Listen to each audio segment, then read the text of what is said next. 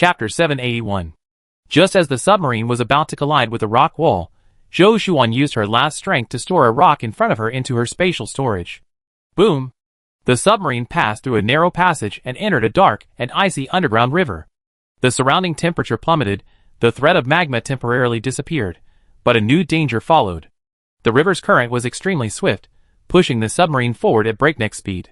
The river ahead grew narrower and narrower, the rock walls on both sides covered with sharp rocks.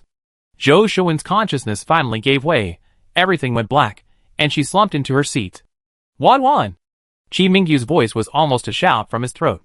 He turned sharply, but could only see Zhou Shuan slumped weakly against her seat, her face as pale as paper, her breathing faint. The submarine sped through the underground river, its fate unknown. But Zhou Shuan knew nothing more. "Stabilize the submarine first." Mu Mu's voice trembled, but was unusually firm. "She needs us to get out of here alive." Qi Mingyu gritted his teeth, his hands gripping the control lever tightly. The current in the underground river was more violent than any rapid. The submarine was like a leaf caught in a gale, tossed about by the current. "Obstacle ahead to the left." Mu Mu's voice rang out again. In the beam of the searchlight, a huge rock abruptly blocked the middle of the river, like a wall blocking their path. Qi Mingyu's pupils contracted sharply. He jerked the right rudder, and the submarine narrowly grazed the edge of the rock. The sharp rock face scraped against the hull, producing a piercing metallic scraping sound, sparks flashing briefly in the water. "The hull is damaged, and there's a slight leak on the starboard side." Zhou Jianhai and Zhong Tiyun immediately rushed over, using spare sealant and metal sheets to plug the leak. Icy seawater sprayed from the crack, splashing onto their faces, stinging like needles. "How much longer can we hold out?" Qi Mingyu asked. 10 minutes at most." Mu Mu's answer sank everyone's hearts. 10 minutes. In this treacherous underground river, even a minute could be fatal. Qi Mingyu took a deep breath, forcing himself to calm down. He had to find an exit as quickly as possible, or they would all perish at sea. Just then, the river ahead suddenly split into 3 branches. The current on the left was relatively gentle, but so narrow it could barely accommodate a submarine. The middle channel was wide, but littered with floating rock fragments. The right channel was pitch black, with an astonishingly fast current, seemingly leading to the deeper seabed. "Which one should we choose?" Mu Mu asked anxiously. As he spoke, he involuntarily turned to glance at his sister, who had fainted in her seat. Normally, at times like this, they didn't need to agonize over choices. They could simply follow Zhou Shuan's guidance to find the most suitable and correct path. But now, Qi Mingyu's years of combat experience had honed his keen intuition. Without the slightest hesitation, he shouted, "Left." The submarine cautiously entered the left tributary, the rock walls on either side so close they seemed within reach. Even the slightest sway was terrifying. Suddenly, the river ahead made a sharp 90-degree turn. Qi Mingyu jerked the control lever, barely managing to turn, but still violently collided with the right-hand rock wall. Boom! The submarine shook violently, and the alarm sounded again. "The seepage on the starboard side is worsening." Mu Mu's voice was filled with despair. Zhou Jianhai and Zhong Tiyun desperately tried to plug the leak, their hands numb from the icy seawater. However, the water continued to pour in, and the water level inside the cabin began to rise slowly. Fine beads of sweat appeared on Qi Mingyu's forehead.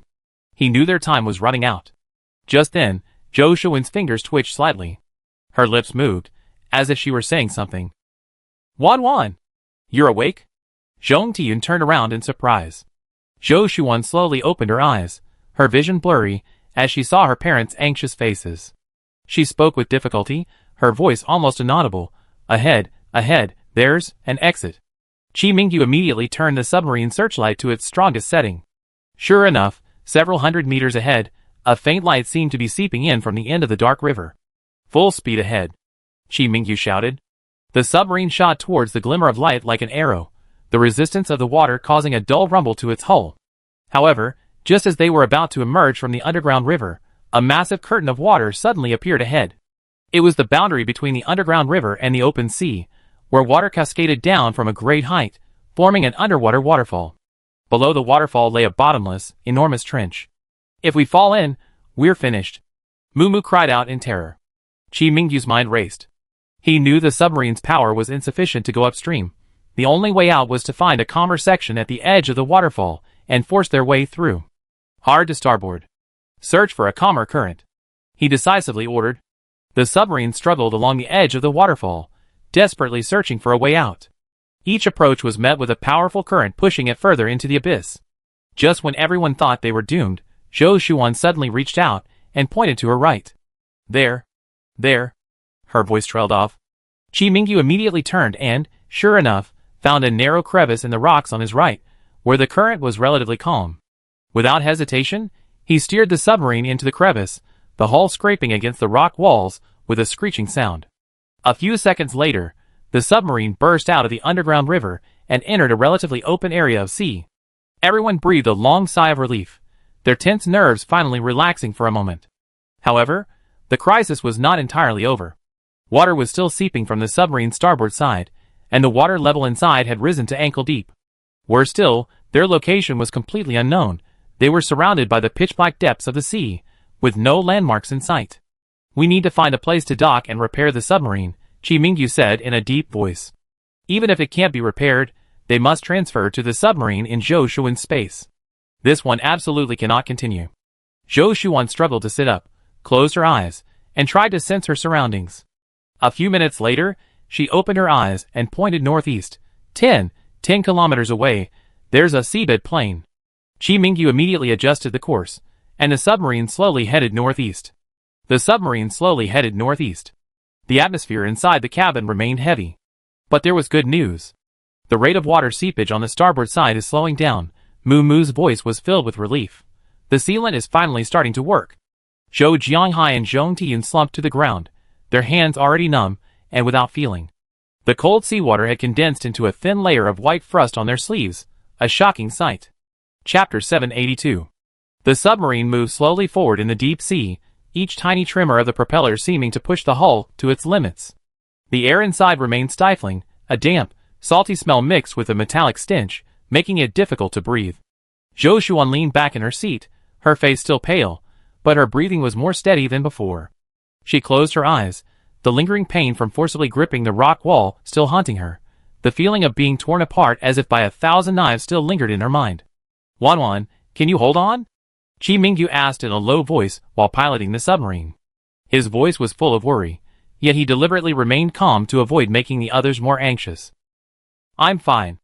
Zhou Shuan managed to squeeze out 2 words. Watch your surroundings. The submarine continued its journey through the dark water. The silence of the deep sea contrasted sharply with the previous chaos, making it almost impossible to hear one's own heartbeat. The searchlight beam swept across the distance, illuminating only endless darkness and the occasional glimpse of floating rock fragments. 7 kilometers to go, Mu reported, his eyes fixed on the radar screen. Although it only displayed a few blurry dots, this was their only navigational aid at the moment. Just then, the submarine suddenly shuddered slightly. What's going on? Zhou Jianghai immediately became alert. We may have entered a current-prone area, Mu analyzed. The current direction is constantly changing. Qi Mingyu frowned. He could feel the submarine being pulled off course by an invisible force. Hold on. Maintain a northeasterly heading. The submarine's propellers emitted a low, rumbling sound, as if battling the forces of the deep sea. Each adjustment required a significant amount of energy, and their energy reserves were dwindling. 5 kilometers to go, Mu's voice was tense. But there seems to be a trench ahead. Zhou Shuan opened her eyes, straining to perceive the environment ahead. In her mind, there was indeed a massive trench stretching across their path, like a fissure in the deep sea, its depths unfathomable. Can we go around it? Qi Mingyu asked. Zhou Shuan closed her eyes, carefully sensing the area for a moment, then slowly shook her head. Too wide, we can't go around it. Everyone's heart sank. If they couldn't go around it, they would have to cross the trench directly, which would undoubtedly be gambling with their lives.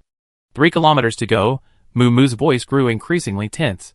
The depth of the trench, it's truly undetectable. What do we do? He turned to look at his sister and brother-in-law. Qi Mingyu took a deep breath and made his decision. Prepare to cross the trench. The submarine adjusted its course and slowly approached the edge of the trench. The searchlight beam shone on the rocky walls at the trench's edge, reflecting an eerie light. The interior of the trench was pitch black, like a bottomless abyss that swallowed everything. 1 kilometer left. Mu's palms were already sweating profusely. Zhou Shuan suddenly spoke. Wait! Everyone held their breath. In this deathly silent deep sea, any unknown entity could be a deadly threat. What is that? Qi Mingyu asked warily. It's the undercurrent vortex Mu mentioned. Zhou Shuan's voice was weak. Be careful. A chill ran down everyone's spine. In this pitch-black deep-sea trench, powerful undercurrents and whirlpools could tear the submarine apart in an instant. Zhong Tiyun's hands, which had been ice-cold, took her a long time to warm before she reached out and took Zhou Shuan's. Her other hand gently stroked Zhou Shuan's forehead, her eyes filled with love and heartache. No matter what, we have to get through, Qi Mingyu said firmly. Everyone, fasten your seatbelts. Everyone nodded, despite their fear. The submarine slowly entered the trench. The surrounding water suddenly became eerily calm, a calm that was unsettling. The searchlight beam spread across the water, but only illuminated a few meters around them.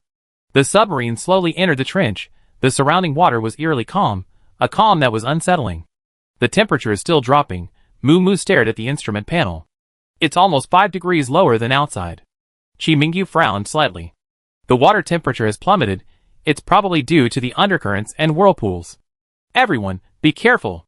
Sure enough, a few minutes later, the submarine began to rock slightly, as if being gently propelled by some force. There's water current interference, Moo confirmed. The direction is unstable. Qi Mingyu steadied the control stick, trying to maintain the course. The rock walls on both sides of the trench became increasingly clear. A sweep of the searchlight revealed numerous cracks and fault lines. Watch the right, Zhou Shuan suddenly spoke. The current there is faster. Qi Mingyu immediately adjusted, the submarine slowly passing close to the rock wall on its left side. A few minutes later, a patch of scattered rocks appeared ahead, as if they had fallen from above after some geological activity. We have to go around, Moo said. Going straight through is too dangerous. Qi Mingyu chose to pass through the narrow channel on the right. The submarine almost skimmed the rock walls, its metal hull scraping against the rocks with a screeching sound. 3 kilometers to go, Moo said, constantly monitoring the surroundings. The trench ahead seems to be narrowing. Sure enough, the rock walls on both sides gradually closed in, and the channel became increasingly narrow. Every turn the submarine took was cautious, afraid of hitting rocks hidden in the darkness. Suddenly, the submarine shuddered violently, followed by a low metallic sound. What happened? Zhong Tiyun asked anxiously. It must have hit something, Moo quickly checked. The hull has minor damage, but there's no leak. Qi Mingyu breathed a sigh of relief. Keep going, stay alert. After traveling about another kilometer, the trench ahead suddenly made a sharp turn. This bend, it's too steep. Moo gasped. We might be taking a risk. Qi Mingyu took a deep breath. Prepare to turn. The submarine slowly approached the bend, the current suddenly becoming turbulent, as if someone had given it a push from the shadows. Qi Mingyu struggled to control the submarine, and it managed to turn with difficulty, but still scraped against the outer rock wall, making a piercing metallic scraping sound. The right hull is damaged, Moo reported, but the seal is intact. After rounding the bend, the trench gradually widened, and the current became calmer. Everyone breathed a sigh of relief, their tense nerves finally relaxing a little. We be out of the trench at 800 meters, Moo said hopefully. Just then, the submarine suddenly shook violently, more violently than ever before. They might have been caught in an undercurrent. Chapter 783. The moment the submarine was engulfed by the swirling current, the entire hull felt as if gripped by an invisible giant hand, emitting a muffled metallic groan. Qi Mingyu's hands gripped the control lever tightly, his knuckles white. His eyes, sharp as an eagle's, rapidly scanned the various instrument panels. Stabilize. Don't fight the current, follow its direction to find an exit. This was an instinctive reaction honed from his numerous underwater voyages. In the deep sea, fighting against the powerful forces of nature is tantamount to suicide. Increasing pressure on the right hull. Moo's voice was urgent. If this continued, the seal might be breached again. I know. Qi Mingyu's voice was calm, almost cold. Give me all the external current data, quickly. The current speed was 12 meters per second, its direction unstable, rotating clockwise. Moo quickly reported the data. We are being pulled towards the center of the vortex. Zhou Shuan struggled to concentrate. Despite her exhaustion, her senses remained sharp. She could see the subtle changes in the water currents around the submarine, like an invisible net trapping them. There was a countercurrent to the left. She said weakly, it's weak, but it might be our way out. Qi Mingyu didn't hesitate. Prepare to cut into that countercurrent, at a 30-degree angle, maintaining a steady speed. The submarine, like a fish struggling in a raging torrent, laboriously adjusted its posture. With violent tremors, everyone inside could feel the powerful force dragging them towards the abyss. There's still a chance. Moo suddenly shouted, 50 meters ahead, the current is changing direction. A glint of light flashed in Qi Mingyu's eyes. Now! The submarine slammed into the countercurrent, clinging to it like a lifeline. A massive turbulence formed at the confluence of the two currents, violently rocking the submarine and emitting a sickening metallic groan. A crack has appeared in the starboard seal. Moo Moo's voice was filled with despair. Seawater was seeping in. I come! Zhou Jianhai and Zhong Tian simultaneously rushed towards the damaged area. They were quite experienced by now. The icy seawater was already splashing. In the frigid depths, it could numb a person's fingers in seconds. Hold on. Qi Mingyu's voice was like a taut bowstring. We're almost out of the whirlpool. Zhou Shuan rushed to the leaking area. Without any visible movement, a black, high-strength alloy plate appeared out of thin air at the breach. Secure it, she whispered, her hand seemingly pushing something in the air. The alloy plate precisely adhered to the crack, and instantly a ring of white sealant appeared around it, as if squeezed out by an invisible hand, quickly filling all the gaps. Sister, the water pressure is too high. You need to hold on. Moo Moo shouted. Zhou Shuan's lips were tightly pressed together, her head throbbed with pain, feeling like it was about to explode, but she was trying her best to endure it. Another thick steel plate appeared inside the alloy plate, firmly supporting the external pressure. And there! Zhong Tian pointed to a small hole at the edge of the crack where water was seeping. A sealing bolt appeared out of thin air, precisely screwing into the hole, and the leak stopped instantly. All right. It's temporarily stabilized. Zhou Jianhai breathed a sigh of relief, but his voice was still tense. However, this is only a temporary measure. We must leave this area as soon as possible for thorough repairs. Zhou Jianhai and Zhong Tian's hands were numb from the cold from trying to block the seawater rushing into the damaged area. Zhou Shuan took out several military coats and a thermos. After handing them to the two of them, she had no strength left and collapsed into a chair. She closed her eyes, feeling dizzy. Chapter 784. In such an environment, finding a safe way out of this chaotic rocky area with the naked eye was like finding a needle in a haystack. Therefore, only she could find a way out. Within seconds, she opened her eyes.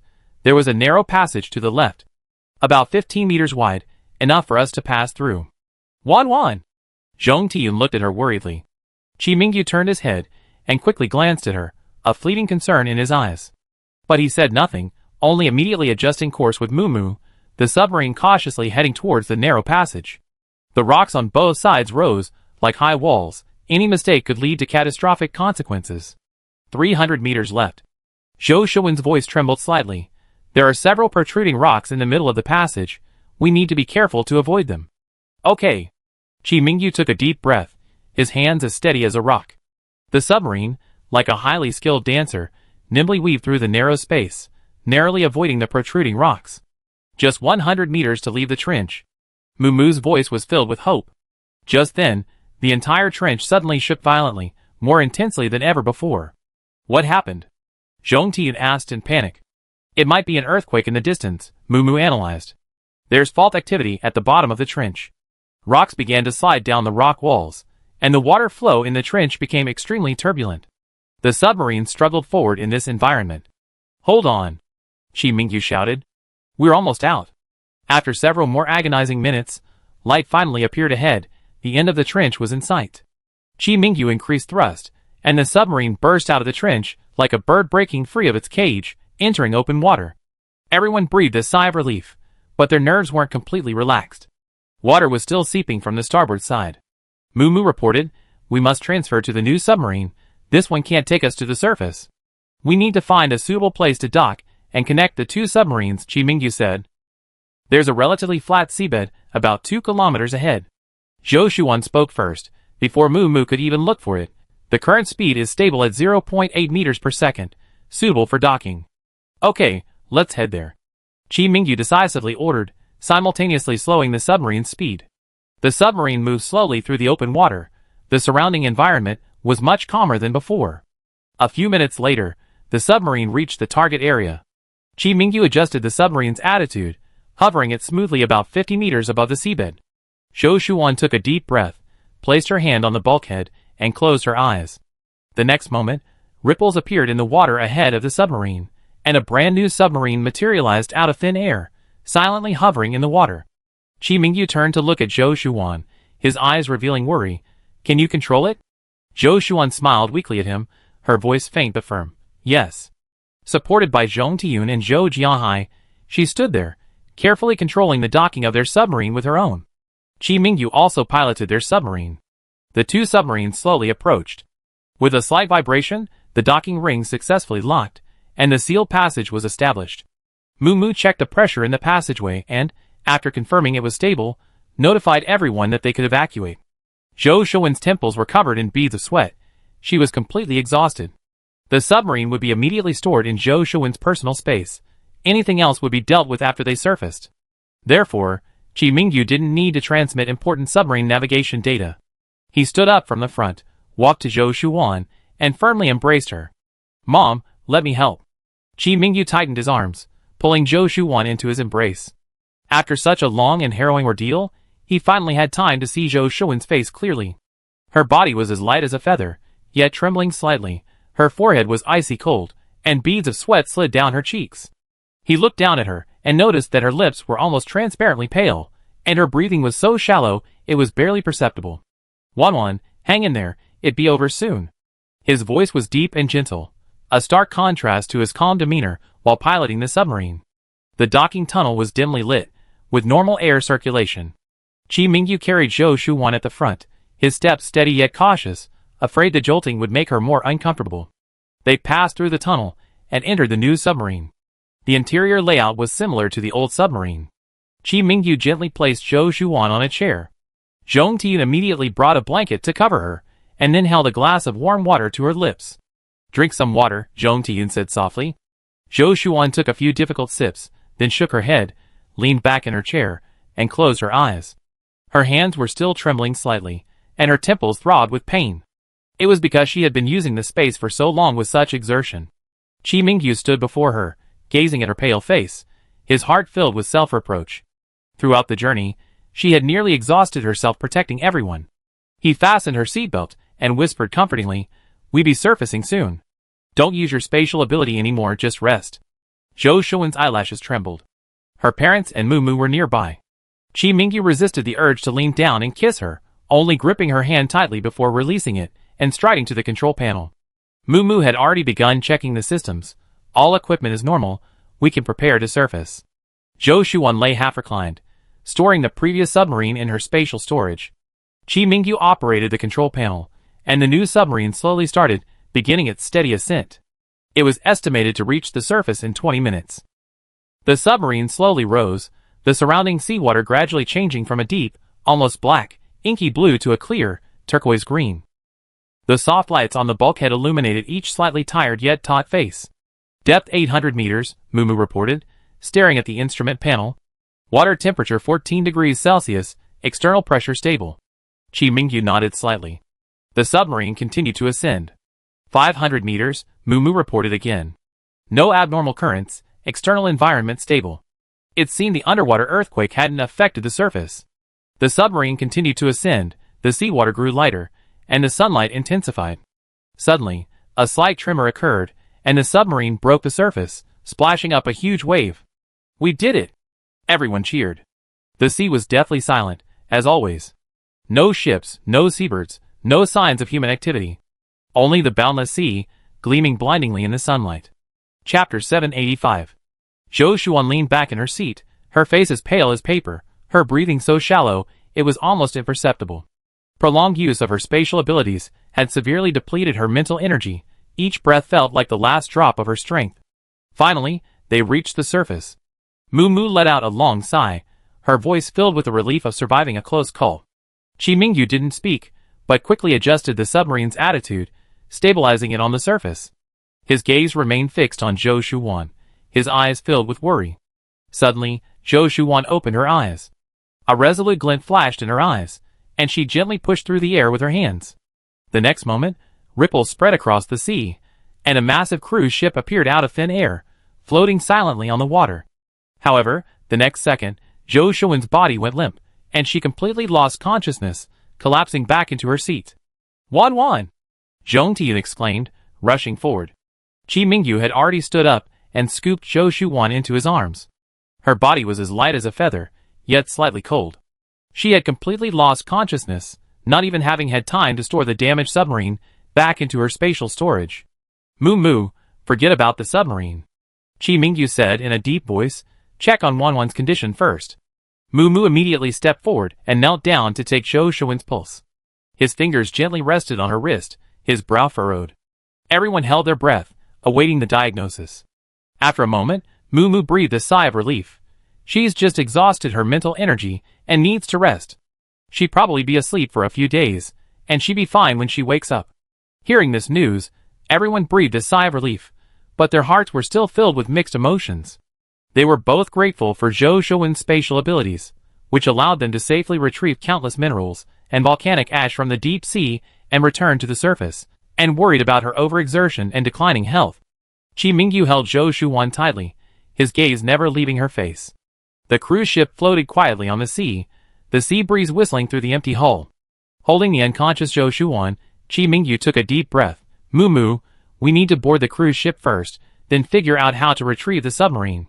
If Zhou Shuwen were here, she would usually deploy an inflatable boat, and everyone could ride in it before retracting the submarine. The inflatable boat would reach below the cruise ship, and everyone could climb on. But now, it wouldn't be so convenient. Chi Mingyu hesitated for a moment, then said, I'd board the ship. You stay on the submarine, and prepare for the rescue. Mom and Dad will take care of Wanwan. Moo Moo hesitated. Chi Mingyu shook his head, I'm faster, and we need to ensure the boarding passage is absolutely safe. Moo Moo nodded, okay. Be careful. Chi Mingyu gently handed Zhou Shuwen to Zhou Jianhai, his eyes filled with worry. Dad, please take good care of Wanwan. Go ahead, be careful. Zhou Jianhai nodded solemnly. Chi Mingyu took out a set of lightweight climbing gear and a multi-tool bag from the locker, and quickly put them on. He checked every buckle on the gear, and after confirming everything was in order, he jumped into the sea through the side hatch of the submarine. The waves and sea breeze howled past. It made it a little unsteady. Chi Mingyu quickly reached the bottom of the cruise ship, crouching low, and climbed upwards using both hands and feet. The outer layer of the cruise ship was covered with a thin layer of something resembling seaweed, which was somewhat slippery, so he had to be extra careful. A few minutes later, he finally reached the cruise ship's deck. Without even catching his breath, he quickly turned and waved towards the submarine before running off the deck to the cruise ship's control center. This high-tech room, located in the middle of the ship, was filled with various displays and control devices.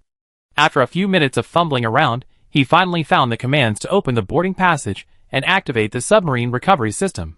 He pressed the control button, and a large hatch on the side of the cruise ship slowly opened, lowering a wide boarding passage. Then he activated the deck recovery system. Meanwhile, Moo Moo, inside the submarine, precisely controlled it, slowly steering it towards the cruise ship. He carefully adjusted the submarine's speed and direction, ensuring perfect alignment with the boarding passage. 10 meters, 5 meters, 3 meters. Moo Moo reported the distances, alignment complete. Chi Mingyu pressed the receive button in the control center, and the cruise ship's internal traction system immediately activated. Several powerful jets of water erupted from both sides of the boarding passage, forming an invisible force that steadily propelled the submarine into the cruise ship. Once the submarine entered, the passageway immediately closed, and the internal drainage system activated. As the water level gradually dropped, the submarine's full structure was revealed. Several robotic arms, hidden beneath the deck, extended and precisely gripped the submarine's hull, securing it to a specially designed platform. Security complete. Chi Mingyu breathed a sigh of relief. Moo Moo shut down all systems inside the submarine, then went with her parents through the internal passageway to the cruise ship. Chi Mingyu had already arrived. He took Moo Moo from Zhou Jianhai's arms, and they all went to the lounge. Chi Mingyu led everyone to a spacious crew rest room, closer to the control center than the guest rooms, making it easier to care for them. Zhong Tiyun and Zhou Jianhai quickly followed. They had been underwater for 7 or 8 hours, and everyone was exhausted and hungry. However, they were in no mood for anything else. Moo Moo checked Zhou Shuwen's condition again. Her sister's pulse was stable, and her breathing was even. Now, all they needed was time. Everyone shouldn't worry too much. Chi Mingyu sat on the edge of the bed, holding Zhou Shuwen's cold hand, and frowned. Her head must be throbbing.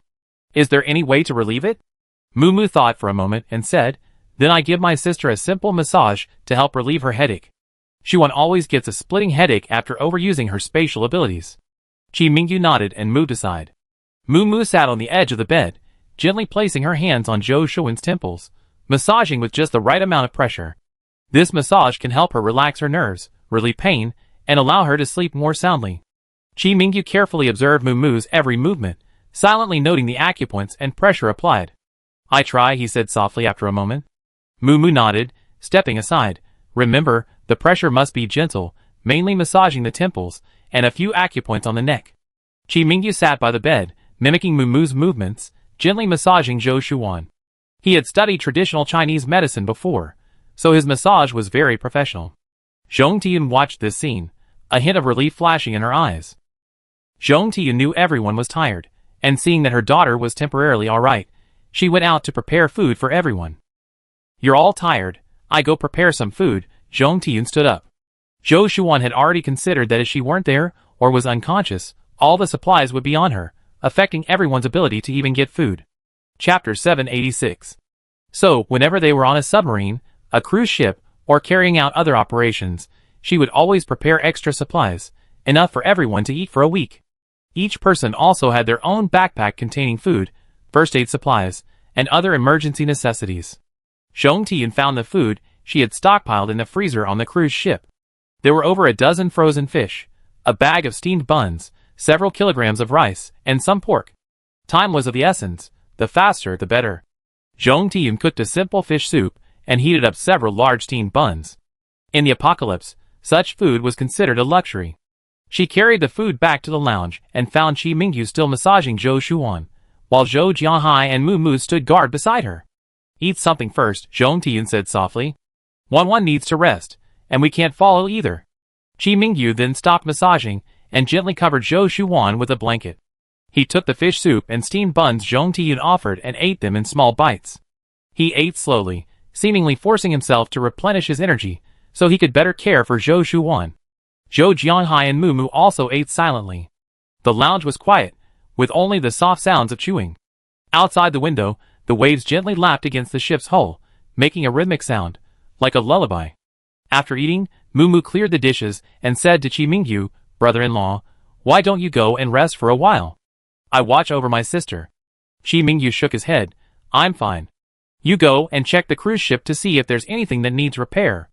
Seeing his insistence, Mumu didn't say anything more and got up to leave the lounge. Zhong Tiyun and Zhou Jiahai couldn't persuade Chi Mingyu either, so they went to another room to rest, leaving the two of them alone. Only Chi Mingyu and Zhou Shuan remained in the lounge. Chi Mingyu held Zhou Shuan's hand, feeling her faint pulse, his heart filled with tenderness and worry. He lowered his head and gently kissed her forehead. "Wan, you must get better soon." Outside the window, the sea wind howled and the waves surged, but inside the lounge, it was warm and peaceful. Time passed slowly. Zhou Shuan remained unconscious. However, with Dr. Mumu present, he diagnosed that Zhou Shuan had overused her spatial abilities, causing her coma. The only way to help her recover was to let her sleep for a few days. The rest of the Zhou family breathed a slight sigh of relief. They then took turns caring for Zhou Shuan. Outside the cruise ship, the salty sea breeze seeped in through the cracks in the deck. The area where the hydrothermal vents were located was geologically unstable. Earthquakes had been frequent in the past 2 days. Although the tremors were not strong, they were enough to make one's heart tighten. Chi Mingyu and Mumu both knew they had to leave as soon as possible, otherwise, a large-scale geological shift would affect the sea, and they might not even have a chance to escape. However, without Zhou Shuan's spatial guidance, they had completely lost their way on the vast ocean. Chi Mingyu could only rely on experience to determine a general route. On the morning of the third day, the sky was overcast, and a thin mist shrouded the sea. Today, it was Zhong Tiyun's turn to stay in the lounge to watch over Zhou Shuan, tucking her in from time to time. Zhou Jianhai stood alone on the deck, gripping the railing with both hands, his gaze sweeping across the surrounding sea. Strange. He suddenly realized that the sea was unusually calm today, without even a ripple, like a giant, deep blue mirror. There was no wind, no sound of waves crashing against the ship. The silence was unsettling. The cruise ship was clearly moving, yet the surrounding scenery seemed frozen, unchanged. Zhou Jianhai frowned, a vague unease rising within him. He thought for a moment, then turned and grabbed an orange float from a corner of the deck, throwing it forcefully to the side of the ship. The float landed in the sea, splashing up a small spray, then floated quietly on the surface. But the next moment, Zhou Jianhai's pupils contracted sharply. Even though the cruise ship seemed motionless, the float rapidly receded into the distance in an instant, quickly becoming a blurry dot. This? He was startled, and instinctively grabbed another float and threw it out. The result was exactly the same. The cruise ship seemed completely still, but the float was flung far away. This speed exceeded the cruise ship's actual speed, making his heart race. Zhou Jianhai didn't dare delay, and immediately turned and ran towards the cockpit. When he pushed open the door, Qi Mingyu was intently staring at the sea ahead, while Mu Mu was checking the instruments beside him. Clearly, they had also discovered something. Zhou Jianhai told him the results of his tests. Without hesitation, Qi Mingyu pressed the stop button, bringing the cruise ship to a halt on the sea. He and Mu Mu then followed Zhou Jianhai to the surface. Zhou Jianhai picked up another buoy and threw it down. The three of them stared intently at the buoy. Sure enough, the buoy barely rippled on the surface, but in their vision, it appeared to be rapidly receding, as if the cruise ship were moving at a very high speed. The deck beneath their feet remained perfectly still, without a tremor, and there was no pushback feeling from the roar of an engine. "It's not us moving," Qi Mingyu said in a low voice. "It's this ocean current carrying us." Mu Mu's face also darkened. "The surface is calm, but there are strong undercurrents deep beneath, and they're incredibly fast. We appear still, but we're actually being pushed along by these undercurrents." At this moment, none of them knew what they were encountering. But later, they would understand that they had encountered a very common maritime phenomenon during daylight hours, the mirror current. In the post-apocalyptic daylight environment, with no wind interference, the sea surface is still and windless, creating a mirror-like appearance. However, the deep seawater, affected by the Coriolis effect and temperature differences, is still flowing rapidly, forming undercurrents that contradict the calm surface. Therefore, the sea surface is as smooth and waveless as a mirror, and the ship appears still, but in reality, it is being carried by the undercurrent to unknown areas, potentially deviating from its original course by more than 10 or 20 kilometers within an hour. Crew members are prone to dizziness, disorientation, and even misjudging the course of the ship due to visual stillness. This makes them one of the most common, invisible killers encountered during daytime navigation. However, for Qi Mingyu and his group, without Zhou Shuwen's space, they couldn't directly cross this area and had to find a way to leave on their own. Qi Mingyu quickly considered a strategy in his mind. "We need to determine the direction of our drift first," he said, looking at Mu Mu and Zhou Jianhai. "Keep throwing buoys, mark the position, and then try sailing in the opposite direction." Mu Mu nodded and immediately took a large bag of buoys from the cruise ship's storage room. The three of them took turns throwing buoys into the sea, and each time, they could clearly see the small orange dots rapidly shrinking. Chapter 787. They determined their course based on the direction the buoys had traveled. The cruise ship started, the low rumble of its engine sounding particularly jarring on the still sea. Qi Mingyu personally steered, attempting to sail against the current. But half an hour later, when they dropped the buoys again, the result was the same. The buoys continued to drift rapidly backward. They hadn't escaped the current's pull, and instead felt themselves drifting further and further away. "This won't do," Zhou Jianhai said, his voice hoarse, standing in the cockpit. "We're almost out of buoys." The sunlight shone quietly on the deck, the surrounding sea shrouded in an invisible barrier, a suffocating stillness. Qi Mingyu frowned, his gaze searching the boundless sea ahead for any landmarks. But as far as the eye could see, there was nothing but the mirror-like surface of the sea. No floating objects, no reefs, not even the sound of wind or waves. "Where will we be taken if this continues?" Zhou Jianhai couldn't help but ask, his voice filled with anxiety. Mu Mu was silent for a moment, then whispered, "Maybe into the deeper ocean, nobody knows." Before they could reach a conclusion, suddenly, Qi Mingyu looked up sharply. Due to the mirror-like effect of the sea, his vision was blurry. Looking up abruptly, he felt dizzy. But he could already see the sky gradually forming a shattered glass-like pattern. "Take cover! Take cover!" Qi Mingyu's shout exploded on the empty deck. He yelled. The mirror-like effect on the sea intertwined with the suddenly forming shattered glass-like clouds in the sky, sunlight reflecting and refracting between these two mirror-like surfaces, creating a blinding net of light. Every ray of light seemed magnified countless times, piercing the eyes. Several people on deck covered their eyes almost simultaneously, but the light still seeped through their fingers, making them dizzy. Zhou Jianhai stumbled, nearly falling off the edge of the deck. Mu Mu reached out to pull him up, but the intense light blinded her, and she swayed unsteadily. "Everyone to the cabin! Quick!" Qi Mingyu's voice seemed to be wrestling with the light for control. He grabbed the railing and, together with Mu Mu and Zhou Jianhai, groped their way towards the cabin door. The light refracted more and more intensely, the entire sea surface appearing as if a white flame was burning, Even the air trembled slightly. Zhong Tiyun also sensed the strangeness in the lounge. Through the window, she saw the outside world enveloped in a dazzling white light, as if someone had turned on a giant light bulb in front of her. Instinctively, she shielded Zhou Shuwan with her body, preventing the blinding light from shining directly into her face. Even so, the light refracting through the glass still stung her eyes, and a buzzing sound filled her ears, like countless bees fluttering their wings simultaneously. Qi Mingyu rushed into the lounge and yanked down the sunshade. The heavy metal panel slowly slid down, blocking out the blinding light. The lounge instantly darkened, and the group gasped for breath. What happened? Zhou Jianhai rubbed his temples, his voice trembling slightly. Mumu pondered for a moment, then said, "It seems that was the precursor to an icefall. When the sky displays a mirror-like phenomenon, and then the sea surface is superimposed with that. It creates extreme refraction, repeatedly reflecting sunlight and forming a light trap.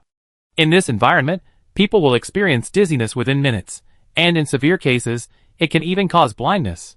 The words had barely left his lips when a deep rumble echoed from afar, as if something enormous was piercing through the clouds. The sound began as a faint tremor, but quickly grew thick and intense, as if the entire sky were resonating. The air seemed to tighten, even breathing became heavy. The next moment, the sky suddenly brightened for a split second. The light wasn't warm sunlight, but a piercing white with a metallic chill. Immediately afterwards, countless thin, razor-sharp icicles poured down from the clouds, whistling as they plunged into the sea. The tips of the icicles gleamed with a cold light, like spears hurled by giants. An icefall. Everyone's expressions turned grave. The icicles moved with incredible speed, traversing hundreds of meters in the blink of an eye. Each one was as thick as an arm, so sharp it seemed capable of easily piercing steel. They struck the sea, splashing up huge sprays, but instantly froze upon contact with the air, turning into countless floating ice floes. The ice shards, varying in size and twisted in shape, quickly spread across the sea, creating a white expanse of broken ice, as if someone had scattered countless shards of glass across the ocean. The ship's deck was instantly struck by the ice spikes, clanging and clattering like a rapid war drumbeat, pounding against everyone's hearts. Several high railings were severed, the cuts as smooth as if laser cut, shattering into two pieces that fell into the sea, splashing up even more water. Qi Mingyu walked to the window, and carefully parted a corner of the curtain. The outside world had become a hell of ice and fog. The sea was riddled with holes. Each ice spike that fell created a brief void in the water, which was then quickly filled by the surrounding seawater. The ice floes, propelled by the undercurrent, relentlessly pounded against the ship's hull, producing dull thuds, like a giant hammer striking the shell. Ice spikes continued to fall from the sky, seemingly without end. Their trajectories were straight and precise, as if guided by an invisible force, carrying a chilling sense of order. The wind had long since vanished, yet the air was colder than ever, a coldness that seemed capable of freezing one's mind. "We absolutely cannot sail now," Qi Mingyu said in a low voice. "The ice spikes will damage the engine and rudder system. We must shut down all power, and let the current carry us. Then we be completely out of control?" Zhou Jianhai gritted his teeth. "At least we can save our lives." Mumu's voice was soft. Zhou Shuwan remained lying quietly, seemingly oblivious to what was happening around her. Zhong Tiyun gently tucked her in, silently praying that the disaster would pass quickly. Time ticked by in the oppressive silence and fear. The icefall lasted for nearly 2 hours before gradually thinning. As the last ice crystal fell into the sea, the dark, bluish-gray clouds in the sky began to slowly dissipate, revealing a stark white expanse. The people inside the cabin breathed a sigh of relief, but no one dared to go out immediately. The deck was covered with a thick layer of frost. Even the metal railings were coated with a crystalline shell. In the distance, on the sea's surface, ice floes continued to drift slowly, propelled by the undercurrents, colliding with each other with a low, cracking sound. Chapter 788. Although they had just been hit by a shower of ice shards, the cruise ship remained firmly controlled by the eerie, mirror-like current. The sea remained as calm as a giant mirror, without a ripple, only the sunlight reflecting off the ice with blinding brilliance. The appearance of the ice floes made them feel the power of the undercurrent even more directly. Cloths of varying sizes moved slowly across the surface, colliding with each other with a low crackling sound. These floating objects, though not far from them, shrank to blurry white dots within minutes, as if wiped away from the sea by an invisible hand. Qi Mingyu stood on the deck, his gaze fixed on the distant ice floes. His brows furrowed deeper and deeper. The undercurrent was not only fast but also seemed to have a fixed direction. If they continued to be carried along like this, they would eventually be dragged to unknown waters. The temperature continued to drop due to the ice shard rain. Moo Moo said, "The sea temperature is only about 5 or 6 degrees Celsius right now, so the ice floes will melt very slowly. But based on past experience, the temperature will rise quickly after the ice floes stop falling." This ice floe rain only lasted 2 hours. The previous ones lasted for days and nights, Zhou Jianhai said, looking at the ice floes around the cruise ship. Qi Mingyu spoke up. "We need to find a way to get rid of this undercurrent. Wanwan needs to rest and recover, so they have to rely on their own strength to escape this current. Otherwise, they'd be dragged further and further into the unknown. What dangers they might encounter is another matter, but once the fuel runs out, they truly be at the mercy of fate." Zhou Jianhai walked over with a new buoy. "Should we check the current direction again? Perhaps the undercurrent has changed course." Qi Mingyu nodded. "Measure it. We measure it every 10 minutes. We must understand its changing patterns." The buoy was cast into the sea, the small orange ball standing out vividly in the sunlight. The group held their breath, watching it intently. Sure enough, the ball quickly began to move backward, its speed slightly slower than before, but still astonishing. The direction remained the same, but the speed decreased slightly. Moo Moo frowned. "This might mean we're approaching the confluence of two currents. If that's the case, then it's our chance." A glimmer of hope flashed in Qi Mingyu's eyes. Where two currents meet, whirlpools or turbulent areas often form. Although dangerous, if we get the angle right, we might be able to ride the turbulence out of this undercurrent. But we know nothing about the seabed topography here. Zhou Jianhai worriedly said, "If we misjudge, we might hit a reef. We don't have time to hesitate." Qi Mingyu said firmly, "Waiting here is tantamount to sitting and waiting for death. Actively seeking a breakthrough at least offers a glimmer of hope." After discussion, they finally decided to start the cruise ship and head west. That was the most likely place where they would meet. The cruise ship slowly turned, its engines emitting a deep roar. On the unusually calm sea, the sound seemed particularly abrupt. Time passed, but the sea remained as calm as ever. After 4 hours of sailing, the observant Moo Moo noticed that the ice floes in the distance were beginning to move erratically, some even circling in place. "We're approaching our target area," he said excitedly. "The ice floes' movements are becoming erratic, which means the currents here are unstable. Okay, let's continue." The cruise ship's engine roared even more rapidly, its bow cutting through the calm sea, leaving a brief trail of water. However, just as they were about to enter the confluence zone, the sea surface suddenly underwent a strange change. Fine ripples began to appear on the surface ahead, spreading out at an alarming speed to form concentric circles of varying sizes. Even more shocking, at the center of these concentric circles, the seawater was slowly sinking, forming funnel-shaped whirlpools. "This is a multi-whirlpool zone?" Moo Moo gasped. "We may have stumbled into a rare multi-whirlpool zone." Qi Mingyu's forehead beaded with sweat. "This is more dangerous than I imagined. But it's too late to turn back now, we have to get through. But these whirlpools look very unstable." Zhou Jianhai said worriedly, "If we get caught in them, the consequences would be unimaginable." "I choose to pass through the gaps between the whirlpools." Qi Mingyu gripped the helm tightly, his eyes sharp as an eagle's. "Dad, you and Moo Moo are responsible for observing the changes in the whirlpools on both sides and reminding me to adjust our direction in time." The cruise ship cautiously entered the multi-whirlpool zone. On the surrounding sea, whirlpools, like the eyes of the ocean, sent chills down one's spine. Sunlight shone on the centers of the whirlpools, creating eerie light and shadow effects, as if each whirlpool concealed some unknown secret. "The whirlpool on the left is expanding," Moo Moo suddenly shouted. Qi Mingyu immediately adjusted his direction, avoiding the expanding whirlpool. However, just as he avoided one, a new whirlpool appeared on the right. "New whirlpool spotted on the right," Zhou Jianhai warned. "I see it," Qi Mingyu calmly responded. "Stay steady, we must maintain our current speed. Going too slow will make us more vulnerable to being captured by the whirlpool's gravity." The massive cruise ship weaved through the whirlpools, each turn fraught with peril. Fortunately, on the boundless sea, even these suddenly formed whirlpools were far enough apart to allow the entire ship to maneuver. Suddenly, a gigantic whirlpool appeared ahead, at least 3 times the diameter of the cruise ship, its center a bottomless black hole. "Oh no!" Moo Moo exclaimed. This black hole-like whirlpool was the main whirlpool, and Qi Mingyu's cruise ship was being captured by its gravitational field. The cruise ship began to drift uncontrollably towards the main whirlpool. Qi Mingyu frantically adjusted the helm, but to little avail. "Power!" he shouted. "We must break free from its pull." The roar of the engine sounded jarring on the empty sea, yet it could not mask the invisible force dragging them step by step into the abyss. The bow of the cruise ship was now slightly tilted towards the main whirlpool, and the hull began to list slightly. The rudder was becoming increasingly sluggish. Chi Mingyu gritted his teeth, gripping the rudder tightly with both hands, veins bulging on his arms. This was because the currents from the whirlpool were altering the water pressure distribution under the ship. Moo quickly analyzed, if we can't break free within 30 seconds, we'd be completely sucked into the center of the whirlpool. Zhou Jianhai stared intently at the edge of the whirlpool. Left. There's a gap on the left.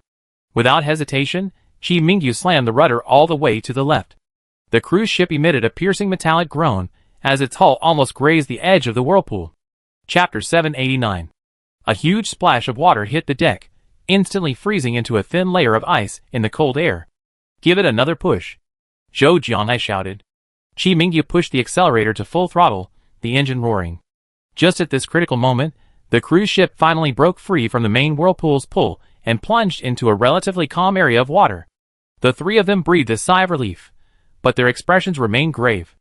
On the surrounding sea surface, whirlpools of varying sizes continued to rotate slowly, like lurking beasts, ready to strike at any moment. Sunlight shone on the centers of the whirlpools, creating eerie rings of light and shadow, as if drawing a dizzying pattern on the sea surface. Seawater at the edges of the whirlpools was drawn in, forming streaks of silvery white water that shimmered with a cold light in the sunlight. Chi Mingyu's gaze swept around. This area is much larger than I imagined. Based on the drifting trajectory of the ice flows, I deduced that we are on its edge. His voice was steady, yet it couldn't hide the gravity within. The surrounding air seemed to freeze, with only the low hum of the engine echoing across the vast sea. If they hadn't entered the central area, escaping these vortex zones would be easy once they found their bearings. However, they couldn't determine their direction.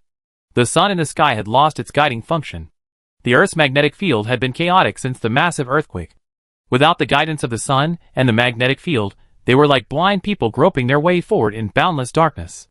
As far as the eye could see, there were vortices of all sizes swirling around them.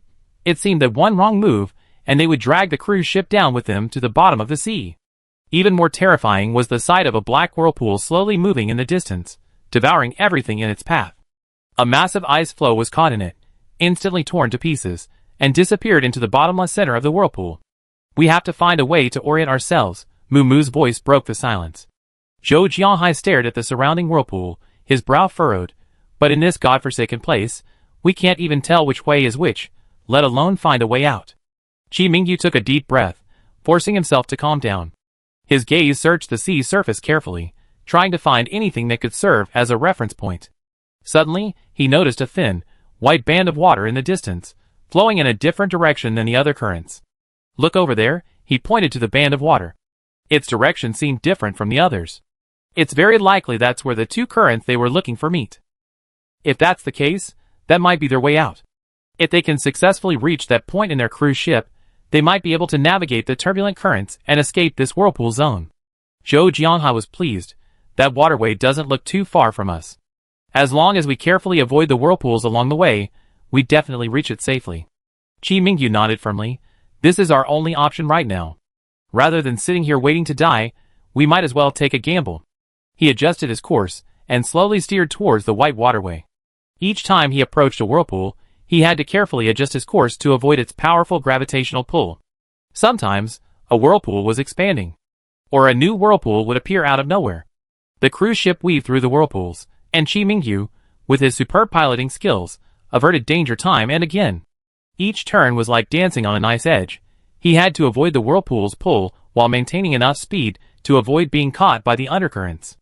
However, although the white ribbon of water appeared very close to the naked eye on this mirror-like sea, with no reference points, no wind, no waves, distance was infinitely compressed. The distant scenery seemed pasted onto the sky.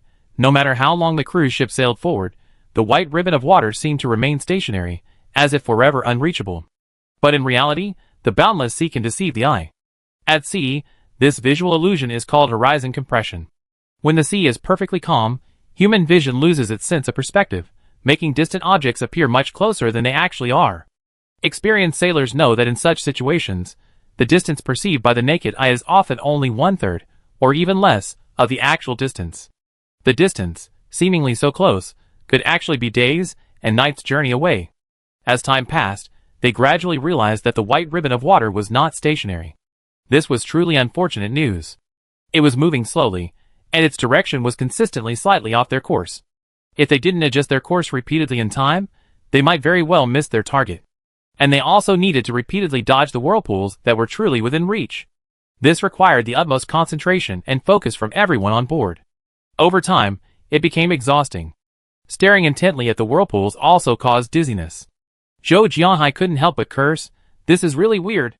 We were trapped in those mirror-like underwater currents, and now that we finally escaped, we're stuck in this seemingly endless whirlpool. Qi Mingyu was focused on maneuvering the cruise ship. Mu Mu's expression was very serious. It's very likely that this is the ocean world after daylight. It's completely different from the ocean we've seen before. Before the polar night, they had sailed out in their cruise ship and submarine for several months, but many of the phenomena they were encountering now were things they hadn't experienced then. But actually, these bizarre and dangerous phenomena weren't caused by experiencing polar night and daylight. It was because the entire geological structure of the Earth had been altered, leading to magnetic field disturbances and fundamental changes in climate and ocean currents. Humans, as insignificant as ants, were powerless to change this. Just then, a new whirlpool appeared on the surface of the sea ahead. It formed faster than any they had seen before, expanding from a small whirlpool to a size tens of meters in diameter in just a few seconds. Watch out! Mu Mu shouted. This whirlpool is rotating in the opposite direction to the others. Qi Mingyu reacted immediately, adjusting his course to avoid the countercurrent whirlpool. However, just as they avoided it, two new whirlpools appeared on their right, each rotating in a different direction. What's going on? Zhou Jianhai exclaimed. Why are these whirlpools rotating in different directions? No one could explain it, but since they were different, a glimmer of hope flashed in Qi Mingyu's eyes. This might mean we're getting closer to that white band of water. Sure enough, as they continued forward, more and more whirlpools appeared on the surface, and their rotation directions became increasingly complex. Some whirlpools were even colliding and merging, forming even larger whirlpools. Chapter 790. We must speed up, Qi Mingyu said in a deep voice. We must get through before these whirlpools completely merge into one giant whirlpool. He pushed the accelerator to maximum, the cruise ship weaving through the whirlpools, fraught with danger. However, since things had changed, a glimmer of hope flashed in Qi Mingyu's eyes. This might mean we were getting closer to that white band of water. Sure enough, as they continued forward, the number of whirlpools on the sea's surface increased, and their rotation became increasingly complex. Some spun rapidly clockwise, forming deep black holes at their centers. Others rotated slowly counterclockwise, but dangerous undercurrents surged around their edges. The distance between the whirlpools kept shrinking, as if an invisible hand was pushing them together. Some whirlpools even collided and merged, forming even larger whirlpools. The moment two whirlpools collided, the sea's surface seemed to be torn open, waves splashing and water mist spreading. The newly formed whirlpool was hundreds of meters in diameter, the water in its center rapidly sinking, forming a dizzying funnel-shaped depression. We must speed up, Qi Mingyu said in a deep voice. We must get through before these whirlpools completely merge into one giant vortex. He pushed the throttle to full throttle, the engine roaring deafeningly, as if trying to break free of its steel restraints. The cruise ship weaved through the whirlpools, fraught with danger. Every turn required precise judgment and decisive action. The slightest misstep would drag it into the abyss of death by the powerful gravity. A whirlpool on the left suddenly expanded, like a beast with gaping jaws, attempting to devour the cruise ship. Qi Mingyu jerked the rudder, simultaneously adjusting the propulsion on both sides. The cruise ship narrowly slid past the edge of the whirlpool, its stern still groaning as it was sucked in. Hold on! Zhou Jianhai shouted, gripping the handrails tightly. More whirlpools are merging ahead. He was worried about Zhong Tiyun and Wan Wan in the lounge. Would they have been injured by the sudden turn? But in this critical moment, they had no choice but to hold on tightly to the handrails beside them. Mu Mu stared intently at the instruments, her voice urgent. The current on the right is accelerating. We must adjust our course immediately, or we be swept into the whirlpools ahead. Qi Mingyu took a deep breath, his eyes flashing with determination. The cruise ship weaved through the whirlpools like an arrow, the sharp turns incredibly dangerous, enough to make one's heart pound. Waves continuously pounded the deck, the cold seawater condensing into white mist in the air. Suddenly, a spectacular sight appeared on the sea ahead. 3 whirlpools merging simultaneously. 3 funnel-shaped depressions swirled and approached each other on the surface, the water in the center seemingly drawn by some force, forming a massive whirlpool core. This is our chance. Chi Mingyu suddenly shouted. When the vortexes merge, a brief turbulent channel will form at the center. We can pass through there. Are you crazy? Zhou Jianhai exclaimed. That's too dangerous. Any mistake will kill us. If we take a detour, we'd be trapped by the outer vortex.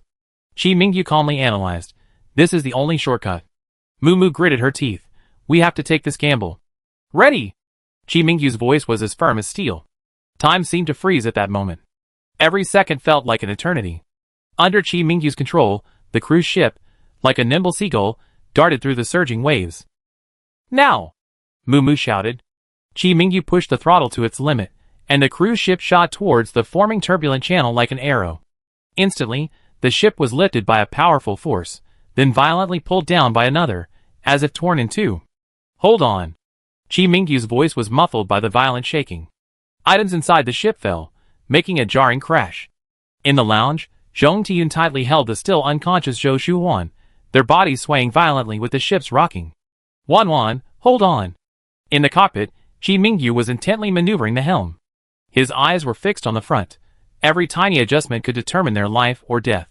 5 seconds left. Mumu's voice trembled.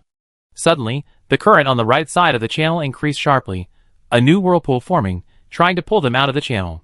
Starboard thrust increased by 10%. Chi Mingyu shouted.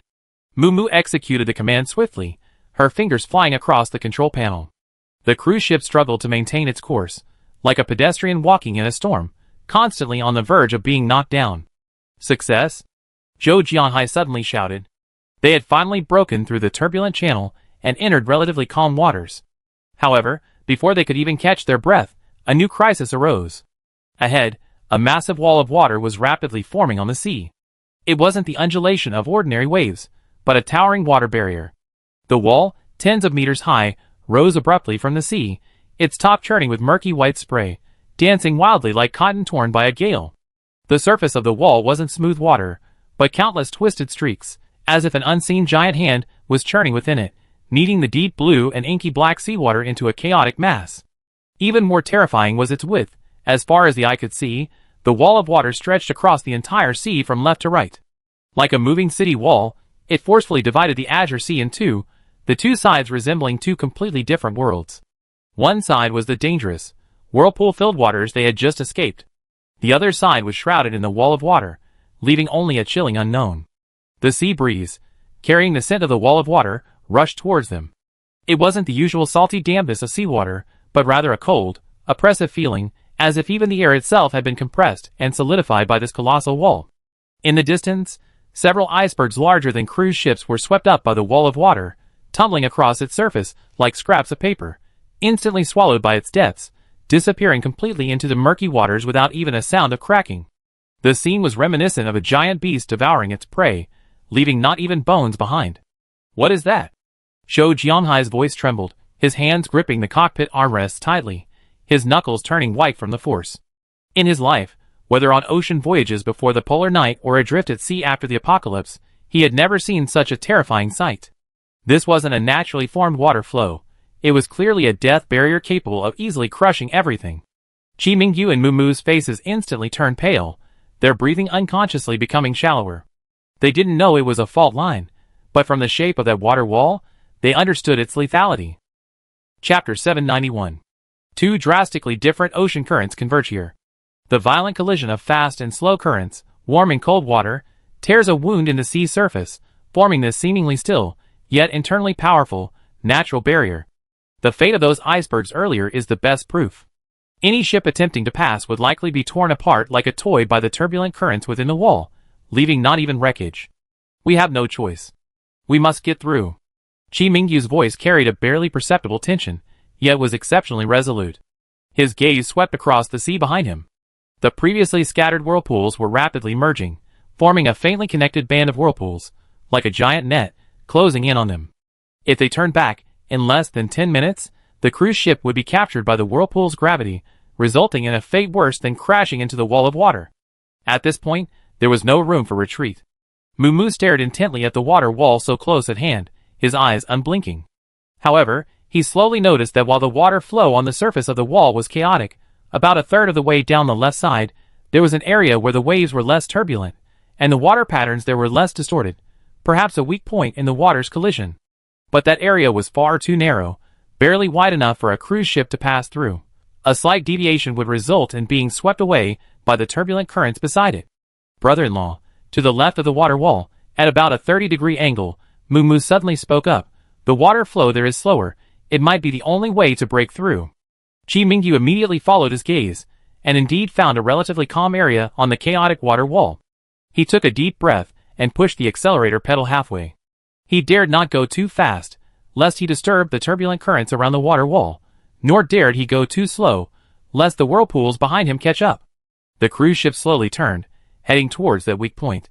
The closer they got to the water wall, the stronger the oppressive feeling became. Tiny water droplets began to splash onto the cockpit window. That was the mist emanating from the water wall. The icy touch seeped through the glass, sending a chill down everyone's spine. Zhou Jianhai stared intently at the water wall, then suddenly pointed below and shouted, "Look! What's that?" Chi Mingyu and the other looked in the direction he was pointing, and saw several dark shadows moving rapidly beneath the surface of the sea at the base of the water wall. At first glance, Chi Mingyu thought they were some kind of black, large fish-like creature, and his heart skipped a beat. But upon closer inspection, he realized they weren't creatures, but rather water blades formed by the undercurrents pulled by the water wall. They sliced through the water beneath the surface, leaving fleeting black trails. Without even seeing it in person, Chi Mingyu could guess that if the cruise ship's hull were to collide with these undercurrents, it would likely crack instantly, like paper sliced by a knife. Moo, we need to maintain our course, don't veer off course. Moo responded loudly with a okay. Chi Mingyu gripped the helm tightly, his eyes fixed on the weak point, not daring to blink. The wall of water drew closer, so close that the turbulent currents churning within it were clearly visible. It looked like countless giant pythons frantically coiling and writhing in the water. The roar in his ears grew increasingly deafening, a low, rumbling sound from the colliding water, like the fury of a deep-sea monster, suffocating him. That seemingly only opening, against the backdrop of the colossal wall, appeared ever narrower and more dangerous. It seemed as if it could be swallowed up at any moment by the surging waters, sealing them off completely in their desperate situation. "Now!" Moo shouted. Chi Mingyu slammed the throttle to its maximum, the engine roaring with a deep, furious strain. At the same time, he adjusted the ship's angle with all his might, ensuring every inch of the cruise ship's power was precisely directed towards the gap. The bow sliced through the air, like an arrow released from a bow, bravely shooting towards that seemingly insurmountable barrier. The next second, an irresistible force violently lifted the ship, as if tossing it into the air, then slammed it back down into the trough of the waves. The seawater crashed onto the deck like a collapsing waterfall, producing a dull, deafening roar, and the entire ship pitched violently in the giant waves. "Hold on." Chi Mingyu's voice remained firm amidst the violent shaking, seemingly able to pierce through the roaring water and strike the very depths of everyone's hearts. Moo, Zhou Jianhai, and Zhong Tiyun, who were resting, gripped the handrails tightly, not daring to be careless. Time seemed to lose its meaning at that moment. Finally, after a few suffocating minutes, the massive wall of water was gradually left behind, and the roar subsided. Although the sea was still turbulent, the sun had pierced through the clouds, shining on the wet deck. When the cruise ship was completely out of danger, everyone collapsed to the ground, gasping for breath. However, they knew this was only temporary calm. In this unpredictable sea, danger could strike again at any moment. Chi Mingyu looked into the distance, and noticed that the white band of water was clearer than before. Like a silver ribbon, it stretched from the sea to the horizon. Finally, after dozens of life or death trials, the white ribbon of water appeared before them. It was more spectacular than they had imagined. Two distinctly different currents converged here, forming a narrow, turbulent zone. "That's it!" Moo shouted excitedly. "As long as we get into that turbulent zone, we can escape these whirlpools." The cruise ship, like a beast breaking free of its cage, plunged headlong into the white ribbon of water. The sea on either side presented starkly different scenes. On one side was a slow, deep blue current, like a sleeping giant. On the other side was a grayish-white rapid current, its waves churning like an angry river roaring. The two forces converged here, forming a narrow and violent turbulent zone, as if nature had slashed a wound across the sea with an invisible hand. The cruise ship was violently rocked at the edge of the turbulence, its bow sometimes lifted high, sometimes slammed down, as if trying to shake their internal organs out. Suddenly, a wall of water several meters high crashed down from the side, as if to slam the entire ship into the sea. Chi Mingyu jerked the rudder, simultaneously increasing the starboard thrust to maximum. The cruise ship narrowly missed passing beneath the wall of water, the icy seawater cascading like a waterfall onto the deck, the cabins, and the windows of the bridge, which were coated with a boiling point alloy. Several people were instantly blinded. "Hang in there." Moo Moo's voice was exceptionally clear amidst the roar. We entered the center of the turbulent zone. The surrounding whirlpools began to recede rapidly, as if forcibly torn apart by some force. The cruise ship's speed increased, as if propelled forward by an invisible giant hand. Chapter 792. Just then, the sea ahead suddenly churned violently, and a massive column of water shot skyward, like an underwater volcanic eruption. At the top of the column, the mist refracted a seven-colored rainbow under the sunlight, breathtakingly beautiful yet deadly. That seemed to be the eruption point of the turbulent core. If it struck head-on, this giant ship would be finished. A resolute glint flashed in Chi Mingyu's eyes, as he pushed the throttle to its limit. Only by charging through it could they survive. The cruise ship shot towards the water column like an arrow, the seawater around the hull torn into countless fragments, the spray turning into white mist in the air. The next second, the entire ship was enveloped by an irresistible force, as if entering a narrow and violent water tunnel. The water on both sides of the tunnel pressed tightly against the hull like walls, emitting a piercing screeching sound, as if it would tear the steel apart at any moment. Boom! With a deafening roar, the cruise ship lurched out of the turbulent waters and crashed heavily onto the calm sea.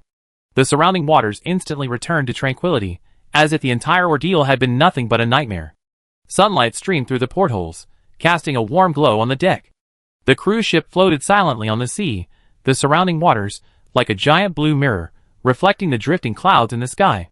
At this moment, the sea was perfectly still. The surface was as smooth as a giant pane of glass, stretching to the horizon and merging seamlessly with the white clouds. Occasionally, a gentle breeze would ripple across the water, leaving shallow ripples that were quickly smoothed out. The distant sea displayed layers of progressively deeper blue, from the light blue near the shore to the dark blue further out, culminating in the inky blue where the sea met the sky, as if someone had used a giant paintbrush to meticulously blend colors from light to dark. Sunlight danced on the sea, shimmering with golden specks like countless tiny gems sparkling in the water. A gentle breeze, carrying the fresh scent of salt, caressed my face, invigorating me. If we disregard the perilous ordeal of surviving such a long stretch of water, the scenery in this unfamiliar ocean was undeniably beautiful. Not only beautiful, but also magnificent. Looking out at this expanse of blue, it seemed as if the entire world, the entire earth, even the entire universe, had become the ocean. Gazing into the distance, the horizon blurred almost indistinguishable, as if the sky and sea had merged into one, forming an endless blue arc. That arc stretched to the infinite distance, creating an illusion. It seemed that if we kept sailing, we could reach the ends of the earth. In such a landscape, human existence seemed so insignificant. Even a massive cruise ship was but a tiny black dot on the sea. And this ocean was like an all-encompassing womb, quietly nurturing the unknown and the mysterious. But this altered ocean is no longer the world humans know. The calm may only be the calm before the storm, and tranquility may be fleeting. The heart-stopping race against time just now seemed like a bizarre dream. Inside the cockpit, Chi Mingyu let out a long breath, his hands finally leaving the helm. His arms were stiff from the prolonged tension, and he subconsciously rubbed his wrists. More than 4 hours had passed since they began dodging the mirror current. Everyone on board was exhausted. They needed rest. The cruise ship's engines were shut off, and the hull rocked gently, swaying with the slight rise and fall of the sea. As they stepped out of the cockpit, all three slowed their pace. The corridor was a mess, items flung out by the violent shaking scattered everywhere, several chairs overturned in the middle of the passageway. Zhou Jianhai bent down to pick up a chair, only to find his hand still trembling slightly. "Dad!" Moo Moo rushed over to help him. Zhou Jianhai and Zhong Tiyun were no longer young.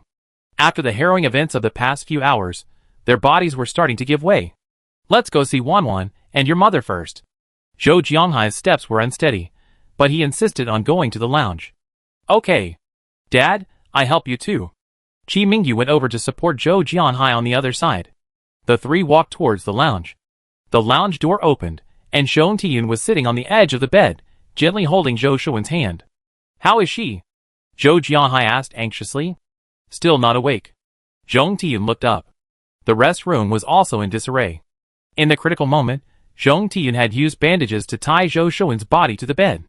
She herself had been gripping the overhead armrest. Now that everyone had entered, both of them looked quite disheveled. Chi Mingyu and Moo Moo went to help them tidy up. Chi Mingyu untied the bandages from Zhou Shuan's body, and saw that her hair was disheveled from the violent impact, but her eyes and brows remained closed. Her brow was constantly furrowed. He wondered if she was in pain. He should massage her head again to relieve the pain.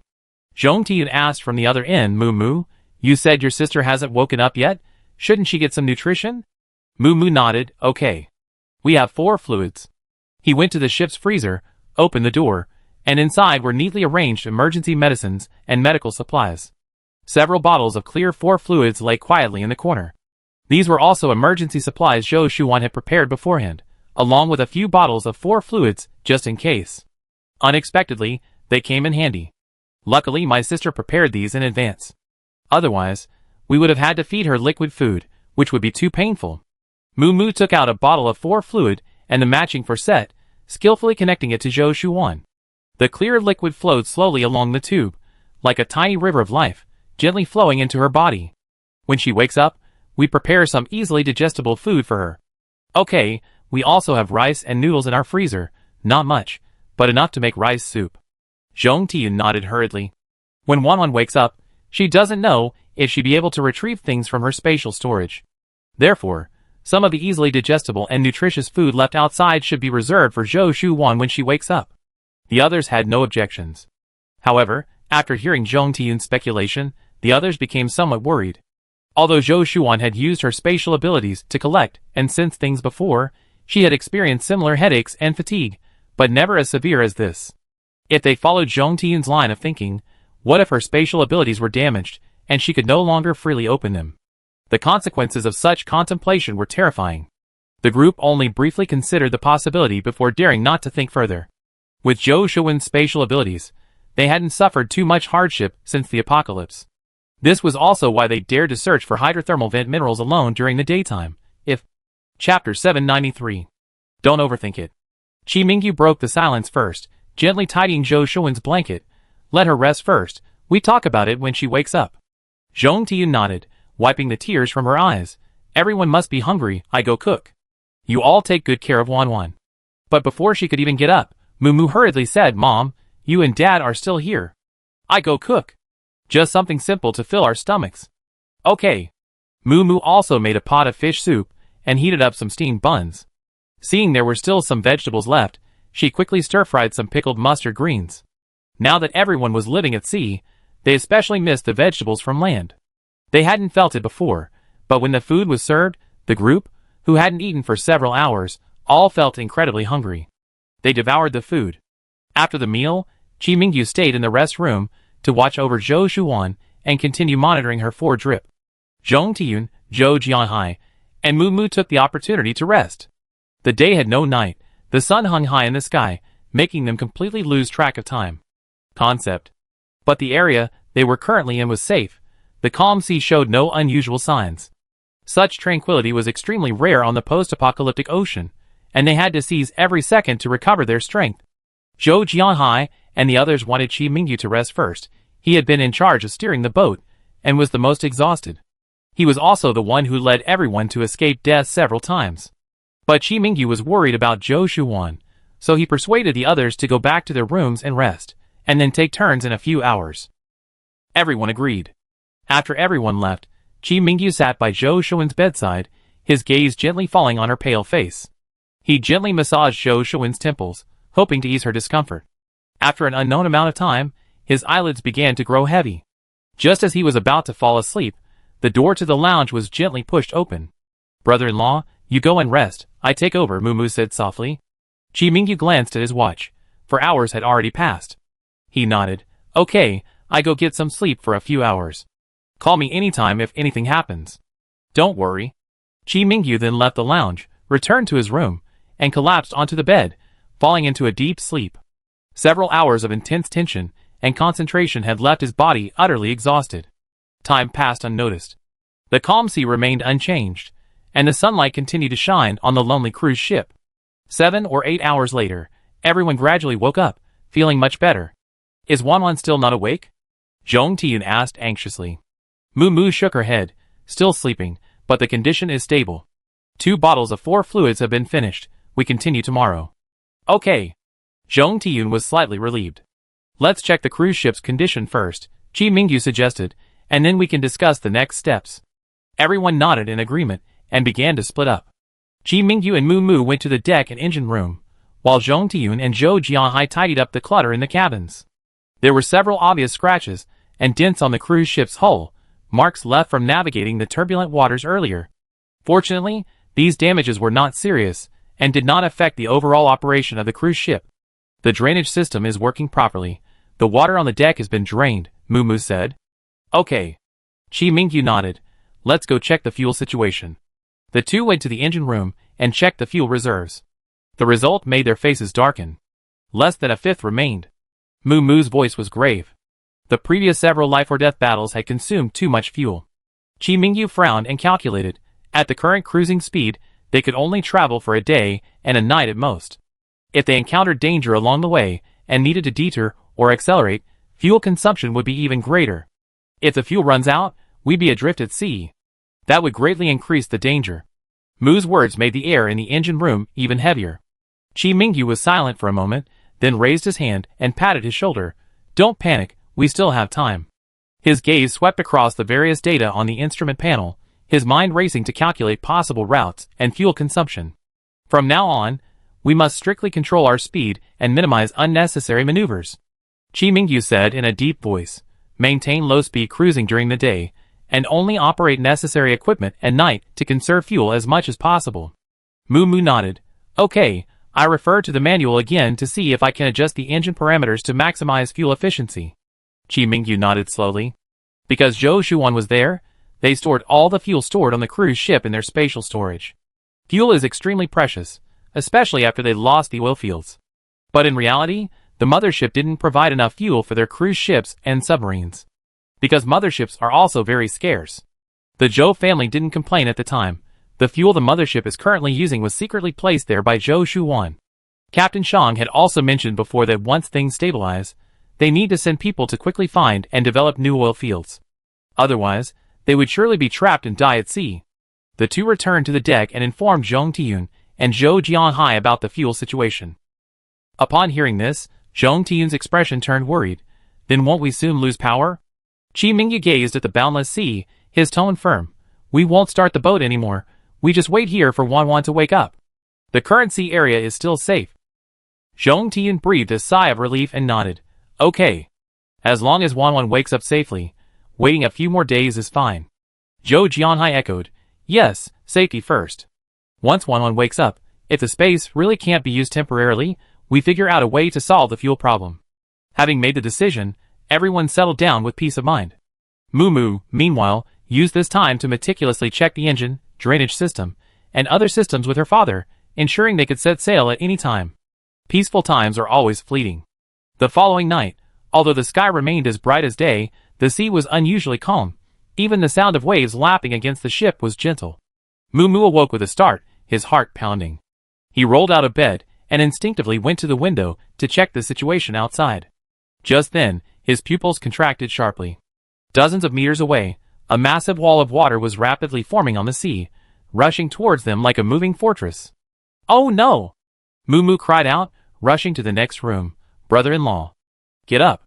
There's danger. Chi Mingyu, who had been sleeping in a lounge with Zhou Shuan that night, almost immediately sprang from his bed and rushed to the deck upon hearing the news. When he saw the approaching wall of water, his expression instantly turned grave. It was a tsunami. Chapter 794. The wall of water rose, like a colossal beast from the seabed, its tens of meters high shimmering coldly in the sunlight. The churning foam on its crests resembled the beast's mane, roaring as it crashed towards them. The seawater was compressed into a vertical wall, as if the entire ocean were pouring down on them. A damp, oppressive feeling filled the air, making even breathing heavy. Chi Mingyu and Mu Mu didn't hesitate. They immediately rushed to the cockpit and rapidly operated the control panel. Fine beads of sweat appeared on Chi Mingyu's forehead as he gripped the control stick tightly, quickly scanning the area ahead. The entire field was filled with that wall of water, like a barrier made of liquid rock, stretching from left to right to the horizon, leaving no gaps to dodge. There's no time to go around it. Mu Mu's voice was urgent and clear. The water wall covers too wide an area. Our turning radius is simply not enough. Chi Mingyu gritted his teeth. This wall of water, of this scale, propels them faster than their maximum speed and could span several kilometers in width. The cruise ship's draft is too deep, its inertia immense, turning would require a long distance and time. Turning now would only subject them to the impact from the side. If struck from the side, the enormous lateral force would capsize the ship like snapping a tree branch, potentially even snapping the keel in an instant. That would be certain death. The only chance of survival is to meet the impact head-on. The bow is the strongest part of the ship. A head-on attack would disperse the impact force longitudinally along the hull, reducing structural damage, and allow the ship to rise with the wave's momentum, avoiding being directly smashed by the giant wave. Chi Mingyu took a deep breath, a resolute glint in his eyes. Point the bow at the wave. Only by meeting it head-on can we survive. Zhong Tiyun and Zhou Jianhai had already woken up. The two rushed to Zhou Shuan's room, and together secured the still-sleeping Zhou Shuan to the bed, with seatbelts. Zhou Jianhai busied himself securing the other items in the room. Under the violent impact of the water wall, every loose object in the room could become a deadly weapon. The water wall drew closer, the roar deafening, as if the whole world was trembling. The sunlight was completely blocked, plunging the surroundings into darkness. Only the water wall ahead shimmered with a terrifying light, like countless shattered pieces of glass, or like steel flowing in the darkness. 20 seconds until contact. Mu Mu's voice trembled, but her fingers remained steady on the controls. Hold on. Chi Mingyu shouted, gripping the safety handle on the control panel tightly himself. Just as the wall of water was about to engulf the cruise ship, Chi Mingyu took a deep breath. Mu, reduce the throttle. Rise with the wave, don't fight it. Mu immediately reduced the throttle by half. Almost simultaneously, the massive wall of water struck the cruise ship. The roar was deafening, the entire ship trembled violently in the giant waves, as if gripped tightly by an invisible giant hand, and tossed into the air. Seawater crashed against the deck like a waterfall, instantly sweeping away anything unsecured, and the ropes on the deck lashed wildly like snakes. The cruise ship tossed violently on the crests of the waves, as if it would be torn apart at any moment. Chi Mingyu gripped the control stick tightly, constantly fine-tuning the course according to the changing waves. The water pressure from the wave crests felt like a 1,000-pound boulder pressing down on the bow. The steel plates at the bow groaned painfully, as if they would bend at any moment. Engine overheating. Mu cried out. If it continues like this, we might lose power. Hold on for one more minute. Chi Mingyu gritted his teeth. If we can get through this wave, we survive. Time seemed to stretch endlessly. Every second felt like teetering on the edge of hell. After 2 suffocating minutes, the cruise ship finally broke through the center of the giant wave. Although still being battered by the aftershocks, the most dangerous moment had passed. The deck was a mess, seawater pouring down the drains, leaving behind a trail of destruction and torn ropes. We survived? Mu slumped into a chair, panting heavily, her forehead covered in cold sweat. Chi Mingyu let out a long breath, but he knew he couldn't let his guard down yet. Check all systems. Focus on the fuel system and the integrity of the hull. Mu immediately began checking each system. The engine was normal. Wait. There's an anomaly in the fuel pressure. Chi Mingyu's heart sank. I checked the fuel tanks. You monitor the other systems. He rushed out of the cockpit, greeted by the lingering smell of the sea and huge waves. Although they had passed the wall of water, danger remained. The rising tide, like an invisible giant serpent, rippled back and forth beneath the ship. Seawater still clinging to the deck surged as the ship tilted, pounding against the railings with dull thuds. Chi Mingyu gripped the railing tightly with one hand, groping his way forward with the other. The deck beneath his feet was covered in a slippery film of seawater and fuel oil. A slight misstep would send him sprawling. Broken ropes danced wildly in the wind, threatening to lash him like venomous snakes at any moment. In the corridor, emergency lights flickered, and some hatches were jammed due to water pressure. He slammed his shoulder against the door, barely managing to open the passage to the lower level. With each step down, the humidity increased, and the salty, fishy smell pierced his nostrils like needles. At the fuel tank door, a strong stench of fuel assaulted his nostrils. Chi Mingyu held his breath and quickly twisted the hatch. The sight inside made his heart tighten. A fuel line connector had loosened in the impact, and fuel was seeping from the gap, gleaming dangerously under the light. He acted swiftly, gripping the wrench firmly under his arm, and knelt down to tighten it. The ship's rocking nearly caused his hand to slip, but thanks to his years of sailing experience, he completed the emergency repair within 5 minutes. When he returned to the bridge, he was soaked through with seawater and fuel. Mu, seeing him return safely, let out a long sigh of relief. The fuel pressure was back to normal. Chi Mingyu nodded and slumped into a chair. The two exchanged a glance, both seeing the relief of surviving a close call in each other's eyes. Where are we now? Chi Mingyu asked, his voice slightly hoarse. Mu Mu shook her head. I estimate we were pushed away from our original position by the tsunami, moving about 20 nautical miles eastward. Chi Mingyu frowned, remaining silent. Mu Mu checked the fuel, her expression growing even more grave. Because of the full-speed acceleration just now, we consumed a lot of fuel. Less than a third of what we had left. Chi Mingyu closed his eyes and took a deep breath. This number was worse than he had anticipated. In this unknown sea, fuel was life. Without enough fuel, they would be unable to cope with any emergencies. He opened his eyes, his tone firm.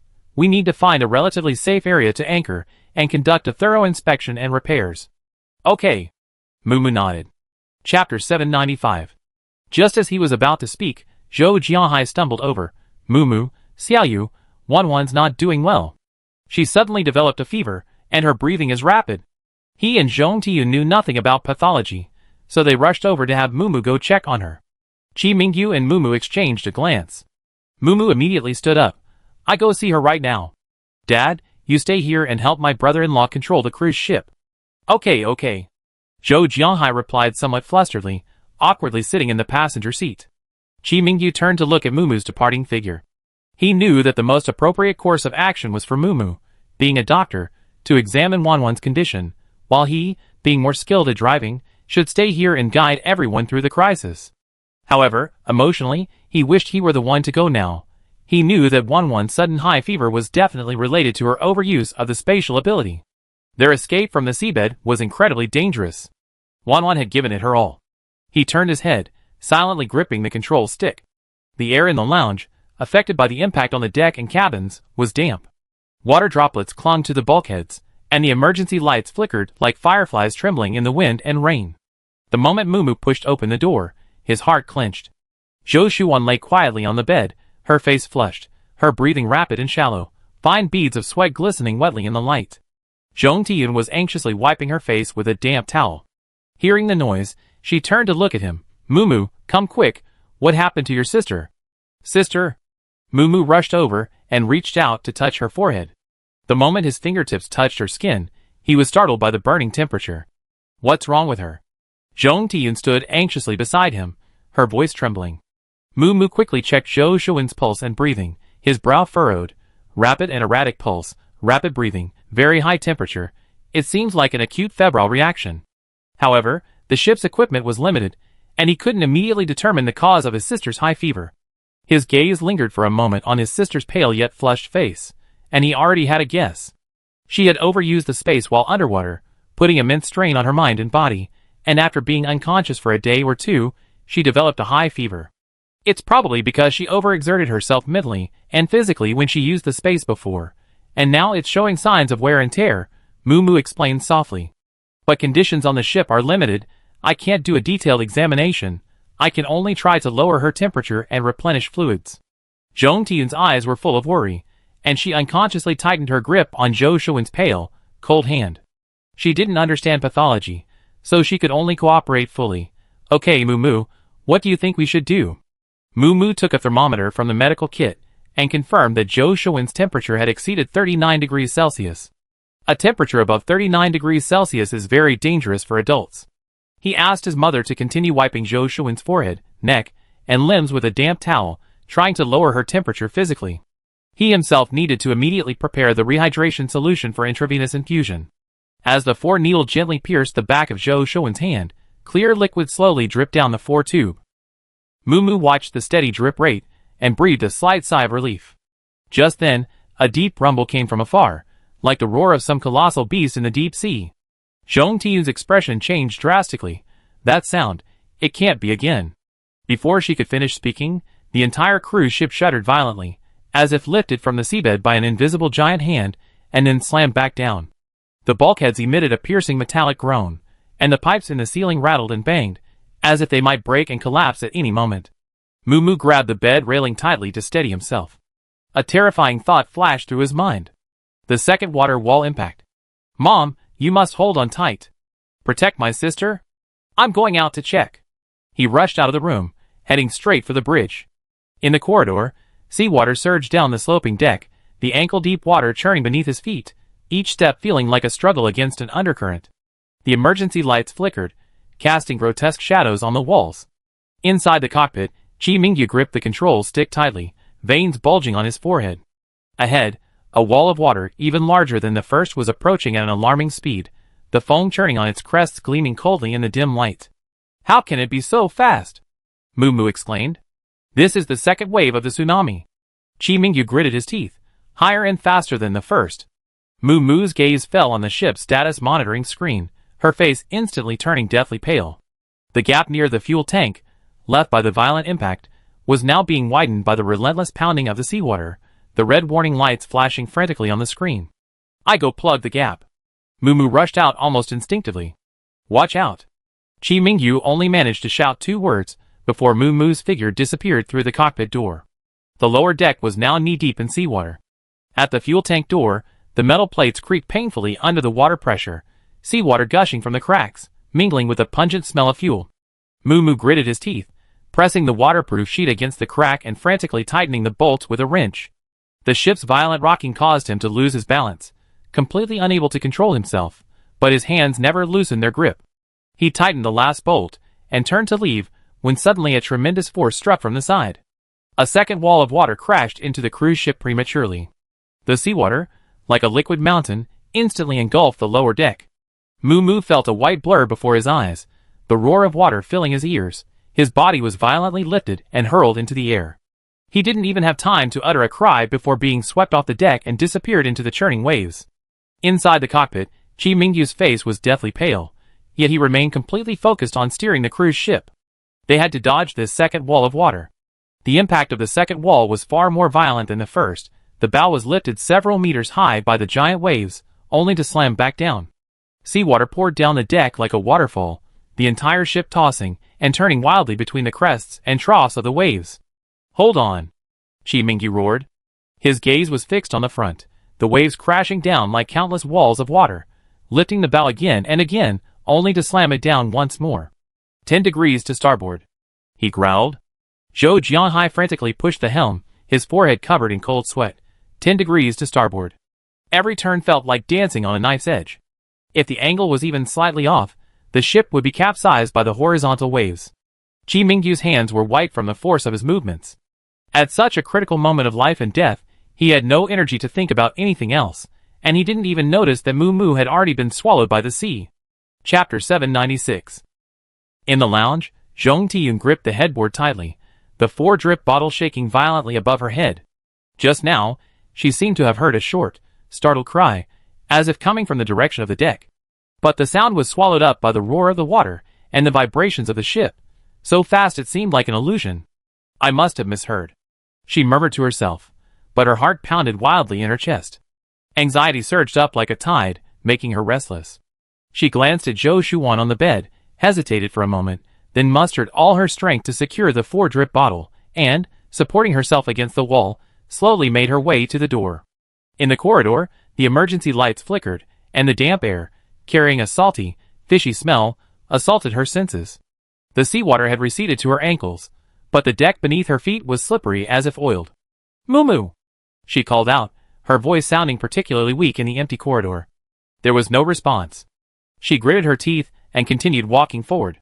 The hatch leading to the deck was warped from the impact of the seawater, and she struggled to push it open a crack. A gust of cold wind, carrying spray from the waves, rushed in, hitting her face with an icy chill. "Moo Moo!"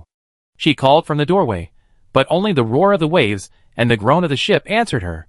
The deck was a mess, ropes, debris, and water mixed together, repeatedly washed away by the giant waves. Her eyes searched her surroundings, but she couldn't see a single person. This should have been a relief, because she didn't know Moo Moo had come to the deck to repair the cracks. But for some reason, her heart sank to the bottom. Inside the cockpit, Chi Mingyu finally managed to get the cruise ship through the center of the second wall of water after a series of adjustments. The sea was still turbulent, but the most dangerous moment seemed to have passed. He let out a long breath and glanced at the data on the instrument panel. He noticed that the red light for the fuel tank had turned green, indicating the gap had been repaired. But Moo Moo, why hadn't she returned? Chi Mingyu's gaze suddenly darkened, his heart feeling as if it had been gripped tightly. He turned to look at the doorway, but there was no one there, He checked the time. 10 minutes had passed since the second wall of water crashed down. 10 minutes. Moo had been gone far too long. Chi Mingyu made a decision almost instantly. Dad, you stay here and watch out for the next wall of water. I go find Moo. Okay. Chi Mingyu didn't hesitate any longer, forcefully pushing open the cockpit door and rushing to the deck. The seawater was still surging on the deck, icy cold, and the steel plates beneath his feet were incredibly slippery. Moo! He roared, his voice ripped apart by the howling sea wind. The deck was deserted, only broken ropes whipping wildly in the wind. Chi Mingyu turned and quickly went to the fuel tank. There, the waterproofing membrane was firmly secured to the crack, but the surrounding area was empty. Moo! He shouted again, his voice hoarse. Zhong Tiyun, pale-faced, emerged from the corridor, leaning against the wall. Ciui? I think I just heard a scream, but I'm not sure. Chi Mingyu's eyes sharpened instantly. He rushed to the deck railing and looked out at the churning sea. On the surface, there were only surging waves and floating debris. No one was to be seen. He might have been washed ashore nearby. Chi Mingyu gritted his teeth, turning to Zhong Tiyun and saying, Mom, you go in first. Dad, and I will turn the ship around and go find Moo. But Zhong Tiyun didn't hear him at all, her face deathly pale as she stared into the distance. There, the third giant wave was forming. Chi Mingyu slammed his fist against the railing, blood instantly seeping from the back of his hand. They needed to immediately avoid the third wall of water. This also meant they couldn't turn the ship around to find Moo, or everyone would be crushed into sand on the seabed. Chi Mingyu even needed to run to the bridge to steer the ship. He shouted to Zhong Tiyun, Mom, hurry to the lounge. Prepare for the third wall of water. Once we get through this, we come back for Moo. Zhong Tiyun nodded, tears welling in her eyes. Chi Mingyu practically sprinted back to the bridge from the deck. Every step he took was on the slippery steel plate, the splashing water hitting his trousers, icy cold. But he didn't care about any of that. The horizon ahead was already occupied by the forming wall of water, like a giant curtain collapsing from the sky, making the entire sea feel suffocating. Dad. Prepare to engage. Chi Mingyu's voice was hoarse but powerful. Zhou Jianghai's face was pale. The bow's current angle might not be enough to align it perfectly with the wave.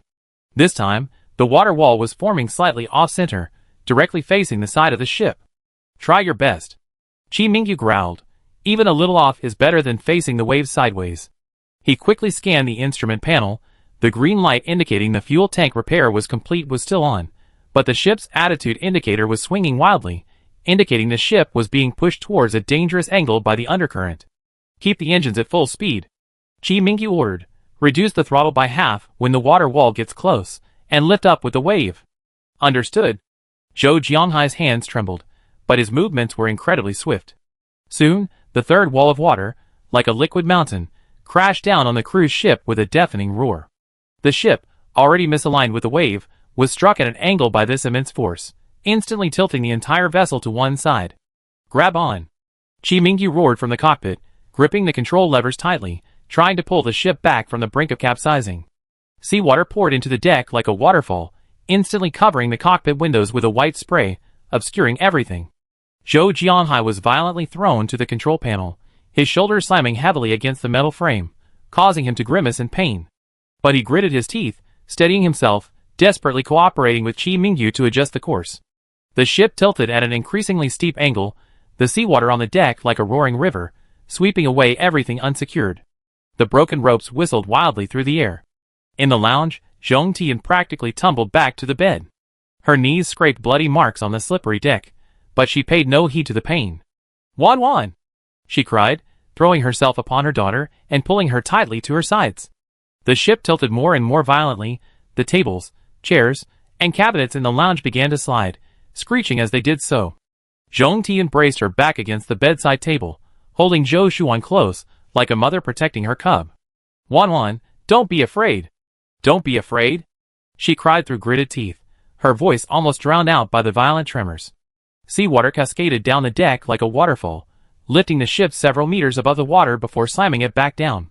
Chi Mingyu felt as if his internal organs were about to shatter, the deafening roar of water, and the metallic groans filled his ears. Chapter 797.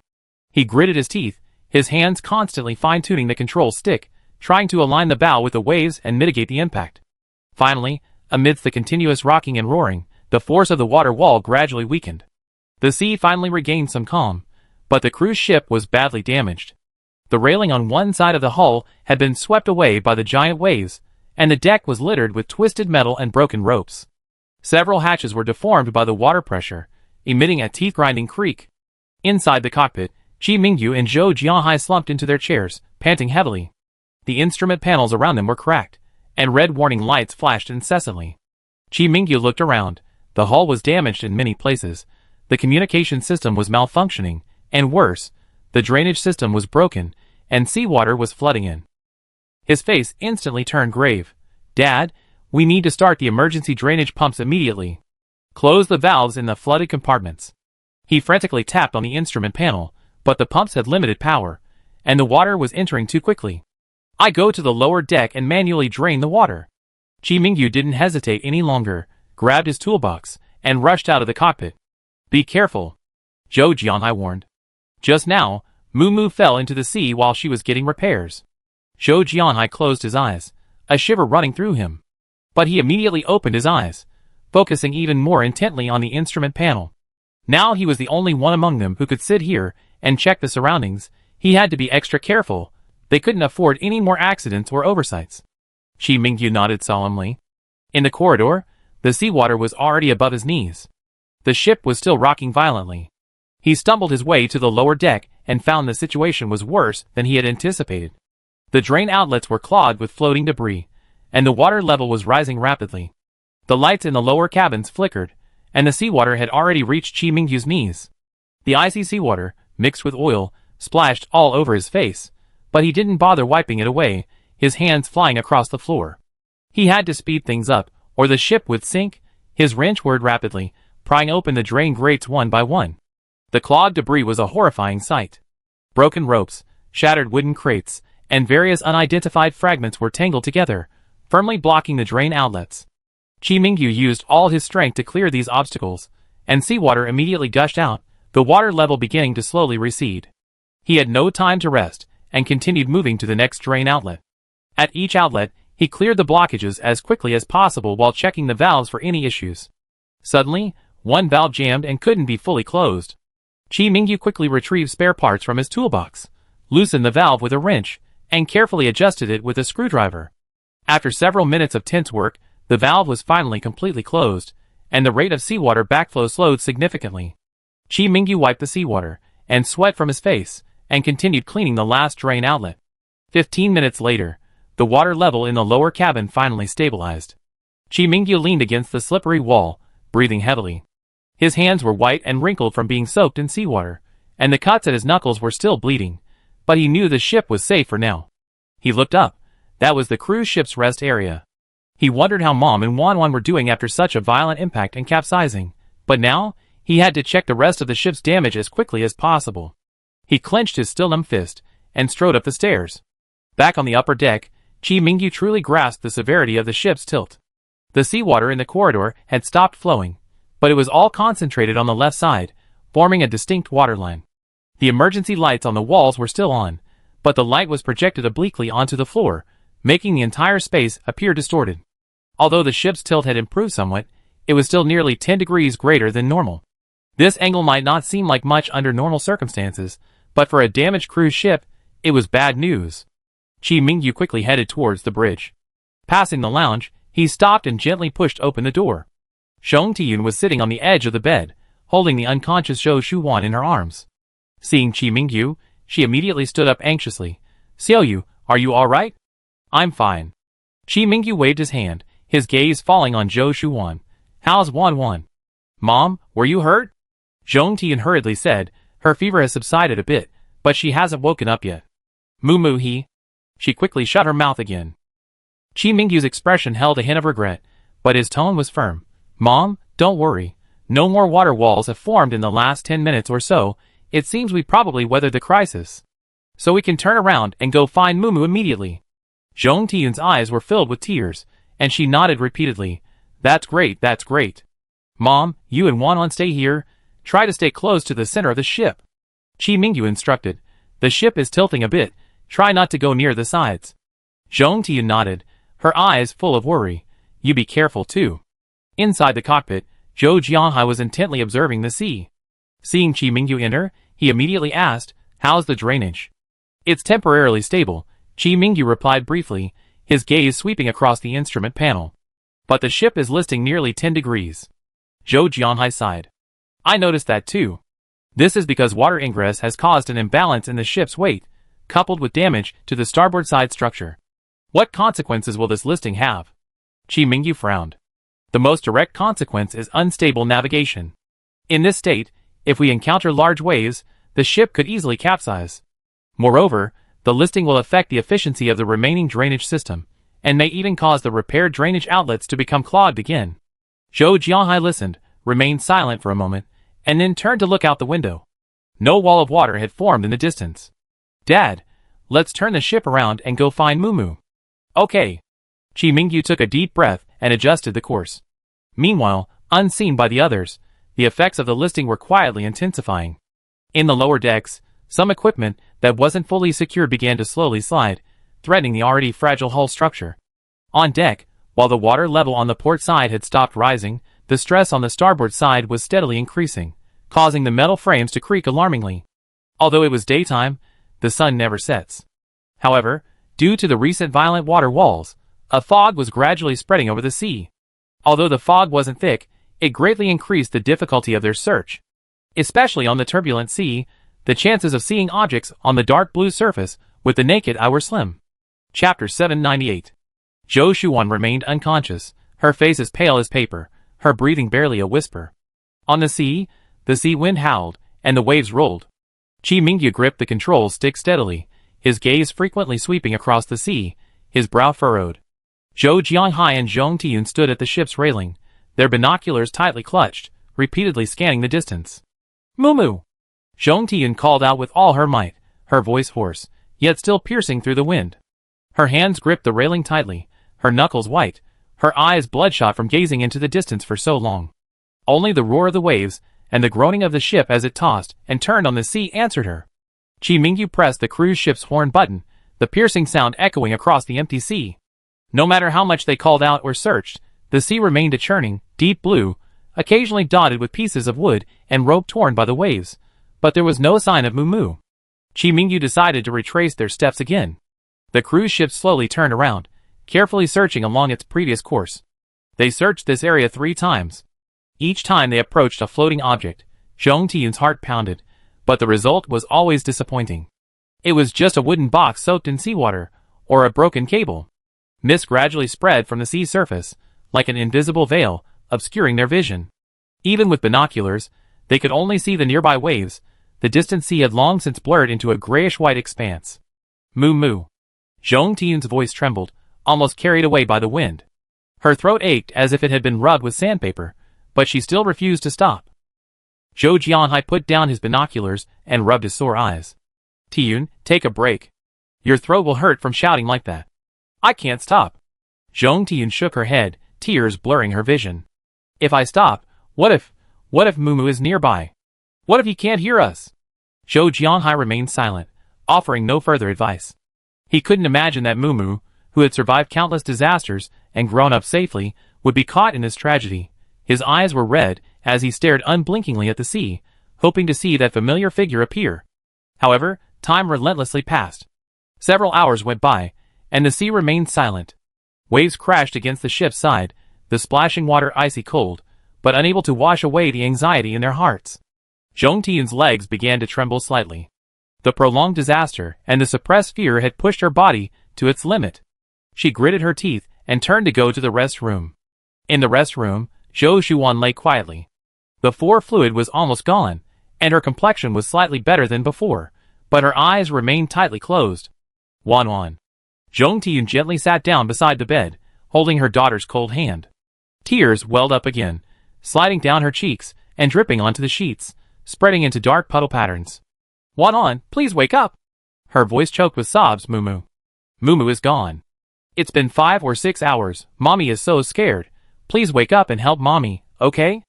Although she knew that her daughter had developed a fever from overusing her spatial abilities, and was extremely weak. She shouldn't have let Wan use her spatial perception abilities again, but now, Mumu's life hangs in the balance, and they can't afford to delay any longer. Wan. Zhong Tiyun gently shook her hand. Zhou Shuan on the bed remained unresponsive, as if shrouded in a thick fog, unreachable no matter how she called. Zhong Tiyun could no longer hold back. Her shoulders trembled violently, and she collapsed to the bedside, sobbing uncontrollably. Tears soaked the pillowcase and the back of Zhou Shuan's hand. Tiyun, a low, hoarse voice called from the doorway. Zhong Tiyun looked up and saw Zhou Jianhai standing in the doorway, his eyes bloodshot and his expression haggard. He walked over and gently patted her shoulder. We haven't found him yet, he said with difficulty, but we can't give up. Maybe we have good news soon. Good news? Zhong Tiyun smiled bitterly, tears streaming down her face again. It's been so long, Mumu. He might already be. Don't talk nonsense. Zhou Jianhai interrupted her, his voice weary, but filled with unwavering determination. Mumu will be alright. He's our son, as strong as Wanwan. He must still be alive. Zhong Tiyun closed her eyes and took a deep breath. She knew Zhou Jianhai was comforting her, and also encouraging himself. But on this turbulent sea, how difficult it is for a person to survive. Zhong Tiyun's sobs seemed to be paused, her fingertips suddenly touching the slight tremor on Zhou Shuan's hand. It wasn't an unconscious twitch, but a warm, gentle movement. She looked up sharply, her vision blurred by tears, and saw her daughter's eyelashes, which had been tightly closed for days, slowly tremble, then part slightly. Wan. Zhong Tiyun's voice instantly became even hoarser, barely daring to breathe, afraid it was just a hallucination from crying too hard. Zhou Shuan's eyelids felt as heavy as lead. She struggled to open her eyes even a fraction. In the blurry light, she first saw her mother's tear-streaked face, then her father's figure rushing towards her. His hair was disheveled, his eyes were bloodshot, and even his usually straight shoulders betrayed his weariness. Dad, Mom. Zhou Shuan opened her mouth, her throat as dry as if it had been sanded, each word seeming to be squeezed from the depths of her throat, so hoarse, it was almost inaudible. Those two words instantly brought tears to Zhou Jianghai's eyes. He quickly stepped forward and grasped his daughter's other hand, his grip slightly tight, but afraid of hurting her, he loosened his hold. Hey! Dad's here. Wan, you're finally awake. Zhong Tiyun could no longer hold back, tears welled up again, but this time they were warm, filled with the overwhelming joy of reunion. She carefully raised her hand and pressed the back of her hand against Zhou Shuan's forehead. Although it was still warm, it was no longer the burning heat it had felt before. Her nose tingled, and she choked back sobs, repeating, "It's good you're awake, it's good you're awake. You had a fever for 3 days. It scared Mom and Dad so much." Zhou Shuan blinked gently, her muddled mind slowly clearing. Fragments of memories from before she fainted surfaced intermittently. Her heart tightened suddenly, and she struggled to sit up, but the weakness in her body pulled her back down. She looked around anxiously, a slight sense of relief washing over her. They were back on the cruise ship. Wan, how are you feeling now? Zhong Tiyun asked, wiping away her tears. Does your head still hurt? Zhou Shuan forced a smile that looked more like a grimace. It doesn't hurt much anymore. In reality, her head was throbbing with pain, worse than before she fainted, and the persistent pain was accompanied by a dull, numb ache. It made her want to bang her head against the wall. Chapter 799. Although she didn't want her family to worry, Zhong Tiyun and Zhou Jianhai, seeing her distressed state, couldn't help but guess. The word she wanted to say stuck in her throat, unable to come out. They couldn't very well tell their daughter, who had just woken up, that they had been searching the sea for 5 or 6 hours without even seeing a trace of Mumu. Zhou Shuan, however, keenly sensed that something was wrong. Dad, Mom, what's wrong? Where are Xiaoyu and Mumu? She looked around, noticing the tanker slowly starting to move. Are they in the bridge? Where are we now? At this question, Zhong Tiyun could no longer hold back, choking back tears as she recounted how Mumu had fallen from the deck into the sea. Zhong Tiyun wept uncontrollably. Zhou Jianhai patted her shoulder and continued, Wan, don't panic, catch your breath, Dad's going to tell you something. He paused, carefully choosing his words, and slowly recounted the disaster they had encountered, how Mumu had fallen into the water while repairing the boat, and how Qi Mingyu was now leading them in a search along the current course. Zhou Shuan's face paled instantly, even more so than when she was unconscious. What did you say? Mumu has been in the water for 5 or 6 hours. The sea was turbulent, and their cruise ship was already in great danger on the surface, let alone someone submerged for several hours. Having not found him for so long, could he have been swept away by the currents to the deeper sea? Could he have lost consciousness due to hypothermia? I have to find him. Zhou Shuan immediately struggled to get up. But all her strength seemed to have been drained from her body, As soon as she propped herself up, a violent wave of dizziness washed over her. The room before her eyes instantly distorted into blurry patches of color. The sound of the waves and her parents' calls became distant and faint. Her body went limp, and she was about to collapse to the ground. Wan! Be careful. Zhou Jianhai reacted quickly, catching her in his arms. Supported by her father, Zhou Shuan took a while to regain her composure. She knew she couldn't fall. Mumu was still waiting for her. She focused her mind and launched a wheelchair outwards. Dad, please push me out. Her voice trembled, but it was unusually firm. I need to get to the deck. Only in an open area can my spatial awareness cover the sea surface to the maximum extent, allowing me to find Mumu faster. Zhou Jianhai hesitated for a moment, but seeing his daughter's determined expression, he agreed. Okay. He gripped the wheelchair's handle tightly, but the worry in his eyes remained undiminished. He looked down at his daughter's pale, almost translucent profile, and couldn't help but ask, Does your head still hurt? You were so dizzy just now.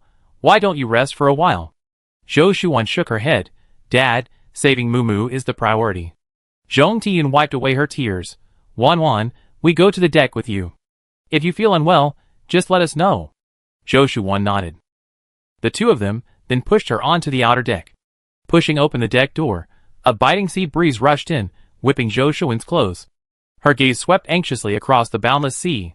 Zhou Jianhai parked the wheelchair beside the deck railing, considerately adjusting the angle so Zhou Shuan could perceive the surroundings more easily.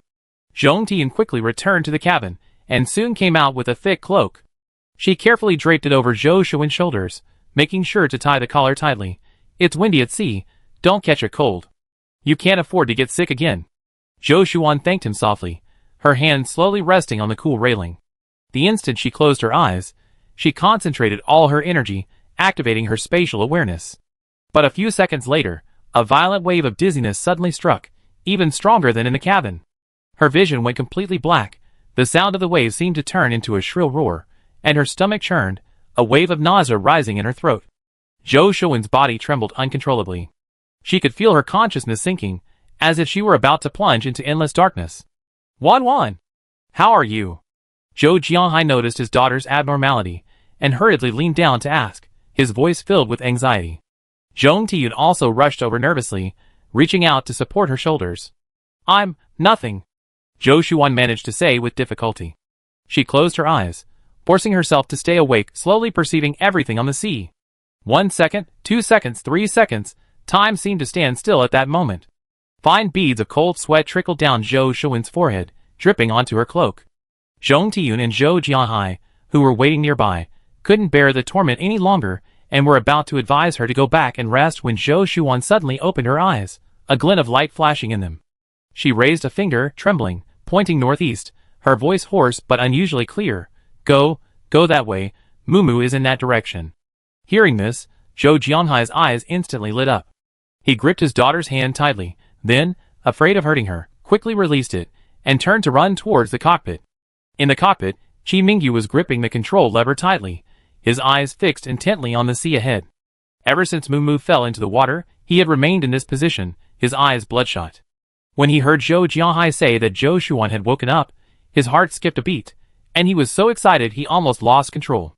But reason told him he had to stay calm, only by focusing on steering could he find Mumu as quickly as possible. Zhou Jianhai said, Shall you? Wan said Mumu is in the northeast. Qi Mingyu composed himself and nodded. Without hesitation, he immediately turned the control lever, adjusting the cruise ship's course. The bow slowly turned northeast, stirring up waves. He intently observed the sea, then couldn't help asking, How is Wan now? Is she all right? Zhou Jianhai's brows furrowed again, his voice filled with worry. Wan's condition isn't too good. She's very pale. She almost fainted when she was sensing Mumu on the deck. Judging from her appearance, although she can use her spatial perception, she seems to be struggling. Qi Mingyu's brows furrowed even more, a heavy weight pressing on his heart. Zhou Shuan shouldn't be using her spatial abilities anymore, but forcing herself to use her perception was undoubtedly pushing her body to its limits. But he understood that Mumu's life was at stake, and Zhou Shuan would never give up. The only way now was to find Mumu as soon as possible. Qi Mingyu's gaze remained fixed on the sea, his hands gripping the control stick, constantly increasing the cruise ship's speed. On the deck, Zhou Shuan leaned against her wheelchair, weakly closing her eyes. The sensation she had just experienced had almost exhausted all her strength.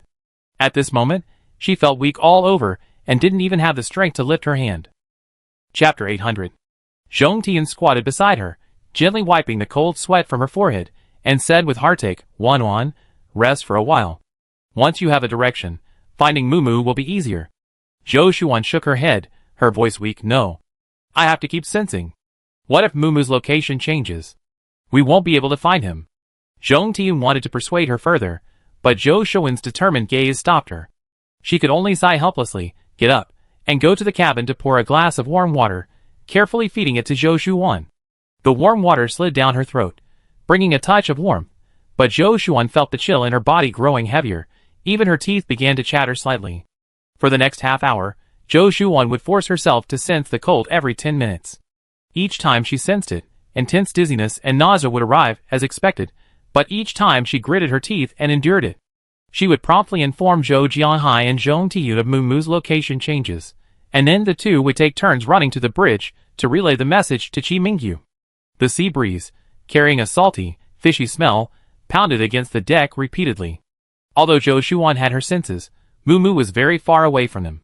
The cruise ship sailed for another 2 hours before Zhou Shuan suddenly exclaimed with delight, "Over there. We're almost there." At this moment, her face was ashen. She swayed precariously, about to collapse. Zhong Tian quickly supported her. Wan, stop sensing. I have your dad tell Xiaoyu right now." Zhou Jianhai had already turned and rushed to the bridge. Qi Mingyu adjusted the course again without hesitation. The sound of the cruise ship cutting through the waves grew louder, and the white foam churned up from the bow left a long trail on the sea. Zhou Jianhai stood at the wheelhouse door, his eyes fixed on the sea, occasionally glancing back at the deck. He was torn between desperately hoping to find Mumu and worrying that his daughter wouldn't make it. Just then, Qi Mingyu suddenly barked, "Look! Isn't there something floating over there?" Zhou Jianhai jerked his head up, looking in the direction Qi Mingyu was pointing. In the distance, a light-colored object bobbed in the waves, too far to make out into a blurry dot. Qi Mingyu immediately honked the horn, the sound echoing across the sea. He stared intently at the small dot, his finger tightening slightly on the control stick. Closer. Hearing the horn on deck, Zhou Shuan looked up sharply. She mustered all her strength to activate her spatial awareness once more. This time, they clearly felt that it was Mumu on that floating object. "Found him. It's Mumu." Zhou Shuan's voice suddenly rose, filled with barely concealed excitement. "He's on that floating thing. It's a plank. He's holding on to the plank." Zhong Tian looked in the direction her daughter was pointing, and when she saw the small floating object, her legs went weak, and she almost collapsed to the ground. She covered her mouth, tears streaming down her face, repeatedly murmuring, "Found him. Finally found him." The cruise ship slowly approached, and the outline of the floating object became clearer and clearer.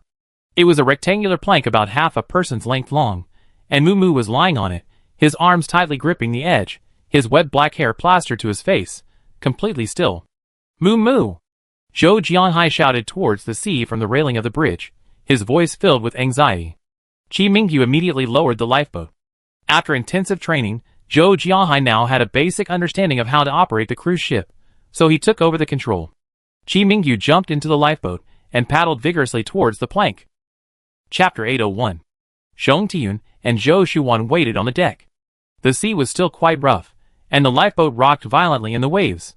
With each approach, their hearts tightened. Zhou Shuan struggled to stand up from her wheelchair, but Zhong Tian held her down firmly. Wan, don't move. Your body can't hold on. Wait for Xiaoyu to rescue Mumu." She had no choice but to stop, her eyes fixed on the lifeboat. Finally, the lifeboat pulled up beside the plank. Mumu was already unconscious.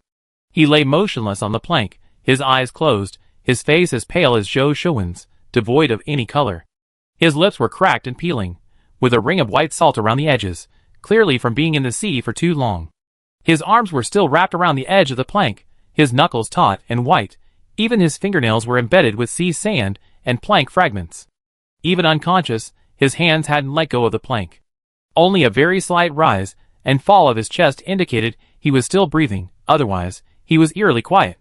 Qi Mingyu reached out and checked Mumu's breath.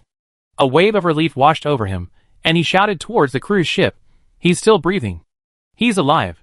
These words were like a reassuring pill, bringing a sigh of relief to everyone on deck. Zhong Tiyun's tense body instantly relaxed, tears streaming down her face, yet she smiled and said, "It's good that he's alive. It's good that he's alive." Zhou Shuan's eyes also welled up with tears. Qi Mingyu knelt in the lifeboat, carefully moving Mumu's body to the center to prevent the waves from getting him wet again. He reached out and brushed the wet hair from Mumu's forehead, his fingertips touching something icy cold. His brow furrowed involuntarily. His body temperature was too low. Any further delay could be dangerous. He quickly took off his coat and wrapped it around Mumu's soaking wet body. He then grabbed a spare blanket from the lifeboat and wrapped it tightly around her, leaving only Mumu's face exposed. After doing this, he grabbed the oars and rowed vigorously towards the cruise ship. The waves on the sea were still quite large, and the lifeboat was being pushed from side to side. He had to devote half his attention to stabilizing the boat, putting all his strength into each stroke, his arm muscles taut. On the deck, the two men kept their eyes fixed on the lifeboat, their emotions tense. Zhou Jianhai in the cockpit also kept an eye on the surrounding situation, while watching Qi Mingyu and the others, his heart pounding. A few minutes later, the lifeboat finally reached the cruise ship. Zhong Tiyun immediately lowered the rope. Qi Mingyu first lifted Mumu's body, allowing Zhong Tiyun to carefully secure it with the rope, and then slowly pulled her up using a pulley. He grabbed the ropes and used them to climb onto the deck. As soon as he was steady, he strode to the stretcher and stared at Mumu as she was carried aboard. "Quick, get her into the cabin first, turn on the heater, and find some clean towels and warm water. She's freezing." The sea temperature was very low, and coupled with dehydration, Mumu's condition was quite bad. Zhong Tiyun and Qi Mingyu helped carry the stretcher. Zhou Shuan also moved forward, supporting herself in her wheelchair. After Zhou Jianhai reached them, he quickly turned off the engine and jogged onto the deck to help carry Mumu. Zhong Tiyun then pushed Zhou Shuan. Once Mumu was carefully carried into the lounge, Zhong Tiyun immediately found clean towels and blankets. While wiping Mumu's body, she wept, this child, how much she suffered, drifting at sea for so long, and surviving 3 tsunamis. Just then, Mumu's fingers twitched. Qi Mingyu immediately held his breath, staring intently at his face. A few seconds later, Mumu slowly opened his eyelids a crack, his blurred vision falling on everyone's faces. He spoke weakly, his voice hoarse and almost inaudible. I'm saved." "Yes. You're saved. Mumu, you're on the ship now." Zhong Tiyun's tears welled up again, and she gripped his hand tightly, choking back sobs. "We all come to save you. Don't be afraid, you're safe now." Mumu looked at her, his lips slightly upturned, as if he wanted to smile, but he had no strength. He slowly closed his eyes, his voice as soft as a breeze. "I knew you would find me." He then completely lost consciousness and fell into a deep sleep. Zhou Shuan touched his forehead. Though still cold, his breathing was much more steady. She breathed a sigh of relief, leaning against the bedside, all her strength drained away. Zhong Tiyun walked over and gently patted her shoulder. "All right, Wan, Mumu is fine now. You should get some rest too." Zhou Shuan nodded, her gaze still fixed on Mumu's face, filled with heartache and relief. Qi Mingyu stood at the door, watching this scene in the room. His tense nerves finally relaxed. He turned to Zhou Jianhai and said, "Dad, let's stop the cruise ship here for a while. We return to port once Mumu's condition stabilizes." Zhou Jianhai nodded, looking at the unconscious Mumu on the bed and his exhausted daughter. A mix of emotions welled up inside him. He sighed softly, "It's all over now. It's good that she's all right." The cabin was quiet, save for Mumu's steady breathing. Zhou Shuan was also moved to the next compartment to rest. Her body was completely exhausted. Only when she lay there did she truly feel the excruciating pain in her head. Qi Mingyu sat beside her, carefully massaging her. His fingertips pressed perfectly on her temples, carrying a reassuring warmth, gradually dissolving the dull, throbbing pain that felt like it was about to explode. Zhou Shuan closed her eyes, her previously tense shoulders gradually relaxing, and she leaned back against the soft pillow, letting out a soft sigh. "Are you feeling better?" Qi Mingyu's voice was very soft, as if afraid of disturbing her rare tranquility. His fingertips gently circled the acupoints on her forehead. "I shouldn't have made you push yourself on the deck." Zhou Shuan shook her head, her voice still a little hoarse. "If I hadn't pushed myself, how could I have found Mumu?" She paused, turning her head to look towards the next room, her eyes filled with lingering fear. "Thank goodness. Thank goodness he grabbed the plank. Thank goodness we didn't arrive too late." Qi Mingyu remained silent, reaching out to tuck a stray strand of hair behind her ear. His fingertips accidentally touched her earlobe, the cool touch causing him to frown even more. He got up, took the blanket from the side, and carefully covered her with it, tucking the edges in neatly. You should be most worried about yourself right now. Moo Moo said your coma was caused by overdrawing your spatial perception. If you keep going like this, your body will break down. Just then, there was a soft knock at the door. Zhong Tiyun walked in carrying a steaming bowl of porridge, the steam obscuring the bloodshot eyes. Wan, I just made some millet porridge. Have some to tide you over. She placed the bowl on the bedside table, and then felt Zhou Shuan's forehead. Your temperature is finally normal. You had a fever before, and we could only bring it down with 4 fluids. But your hands were ice cold on the deck just now. Zhou Shuan smiled at her mother. It's okay, Mom. I feel much better now. Chapter 802. Zhong Tiyun tenderly touched her face. Now that you're awake, it means the danger has passed. You should eat something. Qi Mingyu helped Zhou Shuan sit up, leaning against the headboard, and casually placed a soft pillow behind her back. She took the bowl of porridge, the warm touch spreading from her fingertips to her heart. She had just taken a sip when she heard Zhong Tiyun say softly, I had your dad watch over Moo Moo. His temperature was normal. He's probably just too tired from being at sea. We all told him to get some sleep and rest. That's good. Zhou Shuan breathed a sigh of relief, drank a couple more sips of porridge, feeling a warm feeling in her stomach, and her fatigue seemed to lessen somewhat. Just then, Zhou Jianghai's voice came from next door, tinged with urgency. Moo Moo? Moo Moo, you're awake? Zhou Shuan paused, her bowl of porridge momentarily still. She was about to get out of bed when Qi Mingyu stopped her. I go check on him. Finish your porridge first. Before he finished speaking, Zhong Tiyun had already hurried out. A few seconds later, her joyful voice came. Moo Moo, how are you feeling? Are you hungry? Zhou Shuan's heart finally settled. Leaning back against the pillow, she watched the steam rising from the porridge, a smile unconsciously spreading across her face. Qi Mingyu sat beside her, looking at her with tenderness in his eyes. After you finish your porridge, we go see him. Zhou Shuan nodded, picked up her spoon, and slowly ate her porridge. The sea breeze outside seemed to soften, no longer as biting as before. Sunlight streamed through the porthole, casting dappled shadows in the room. At this moment, all worries and fears vanished, leaving only the relief and peace of surviving a disaster. Not long after, Qi Mingyu helped Zhou Shuan to the next room. Moo Moo was already sitting against the headboard, his face still a little pale, but his spirits had improved considerably. He was slowly drinking the warm water that Zhong Tiyun had handed him. Seeing Zhou Shuan enter, his eyes lit up, his voice still a little weak. Sister, how are you feeling? Zhou Shuan walked to the bedside, reaching out to touch his hand. It was no longer as cold as before. Moo Moo smiled and shook his head. It's nothing, just a little hungry. He paused, looking at the people in the room, his eyes filled with relief and gratitude. Thank you, Dad, Mom, sister, brother-in-law. If it weren't for you, I might have. Silly child, what are you saying? Zhong Tiyun interrupted him, reaching out to ruffle his hair, her eyes reddening again. We're family, we'd definitely find you. Sister, you risked using your spatial ability, are you alright? Moo Moo swallowed back the sob that was about to escape his lips, then, remembering something, he hurriedly looked at Zhou Shuan. Zhou Shuan shook her head. Don't worry, I'm fine. But you, what happened after you fell into the water? Our hearts were pounding when we were looking for you.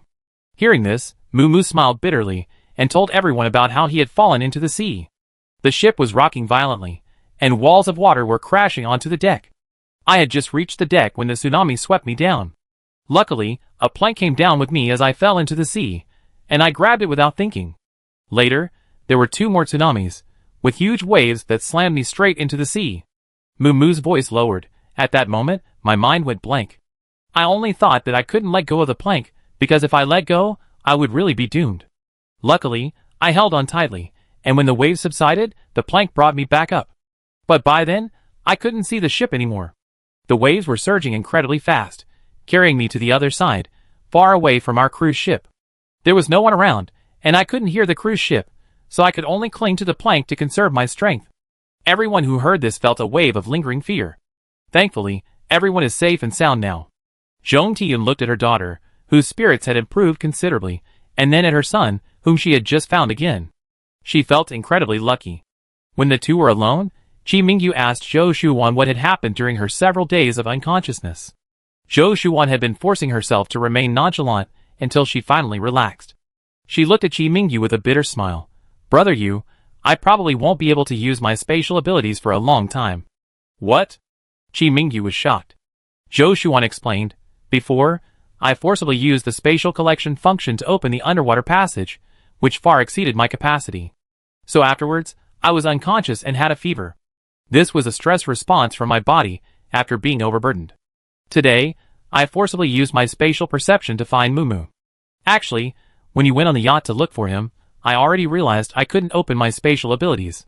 Qi Mingyu was extremely shocked. The space not only served as a guide, but also stored the supplies their family had accumulated over the years since the apocalypse. Once lost. But Qi Mingyu immediately saw the undisguised confusion in Zhou Shuan's eyes, and all his panic vanished instantly. He quickly grasped Zhou Shuan's hand, his voice soft and gentle. Don't panic, Wan, you've just been too tired lately. Opening the underwater passage took too much effort, and then you forced yourself to search for Mumu. Your body must be exhausted. Once we get back and rest properly, the space might reopen. They knew nothing about the reason for the space's existence or its form. So, even though he was extremely anxious, he couldn't force the space open. Qi Mingyu believed the best approach was to let time heal. Once Wan fully recovered, perhaps the space could be opened again. Zhou Shuan weakly forced a smile. Since the apocalypse, we relied on this space, storing all our supplies inside. If this continues, our lives will be much harder. Her emotions at this moment weren't just about the unusable space, but also guilt towards her family. So what? Qi Mingyu interrupted her, pulling her into his arms, his chin resting on the top of her head, his tone exceptionally firm. Even without the space, we still have our hands, our brains. Those supplies are gone, we can find more. The spatial perception is gone, but with me here, our family is together. That's the greatest fortune. Nothing can be relied on forever. He wiped the tears from the corner of her eyes. Besides, maybe it's just temporary. Didn't you have a similar experience before, using too much space and feeling listless for days? This time you're just exhausted. Once you recovered, you'd definitely be back to normal. Even if you really can't recover, we're not afraid. Zhou Shuan leaned against him, listening to his strong heartbeat, and the panic in her heart slowly subsided. She nodded vigorously. Okay. Chapter 803. She then instructed Qi Mingyu, Mom and Dad are currently very anxious because of Mumu's situation. Don't let them know about this yet. Okay. Don't worry. After reassuring Zhou Shuan, Qi Mingyu watched her fall asleep before getting up and going to the first ship's warehouse. There weren't many supplies here, just some everyday items, prepared for them by the mothership when they boarded. Besides that, there was some smoked fish and dried seaweed. The food Zhou Shuan had stored in the freezer was enough for them to eat for 10 days. Adding the smoked fish and seaweed prepared by the mothership, if they ate sparingly, it would probably last them 2 months. As for fresh water, the ship had a small purification device, which was very convenient. In the short term, there was no need to worry about food and water. However, the most pressing issue right now was fuel. They had used up the last drop of fuel on the ship to get this far. Now, they couldn't start it up. Were they destined to drift aimlessly on the high seas forever, faced with all sorts of disasters? Ice shards, tsunamis, whirlpools. And one more thing, they had achieved their objective. They had obtained a sufficient quantity of hydrothermal vent minerals. Back home, they could produce even more boiling point alloys. However, if Wanwan's space remained locked, they wouldn't be able to extract the minerals, and the mid-air fortress would definitely be impossible to build. Then all the survivors would be plunged into despair. Qi Mingyu's expression was solemn. After checking everything in the warehouse, he locked the door. As he walked onto the deck, he pondered what to do next. He steadied himself, gripping the rusted railing at the edge of the deck. His knuckles unconsciously traced the rough, oxidized lines of the metal surface, his gaze slowly sweeping across the boundless blue expanse before him. The sea breeze, carrying a salty, damp scent, brushed against his face, a slight chill in the air, whipping his bangs into a flutter. The sea here was no different from any they had seen before. It was that unfathomable indigo, seemingly capable of swallowing all light. But upon closer inspection, one could perceive the eeriness hidden beneath the surface. Perhaps due to the turbulent currents churning in the depths, the waves on the surface were far more than gentle undulations. They were like boiling water stirred by an invisible hand, each crest of a wave surging skyward with a muffled roar, then crashing heavily against the ship. The spray that hit the deck instantly formed meandering water trails, only to be swirled into fine mist by the next gust of wind. The vast ocean stretched to the horizon, dyeing the sky a similar shade of gray-blue. Aside from the thunderous crash of waves against the ship, and the whistling of the wind through the masts, there was no other sound. No seabirds cried out, no distant ship horns blared. All their sounds on the cruise ship were completely drowned out by this overwhelming natural cacophony. This absolute emptiness and monotony tightened like an invisible net. Standing on the deck, one felt as small as a grain of sand in the ocean, unable to see where they had come from or where they were going. A sense of fear crept up their spine, gripping their breath. Chi Mingyu gazed at this seascape that filled him with boundless dread, unable to figure out how to solve the fuel problem. Was all they supposed to do now just wait? He composed himself and decided to lead everyone to rest and recover first, before discussing other matters. Zhou Jianhai and Zhong Tiyun were overjoyed at the return of their son and the recovery of their daughter, and these past few days, they had been unusually energetic for their 50s. Zhong Tiyun, in particular, walked with a brisk pace and prepared very lavish meals. Fortunately, Chi Mingyu and Zhou Shuan had subtly hinted at this, so Zhong Tiyun reduced the quantity of food, but the taste remained excellent. Rice and noodles were indispensable at every meal. She rolled out the dough to make noodles or soup for everyone. Since there weren't many vegetables, she simply cut seaweed into strips and made a cold salad, which tasted quite good. Their cruise ship had a complete set of condiments.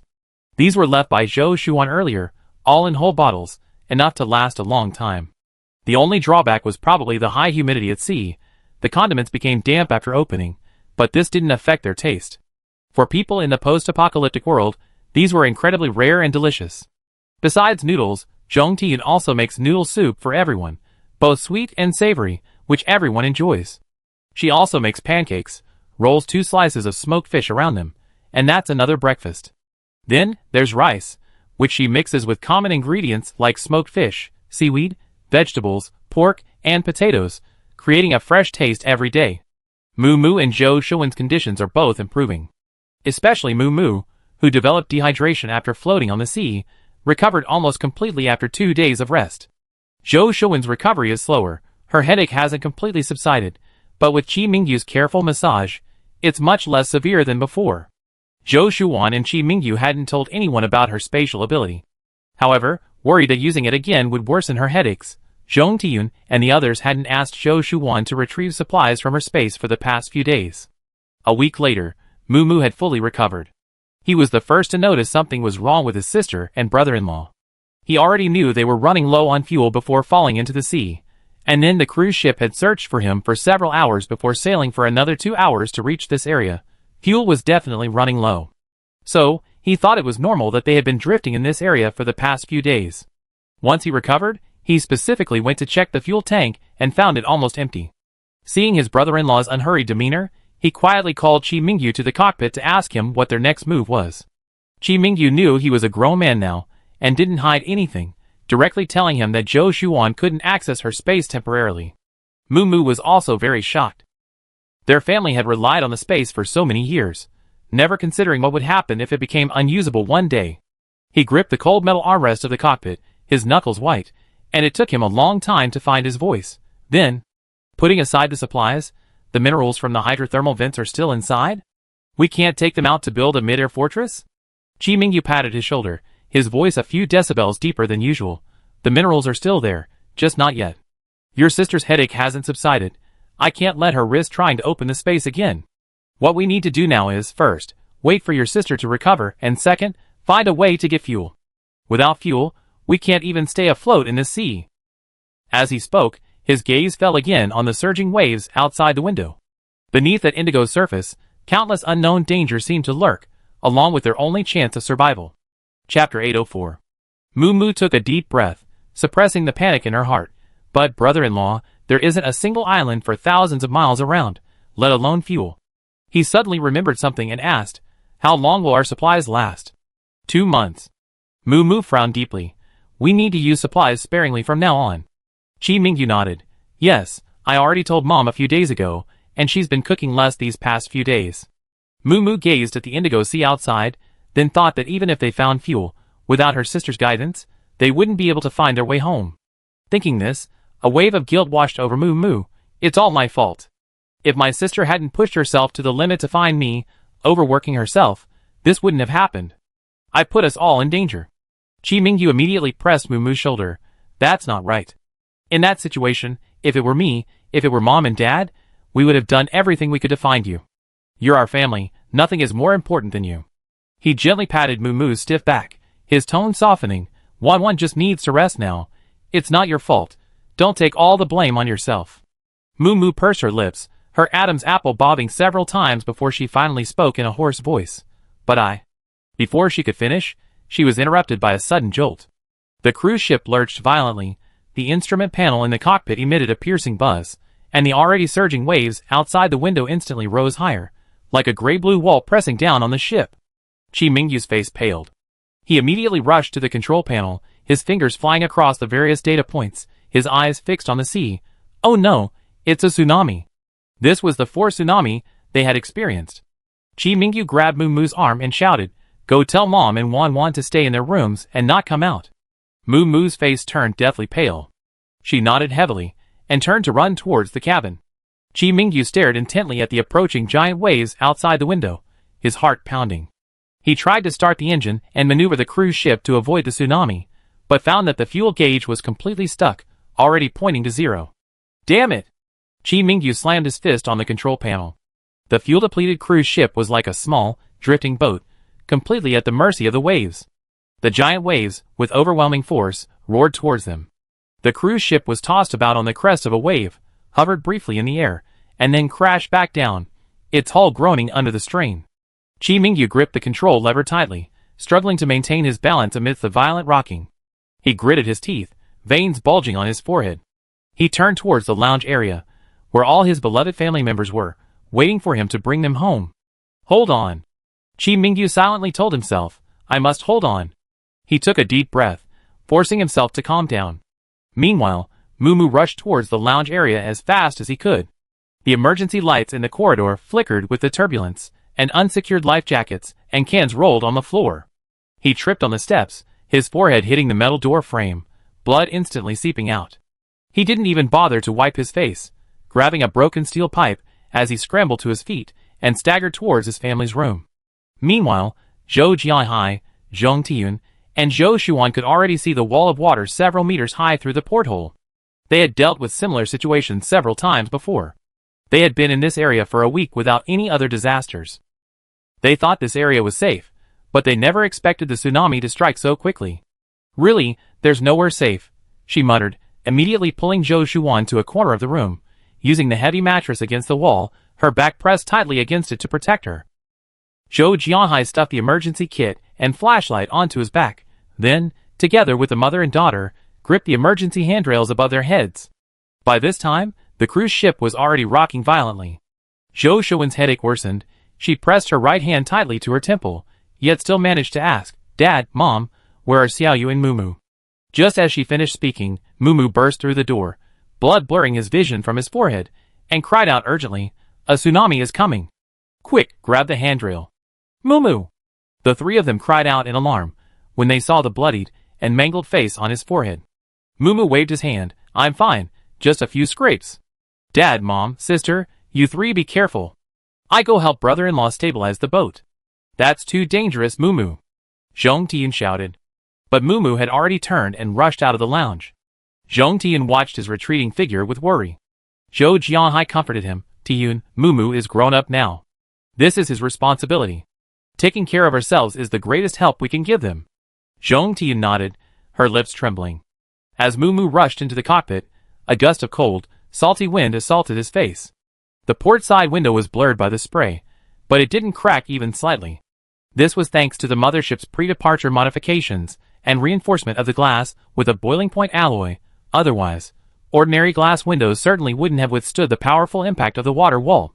Chi Mingyu, with his back to him, gripped the control lever tightly with his left hand, while his right hand fumbled rapidly beneath the control panel, finally pulling out a thick hemp rope and starting to wrap it around the base of the control lever. Brother-in-law. I'm here to help you. Moo-Moo roared, lunging forward. Before Chi Mingyu could speak, he had already knelt down and helped wrap the rope twice between the control lever and the fixing bolt, pulling it tight and tying a knot. This will stabilize the angle. Chi Mingyu glanced at him, blood trickling down his cheek from his forehead, but his eyes shone with an astonishing light. He immediately nodded, Okay. You keep an eye on the starboard side. If the wave comes this way, call me. As he spoke, the first giant wave crashed against the hull, and the entire cruise ship tilted sharply to port. Water cups and toolboxes in the cockpit all slid to the left. Moo Moo reacted quickly, grabbing the emergency flashlight that was about to fall and bracing it firmly against the control panel. No waves on the starboard side. The port side is still surging, Moo Moo shouted, staring out the porthole. The waves, swirling with white foam, pounded the hull like countless hands, yet the ship showed no signs of excessive rocking. This was incredibly lucky. Taking advantage of the lull in the wave, Chi Mingyu quickly adjusted the control lever, trying to keep the boat moving with the tide and minimize impact. Even without fuel, hold on for 3 more minutes. This wave will be over.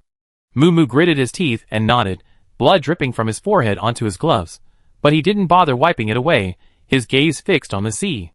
Suddenly, he saw a black object floating on the crest of a wave in the distance. It wasn't pebbles or broken logs, but rather looked like a small container. Just as he was about to point it out to Chi Mingyu, another wave surged in. Chapter 805. This wave was more ferocious than any before, its crest like a giant hand gripping the bow, lifting the entire cruise ship almost vertically. Everything movable in the cockpit surged towards the stern. Moo Moo lost her footing and crashed into the control panel. Hold on! Chi Mingyu roared, his left hand gripping the control lever tightly, his right hand reaching out to grab Moo Moo's arm, pulling him towards him. The two bodies swayed violently in the tilting cabin. Chi Mingyu's back slammed against the metal cabinet, causing him to gasp in pain, but he gritted his teeth and didn't let go. He saw the sea right above him through the porthole, the gray-blue waves seeming ready to engulf the cockpit at any moment. All he could hear was the roar of the waves and the creaking of the ship under pressure. Brother-in-law. The ship's going to capsize. Moo Moo's voice trembled, blood mixed with sweat from her forehead flowing into her eyes, stinging and painful. Chi Mingyu remained unusually calm, his gaze fixed on the level indicator below the control panel. He watched the red needle swirl wildly in the danger zone, never crossing the final red line. The hull is reinforced with boiling point alloy. It should hold, he said. Just then, the cruise ship suddenly lurched downwards, as if pulled by something, and the two of them crashed heavily to the ground. Moo Moo thought the ship was sinking. She closed her eyes for 2 seconds, but then noticed the turbulence gradually subsided. The bow slowly returned to its normal position, and the sea level returned to below the porthole. That giant wave, capable of capsizing an ordinary ship, had actually been withstood by the cruise ship. Cough, cough. Moo Moo struggled to her feet, soaked to the bone, her arms covered in cuts, but ignoring the pain, she immediately looked at Chi Mingyu. Brother-in-law, are you all right? Chi Mingyu had just stood up, his back throbbing with pain, but he shook his head, his gaze suddenly falling on the distant sea. Look over there. Moo Moo looked in the direction he pointed. The black container that had been on the crest of the wave was now floating gently with the current, only a few hundred meters away. His expression hardened. This was the container he had just seen. Why had it inexplicably appeared here? Let's go tow it over here. Chi Mingyu leaned on the control panel to recover, the dull pain in his back making him frown, but it didn't hinder his movements at all. Moo Moo nodded, okay. The two quickly divided the tasks. Chi Mingyu stayed in the cockpit, operating the manual steering wheel, using the remaining inertia to adjust the ship's direction. Moo Moo grabbed the spare tow rope on the deck and ran quickly to the ship's side. The anchor hook at the end of the tow rope was heavy. Moo Moo swung his arm, aimed at the container's lifting ring, and threw it with all his might. The first time, the force was off, and the anchor hook scraped against the container wall and fell into the sea. The second time, he held his breath, staring at the target swaying with the waves, and with a sudden burst of strength, the anchor hook snapped firmly onto the lifting ring. It's hooked! Moo Moo shouted to the bridge, then bent down and tugged at the rope to confirm it was secure before starting to turn the manual winch on the deck. The creaking of the gears was particularly clear on the open sea as the container was slowly pulled towards the cruise ship. As they got closer, they realized that the container was remarkably new. The blue-black paint on the exterior was almost undamaged, the corner guardrails were intact, and even the traces of seawater seepage were barely visible, as if it had only recently fallen from the cargo ship. Something's wrong with this container, Zhou Jianhai said, walking up to the deck with the railing, while Zhong Tiyun helped the pale-faced Zhou Shuan follow behind. It's been so long since the apocalypse. Even the sparks left behind would surely be unrecognizable after being submerged in seawater. But how could there be such a brand-new shipping container here? Zhou Shuan looked around, but there wasn't a single person on the boundless sea. However, this wasn't absolute. Because the sea is most deceptive. Chi Mingyu looked at her. Wan Wan, What do you say? Zhou Shuan shook her head, her expression very serious. We need to be careful. Moo Moo understood her meaning in an instant, and immediately said, Sister, you mean? You suspect there are other humans in this sea area? Before she finished speaking, Zhou Jianhai and Zhong Tiyun on this floor turned pale. Encountering survivors in such unfamiliar waters, it's hard to say whether it's a blessing or a curse. They were far too few in number. If the other party was hostile, they would definitely be far outmatched in terms of strength. Zhou Shuan reassured her parents, It's alright, Dad, Mom, don't worry too much. It's just a guess. The container's exterior is so new, it's suspected it just fell off a ship and hasn't been submerged for long before arriving here. Zhou Jianhai and Zhong Tiyun both looked out at the surrounding sea, seemingly trying to spot the wrecked ship on the distant horizon. Naturally, they found nothing. Come on, let's open it and see inside. Qi Mingyu found a crowbar and inserted it into the gap in the container door. Moo Moo and Zhou Jianhai stepped forward and together held down the end of the crowbar. With a loud bang, the heavy container door was pried open, and a dry, musty smell rushed out. Everyone peered inside, only to be stunned. The box didn't contain the expected food, fuel, or medicine. Instead, it was filled with a cabinet overflowing with neatly stacked books. Hardcover classics, thick professional reference books, and illustrated albums were piled up tightly, each wrapped in transparent waterproof plastic, not even a single wrinkle on the edge of the pages from dampness. Moo Moo casually pulled one out. The publisher's logo was still printed on the plastic cover, and the smell of ink mixed with the fresh scent of paper was particularly strong in the salty sea breeze. How could it be books? Moo Moo's voice was tinged with disappointment. He gripped the spine and flipped through a couple of pages. It was all densely packed text. Survival was already a problem. These books were completely useless. So many books. They must have been preserved from before the apocalypse. Qi Mingyu didn't speak, but squatted down to carefully examine the inside of the container. The inside of the box was lined with a silver insulating and moisture-proof film, and the bottom was padded with thick foam boards, clearly designed specifically to protect fragile or moisture-sensitive goods. The fact that the books are so well preserved means the box was submerged for a very short time and is extremely well sealed, he said, standing up and glancing at the distant sea. Either there's a wrecked cargo ship nearby, or there's a similar container storage site hidden on the seabed. This confirmed Zhou Shuan's earlier guess. So what do we do? Zhou Jianhai asked. Qi Mingyu looked around, pondered for a moment, and said, Let's try to look for other ships around here. If it's a wrecked ship, that would be best. They might still have the fuel they need on board. Since there are containers, the fuel must be well preserved. But there's also the possibility of encountering survivors with malicious intentions. Chapter 806. The receding tsunami sea resembled a crumpled yet barely smoothed-out gray cloth. Fine spray slid slowly down the cruise ship's hull, accumulating into salty puddles on the deck. Qi Mingyu stood on the lookout tower atop the bridge, scanning the surrounding sea with binoculars. Only a hazy mist flowed where sky met sea, no sails, no trails of smoke, and no trace of human activity. Still nothing, he said, his voice hoarse from the sea breeze as he stepped down from the lookout tower. Zhou Jianhai, squatting on the deck inspecting the wear and tear on the tow rope, looked up at the sound of the voice and surveyed the surroundings. This wave is too strong. It pushed us at least 6 nautical miles southeast. Even if there were any wrecked ships nearby, they'd probably be long past our sight by now. Moo Moo, squatting beside a container, was flipping through books. The blood on his forehead had congealed into a dark red scab. Hearing their conversation, he was about to stand up to say something when Zhou Shuan gently pressed his shoulder down. Don't move. Let's treat the wound first. Everyone's attention had been focused on the containers and the sea. They only noticed the blood on Moo Moo's face and hadn't paid attention to the depth of the wound. Only now, when Zhou Shuan had Zhong Tiyun bring the cruise ship's first aid kit to treat his wound, did she begin. She moistened a cotton swab with saline solution and gently wiped away the scab from Moo Moo's forehead, finally revealing the gruesome wound. From below the brow bone to the temple, a cut about 3 fingers wide resembled a gaping red slit. The skin and flesh at the edges rolled back, and in the deepest part, the white outline of the skull was even visible. Everyone gasped. Hiss. Moo Moo couldn't help but groan as the cotton swab touched the edge of the wound. But worried about upsetting his family, he immediately grinned, trying to hide the pain. Sister, Dad, Mom, it's nothing, just a small injury. The injuries I had before were much worse. Don't worry. Zhou Shuan's hand froze, her eyes instantly reddening. It's so deep, you can see the bone, and you still say it's nothing? Zhong Tiyun's voice trembled, filled with suppressed heartache. It was so dangerous just now. You should have treated the wound sooner. What if the wound had been a little more off-center and hurt your eye? Seeing her sister and mother's reddened eyes, Mumu panicked and clumsily explained, Mom, sister, it really doesn't hurt. All I could think about was notifying you about the tsunami, and then I was thinking about helping brother-in-law secure the control lever. I didn't even think about the pain.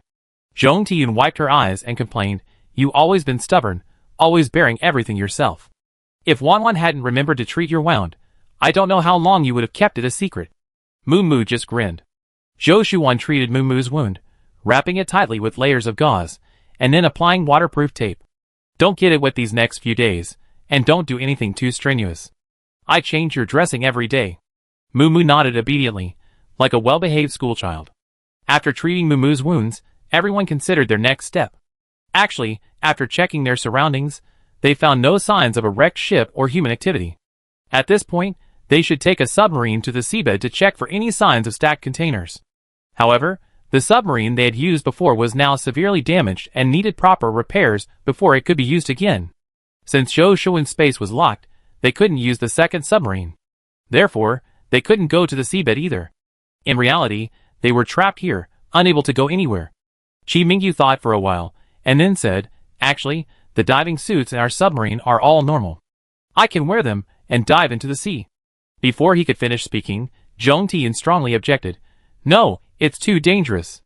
There are so many maritime disasters now. If something happens, Xiaoyu, if you go down alone, you won't even have a chance to be rescued.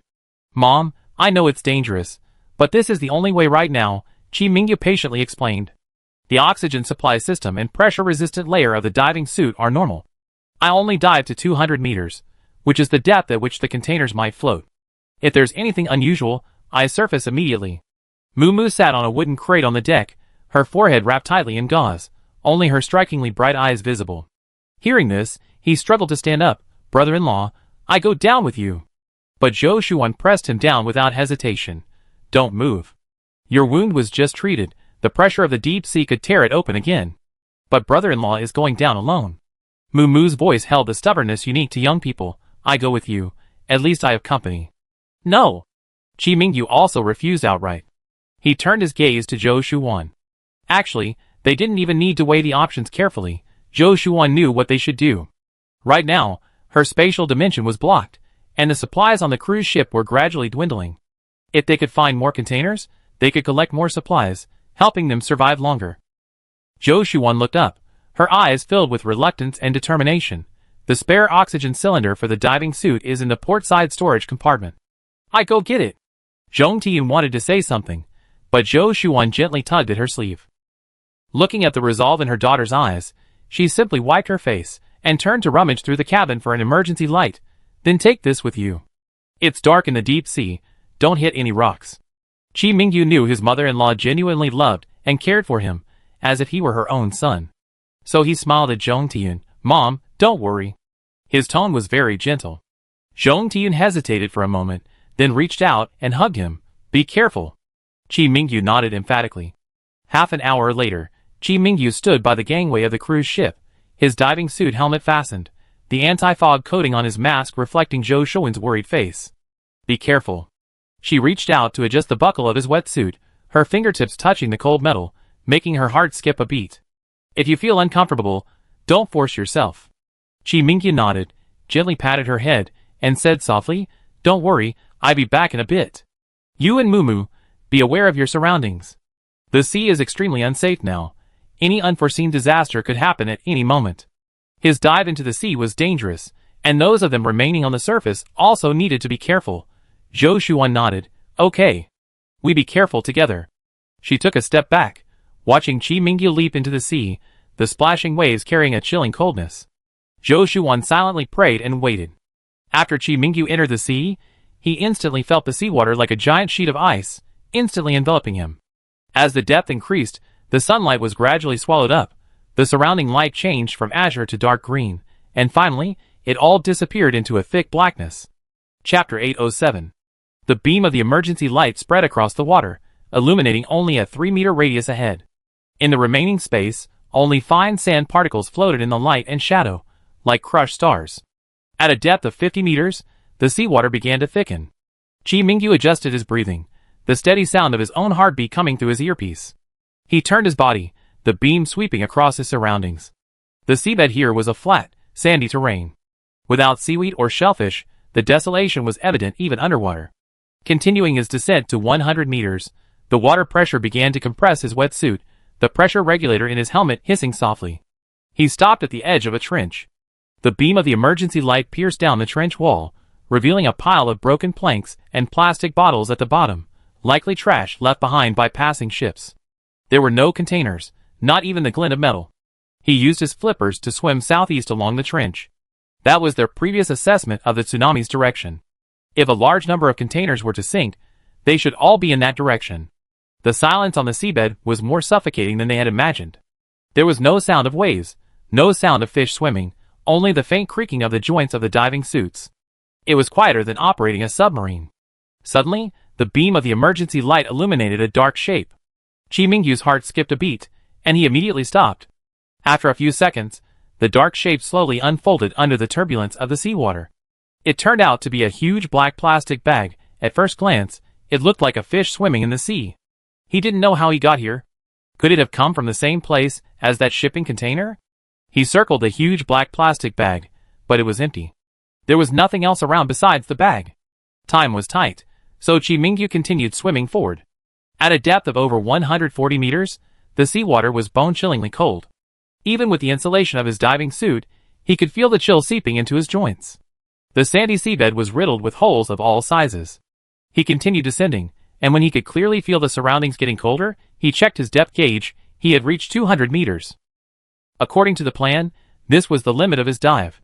He rotated his body, allowing the beam of his emergency light to fan across the entire sea area. The sandy seabed was as flat as a giant black cloth, with only a few protruding rocks. Old fishing nets were tangled around the rocks, and a few small, already rotting fish hung from the mesh. There were no containers, no signs of metal collisions, not even a trace of human activity. Chi Mingyu frowned slightly. He strained his eyes through his night vision goggles, but unfortunately, the seabed wasn't clear. The distance was just a blurry blur. He was about to dive another 5 meters, when he suddenly felt a slight tugging at his ankle. Looking down, he saw that the protruding buckle on his leg was caught on a rock. Chi Mingyu swam over using his flippers, and reached to unlock the buckle. Just then, the beam of his emergency light inadvertently swept across the side of the rock, and his movements abruptly stopped. A small piece of white plastic was wedged in a crevice in the rock, seemingly with some kind of pattern printed on it. He moved closer, gently brushing aside the seaweed on the rocks with his fingers. The piece of plastic was small, no bigger than a fingernail, its edges frayed from seawater corrosion, but the pattern on it was still legible. It was a red triangle with a book-like image inside, the warning sign from their lost container. His heart leaped into his throat. It was a fragment of the container. He didn't surface immediately, but swam deeper along the rocks. The beam of his emergency light pierced the darkness, revealing more and more debris. Black sheet metal, white foam, and a broken piece of rope. These fragments scattered on the sand, like a broken signpost pointing to the deeper seabed. The depth gauge jumped to 230 meters. The water pressure was causing the joints of his wetsuit to creak. Chi Mingyu's eardrums began to throb.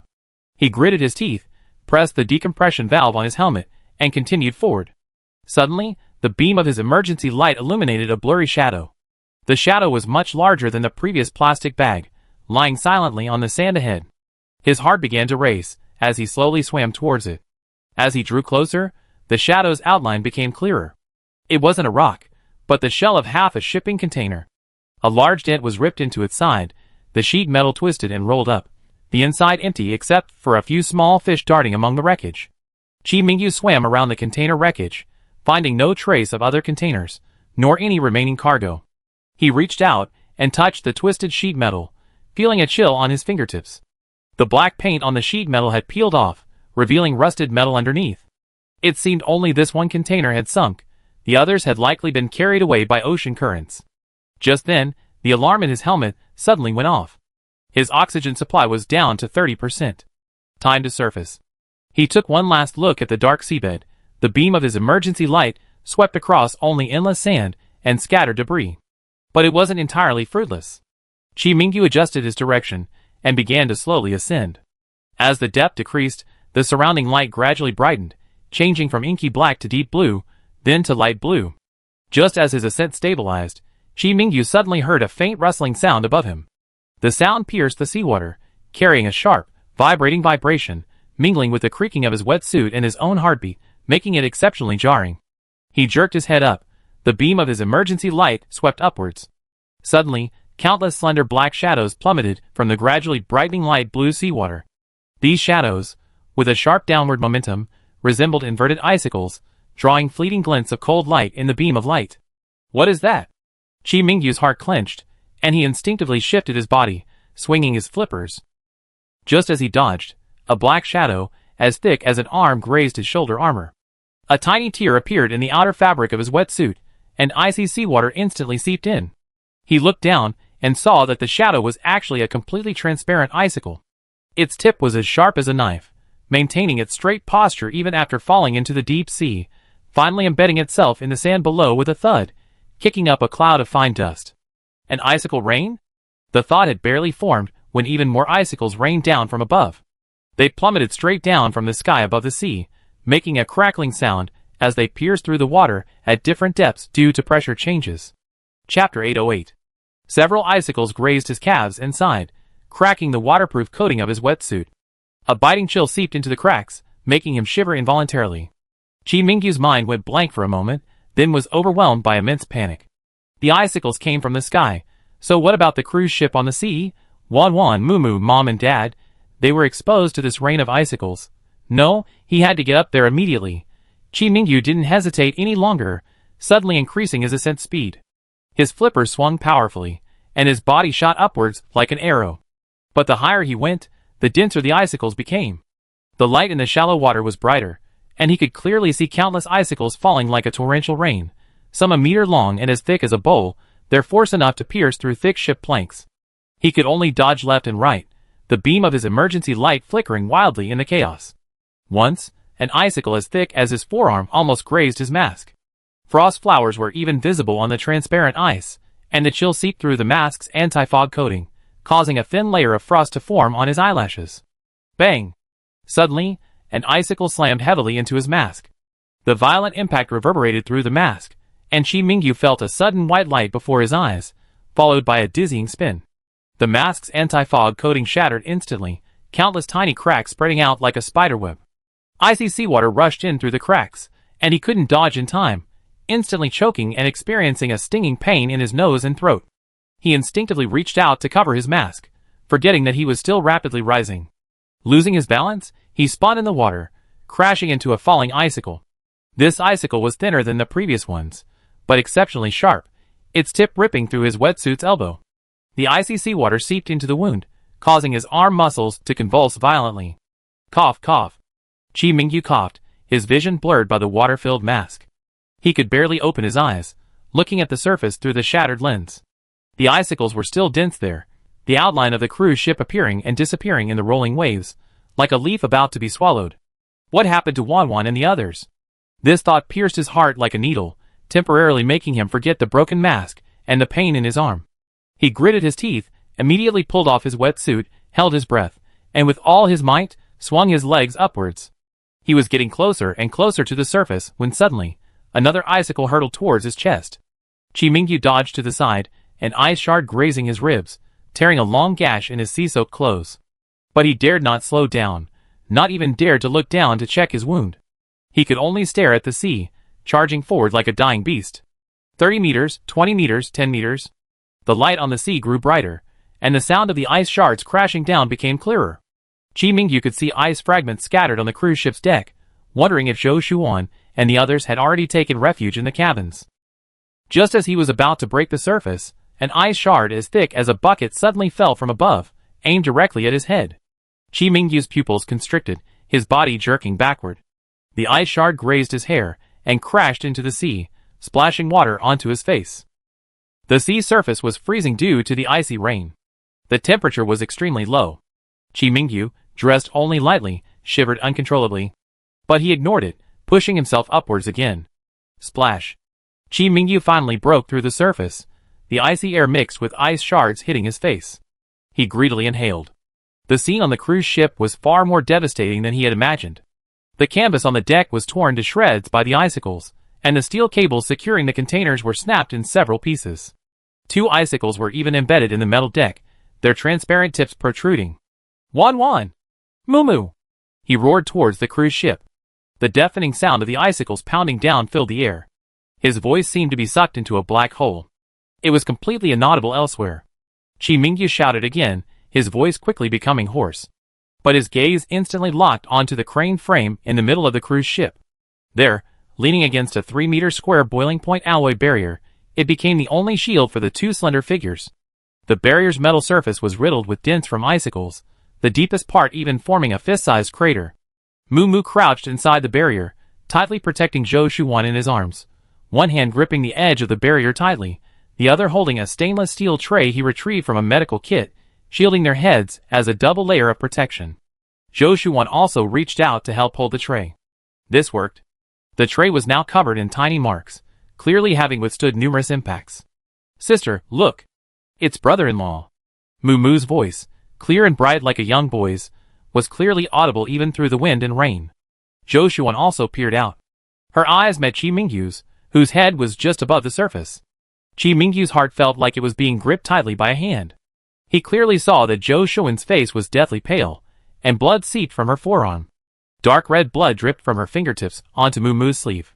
The gauze on Moo's forehead had loosened, and a trickle of dark red blood slid down his cheek to his chin, but his eyes were fixed on the sea, as if afraid to miss a single moment of Chi Mingyu's appearance. They had sent their parents into the cabin, while they stayed here to wait for him. This thought burned like a red-hot iron, making Chi Mingyu's heart tighten. He swam with all his might towards the cruise ship, the icy seawater soaking his clothes, which were torn by the ice shards, making his teeth chatter, but nothing compared to the intense anxiety in his heart. "Watch out!" Chi Mingyu suddenly shouted. An ice shard as thick as a forearm was hurtling towards the tray that Zhou Shuwan and Moo were holding. Zhou Shuwan reacted quickly, immediately moving the tray aside, and the ice shard slammed against the barrier with a bang. Ice shards splashed into her face, but she didn't even blink, her eyes fixed on Chi Mingyu on the sea, her lips pressed into a tight line. At this moment, Chi Mingyu was only 10 meters away from the cruise ship. He would occasionally duck underwater to avoid the oncoming ice shards. Zhou Shuwan wanted to tell him to hide in the water and wait for the ice shard rain to stop. It was too dangerous now. However, Chi Mingyu no longer had his wetsuit. He had to rely entirely on holding his breath underwater. That would be too dangerous. The reason Zhou Shuwan and Moo had stayed here instead of going into the cabin when the icy rain started was because she guessed that Chi Mingyu's oxygen supply in his diving suit was running low. He had to go back. Chapter 809. Once he discovers the approaching icicle rain, he will undoubtedly risk his life to board the ship and protect them. Therefore, she will wait for him here so that she can spot him immediately and prevent him from risking his life to board. Moo naturally doesn't trust her to be alone, and after much persuasion, the siblings finally reach an agreement to hide together under the buoyancy alloy barrier. This naturally allows Chi Mingyu to spot them immediately, and they spot each other in time. The crisp sound of falling icicles is like a dense drumbeat, pounding on everyone's nerves. When Chi Mingyu is only 10 meters away from the barrier, an icicle as thick as a bowl suddenly changes its trajectory, whistling through the air, heading straight for Moo's back as she protects Zhou Shuwan. The icicle gleams coldly in the sunlight, the frost flowers condensed at its tip clearly visible, its downward force powerful enough to pierce 2 layers of sheet metal. "Watch out!" Chi Mingyu's roar was torn apart by the sea wind. Almost instinctively, he darted around and lunged forward. He had just surfaced for air, his body still in midair, and could only watch helplessly as the icicle drew closer and closer to Moo's back. Zhou Shuwan also sensed the danger, but Moo was holding her tightly in her arms, and she couldn't turn around in time. She could only push Moo to the side with all her might. Just as the icicle was about to hit Moo, Chi Mingyu pounced behind them. At the same time, he rolled on the spot, pulling off the boiling point alloy plate and using it as a shield behind him. Then, he forcefully blocked the icicle. A muffled bang resounded, making everyone's eardrums ache. The sharp point of the icicle pierced the alloy plate instantly, but due to its extremely sturdy nature, the edge of the icicle fell limply to the ground. Even so, Chi Mingyu's back ached from the violent force. He groaned softly, collapsing weakly against Moo in front of him. "Brother-in-law," Moo exclaimed, turning around. Zhou Shuwan also turned sharply, only to see Chi Mingyu's deathly pale face. "Chi Mingyu," she cried, reaching out to help him. Chi Mingyu, however, was already half bent over, Don't worry about me, let's go, quickly into the cabin. Moo directly lifted the boiling point alloy plate above the three of them. The edges of the alloy plate were still covered with shards of icicles, gleaming coldly in the wind. He gritted his teeth, lowering the plate even further, just enough to cover the three of them, and shouted, "Sister, help brother-in-law." Then, he waded towards the cabin first. A thin layer of icicles had already covered the deck, some not yet completely melted, crunching underfoot. One wrong step, and you could slip. Zhou Shuan half-supported, half-carried Qi Mingyu. When her fingertips touched his soaked back, she could clearly feel his trembling. It wasn't from the cold, the impact had shaken his internal organs. Qi Mingyu's lips were pressed into a pale line. He took deep breaths with every step, yet still borne most of his weight, afraid of tiring Zhou Shuan. Zhou Shuan's heart sank. Had the impact been very serious, causing internal injuries? With the medical facilities on the cruise ship, internal injuries were difficult to treat. Just a little longer, we'd be there soon. Just then, a whooshing sound came from above, and an icicle as thick as a forearm plummeted straight towards the center of the alloy plate. Duck! Moo reacted quickly, forcefully pressing the plate down. The icicle slammed into the alloy plate with a loud clang, the impact causing Moo's arm to lurch and her to stagger. The plate dented slightly, but the icicle shattered, sending shards flying onto Zhou Shuan's face, stinging like tiny needles. "Are you alright?" Qi Mingyu immediately looked up, his voice filled with worry. Moo shook his head, gritting his teeth as he steadied the plate again. "Don't worry, brother-in-law, this plate is sturdy." But Zhou Shuan clearly saw that his arm holding the plate was trembling, and the wound on his forehead, from the exertion, was bleeding again, trickling down his cheek to his chin. She bit her lip. Besides reaching out to help Moo support the alloy plate above her head, she had no better option. The three of them supported each other like this, inching their way towards the cabin amidst the relentless clatter of falling icicles. Finally, faster. Zhou Shuan knew that all three of them were injured to varying degrees, and were barely holding on. She silently vowed to herself, staring at the cabin door, gritting her teeth and refusing to give up. Finally, the cabin door was in sight, and Zhou Jianhai and Zhong Tiyun were already anxiously waiting inside. Upon seeing them, they immediately opened the door, and welcomed the three of them inside. "Come in quickly." Zhou Jianhai snatched the alloy plate from Moo's hand. Zhong Tiyun quickly helped Qi Mingyu up. "Xiaoyu, how are you?" Qi Mingyu shook his head, his face pale, but his voice was stronger than expected. "I'm alright. Look at Moo.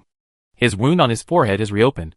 Moo visibly relaxed after entering the cabin, plopping down on a chair nearby, half covering his still bleeding forehead, and said with a smile, "I'm fine, it's just that the wound hurts a little." "Brother-in-law, that was really close." But before he could finish speaking, and before Qi Mingyu could answer, he suddenly frowned, clutching his forehead and hissing. Zhou Shuan had already fetched the first aid kit, and said very seriously, "Moo, don't speak yet." When her sister became a doctor, she was as stern as a school principal. Moo pursed her lips, not daring to utter a sound. Zhou Shuan carefully removed the gauze. The wound was more serious than before, with redness and swelling at the edges, clearly caused by the forceful pulling when she lifted the board. "Bear with it, I disinfect it for you." Moo nodded, gritting her teeth and remaining silent, only her body trembling slightly when the disinfectant touched the wound.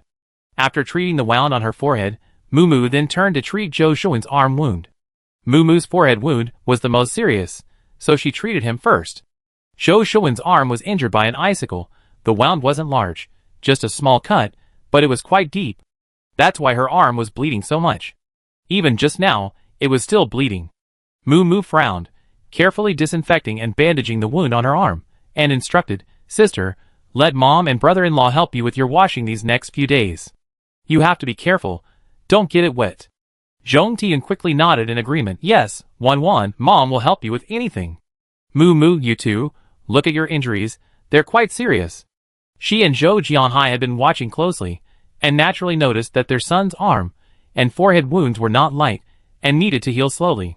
After the wounds on her arm were treated, Zhou Shuan finally had time to examine Qi Mingyu. He had also suffered several injuries underwater, but the wounds were not deep, and they had stopped bleeding now. The moment Zhou Shuan's fingers touched the fabric of Qi Mingyu's back, he instinctively flinched. Chapter 810.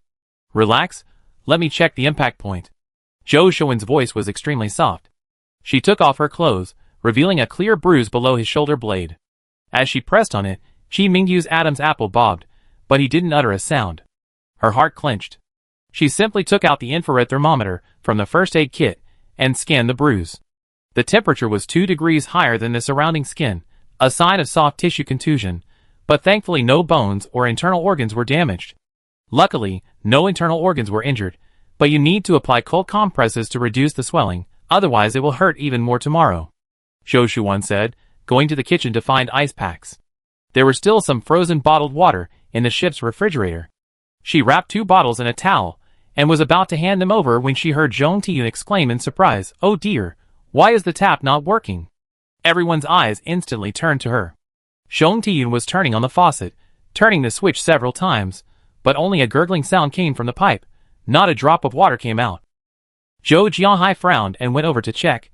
It was fine when washing vegetables this morning. Could the pipes be frozen? Qi Mingyu's heart skipped a beat, suddenly remembering something. He struggled to get up. It's not frozen. It's probably a problem with the purification equipment. His voice was still a little hoarse, the pain in his back making him speak slowly. Our freshwater all depends on the small seawater purifier at the stern, and with that heavy icy rain just now, maybe. Before he could finish, Mumu had already jumped up. I go check. He had just taken a step when Zhou Shuan grabbed him. Your forehead injury can't get wet, I go. She ran towards the stern of the cabin. Sis, you can't get your arm wet. Mumu called out from behind. After calling out, she wanted to sigh. Everyone in the family was sick. The air purifier was installed in the storage room at the stern. To facilitate the pumping of seawater, half of the machine was exposed outside the porthole, only covered by a piece of boiling point alloy. When Zhou Shuan reached it, her heart sank. The alloy plate covering it was chipped at the edges by icicles, and the air purifier's outer shell had a long crack. The filter membrane and plastic pipes inside were broken into several pieces, and blue seawater seeped out from the damage, accumulating in a small puddle on the ground. How is it? Qi Mingyu and Zhou Jianghai followed. Seeing the state of the equipment, Zhou Jianghai's face instantly turned grave. This machine is completely ruined. Our ship's freshwater reserves will only last for 5 days at most. Zhong Tian frowned. What are we going to do? How can we survive without water on this vast ocean? Mumu was also anxious. Brother-in-law, can you fix it? I learned a little about circuits from my dad. Maybe I can put the parts back together. Qi Mingyu squatted down, carefully examining the damaged parts. The core component of the purifier is the reverse osmosis membrane. Qi Mingyu held the damaged reverse osmosis membrane in his hand, his fingertips able to feel the fine pores on its surface. These small pores, originally used to filter seawater salt, were now completely deformed by the ice chips, with tiny pieces of plastic clinging to the edges. He looked at it against the light. There was a hole the size of a fingernail in the middle of the membrane. Even if it were barely taped up, the filtration effect would be greatly reduced, and the water coming out would only be a salty and bitter mixture. It's beyond repair. Qi Mingyu's voice was soft, yet it struck everyone like a stone. The core membrane is shattered, and there are no spare parts on board. Even if we reconnect the pipes, it's useless. Mumu's face instantly fell. So we really can only wait until the water runs out. Zhong Tiyun's eyes also reddened. Looking at the icicles still falling outside the window, her voice trembled uncontrollably. We're already extremely short of supplies. If we also run out of fresh water, food, and water, we won't even last a week. Zhou Jianghai silently watched the dense rain of icicles outside the window. He had lived through so many years in the apocalypse, seen all kinds of storms, but facing this predicament of no water and the endless rain of icicles, he felt powerless for the first time. The crackling sound of icicles falling from the deck seeped through the bulkhead, like a countdown clock, each strike sending a chill down everyone's spine. Qi Mingyu leaned against the wall to stand up, his back aching from the bruises, but he forced himself to straighten up. Let's go back to the lounge first. It's too close to the porthole, it's not safe here. The icy rain hasn't stopped, saying anything now is useless. We figure something out when the rain stops. His voice was steady, yet carried an undeniable firmness. No one objected, they silently followed him to the lounge. Mumu walked last, glancing back every now and then at the broken air purifier, her steps heavy as if filled with lead. The air in the lounge was heavy. Everyone sat on the sofa, silent, only the sound of icicles crashing outside echoing in their ears. Zhong Tiyun knew everyone was exhausted, especially Qi Mingyu, who had just come from the seabed and experienced several life-or-death situations. She got up and poured half a cup of water from the kettle for everyone. Drink some to warm yourselves up. Qi Mingyu picked up his cup but didn't drink, he merely smelled it. Mumu sipped her water, staring blankly at the icicles outside the window. Time passed slowly, and the sky outside gradually darkened, but the icicle rain showed no sign of stopping. The lights in the lounge flickered due to insufficient power. Zhong Tiyun leaned on Zhou Jianghai's shoulder, her eyes closed, unsure whether she was asleep or lost in thought. Qi Mingyu leaned back on the sofa, the pain in his back making it difficult to fall asleep. He looked at Zhou Shuan beside him. Her head rested gently on his shoulder, her breathing light, but her brows were tightly furrowed. The devastating news of the seawater purification equipment's malfunction made everyone reluctant to go back to rest, and they just sat there. Everyone was so depressed, including the usually optimistic Zhou Shuan. Qi Mingyu knew that Shuan must be filled with guilt at this moment. If the space is still usable, at least everyone won't have to worry about supplies. Even in her deep sleep, her brows were tightly furrowed. Qi Mingyu felt a pang of heartache and reached out to gently smooth the wrinkles between her brows. Zhou Shuan was startled awake, opening her eyes to look at him, her eyes filled with worry. "Does your back hurt?" Qi Mingyu shook his head, taking her hand. "No. Rest well, we talk about it when you're awake." He considerately refrained from directly asking what was on her mind. Zhou Shuan did indeed feel guilty towards her family, but she couldn't let others know this feeling, otherwise everyone would try to comfort her. So, faced with his tenderness, Zhou Shuan couldn't help but smile, squeezing his hand tightly before closing her eyes again. Qi Mingyu stayed by her side. And so, they sat in the lounge, waiting in bewilderment. The icicles rained down for a full day and night. The next day, everyone was pleasantly surprised to find that the sound of the falling icicles had lessened. Chapter 811. Qi Mingyu struggled to his feet and walked to the window. He looked out and saw that the icicle rain had thinned considerably, with only a few scattered icicles still falling. "It stopped soon," he said. The people in the lounge immediately gathered around, looking at the scene outside the window, their faces breaking into long-lost smiles. But after the initial excitement, everyone fell silent again. Even if the icicle rain stopped, the fresh water problem remained unresolved. Zhong Tiyun sighed. "The fresh water we had these past few days hasn't been enough at all." Just then, Zhou Shuan's eyes suddenly lit up. Then she couldn't help but laugh. "It's true what they say, you're blind to what's right under your nose." She turned to look at everyone. Look at the icicles outside. Everyone looked in the direction she pointed. A thick layer of icicles had piled up on the deck. Qi Mingyu was startled, then slowly smiled as well. Icicles are formed from frozen water, and when they melt, they become fresh water. We can collect the icicles outside, boil them in a pot to melt them, and then we have fresh water ready-made. Everyone was stunned, then their faces lit up with surprise. Moo Moo slapped her thigh. "That's right. How come we didn't think of that? Icicles are frozen water, and when they melt, we can drink them." Zhou Jianghai also excitedly said, "Great. This way, we won't have to worry about not having enough fresh water." Not long after, the icicle rain outside completely stopped. Sunlight shone on the icicles on the deck, reflecting a dazzling light. Everyone took buckets and shovels, and came to the deck to start collecting icicles. Although Zhou Shuan's arm was injured, she still insisted on helping. She used her uninjured hand to put the icicles one by one into the bucket. On the cast iron stove in the kitchen, 2 large pots were bubbling away, steam rising from the bottom. Ice crystals were gradually melting, turning into clear water. The rising steam, carrying the crisp, cool scent of seawater, slowly seeped over the edge of the stove. Qi Mingyu and Moo Moo were responsible for bringing in the buckets of ice crystals from the deck. "The first batch is almost done," Qi Mingyu said, turning off the low flame on the stove and pouring the warm water into a nearby storage bucket. These were 5 large plastic buckets they had found in the ship's storage room. Originally used to store diesel fuel, they still had a faint oily smell on the inside after being washed, but now they had become life-saving containers. It wasn't until several hours later that the last piece of ice had melted into water in the pot. Zhou Jianghai squatted down, measured the water level on the bucket with his finger, and patted the bucket. "This bucket has about 20 liters, and the 3 buckets together make 60 liters. There are 5 of us. If each person drinks 2 liters of water a day, and uses 2 liters sparingly for cooking and washing, that's only 10 liters a day," Moo Moo said. 60 liters is just enough for 6 days. That's still not enough. Not enough, Qi Mingyu shook his head, gazing at the boundless sea outside the window. The weather at sea changes unpredictably. If we encounter consecutive cloudy days, or can't find a new water source, this water won't last long. We need to find a way to continuously collect fresh water. We can't rely solely on this icefall. Hearing this, Zhou Shuan suddenly went to the warehouse and found a folded, thick plastic sheet, and several thin aluminum alloy rods, then returned. This might work. She spread the items on the sofa. The plastic sheet, when unfolded, was 2 meters square, with holes sewn along the edges for securing ropes. Chi Mingyu's eyes lit up as he looked at the plastic sheet, immediately understanding her meaning. Good idea. He picked up an aluminum pole, weighing it in his hand.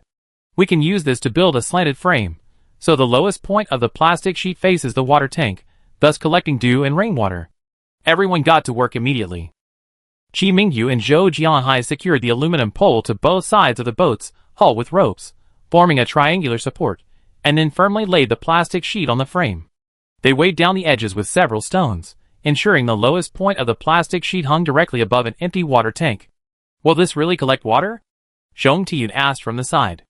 Normally, the temperature difference between day and night at sea is large. At night, water vapor evaporates from the sea surface, condensing into dew on the plastic sheet in the morning. But now, we're in daylight, so there's no temperature difference between day and night, but the humidity at sea is still high, so we can always collect some fresh water. Zhou Shuan squatted down, adjusting the angle of the plastic sheet. And if it's cloudy or drizzling, this plastic sheet can serve as a simple rain collector, much more efficient than using buckets to collect water. However, their joy didn't last long. The next day, when they checked the laid-out plastic sheet, although they found that some water had indeed been collected, before they could even rejoice, Chi Mingyu's brows furrowed. He walked in front, his gaze falling on the plastic sheet. The water droplets on the surface of the plastic sheet, which should have been transparent, now shimmered with a layer of fine white light, like a sprinkle of fine salt. He quickly walked to the water storage bucket, squatted down, and the moment his fingertips touched the water, he sensed something was wrong. The water felt smoother than ordinary fresh water. A thin layer of white frost clung to their fingertips when they lifted them. Zhou Shuan and Mu Mu had already noticed the extremely high salt content of the water. Zhong Tiyun and Zhou Jianhai, whose eyesight was failing, smiled when they saw only the white water on the plastic sheet from afar. However, as they hurried to the bucket, they realized the whiteness was completely different from what they had imagined. Zhong Tiyun trembled as she dipped her finger into the water, tasted it, and her face instantly turned pale. It really is salty. How can there be salt in this? Zhou Jianhai panicked as well, scooping up some water from the bucket. His palm immediately covered with a layer of fine white crystals, which shimmered in the light. Isn't this dew? How can it be salty? He muttered to himself. The joy they had felt vanished, replaced by a heavy sense of unease. Zhou Shuan crouched down, scraping the edge of the plastic sheet with her fingers. A layer of fine salt immediately accumulated under her fingernails. She looked up at the distant sea. The faint sea fog hadn't dissipated, and the wind carried a faint, salty smell. Her heart sank. It's the sea fog. She stood up and looked at everyone. It's been daytime now. The sea evaporates rapidly, and the water vapor itself carries sea salt. So the fog drifting in has a very high salt content. The condensation on the plastic sheet wasn't pure dew, but fog mixed with salt particles. Everyone frowned. What do we do? They couldn't just hope for another icy rain. The last icy rain injured 3 of their young, capable men, and they still hadn't recovered. Another one, and they all be wiped out. We still have to find a way to filter it. Zhou Shuan pondered, staring at the plastic sheet in front of her. If only we had some gauze that could filter in our warehouse. They have gauze in their first aid kit, but that's for bandaging wounds, definitely not for here. So what can we use instead of gauze? Chapter 8:12. Don't touch the gauze in the first aid kit, it's life-saving. Chi Mingyu's gaze swept across the clutter piled on the deck, finally settling on the cabin entrance. There lay several deflated canvas bags, previously used to store emergency supplies. But exposed to the elements daily, they were tattered beyond recognition. Zhou Shuan followed his gaze, her eyes instantly lighting up. Those cotton bags. She quickly ran over, picked up a bag, and opened it. These bags are double-layered cotton. While the density isn't as high as medical gauze, it's finer than ordinary fabric. It might be able to block most of the salt particles. Zhong Tiyun also joined in, pinching the edge of the bag and tugging. Even though the cloth is torn, if we cut off the sturdier parts and fold it several times, the filtration effect will definitely be better. Without further ado, the group immediately divided the tasks. Zhong Tiyun, being the most skilled at handicrafts among them, carefully disassembled the canvas bag with scissors, cutting it into rectangles roughly the same size as the plastic sheeting. Mu Mu was responsible for folding the cotton cloth into 4 layers, stretching it flat with both hands, careful not to leave any wrinkles that might affect the filtration. Normally, affecting the filtration wouldn't matter, but now water is life. So no matter what, they had to filter as much drinkable water as possible to allow everyone to continue for longer. Therefore, Moo Moo's work was also very important. Chi Mingyu and Zhou Jianhai were busy dismantling the plastic sheeting from the support frame. Pull slowly, don't tear the cotton cloth. Finally, they worked together to lay the folded cotton cloth on top of the plastic sheeting, aligning the edges, and then securing it to the aluminum alloy frame with thin hemp rope. At each point, Chi Mingyu would tug firmly to ensure the cotton cloth and plastic sheeting were firmly attached and wouldn't shift or wobble in the wind. It was an hour later when the water collection system was reassembled. The temperature had been rising recently, reaching about 27 or 28 degrees Celsius. Everyone had been working under the sun all day, their throats parched. But they were reluctant to drink water, each holding a small cup and sipping slowly. They dared not waste their remaining few dozen liters of water before collecting new fresh water. Zhou Shuan took 2 small sips, just enough to ease the dryness in her throat. Before speaking, this should work. The cotton cloth can block most of the salt particles. Even if it can't filter them all out, the remaining salt content will definitely be reduced to a drinkable level. That's already very good. Zhong Tiyun stood beside her, looking at the corner of the cotton cloth hanging above the bucket, suddenly remembering something, and turned back to the rest room.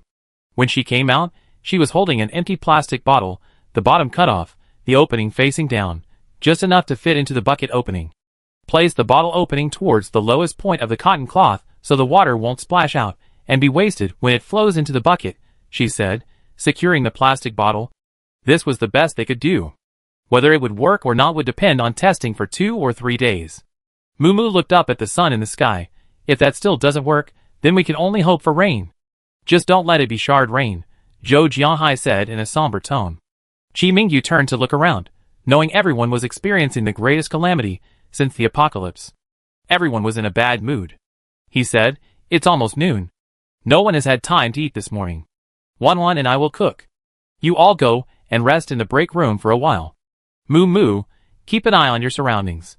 Moo Moo nodded. "Don't worry, brother-in-law. I go to the cockpit. Just call me when dinner's ready." "Okay." The cockpit has the best view, allowing for the fastest possible escape if danger is detected. Of course, without fuel, even if they escape, they have to use the direction of the tsunami to get away.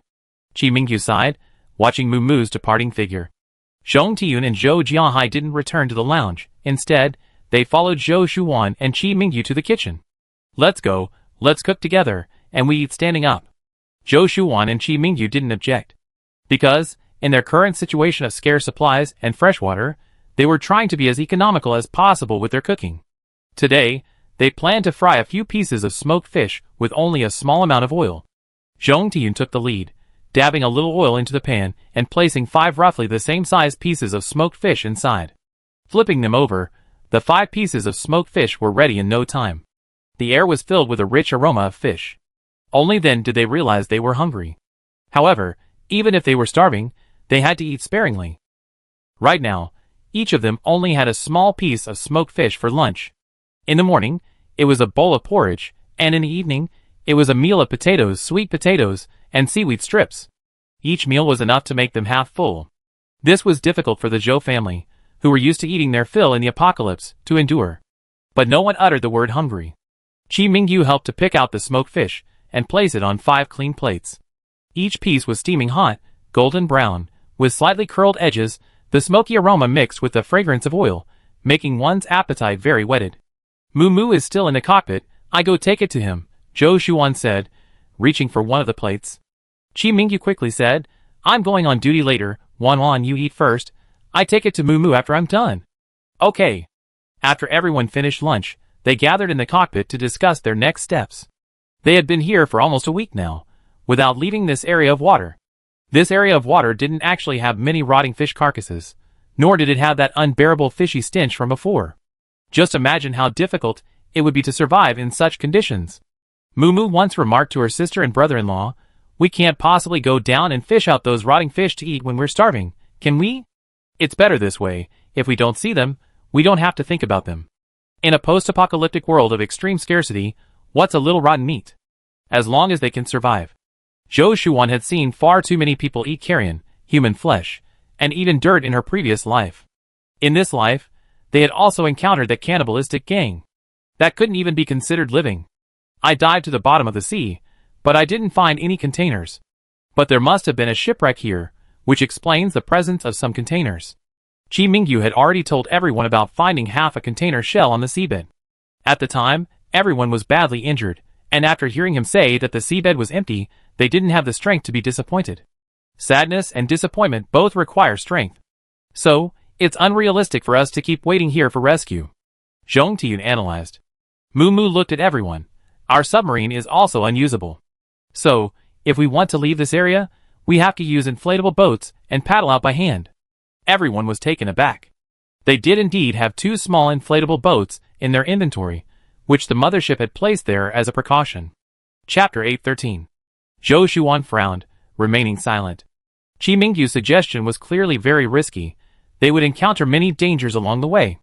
Not to mention anything else, the ice storms and tsunamis alone would be enough to cause their annihilation.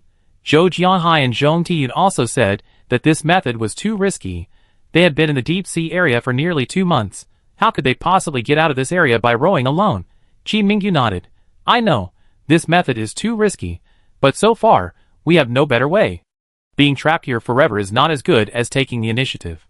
Finally, Zhou Shuan said, let's wait a few more days and see how things go. At least they need to see how their freshwater collection is progressing. They waited for 24 hours before going to check on the water collection device. The plastic sheeting glistened in the sunlight, the cotton fabric hanging heavily from its edges. Zhong Tiyun reached out and squeezed it. Her fingertips immediately felt damp and cool. Her eyes lit up. It's wet. It really holds water. Zhou Shuan quickly stepped forward and carefully untied the hemp rope securing the plastic bottle. As soon as the bottle mouth left the bucket, a string of glistening water droplets slid down the bottle's side into the bucket, making a soft drip, drip sound. She peered into the bucket and saw a shallow layer of clear water at the bottom, about 2 liters. The water in the bucket was calm and still, without any of the murky saltiness of the seawater they had collected earlier. Zhong Tiyun dipped her fingertip in the water, gently tasted it, and the next second, her tense lips finally relaxed. She nodded vigorously to everyone. Not salty. Not salty. Only a slight astringent taste, perfectly drinkable. These words were like a pebble thrown into a calm lake, instantly igniting everyone's emotions. A long-lost smile appeared on Zhou Jianghai's dark face. I didn't expect this tattered bag to actually work. Don't rush. We need to observe for a few more days, and see how efficient the collection is each day. Yes, we still have to see. If the collection efficiency wasn't as good the next day, they would be in dire straits again. But if they could collect 2 liters of water each day, their daily food and drink would be secured. Although there was still a chance of something going wrong, the heaviness on everyone's faces had lessened considerably. Because everyone was in a good mood, Zhong Tiyun prepared rice porridge for them this morning. After eating smoked fish and potatoes for several days in a row, rice porridge was a rare treat. The rice porridge with seaweed strips was quite flavorful. The 5 of them sat around a small table, holding warm bowls of porridge. Even their breathing became lighter. Zhou Shuan sipped her porridge and looked at Chi Mingyu. Now that the freshwater problem is temporarily solved, we can postpone leaving by boat. Yes. Let's see how it goes. Chi Mingyu frowned. I'm thinking, should I dive down to the sea again to see if I can find more containers? If we can find more supplies, we won't be so helpless like we are now. Diving into the sea is too dangerous. Last time we were lucky we didn't encounter anything more dangerous. Zhou Shuan frowned, very worried. Zhong Tiyun also hurriedly said, Xiaoyu, don't be in such a hurry. Mumu and I will sort through the old canvas bags in the warehouse this morning and cut out more filter cloths so we can build another water collection device, which will collect even more water. Okay, that's good too. They collected water for 3 days, confirming they were collecting about 1 or 2 liters each day. If used sparingly, it would be enough to last them for a while. Chi Mingyu then brought up the idea of diving to the seabed to find the containers. No one could object anymore. Because Zhou Shuan's headache hadn't improved, and Mumu's forehead was injured, only Chi Mingyu could go into the sea. Zhou Shuan stood there watching him put on his diving suit. She hated the feeling of being stuck there, watching him go on an adventure alone. She closed her eyes, trying again to open the spatial portal. However, as soon as she exerted force, a sharp pain shot through her head, and she felt dizzy and almost collapsed. Chi Mingyu noticed her distress immediately, rushing over and catching her in his arms. Wan Wan! He called out urgently. Zhou Jianhai and the others also squeezed in, looking at her anxiously. Zhou Shuan opened her eyes and looked weakly at Qi Mingyu. I'm sorry, brother Yu. Qi Mingyu's expression was urgent. You tried to open the space again, didn't you? I told you you're injured. Unless you heal, don't try again. You just wouldn't listen. He spoke hastily, and after a couple of sentences, he regretted it and immediately apologized to Zhou Shuan. I'm sorry, Wan, you're just too worried. Don't worry, I'll be back safely. Diving is a piece of cake for me. I went to the east that day, but this time, I want to try another direction. Maybe I find something. It's better than all of us waiting here. Zhou Shuan realized she had been too hasty, and gave a wry smile. Okay, then you must be careful. How are you feeling now? Qi Mingyu asked, looking at her with concern. Zhou Shuan shook her head. Much better, Mumu, help me up. Qi Mingyu didn't wait for Mumu to come over. Instead, he helped Zhou Shuan to her feet himself. As long as Zhou Shuan didn't try to open the spatial portal, she wouldn't experience that dizzy feeling she had just felt. She stood still, looked up at Qi Mingyu for a few seconds, and then whispered, Brother Yu, you must be careful. Qi Mingyu was about to nod. A sound from afar caught his attention. He looked up and gazed into the distance. The vast distance, combined with the deep blue of the sky and sea, made it difficult to see clearly at first. But after the initial disorientation subsided, Qi Mingyu clearly saw that where the deep blue dome met the sea, what should have been a seamless expanse of color now suddenly revealed a black outline. At first, it was as small as a grain of charcoal soaked in seawater, indistinctly embedded in the blue backdrop, its outline barely discernible. The sea breeze, carrying a salty, damp scent, swept over them, making the outline increasingly clear. Everyone could see it clearly. It was the distinctive, curved lines of a cruise ship. The black hull, like a silent reef, moved slowly in the shimmering waves, the antenna at the masthead reflecting a faint metallic sheen in the sunlight. It was still too far away to see if anyone was on deck. Only the deep black stood out starkly against the clear blue, carrying an unknown, oppressive presence that gradually broke the deathly silence of this deep-sea area. Chapter 814. A ship! It's a ship! Zhou Jianhai exclaimed in disbelief. The others, initially shocked, were overjoyed. Thank God.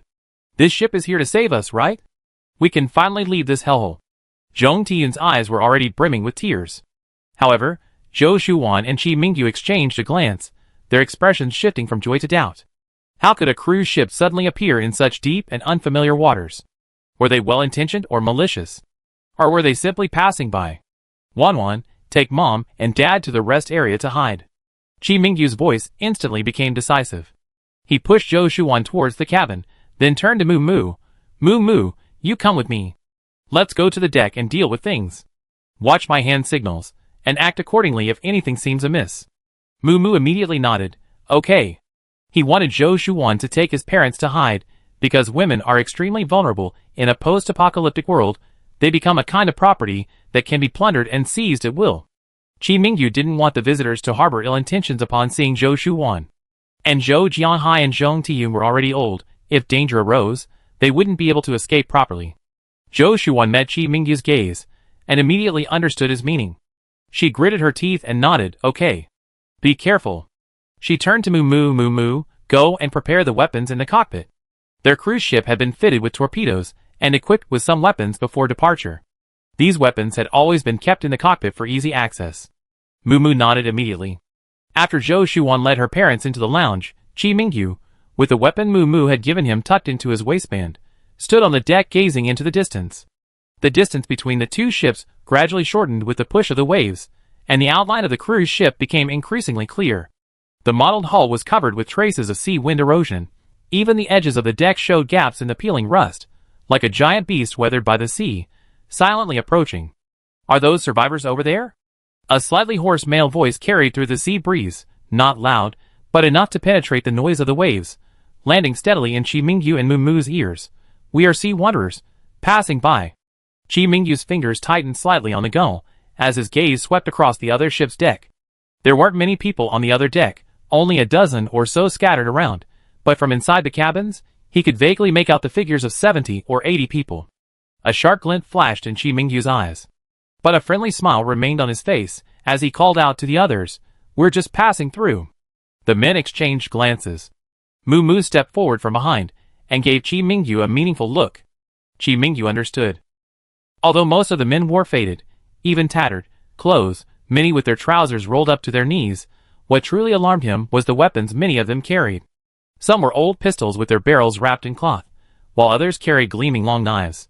With their numbers and their weapons, even with the weapons in the cockpit, the 5 of them were no match for them.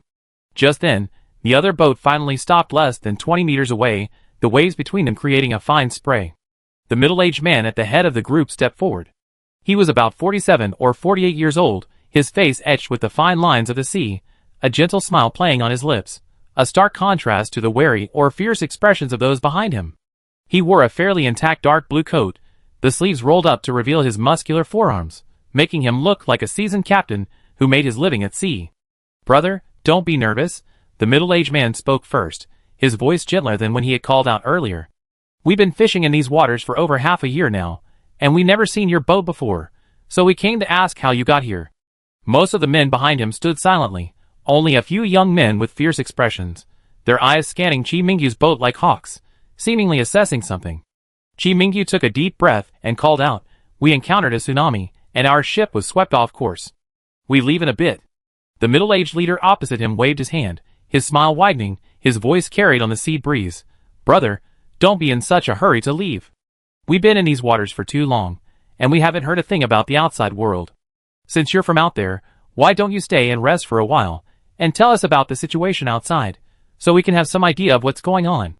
Chi Mingyu's gaze swept over the other party's cruise ship, and suddenly an idea struck him. He raised an eyebrow and smiled. "All right. Then please come aboard." Seeing how easily he agreed to let them board, the leader and his men exchanged glances, then laughed heartily. "All right, brother, you're a smart one. Let's go!" Moo didn't quite understand Chi Mingyu's actions, and gave him a gesturing look. Chi Mingyu, however, said in a low voice, "Play it by ear." Moo didn't want to understand his meaning, but still obediently nodded, "Okay." The leader turned and instructed 2 young men behind him to guard the ship, while he himself, with 3 strong men, stepped over across the plank connecting the 2 ships. "Brother, this ship looks pretty new. To survive such a good ship in the tsunami, you're incredibly lucky."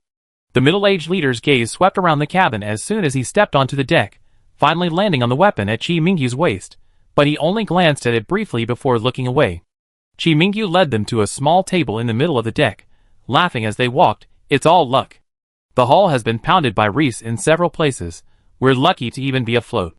Once they were seated, the middle-aged leader cut to the chase, asking, "Brothers, which direction did you come from? Have you encountered any new land or islands? We've been adrift at sea for so many years, and haven't found a single island. Drifting at sea every day isn't sustainable. Our supplies are almost gone. We don't know how we manage food and drink in the future." Chi Mingyu shook his head, a hint of helplessness on his face. "To be honest, we don't know either. Since the mainland fell, we've been adrift at sea, never seeing a mainland, not even a glimpse of an island. We were hoping you could tell us something." The leader glanced at Chi Mingyu, seemingly unsure whether to believe him or not. Upon getting closer, Chi Mingyu and Moo noticed that this seemingly kind-faced leader had many miscellaneous scars on his face. The scars weren't very noticeable, but when piled up on a person's face, even the kindest person would appear somewhat fierce. Chapter 8:15. He Chingcher's fingertip traced a shallow line on the edge of the table. The sea breeze, carrying a salty, fishy smell, swept across the scars on his face, making the fine lines look even more like dried cracks. "Since you say so, brother, then we're in the same boat. By the way, my name is He Chingcher. This ship has always been our home." He pointed to the weathered cruise ship behind him, his tone tinged with helplessness. "Not long after the apocalypse broke out, our place was completely destroyed by a tsunami. We've been drifting and wandering ever since. Later, after the massive earthquake, we found a cargo ship converted into a cruise ship and came to drift at sea. Fortunately, before boarding, we found some supplies, and since we were all fishermen, we're very skilled at fishing. That's how we survived so many years in the apocalypse. Thinking about it now, it's unbelievable. I don't know how we managed to survive so many disasters." As he spoke, he looked Chi Mingyu and Moo up and down. Chi Mingyu and his group had just been through a blizzard, and everyone was injured and hadn't changed their clothes, so they looked quite disheveled. They seemed to look similar to Chief He's men, only their complexions were slightly better. Chief He deduced that the other side's cruise ship must have a considerable amount of supplies. However, this wasn't their purpose in boarding the ship. Chief He smiled gently as he casually described his situation. "For the past few years, We relied on it to survive at sea. Including the elderly and infirm, there are over 80 people on board. Chi Mingyu and Moo glanced again at the cruise ship so close by. The figures were indistinct, and they couldn't tell whether they were men or women. However, the other ship had quite a few people.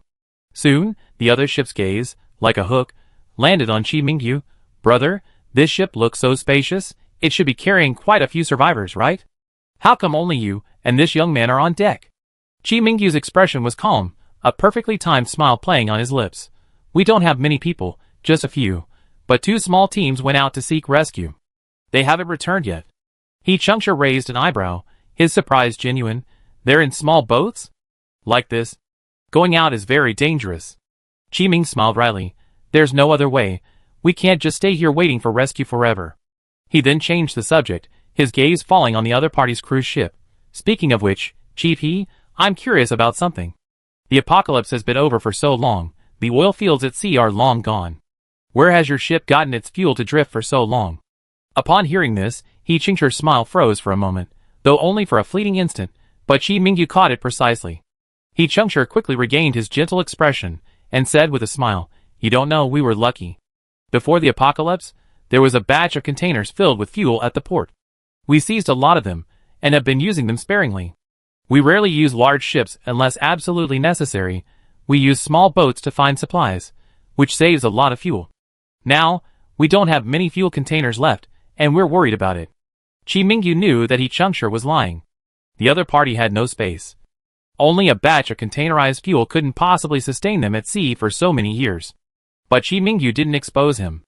Instead, he went along with it, saying, So that's how it is. You're really lucky. Our fuel is almost gone, and we probably won't last much longer. He then asked about their food supply. By the way, Chief He, most of the fish at sea are dead, just rotting carcasses. How do you usually find supplies? You can't keep relying on compressed biscuits, can you? Hearing this, He Chang'e's face showed a bitter expression. Don't even mention it, life is tough. We're currently in a dense area of reefs. Those reefs are covered with shells, big and small, and we send people to collect them.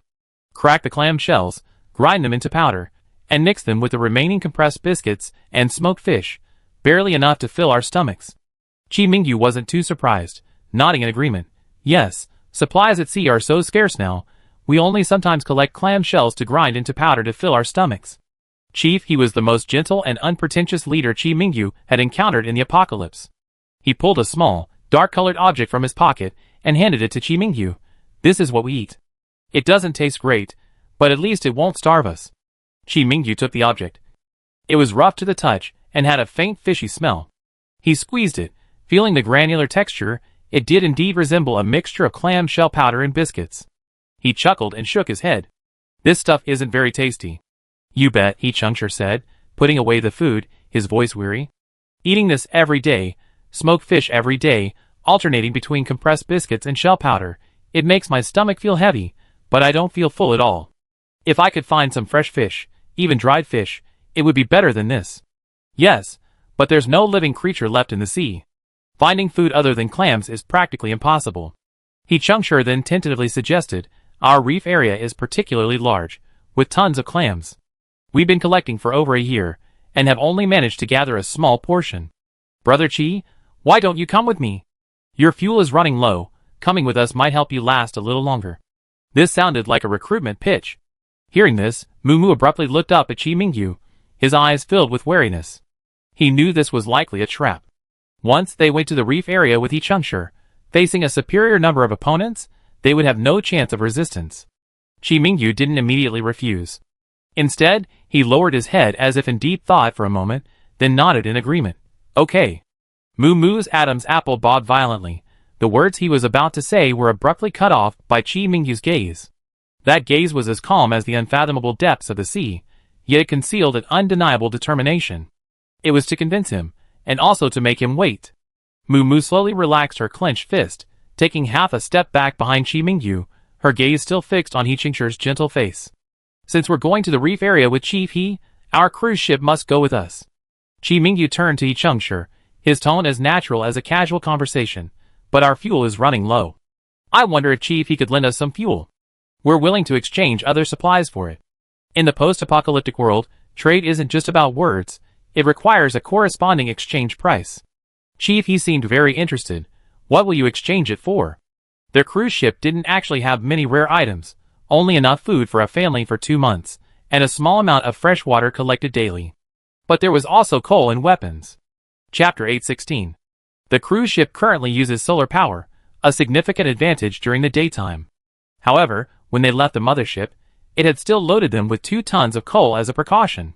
Chi Mingyu then offered to exchange some coal for fuel. Coal wasn't important to them now, but it would be crucial fuel for survivors without solar power. Especially at sea, they used to have fish skin as fuel, but since the extinction of fish, they had even run out of that. Chief He was indeed overjoyed and readily agreed.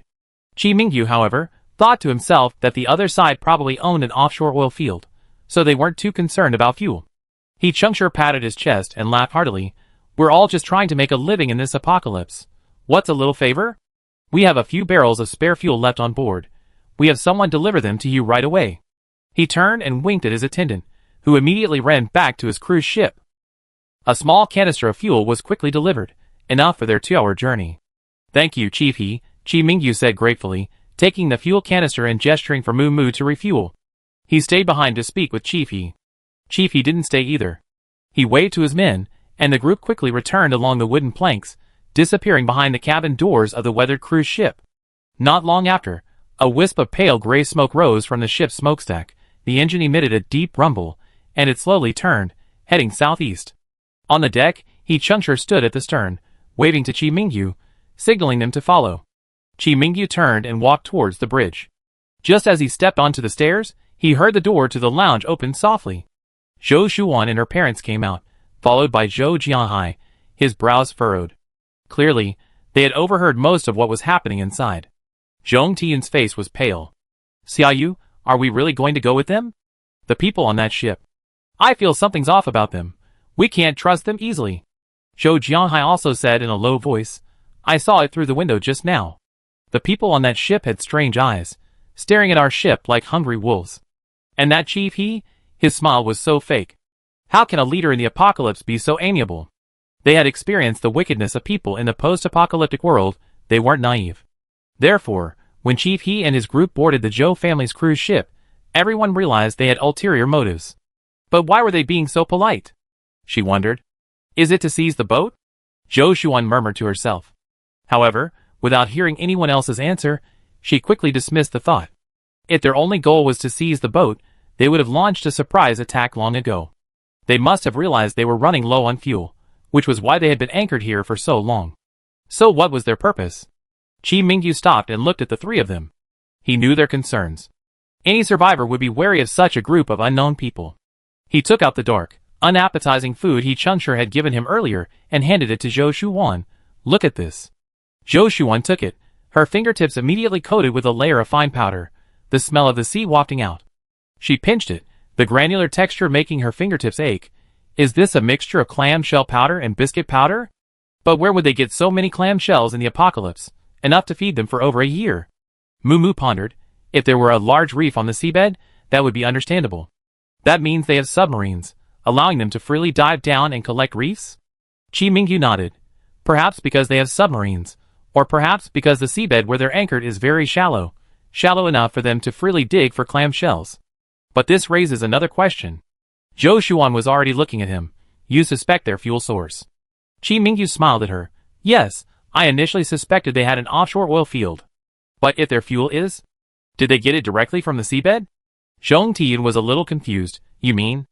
Zhou Shuan, however, completely understood. Mom, what Xiaoyu means is that the other side is likely living in a very shallow area of the seabed, and this seabed may have been land where humans lived before. So there would be all sorts of resources. She looked at Chi Mingyu as she spoke. So you want to go and take a look? Chi Mingyu nodded, his expression solemn. We're already at a point where resources are extremely scarce, and we're helpless. Although these suddenly appearing survivors are very strange, and have ill intentions towards us, staying here is just waiting to die. So I think we should follow them, and look for a chance to survive. Everyone else nodded as well. Zhou Jianhai said, That's right, to hell with it, let's take a gamble. Zhong Tian understood as well. Eager to see her former homeland again, she nodded in agreement. Okay, let's go. But we must be careful. Zhou Shuan gritted her teeth. We have to improvise.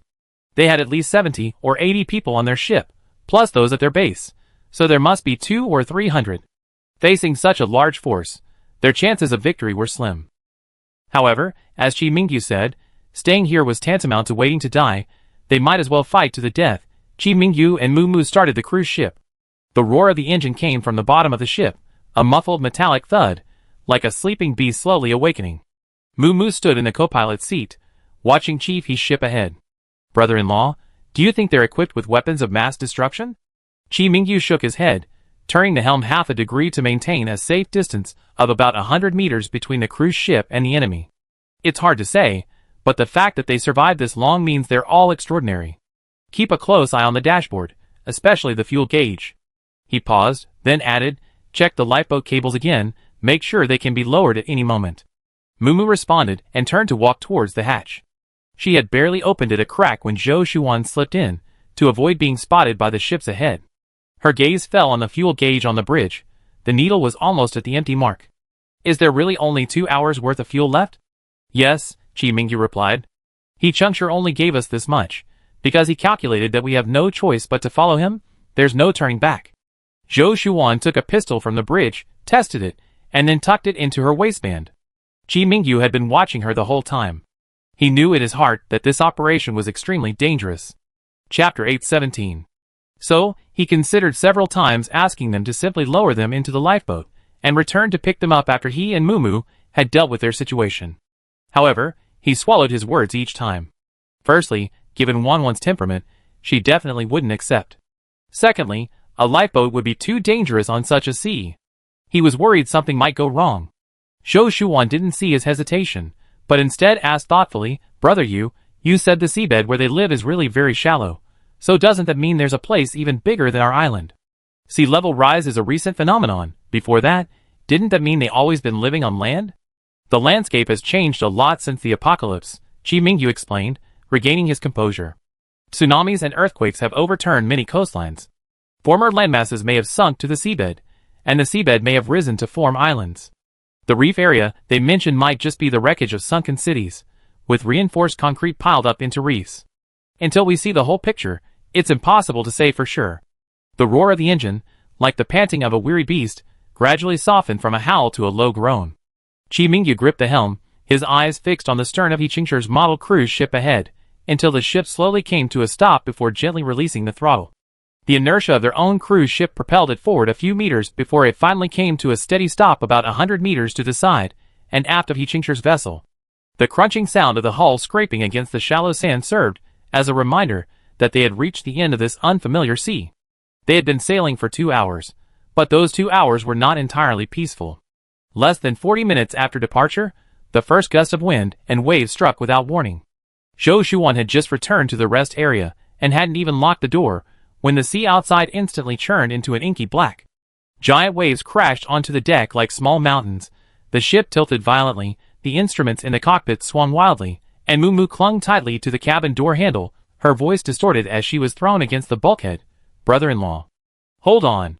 Qi Mingyu braced his back against the helm, his legs on the floor, forcefully straightening the tilting ship. Waves pounded against the portholes, splashing water that blurred the glass, and he could only peer through the cracks at He Qingshire's ship ahead.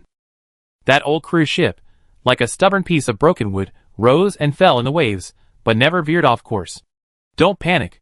Follow the ship in front. Qi Mingyu shouted, suddenly jerking the helm to avoid a wave crashing in from the rear. The ship lurched violently, and a suppressed gasp came from the lounge.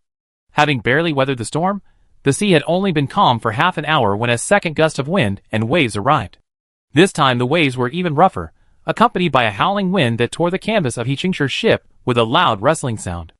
On the deck of the Zhou family's cruise ship, the lifeboat mooring lines were taut and humming, as if on the verge of snapping. He caught a glimpse of Mu Mu about to rush out to secure the mooring lines, and immediately shouted, "Don't go out. Your life is more important than the lifeboats." Just as he finished speaking, a wave grazed the hull, sweeping buckets and tools from the deck into the sea, disappearing instantly. Qi Mingyu stared intently at the fuel gauge, the pointer trembling on the edge of the empty mark. Every time the engine was overloaded in the storm, it felt like it was taking away their only remaining path to survival.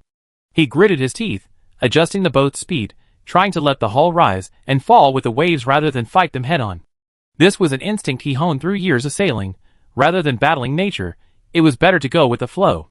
As the wind and waves gradually subsided and the sea returned to calm, everyone breathed a sigh of relief. Moo Moo wiped the cold sweat from her face, looked out the window, and saw that He-Chingcher's boat had stopped, and someone on deck was waving at them. Chi Mingyu then dared to release the helm, his fingertips rubbing the cold metal, feeling the sweat soaking the lines of his palms. He turned to look towards the rest area. Although he couldn't hear anything, he knew the 3 people inside must be just as anxious as they were. "How much fuel is left?" Chi Mingyu asked in a hoarse voice. Moo Moo immediately rushed to the instrument panel, her face grim. "We can only go another 10 minutes. Just enough to stop here, then we're completely stuck." Chi Mingyu nodded, unsurprised. He-Chingcher had only given them 2 hours worth of fuel, calculating that they would be completely cut off from their destination once they reached their destination. He looked out the window. The seawater in this area was clearer than before, sunlight piercing through the surface, revealing patches of dark shadows moving beneath the surface. That was the reef area He-Chingcher had mentioned, but now it looked more like a silent trap submerged in the sea. "Dad and Mom must be terrified," Moo Moo whispered. Chi Mingyu hummed in agreement and opened the cockpit door. "I go tell them to relax. You check the weapons again. We need to meet with He-Chingcher." "Okay." Moo Moo was ready. The sea breeze carried a salty, fishy smell. In the distance, on He-Chingcher's deck, figures moved about, and one could vaguely see someone building planks to connect the 2 ships. The cockpit door had barely opened a crack when Zhou Shuwan rushed over. Her hair was slightly disheveled, clearly indicating she'd been through a lot of jolting in the lounge. Her gaze immediately fell on Chi Mingyu, carefully checking him for injuries. "I'm fine." Chi Mingyu reassured her softly. "We arrived." Zhong Tiyun, following closely behind, also hurried out, tightly gripping Zhou Jianghai's arm, her face full of worry. "Is this ship all right? Is there enough fuel?" Zhou Jianghai frowned, looking towards He-Chingcher's ship in the distance, his tone as deep as the sea. "Those guys are quite composed. Even with such huge waves, they haven't lost their composure. They must be seasoned veterans. Anyone who has survived this long, everyone's a veteran." Chi Mingyu's voice was low and quick. "We're all fine, the ship's stable. We have just enough fuel to stop here. He-Chingcher should be calling us soon. Wanwan, take Mom and Dad to the lowest cabin and hide. No matter what noise you hear outside, don't come out." Zhou Shuwan frowned, about to say something, when she heard a commotion behind her. Peeking out the window, she saw 2 tall men struggling to push a heavy plank on the deck of He-Chingcher's cruise ship. One end of the plank was resting on their own ship's side, the other end slowly extending towards Chi Mingyu's cruise ship, creating a makeshift bridge swaying on the sea. He-Chingcher himself stood on the other end of the plank, still with that gentle smile, calling out towards the bridge. "Brother Chi, you had a long journey. Quickly bring this young man over, I show you our reef area." Chapter 818. Moo Moo has already left. Zhou Shuwan stared intently at Chi Mingyu and whispered, "Be careful." Chi Mingyu nodded. "They definitely check the cabins after we leave. Take Mom and Dad and hide well. Don't worry. I know what to do." Zhou Shuwan's voice was calm. She had to protect her parents' safety, and not hinder Chi Mingyu and Moo Moo's actions over there. Chi Mingyu turned and stepped out of the cabin. The sea breeze, carrying a salty smell, hit him, making his bangs stick to his forehead. Moo Moo followed closely behind. The 2 stepped onto the makeshift wooden plank, one after the other. The plank immediately creaked under their feet, like a sigh of unbearable weight. The sea breeze swept across the surface, and the plank swayed violently between the 2 ships, as if it might capsize at any moment. "Be careful," Chi Mingyu whispered to Moo Moo. Moo Moo nodded silently. After finally stepping onto He-Chingcher's deck, the expected hostility didn't materialize. He-Chingcher personally greeted him, his face still bearing a gentle smile, and patted Chi Mingyu on the shoulder. "Brother Chi, this plank is indeed shaky, but it went relatively smoothly." Chi Mingyu smiled back, but his suspicions deepened. While exchanging pleasantries with He-Chingcher, he discreetly observed the people on deck. Sure enough, these people didn't possess He-Chingcher's deep-seated cunning. Although outwardly friendly, the scrutiny in their eyes never disappeared. Especially when looking at the ship behind him and Moo Moo, the greed in their eyes was almost impossible to conceal. After only a few words of pleasantries, He-Chingcher impatiently waved his hand. "Brother Chi, don't just stand there. I take you to see our reef area right now.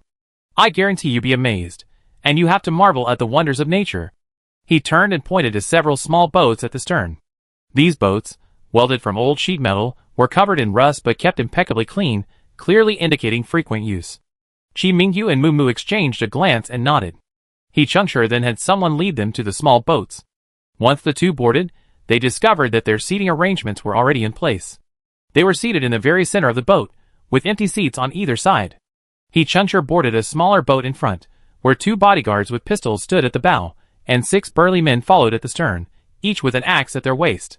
What made them even more wary was that their own small boat also had 3 men at the front and 3 at the back, the 6 men forming a semicircle around them, holding pistols and carrying machetes at their waists. These weapons were blatantly exposed, whether as an overt intimidation or a covert warning, it was unclear. Chi Mingyu and Moo Moo exchanged a look. Without needing a word, everyone understood that this wasn't guiding, but rather treating them like prey, trapping them in a seemingly friendly manner. The small boat slowly pulled away from the cruise ship, its engine chugging, leaving a shallow wake on the calm sea. Chi Mingyu leaned against the gunwale, his gaze sweeping over the surrounding boats. 5 boats in total, surrounding their small vessel, formed an impenetrable circle. For over 20 minutes, no one spoke, only the sea breeze, and the sound of engines filled the air. Chi Mingyu's gaze, like a hawk's, was fixed on the sea ahead. As the small boat moved forward, the originally murky water gradually became clearer. At first, only faint shadows rippled underwater. After the boat traveled another 100 meters, the water became so shallow that the underwater patterns were clearly visible. Several reefs, pierced by the sunlight, revealed outlines completely different from natural rocks, the stubbornly preserved edges of reinforced concrete after years of being submerged in seawater. Several sections of twisted railings were half submerged, tattered plastic sheets hanging from rusty iron bars, swaying gently in the waves, resembling clothes drying on a balcony before the apocalypse. Further away, a tilted concrete slab protruded from the water, with faint white markings visible on it. Only upon closer inspection could the word Starlight Technology be discerned. Half of the characters had been eroded away by seawater, resembling a broken exclamation mark, silently telling the story of the city's past glory. "We're here." He Chingshur's voice came from the small boat ahead, carrying a hint of urgency. Chi Mingyu looked up sharply, his gaze passing over He Chingshur's shoulder, instantly gripped by the sight before him. Ahead, countless reefs emerged from the water, some taller than a person, others only their tops visible. These reefs spread out in layers, like a forest silent for many years, extending to an invisible edge on the sea. The surface of all the reefs was covered with clam shells. The large shells were the size of bowls, dark brown with rough textures, and white salt frost had formed at their tightly closed mouths. The small clam shells, like fingernails, are densely packed in the crevices. They are light in color, and when sunlight shines on them, they reflect a fine, cold light that hurts the eyes. Several smaller wooden boats, narrow enough to fit only one person, were moored in the crevices between the rocks. A few people in tattered waterproof clothing squatted on one of the boats, wielding rusty chisels, laboriously chipping away at the shells of clams on the rocks. The rhythmic thud of the chisels against the shells echoed across the sea, but no one spoke. Only the dull thud of chisels striking shells, and the splashing of waves against the rocks created an eerie, deathly silence. One of the men chipping at the shells seemed to sense their gaze, and slowly raised his head. Chi Mingyu saw his face clearly. It was a sallow, thin face, with sunken eyes, devoid of any life, like a stagnant pool. He stared at them blankly for a few seconds, then lowered his head again, mechanically raising his chisel and continuing to chip at the shells before him, as if everything around him were irrelevant. He Changshur jumped onto a higher reef, turned around, and waved to Chi Mingyu, a smug smile on his face. "Brother Chi, look at this reef area, isn't it huge? We've been harvesting these shells for over a year, and we only collected less than a tenth. That's enough to fill our stomachs." Chi Mingyu didn't speak, only staring at the men harvesting the shells. These men, rather than survivors, seemed more like manipulated tools. This seemingly inexhaustible area of shells was more like a giant cage, trapping them atop the ruins of the sunken city. He Changshur, of course, noticed the way he looked at the shell harvesters. But at this moment, he no longer cared. Just the two of them, surrounded by his men. In He Changshur's eyes, the two of them were already dead. The air here was also bad, a mixture of the fishy smell of the sea, the rotting smell of fish carcasses, and the stench of rust, making Chi Mingyu and Moo Moo frown involuntarily. Chi Mingyu guessed that the steel forest below must have trapped a lot of fish carcasses. Chapter 819. The sea breeze, carrying a stench of decay, assaulted his face. Chi Mingyu instinctively raised his hand to cover his nose, his fingertips still tinged with the rough texture of salt frost from the rocks. Seeing this, He Changshi explained, "This smell won't dissipate anytime soon. There are indeed many fish carcasses buried down there, all trapped by these steel frames. We have limited manpower, and it's only been over a year since we finished cleaning half of it." "After cleaning for so long, Brother He, you must be very familiar with the situation down there, right?" Chi Mingyu suddenly spoke up. "I want to go down and take a look. I wonder if that's alright?" He looked up at He Changshi, his expression earnest. "Down there is clearly a city where humans used to live. I want to go down and see." A hint of nostalgia for his past life appeared on his face. He Changshi was taken aback, as if he hadn't expected him to make such a request. But he quickly agreed, "Okay." The water was only 30 meters deep in the shallower parts, and his men were watching everywhere. Even if Chi Mingyu wanted to cause trouble, he wouldn't be able to make a fuss. He also kindly reminded him, "But let me be clear, the reinforced concrete structures below are intricate. Don't wander around. If something happens, no one will save you." Chi Mingyu nodded in agreement. When he and Moo got off the cruise ship, they were already prepared to go into the sea to take a look, so they both wore diving suits. Moo immediately handed him a diving suit, lowering her voice, "Brother-in-law, it's too dangerous, don't go." Chi Mingyu patted his shoulder, and said in a voice only the two of them could hear, "Don't worry, I know what I'm doing. You keep an eye on things up there, pay attention to He Changshi's movements. If anything seems wrong, warn him, jumping into the sea is fine too." But in truth, Chi Mingyu had a nagging feeling. He Changshi wouldn't turn on them so quickly. His solemn invitation to their territory must have some ulterior motive. Chi Mingyu turned and walked to the edge of the reef. Under the watchful eyes of He Changshi and his men, he quickly put on his diving suit and checked his oxygen tank. Then he took a deep breath and slowly sank into the water. As soon as he entered the water, a chilling sensation enveloped his entire body. The smell of the sea was stronger than on the surface, mixed with a faint, almost imperceptible, rotten odor. He adjusted his breathing and slowly descended, his vision gradually clearing. At first, there were clusters of clam shells, not only covering the surface of the reef, but also extending along the roots of the reefs towards the seabed, like a thick layer of brown armor covering this sunken city. A person with trypophobia might get goosebumps looking at this. However, Chi Mingyu only glanced at it before swimming down through the gaps in the clam shells. After diving another 3 or 4 meters, he discovered that the so-called reefs were actually growing from the top of a tall building. A dozen-story office building stood on the seabed, its top floors battered and broken by the waves, steel bars protruding from the shattered floor slabs, twisted into various shapes. The reefs grew from the gaps between these steel bars and floor slabs, a mixture of cement and rock, their surfaces covered with clam shells and withered seaweed. From a distance, it looked as if the building itself had grown onto the reefs, or as if the reefs had emerged from the building, the two having become one, as if they had existed since time immemorial. Chi Mingyu was deeply shocked and continued swimming downwards.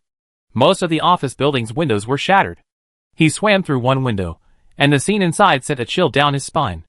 On the desk lay pre-apocalyptic documents, the papers swollen from seawater, the writing blurred and illegible.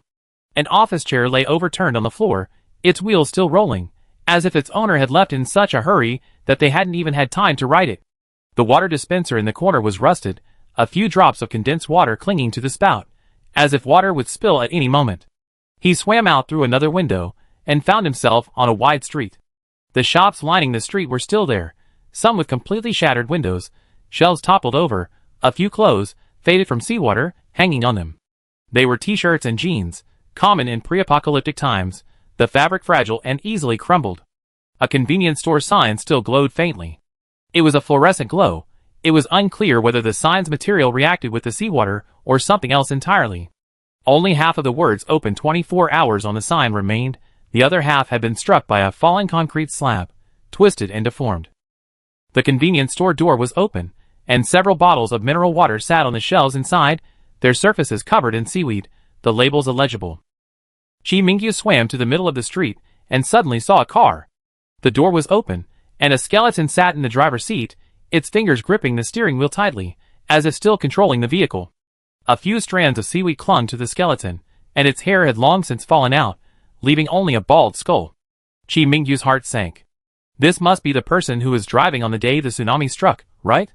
The tsunami came too fast and too fiercely, he didn't even have a chance to get out of the car, and was trapped here forever. Until his body was completely decomposed by the seawater, leaving only bones. He continued swimming forward, the scene before him becoming clearer. The outer wall of a kindergarten, the cartoon graffiti still somewhat legible. A smiling bear held a balloon in its hand, the balloon bearing the words Happy Growth. The kindergarten gate was open, the slides and swings inside lying on the ground. Suddenly, he saw a cluster of shimmering lights ahead. Curious, he swam faster and discovered it was a jewelry store. Although the jewelry store's windows were shattered, the counters inside were still intact, the jewelry shimmering faintly in the sunlight. Diamonds, necklaces, bracelets. These things, symbols of wealth before the apocalypse, now lay quietly on the seabed, enveloped and entangled by seawater and seaweed, having lost their former luster. He continued his descent, discovering that the submerged city was larger than he had imagined. There were hospitals, schools, shopping malls, parks. Every place retained the scene from the moment the tsunami struck, as if time had been frozen on that day. In the hospital corridor, a stretcher lay overturned, a worn-out stethoscope resting on it. In the school classrooms, textbooks and pencils lay on the desks, the words Exam Tomorrow written on the blackboard. The shopping mall elevator was stopped on a middle floor, the doors open, the buttons rusted. Chi Mingyu's oxygen tube began to gurgle. He knew the oxygen was running low. He took one last look at the submerged city, his heart filled with mixed emotions. This land, swallowed by the sea, had once been the homes of so many, now a ruin beneath the waves. Only the reefs growing from the high-rise buildings, and the shells crawling on them, seemed to have reshaped life here. Chapter 820. But actually, what he wanted to see wasn't these pre-apocalyptic scenes. It was. He continued his stealthy advance along the street. Finally, after navigating several streets, and a dozen or so tall buildings, he arrived at his destination. It wasn't high-rises, nor shops, but a cluster of buildings with an arc-shaped outline, the walls still bearing white marks from the seawater. He swam faster, the scene before him becoming increasingly clear. It was a pre-apocalyptic port. Several enormous dock cranes stood on the seabed, their steel supports long since rusted a dark red. The crane booms remained half-raised, like giants paused on a pause, preparing to lift a cargo ship.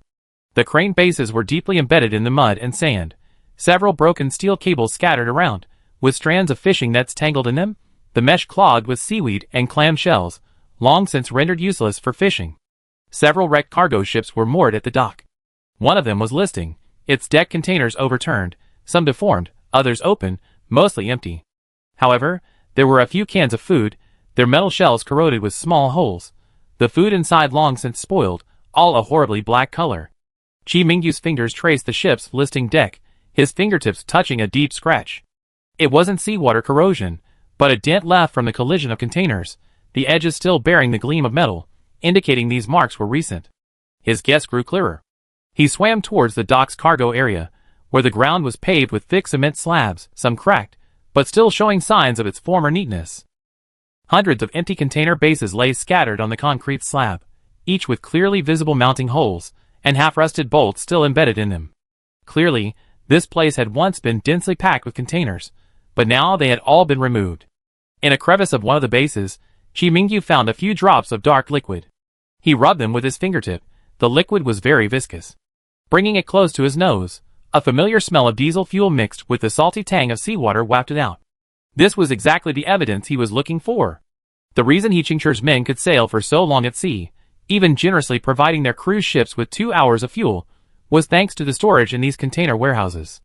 He continued swimming deeper into the cargo area. A low building came into view.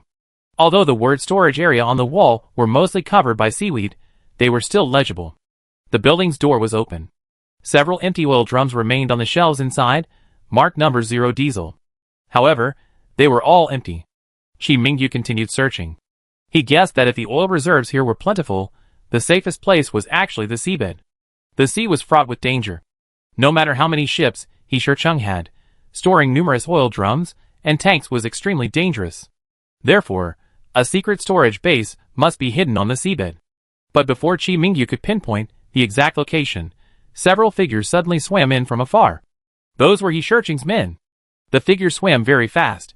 Their diving suits were the same color as those worn by He Qingche's men, and the short knives at their waists reflected a cold light in the water. When they saw Chi Mingyu's face clearly, they were visibly stunned.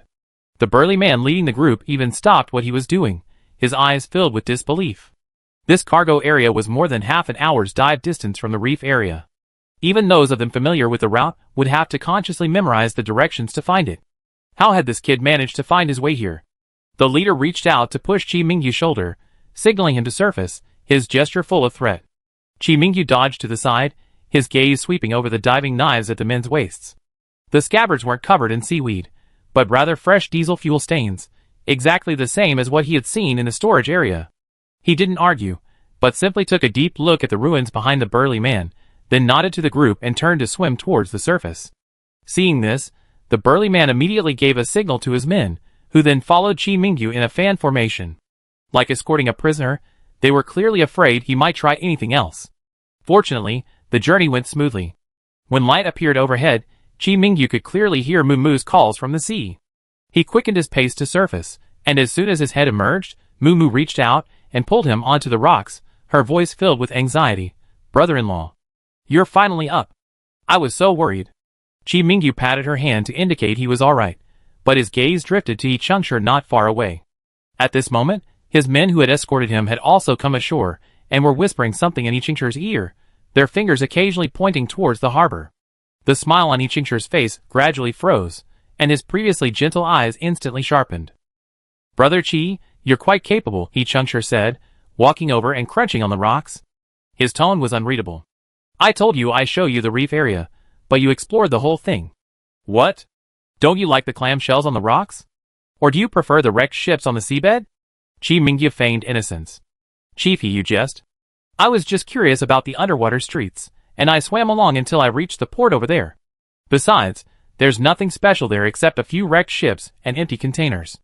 Nothing's as valuable as the clam shells in your reef area." He deliberately brought up the empty containers to test Yichengshi's reaction. Sure enough, Yichengshi's eyes flickered for a moment, but he quickly put on a smile again. "Since it's a misunderstanding, then let it go.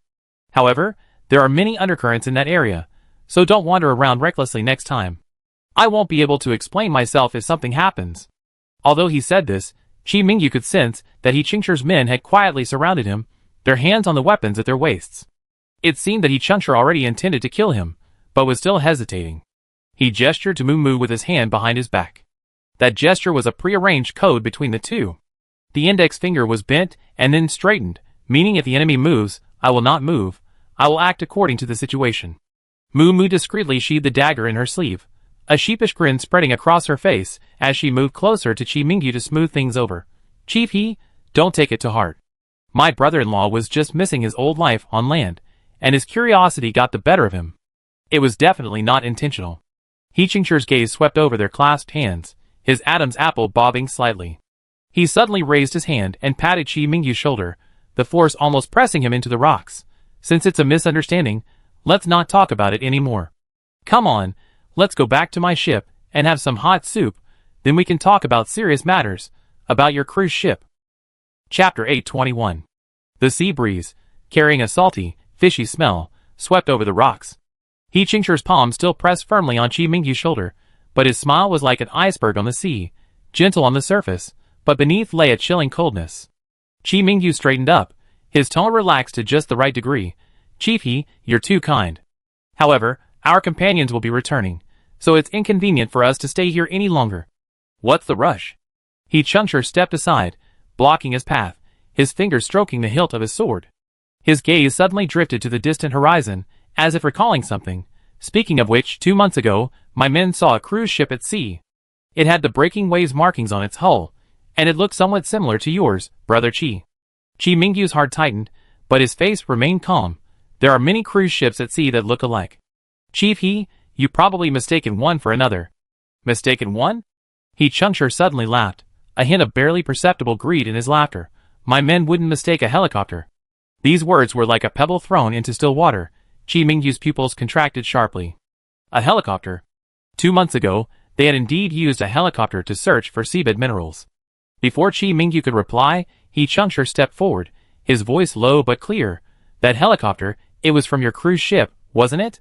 2 months ago, my men spotted a helicopter at sea. It flew very low, our lookout could see it clearly through binoculars. We gave chase, but it was too fast and disappeared in no time. We were all incredibly frustrated. I sent out almost all my men to search for the helicopter. Quite a few of my men even died in the process. But perseverance pays off. 2 days later, we encountered another cruise ship. The damage to its hull was exactly the same as yours, but a tsunami had struck, and we lost track of it. I never expected to run into you here again 2 months later. Is this fate? Chi Mingyu felt a cold sweat break out on his back. It turned out that someone had been spying on them, and following them all along, unbeknownst to them. But at the same time, he had a sense of I knew it.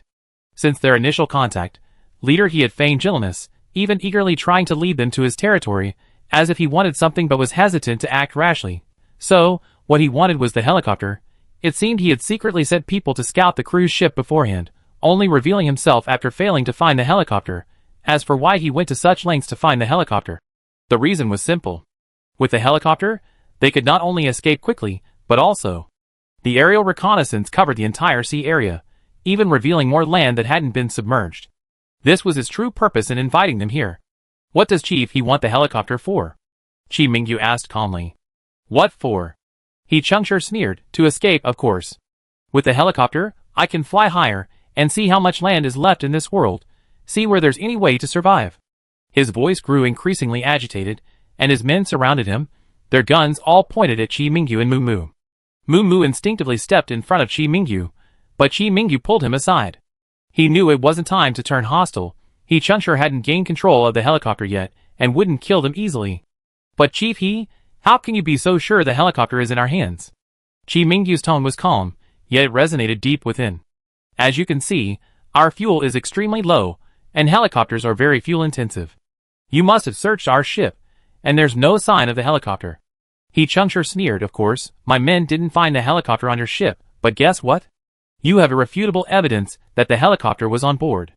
He Chengshire strode forward. My men found 4 dents of uniform depth on the helipad on the top deck of your cruise ship. Those are the marks left by the rubber wheels of the helicopter landing gear after long-term parking. The marks are quite fresh, definitely no more than 2 months old. Even more remarkably, there's a bit of silver-gray paint on the edge of the dents, exactly the same color as the helicopter we saw 2 months ago. Chi Mingyu's heart skipped a beat. They did indeed park the helicopter on the helipad before Zhou Shuan stored it in her spatial storage, but she hadn't expected it to leave such marks. He suppressed the turmoil in his heart, a faint smile still playing on his lips. Chief, he is being too hasty. Before the apocalypse, which cruise ship didn't have several helicopters parked on its helipad? That dent might have been there years ago, and paint chips are everywhere. How can you conclude it's ours based on that? Based on what? Based on intuition. He Shicheng looked at Chi Mingyu and Mu Mu with a shifty expression, his previously well-concealed jealousy now revealed. You only have a few people, yet you dared to sail out alone in a cruise ship. You must be hiding a very deep secret. Looking at you, you don't seem like survivors who have struggled for years in the apocalypse. Besides the helicopter, I need to uncover other secrets. Chi Mingyu's eyes narrowed. He had initially hesitated, as stealing fuel wasn't exactly honorable, and if possible, he didn't intend to have a major conflict with He Shicheng's men. After all, they had no grudges against each other. They were all survivors struggling to survive in the post-apocalyptic world. However, he had actually mentioned other secrets. Indeed, those who had survived to this point were not to be underestimated. One secret absolutely could not be discovered by them. He didn't hesitate any longer, reaching behind his back and pulling out a pistol. His movements were incredibly fast, even though many people surrounded him, pointing guns and knives at him. None could match his agility. He fired 2 shots at He Shicheng, turning as he fired, grabbing Mu Mu's body with his left hand as he turned. The next second, before the others could react, they had already jumped into the sea. 2 gunshots shattered the calm of the sea. Caught off guard, He Shicheng was shot directly in the chest. Fortunately, his men were loyal, and one of them immediately rushed in front of him, taking the second shot for him. Fire!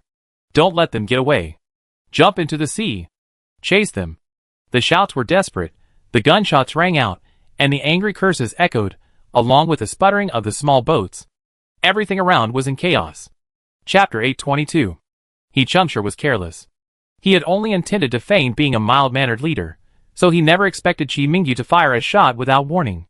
Nor did he expect Chi Mingyu to be such a sharpshooter, hitting him in a second. He clutched his chest wound, gritting his teeth as he stared at the 2 figures jumping into the sea. Go and capture them. Alive or dead. The icy seawater instantly enveloped the 2, the salty taste causing Mu Mu to cough violently. Chi Mingyu reacted quickly, covering Mu Mu's mouth with one hand and gripping his wrist tightly with the other, while shaking his head forcefully. At this moment, Any sound could become the coordinates for He Qingche's men to locate them. Moo Moo's cheeks flushed red, but he immediately understood and forcefully swallowed back his cough. Qi Mingyu felt the breathing gradually stabilizing beneath his palm, before slowly releasing his grip. The two men held their breath and descended in perfect unison. The murky water provided excellent cover, and the plop of bullets hitting the surface above their heads was gradually replaced by the sobbing of the current. Qi Mingyu, holding Moo Moo's hand, swam quickly towards the underwater port. He had already memorized the route while submerging. By avoiding the rusty, dark red cranes, they would reach the concrete slabs of the cargo area. There, not only were there the diesel fuel tracks they had previously discovered, but also a dense array of container bases, enough to evade pursuit. Before that, they needed to put on their diving suits. They had brought diving suits with them when they came here, and in that critical moment, they hadn't forgotten to bring them down. But they had to hide behind obstacles to change, otherwise, the bullets above their heads would soon pierce them. The two adjusted their positions, and swam towards the cargo ship wreck like two fish. Visibility in the water was less than 5 meters. They could only vaguely make out the outlines of steel ahead. Besides their own breathing, the only other sound was the faint hum of a distant motor. He Qingche's small boat was still patrolling the surface, its searchlight beam occasionally piercing the water and casting flickering spots of light on the seabed. Just as they were about 10 meters from the cargo ship, a blinding beam of light suddenly swept over them. Qi Mingyu immediately pulled Moo Moo behind a building. The beam lingered where they had been for a few seconds before slowly moving away. The two were terrified, their hearts pounding. Only after the beam completely disappeared did they dare stop and put on their diving suits. Icy seawater seeped into their collars, making them shiver, but they dared not slow down. Quick! Someone's coming! Moo Moo gestured for Qi Mingyu to look towards the other side of the building. A group of dark figures in diving suits were swimming towards them, their diving knives gleaming coldly in the water, clearly their pursuers. Qi Mingyu's heart tightened. He grabbed Moo Moo, who had just finished donning her diving suit, and they slipped through a window into the building. The building was pitch black, with only a sliver of light filtering through the cracks. The two held their breath, listening to the increasingly loud splashing sounds outside. Peering through the crack in the window, Qi Mingyu saw a dozen or so dark figures moving rapidly through the water, their rifles held high above their heads to prevent water from getting in, yet their speed remained undiminished. They circled the building several times, finding nothing, and continued swimming forward. Qi Mingyu and Moo Moo both breathed a sigh of relief. But he knew they couldn't linger here. They had to reach the underwater port as quickly as possible. There must be the fuel they need there. They had to transport the fuel to the cruise ship as quickly as possible so that Wan Wan, who was already prepared, could start the ship. Only then would they be temporarily safe. Right now, down below, he was worried not only about whether they could transport the fuel in time, but also about whether Wan Wan and her parents on the surface could evade He Sheng's men's search. He Sheng's ship was just a very ordinary small cruise ship, with many damages, and unlike theirs, it didn't have the protection of boiling point alloys. Therefore, Qi Mingyu concluded that they wouldn't risk damaging the large cruise ship, but as long as it was a man-made search, Qi Mingyu believed that Zhou Shuan could definitely hide safely with her parents. He pulled his thoughts back, made a follow gesture to Moo Moo, and then swam towards the underwater port. Moo Moo followed closely behind, her wetsuit fins drawing two thin arcs in the water, each movement requiring tremendous effort. The seawater, like a thick black cloth, compressed visibility to less than 3 meters. The outlines of the buildings in front of them were sometimes clear and sometimes blurry. They could only rely on their memory of the crane's location and the curved walls to orient themselves. Just as they rounded the third leaning shop building, a rhythmic splashing sound suddenly came from ahead. Qi Mingyu immediately grabbed Moo Moo's shoulder, and the two of them sank simultaneously, hiding behind a broken steel bar. Through the murky water, they saw 4 figures in black diving suits swimming side by side, their diving knives at their waists and oxygen tanks on their backs outlining stiff silhouettes. They were He Qingche's men. The two men's hearts leaped into their throats, their hands gripping the short knives slightly sweaty. They were swimming directly towards them. Qi Mingyu gestured for Moo Moo to hold her breath, then quietly pulled out a brick he had picked up earlier and threw it about 3 meters diagonally behind him. The brick hit the wall with a thud, the muffled sound carrying through the water. The 4 men immediately sensed something was wrong, changed direction, and quickly swam towards the sound of the impact. The splashing sound gradually faded into the distance, until they completely disappeared into the shadows of the building. Only then did Qi Mingyu dare to slowly surface with Moo Moo. Their backs were soaked with cold sweat, their wetsuits clinging uncomfortably to their bodies. But both of them gritted their teeth and continued forward. They knew that every second they stayed increased the danger. They had to get the fuel as soon as possible and leave this damn sea. But fate seemed to be deliberately working against them. Just as they rounded a tall crane support, movement appeared ahead again. This time it was two small submersibles, their lights scanning the water like two eyes searching for prey. The submersible's machine gun was firing at the surrounding buildings, bullets striking the concrete walls, and sending up countless tiny fragments of stone, creating a murky fog in the water. Chi Mingyu and Mu Mu were both startled. No wonder He Shicheng was so confident in front of them. He actually had such advanced weaponry. They just didn't know how their ammunition was so inexhaustible. Without thinking, Chi Mingyu immediately pulled Mu Mu into the gap between the crane's steel supports. The gaps in the supports were narrow, just enough for two people, and the fishing nets and seaweed tangled around them provided natural cover. The submersible's lights swept across the supports, and Chi Mingyu could even see the faces of the crew members in the cockpit. They held their breath, not daring to move. Seeing that the area was quiet, the two crew members steered the submersible towards the cargo area. Only after the submersible's lights completely disappeared did Chi Mingyu and Mu Mu feel a wave of fear wash over them. Chapter 823. The two huddled in the gaps between the steel supports, their breathing heavy inside their helmets. Mu Mu turned to look at Chi Mingyu. Communication was difficult underwater. Their diving suits' communication systems were also damaged. However, Chi Mingyu immediately understood Mu Mu's meaning. They had both seen the ammunition boxes piled up in the cockpit as the submersible passed by. Those ammunition boxes, suitable for underwater use, were worn and clearly pre-apocalyptic artifacts. But this didn't hinder their functionality at all. The fact that He Shicheng could produce such equipment showed that his strength was far beyond what they appeared to be just a small survivor team. Chi Mingyu focused his attention, looking around. The cargo area was just ahead. Rounding the tilting crane, the outline of the containers would appear. He had been here before, and knew the route well. He gestured to Mu Mu, who understood and nodded. The two crawled out from the gaps in the supports, stretching their arms as they submerged forward. Visibility was extremely low. The buildings in front of them appeared as blurry silhouettes, and the stench of rotting fish filled the air. But the two didn't stop for a moment, continuing to swim forward. Just as they rounded a half-collapsed warehouse wall, a sudden noise came from behind. Chi Mingyu froze instantly, pulling Mu Mu down abruptly to hide behind a broken concrete pillar. Looking through the murky water, they saw two beams of light slowly sweeping towards them from behind. It was He Shicheng's men, following the faint trail they had left behind. "Don't move." Chi Mingyu gestured to him. The beam of light drew closer, and the outlines of several dark figures in the water gradually became clearer. Their movements were more agile than his previous subordinates. Besides diving knives, they also carried barbed harpoons at their waists. Chi Mingyu saw one of them reach out and touch the wall where they had just rubbed against it, then gestured to his companion to chase after them. This person was definitely skilled at tracking. Chi Mingyu stared sharply at them. And they were coming from the direction Chi Mingyu and Mu Mu were hiding. They had no time to hide anywhere else. The beam of light swept over, illuminating everything in the water indistinctly. Chi Mingyu slowly drew the dagger from the outside of his calf. The blade gleamed coldly in the murky water. Mu Mu also silently prepared. He slowly drew the long sword from his waist. Three dark figures fanned out from behind, the one in front suddenly stopping, as if he had noticed something. The next second, the man charged towards them. Chi Mingyu didn't hesitate, grabbing Mu Mu and darting diagonally backward. At the same time, he hurled his dagger at the nearest shadowy figure. The dagger, despite the resistance of the water, precisely struck the valve of the figure's oxygen tank. Sizzle! High-pressure gas erupted instantly, forming a white column in the water. The shadowy figure was propelled backward by the blast, its face behind the mask filled with terror.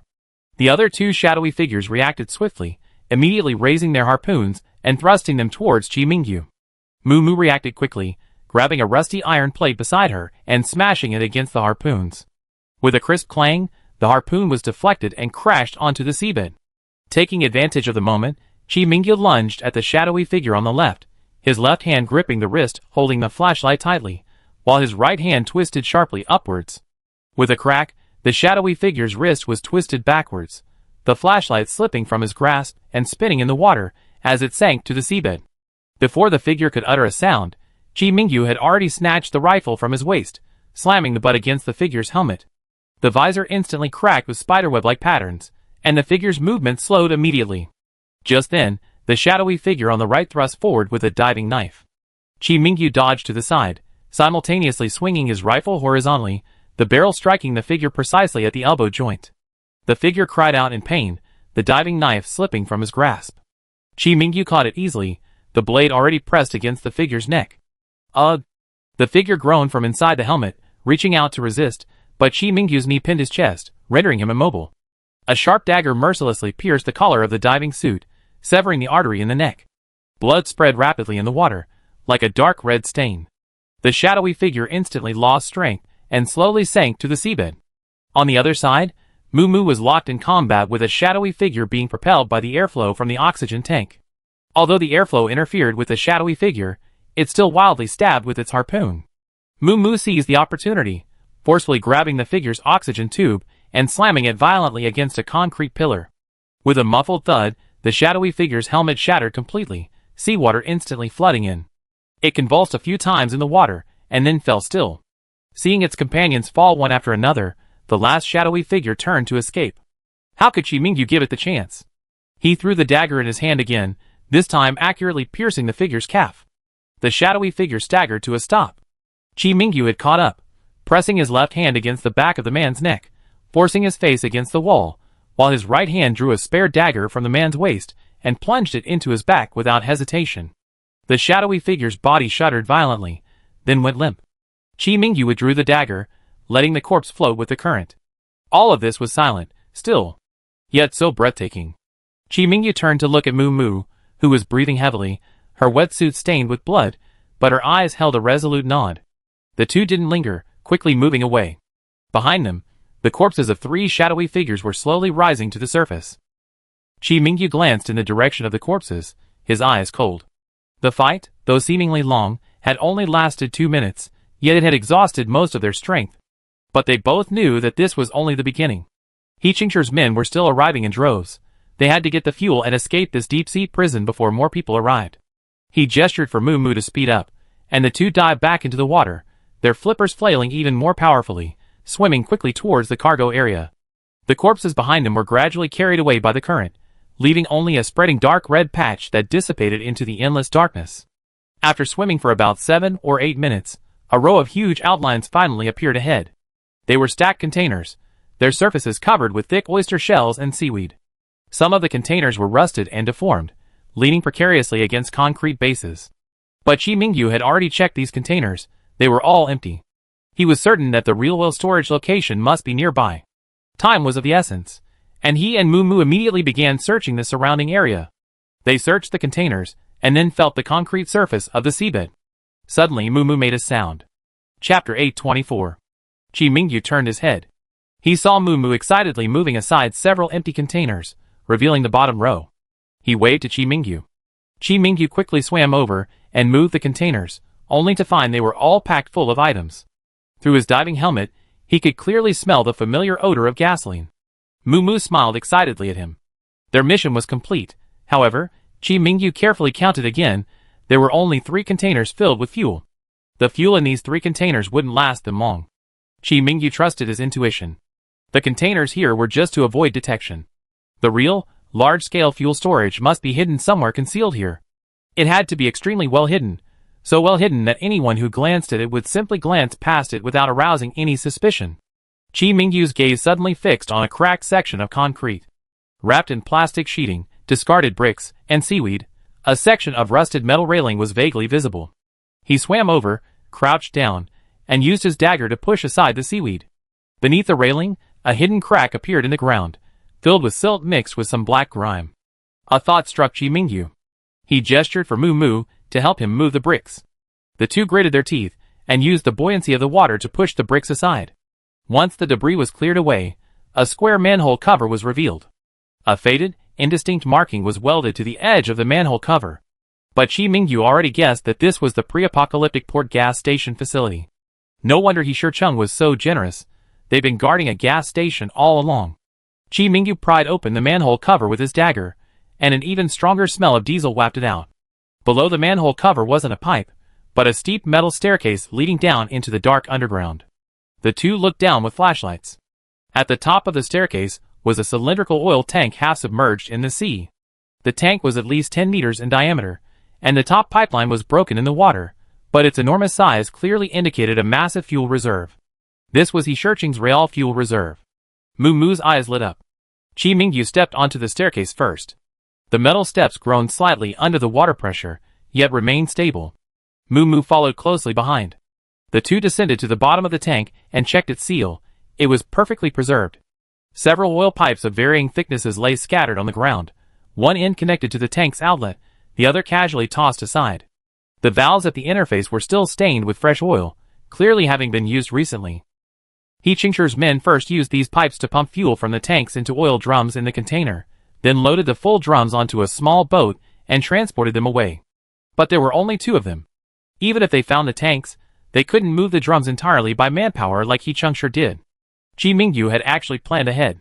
Just as he was about to raise his hand, a violent roar suddenly came from overhead. Boom! The roar pierced through the seawater and the concrete layer, causing seabed dust to fall in a flurry, and even the metal steps beneath their feet trembled slightly. Immediately afterward, several more loud explosions followed, this time clearer, carrying the sharp, distinctive whine of exploding artillery shells, and even the ripples in the seawater could be felt. The two froze instantly, exchanging a glance, both seeing shock in each other's eyes. The sound? Artillery shells. And right on the sea. Chi Mingyu whirled around, rushing up the steps in 3 strides. But they were too far from the sea to see what was happening. They could only vaguely hear the roar of the small boat's engine and the faint sound of gunfire. It's Wan Wan. He Qingshur must have turned to the cruise ship because his men couldn't catch them. Zhou Shuwan and her parents were only 3 people. Even with the cruise ship's boiling point alloy protection, it couldn't withstand the bombardment. Go! Chi Mingyu waved urgently at Moo Moo. He grabbed the fuel line connector and reconnected it to the high-pressure hose in his backpack. This was the last weapon bulging in his backpack. He Shirching, intent on playing the role of a gentle leader, didn't bother searching them, even ignoring the weapons they carried. He also hadn't expected that Chi Mingyu had already taken a lightweight yet flexible hose, sufficient for transferring fuel, when disembarking. There was no time to take it slow. The hose had to be connected to the cruise ship's fuel inlet as quickly as possible. Even if it only removed a portion of the fuel, it was crucial to get Zhou Shuwan to start the ship. However, someone had to stay behind to open the fuel line valve at the opportune moment. Therefore, either Chi Mingyu or Moo Moo had to stay. It seemed the person who left was in grave danger, with a very important task ahead. But in reality, the person left behind was also about to face deadly danger. Because He Shirching's side would eventually guess that they were interested in fuel oil, and that their purpose in coming here was to search for fuel oil on the seabed, so they would send more people. The reason they were able to find this place so easily was because they had people stationed nearby, making it easy for others to guess the location of the fuel oil. He Shirching was unwilling to take risks, which was why he evacuated all his personnel. However, unless he was completely foolish and realized he hadn't caught them after a long time, he would immediately send people here. At that time, the person left behind would not only bear the heavy responsibility of opening the valve, but would also have to fight to the death with the other side. Send the signal first. Chi Mingyu grabbed Moo Moo's wrist, pointed to the backpack, and then pointed towards the sea. Moo Moo instantly understood, and quickly unzipped the backpack. Chi Mingyu took out a signal flare launcher and checked the waterproofing. This was a pre-apocalyptic military model, capable of firing normally at depths of 30 meters underwater. He pulled the trigger towards the sea. Whoosh!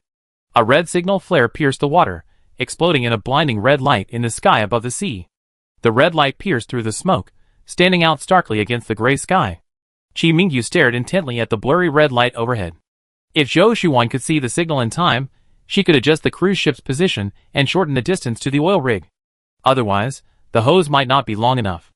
They had just fired the signal flare, and now they had to decide who would stay and who would leave. The roar of the sea erupted again, this time with even stronger vibrations. I stay. Moo Moo suddenly grabbed his wrist, her eyes resolute and brooking no argument. Chi Mingyu frowned, about to shake his head in refusal. Moo Moo then pointed to the valve on the oil tank, then to the harpoon at her waist, and finally patted Chi Mingyu's shoulder forcefully.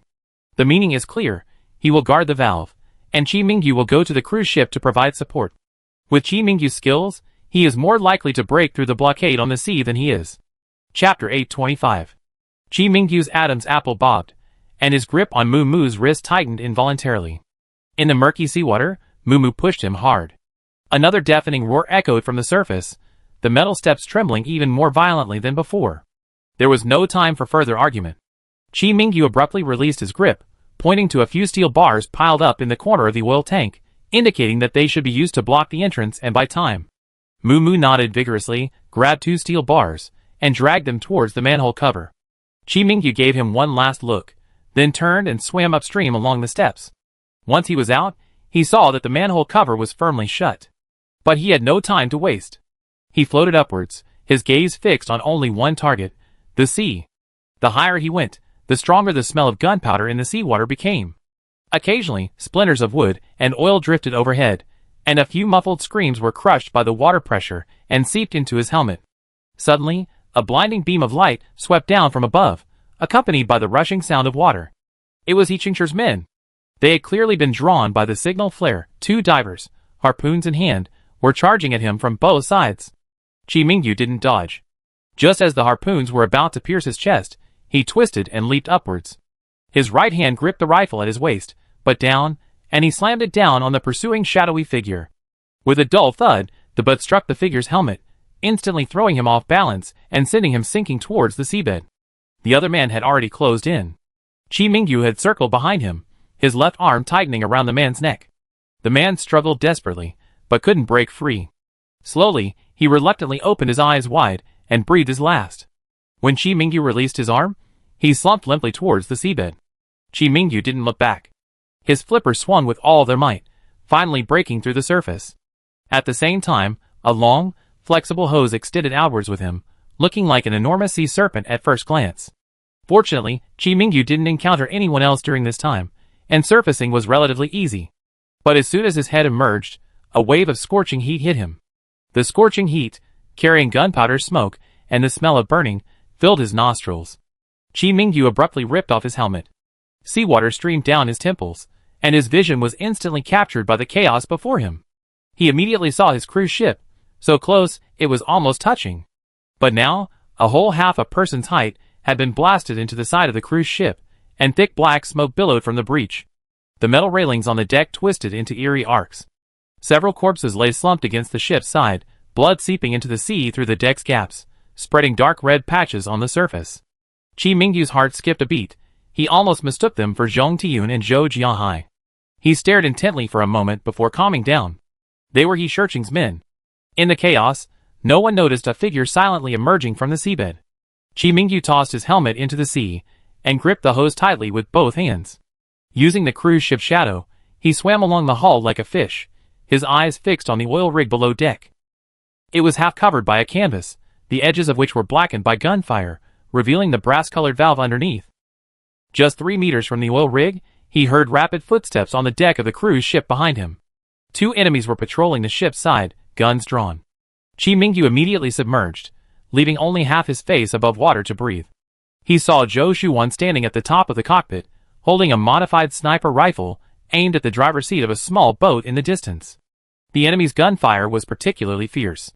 Her back was ramrod straight, the wind whipping her hair against her face, but her eyes were as steady as a rock, her finger on the trigger without a tremor. Bang! The sniper rifle shot pierced the smoke, and the driver of the small boat instantly fell. The boat lost control and crashed into a nearby reef, throwing the enemies on board into chaos. Taking advantage of the moment, Zhou Shuwan leaped back into the cockpit. Immediately, the cruise ship's engines roared, and the ship swerved sharply to the left, dodging a shell fired from another small boat. Chi Mingyu gritted his teeth and gripped the railing tightly, his body swaying from side to side with the ship's rocking. Now! He seized a gap, leaping upwards and grabbing the metal support below the hull. The rust on the support stung his palms, but he ignored it, freeing one hand to tear open the canvas and align the fuel hose connector with the fuel inlet. The connector fit perfectly. These were dimensions they had precisely matched beforehand, not a fraction off. He twisted hard, and with a click, the hose locked securely into the fuel inlet. Wan! The connector's connected. Tell Mumu to open the valve. Chi Mingyu shouted towards the cockpit, his voice carried away by the sea breeze.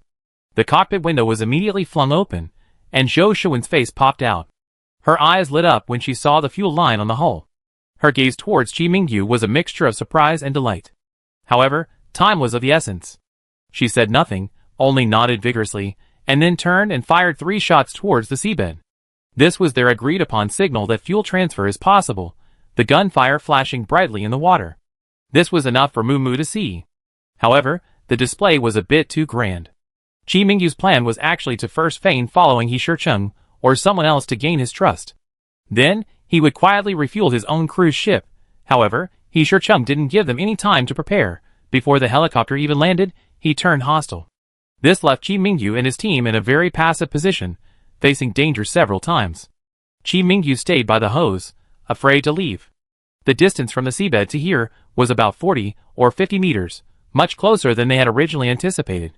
However, waiting for the fuel to be delivered wouldn't be a quick process. Chi Mingyu's earlier words had already given him away. Suddenly, the roar of an engine came from behind. Chi Mingyu turned around and saw a small boat rushing towards him. The machine gunner on board had already aimed at him, the dark muzzle gleaming coldly in the sunlight. He immediately ducked behind the boat, bullets clattering to the spot where he had just been standing, sparks flying from the metal support. Chi Mingyu. Zhou Shuwen's voice was filled with anxiety. But before she could react, Chi Mingyu had already grabbed the railing with one hand and fired back with the other. With a few bangs, the people on the small boat all fell over.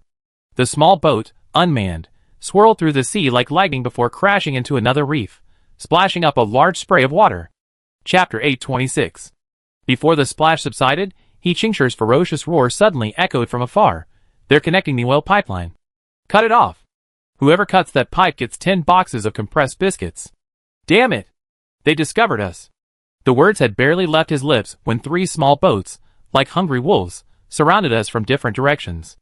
The men on board, armed with harpoons and machetes, stared intently at the flexible hose dangling from the outside of the ship. The enemies on the opposing cruise ship had also gone mad, braving Zhou Shuwen's sniper fire, lying prone on the railings and spraying bullets in their direction.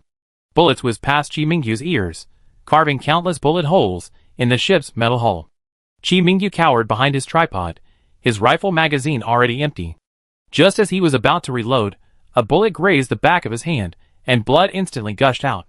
Just when he thought he couldn't dodge the next round of fire, 2 crisp gunshots rang out from the deck. Bang! Bang! 2 enemies on the opposite side fell to the ground. Zhou Jianghai's voice pierced through the smoke. Xiao Yu! Catch! A black submachine gun was thrown down from the deck, and Chi Mingyu caught it steadily. Immediately afterward, Zhong Tiyun, fully armed and wielding a shotgun, rushed out from the shadows of the deck and pulled the trigger at the approaching small boat. The shotgun shells exploded on the sea, and the enemies on the small boat screamed as they fell.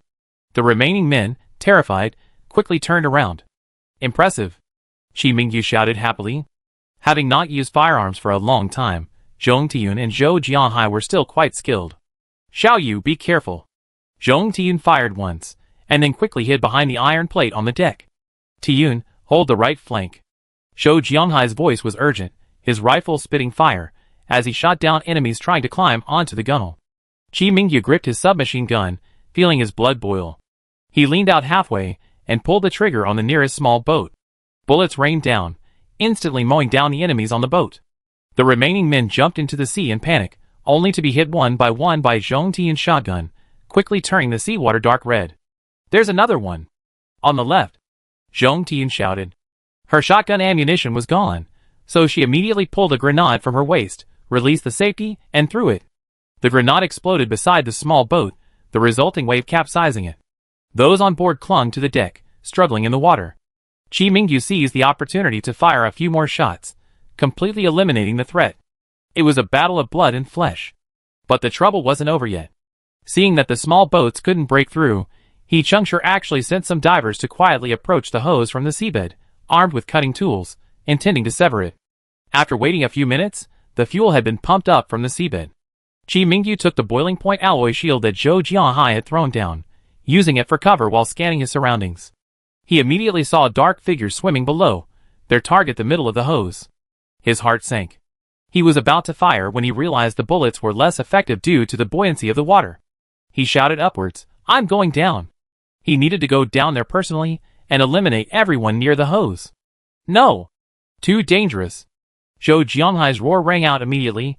He had just knocked down an enemy climbing onto the boat. The hose can't be left unattended. I'm going down.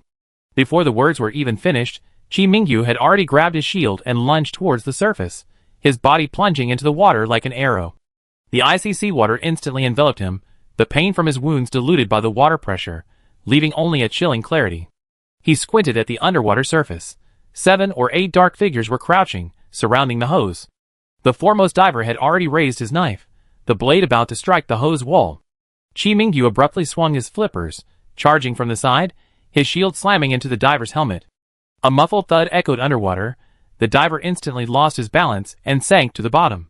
The second diver immediately looked up to retaliate, but by then Chi Mingyu had already circled behind him, his left hand gripping the diver's oxygen tube, his right hand forcefully opening the diver's mask.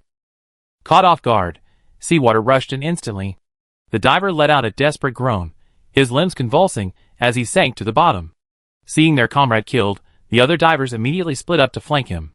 The man on the left hurled a harpoon. Chi Mingyu dodged to the side, the harpoon grazed his arm and embedded itself in a nearby reef. Chi Mingyu pounced, stabbing the man in the chest, and finished him off. Blood splattered in the water. Just as Chi Mingyu was about to turn, he felt a tightening around his calf. The diver on the right had bound his leg with a rope, a scalpel already aimed at his throat. 3 more figures lunged at him simultaneously. At the last second, a dark figure rushed in from behind, a dagger precisely plunged into the diver's neck. Sizzle. Blood gushed out, and the diver was pushed backward by the airflow, his face behind the mask filled with terror, gradually losing consciousness. Chi Mingyu seized the opportunity to cut the rope binding his leg, and upon closer inspection, it was Moo. Moo's diving suit was stained with oil, clearly indicating he had come from the oil tanks below. He made a fight gesture to Chi Mingyu. The two worked together to take down the last 3 people, finally letting out a slight sigh of relief. Another loud boom. The battle above was extremely intense. The hose was temporarily safe. Chi Mingyu and Moo didn't dare waste any time and swam upward together. Just as they surfaced, the gunfire on the deck intensified. He Qingche's main battleship had somehow circled around to the rear of the cruise ship, its machine guns firing wildly at the deck. Zhou Jianghai and Zhong Tiyun were forced to hide behind metal plates, unable to raise their heads. Wan! Attack the main battleship's engine! Chi Mingyu shouted into the cockpit, simultaneously raising his submachine gun and pulling the trigger on the main battleship's machine gunner. The bullet pierced the machine gunner's shoulder, and he fell with a scream. The machine gun finally stopped. Zhou Shuwan immediately responded, aiming her sniper rifle at the main battleship's engine room. With a bang, a bullet struck the engine's fuel line, and black engine oil instantly leaked out. Seeing this, He Chengshi angrily slammed his fist on the steering wheel and shouted, "Ram it! Sink their ship!" The main battleship, billowing black smoke, charged towards the cruise ship like a runaway beast. Chi Mingyu and Moo immediately climbed onto the deck. Zhou Jianhai, already prepared with grenades, shouted to them, "Get inside. I blow it up." He pulled the pin and threw it onto the main battleship's deck. The grenade exploded in the crowd, killing and wounding many enemies on the main battleship and slowing its speed. Zhong Tiyun and Zhou Jianhai ran into the cabin. Chi Mingyu and Moo brought up the rear, continuously firing at the charging enemies. Chapter 827. The main battleship drew ever closer, threatening to collide with the cruise ship. Suddenly, Zhou Shuwan steered the cruise ship sharply to left, simultaneously activating the backup engine. The cruise ship's stern slammed into the side of the main battleship with a loud crack, denting the deck and flooding in with seawater. He Chengshi watched this from the bridge, trembling with rage, but could only watch helplessly as the main battleship slowly sank. He grabbed a gun and fired wildly towards the cruise ship, only to be forced back by Zhou Shuwan's sniper rifle. Wan, hard to port. Avoid the reefs. Chi Mingyu shouted, clinging to the bridge door frame. The cruise ship, still violently rocking after the impact, had reefs faintly visible in the spray on the right side of the water. Zhou Shuwan's fingers flew across the surface as she jerked the steering wheel and activated the bilge valve. He Chengchi's main battleship was already tilted at a 30-degree angle, yet it refused to give up. He grabbed one of his men by the collar and shoved him violently towards the ship's side. Jump! Even if you have to ram it with your bodies, break that oil pipe! Several desperate men, clutching explosives, roared as they plunged into the sea, splashing huge sprays of water. Xiao Yu Moo, you two stay and guard the hose. Tiyun, we fire. Although Zhou Jianhai was over 50, he displayed incredibly strong and fearless fighting ability in this life-or-death situation. Not to mention Zhou Shuwan, even Chi Mingyu and Moo were secretly astonished. They didn't have time to say much, nodding and shouting their agreement before jumping back into the sea. Chi Mingyu looked up and saw more ships rushing towards them in the distance. He Shurching's forces were numerous, and now they were all drawn to the commotion. With only 5 men, they couldn't possibly subdue them all. They needed to refuel the cruise ship as quickly as possible and leave. Ji Mingyu was anxious, but outwardly calm, firing his gun at the people in the sea. On deck, Zhou Jianhai and Zhong Tiyun also repeatedly pulled the trigger at the dark figures swimming on the surface, causing bursts of white foam and dark red spray to erupt in the water. Zhou Shuwen's fingers danced across the control panel like butterflies. The cruise ship in her hands was like a nimble swordfish, dodging the dense hail of bullets. The wakes left by the ship rippled across the sea, and the spray from nearby shells repeatedly soaked the hull. She stared intently ahead, but out of the corner of her eye, she saw He Shurching's reinforcements closing in from 3 sides. Time was running out for them. Bang! Bang! The cockpit window was suddenly struck by a stray bullet, cracking like a spiderweb. Zhou Shuwan abruptly looked down, shards of glass whizzing past her hair. Ignoring the cold sweat on her face, she shoved the gearshift to its limit, the cruise ship accelerating sharply, narrowly avoiding a speedboat's side collision. Meanwhile, He Changshur was dragged onto the deck of his own cruise ship by his men, looking utterly disheveled. Seawater dripped from his hair, his jacket torn in several places, revealing bleeding wounds underneath. He pointed at the Zhou family's ship, his voice hoarse with rage. "Shoot! Blow up that oil pipe! Sink their ship!" One of his men stammered, "Boss, we can't! We're almost out of bullets, shells, and grenades. If we run out, and then we get attacked again." "Shut up." He Changshur kicked him away, his bloodshot eyes filled with madness. "Today, either they die, or we die. Out of bullets? Use knives. Out of explosives? Ram the ship." He snatched a machine gun from the side, ignoring the hot barrel, and opened fire wildly on the Zhou family's cruise ship. The rat-a-tat-tat of gunfire pierced the smoke. Zhou Jianhai on deck was about to get up to reload when a bullet suddenly pierced his shoulder blade. He groaned, the submachine gun slipped from his hand, and he collapsed heavily onto the deck. Blood instantly stained his clothes, trickling down the seams of the metal plates. "Jianhai!" Zhong Tiyun's pupils constricted. She immediately rushed over, disregarding her own safety, and with great effort dragged him behind a nearby metal water tank. She tore off a piece of her sleeve and pressed it hard against the wound, but couldn't stop the blood from gushing out. Zhou Jianhai gritted his teeth and grabbed her wrist. "Don't worry about me. Guard the oil line." Zhou Shuwan, in the cockpit, saw the chaos on the deck through the shattered glass. The moment her father collapsed, her heart felt like it was being squeezed by an invisible hand. Anger and fear instantly overwhelmed her reason. "Dad!" she screamed, jerking her head up. Her gaze swept over the red button at the bottom of the control panel. It was the torpedo launch button. She had originally planned to save this torpedo for the crucial moment when dealing with He Changshur's flagship, but now, her father's figure on the deck was like a red-hot iron, burning her until she could no longer maintain her composure. "Xiaoyu? Mumu! Watch out for torpedoes!" She shouted towards the sea, her fingertips pressing the button without hesitation. Swoosh! The launch port on the side of the cruise ship instantly sprang open, the hiss of the hydraulic system mingling with the howling sea wind. A pure silver torpedo hurtled through the air with a sharp whooshing sound, its propellers spraying tiny droplets of water as it plunged into the sea like an arrow. The seawater was torn apart in a straight white trail as the torpedo hurtled underwater, its target the hull of He Changshur's already listing cruise ship. He Changshur was lying prone on the deck edge, firing wildly in Zhou Shuwan's direction. When he caught a glimpse of the silvery white shadow out of the corner of his eye, his face instantly turned from flushed to deathly pale. "Get out of the way! Get out of the way!" he shouted frantically, while the helmsman gripped the steering wheel tightly and thrashed it wildly. But the cruise ship was already off balance. Under his control, the massive hull only lurched awkwardly, unable to escape the torpedo's trajectory. Boom! A deafening roar instantly engulfed the sea. The torpedo struck the cruise ship precisely at the waterline. The silvery white metal hull exploded the moment it hit the ship's deck, scorching flames and high-pressure airflow tearing a half-person-high gash through the thick hull. Seawater surged into the cabins like a ferocious beast, the immense impact causing the ship to tilt to its right at a 45-degree angle.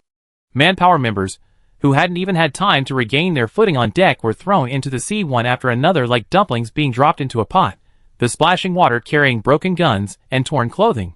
He Changshur was thrown by the blast wave, crashing heavily into the steel frame of the bridge, spitting out a mouthful of blood.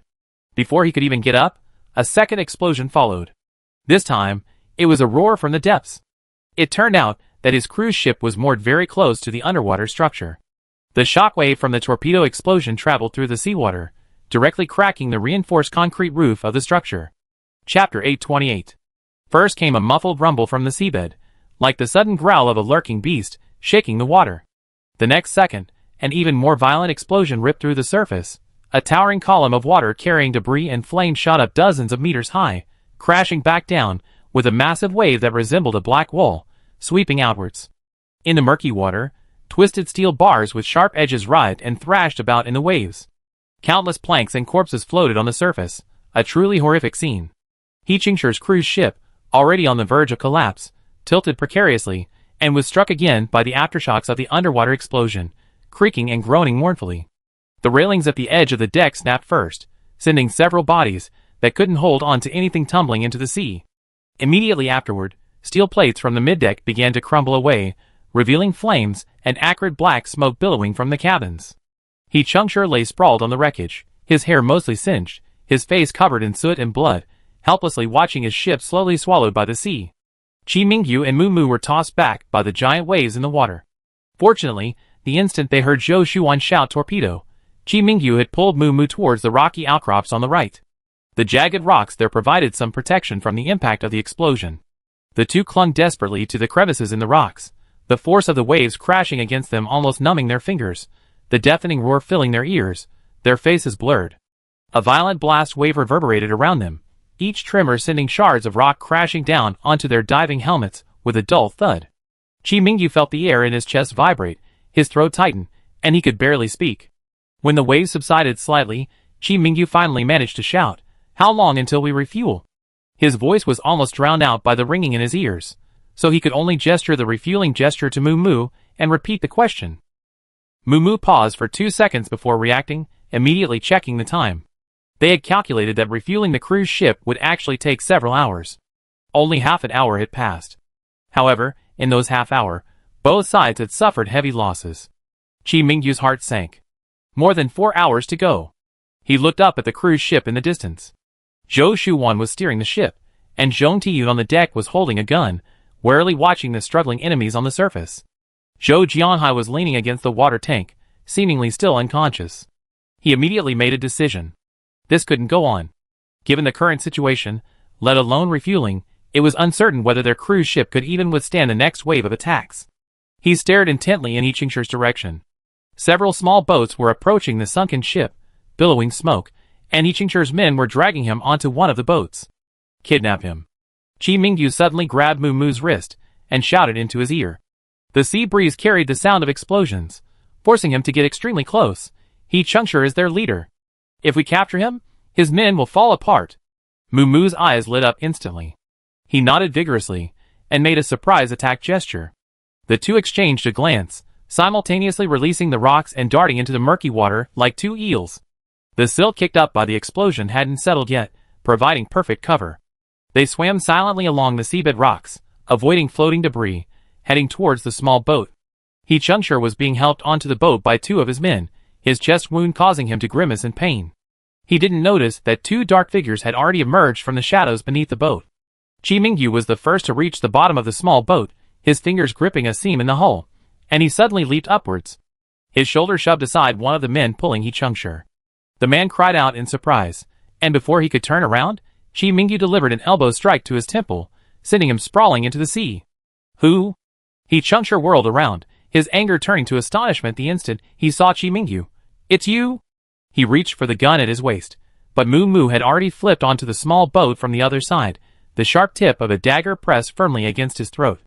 The cold metal against his skin instantly froze Yi Qingshur's body. Seeing this, his men raised their guns, aiming at Qi Mingyu and Mu Mu, but none dared to fire. Put down your guns. Qi Mingyu snatched the gun from Yi Qingshur, pressing it against the back of his head, his voice as cold as the sea. Tell your men to back off. Don't let them near our cruise ship, or I shoot him right now.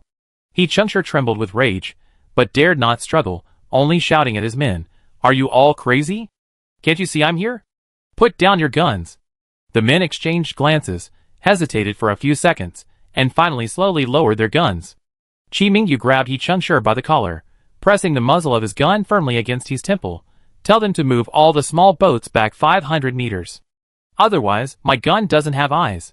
He Changshi, his eyes red, gritted his teeth and glared fiercely at Qi Mingyu. You think you can just leave after grabbing me? My men are all over the sea area. You can't escape. Whether you can escape or not isn't up to you.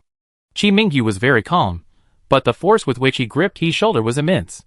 He Changshi watched his men slowly back up the small boat, feeling both angry and anxious, but helpless. Qi Mingyu and Mu each supported him, forcing him to the driver's seat of the small boat. Qi Mingyu took the rope Mu handed him, tied He Changshi's hands behind his back, and gagged him with a strip of cloth. He Changshi glared at Qi Mingyu, his eyes practically spitting fire, but he could only manage muffled woof sounds. Qi Mingyu gave Mu a look, signaling him to check the hose.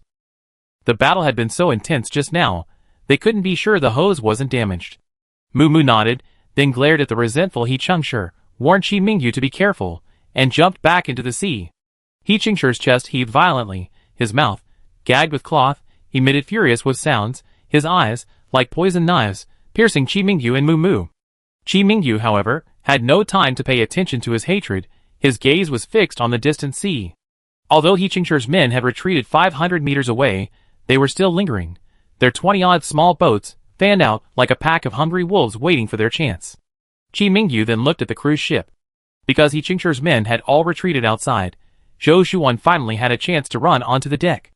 She was anxiously but calmly treating Zhou Jianghai's wounds. Chapter 829.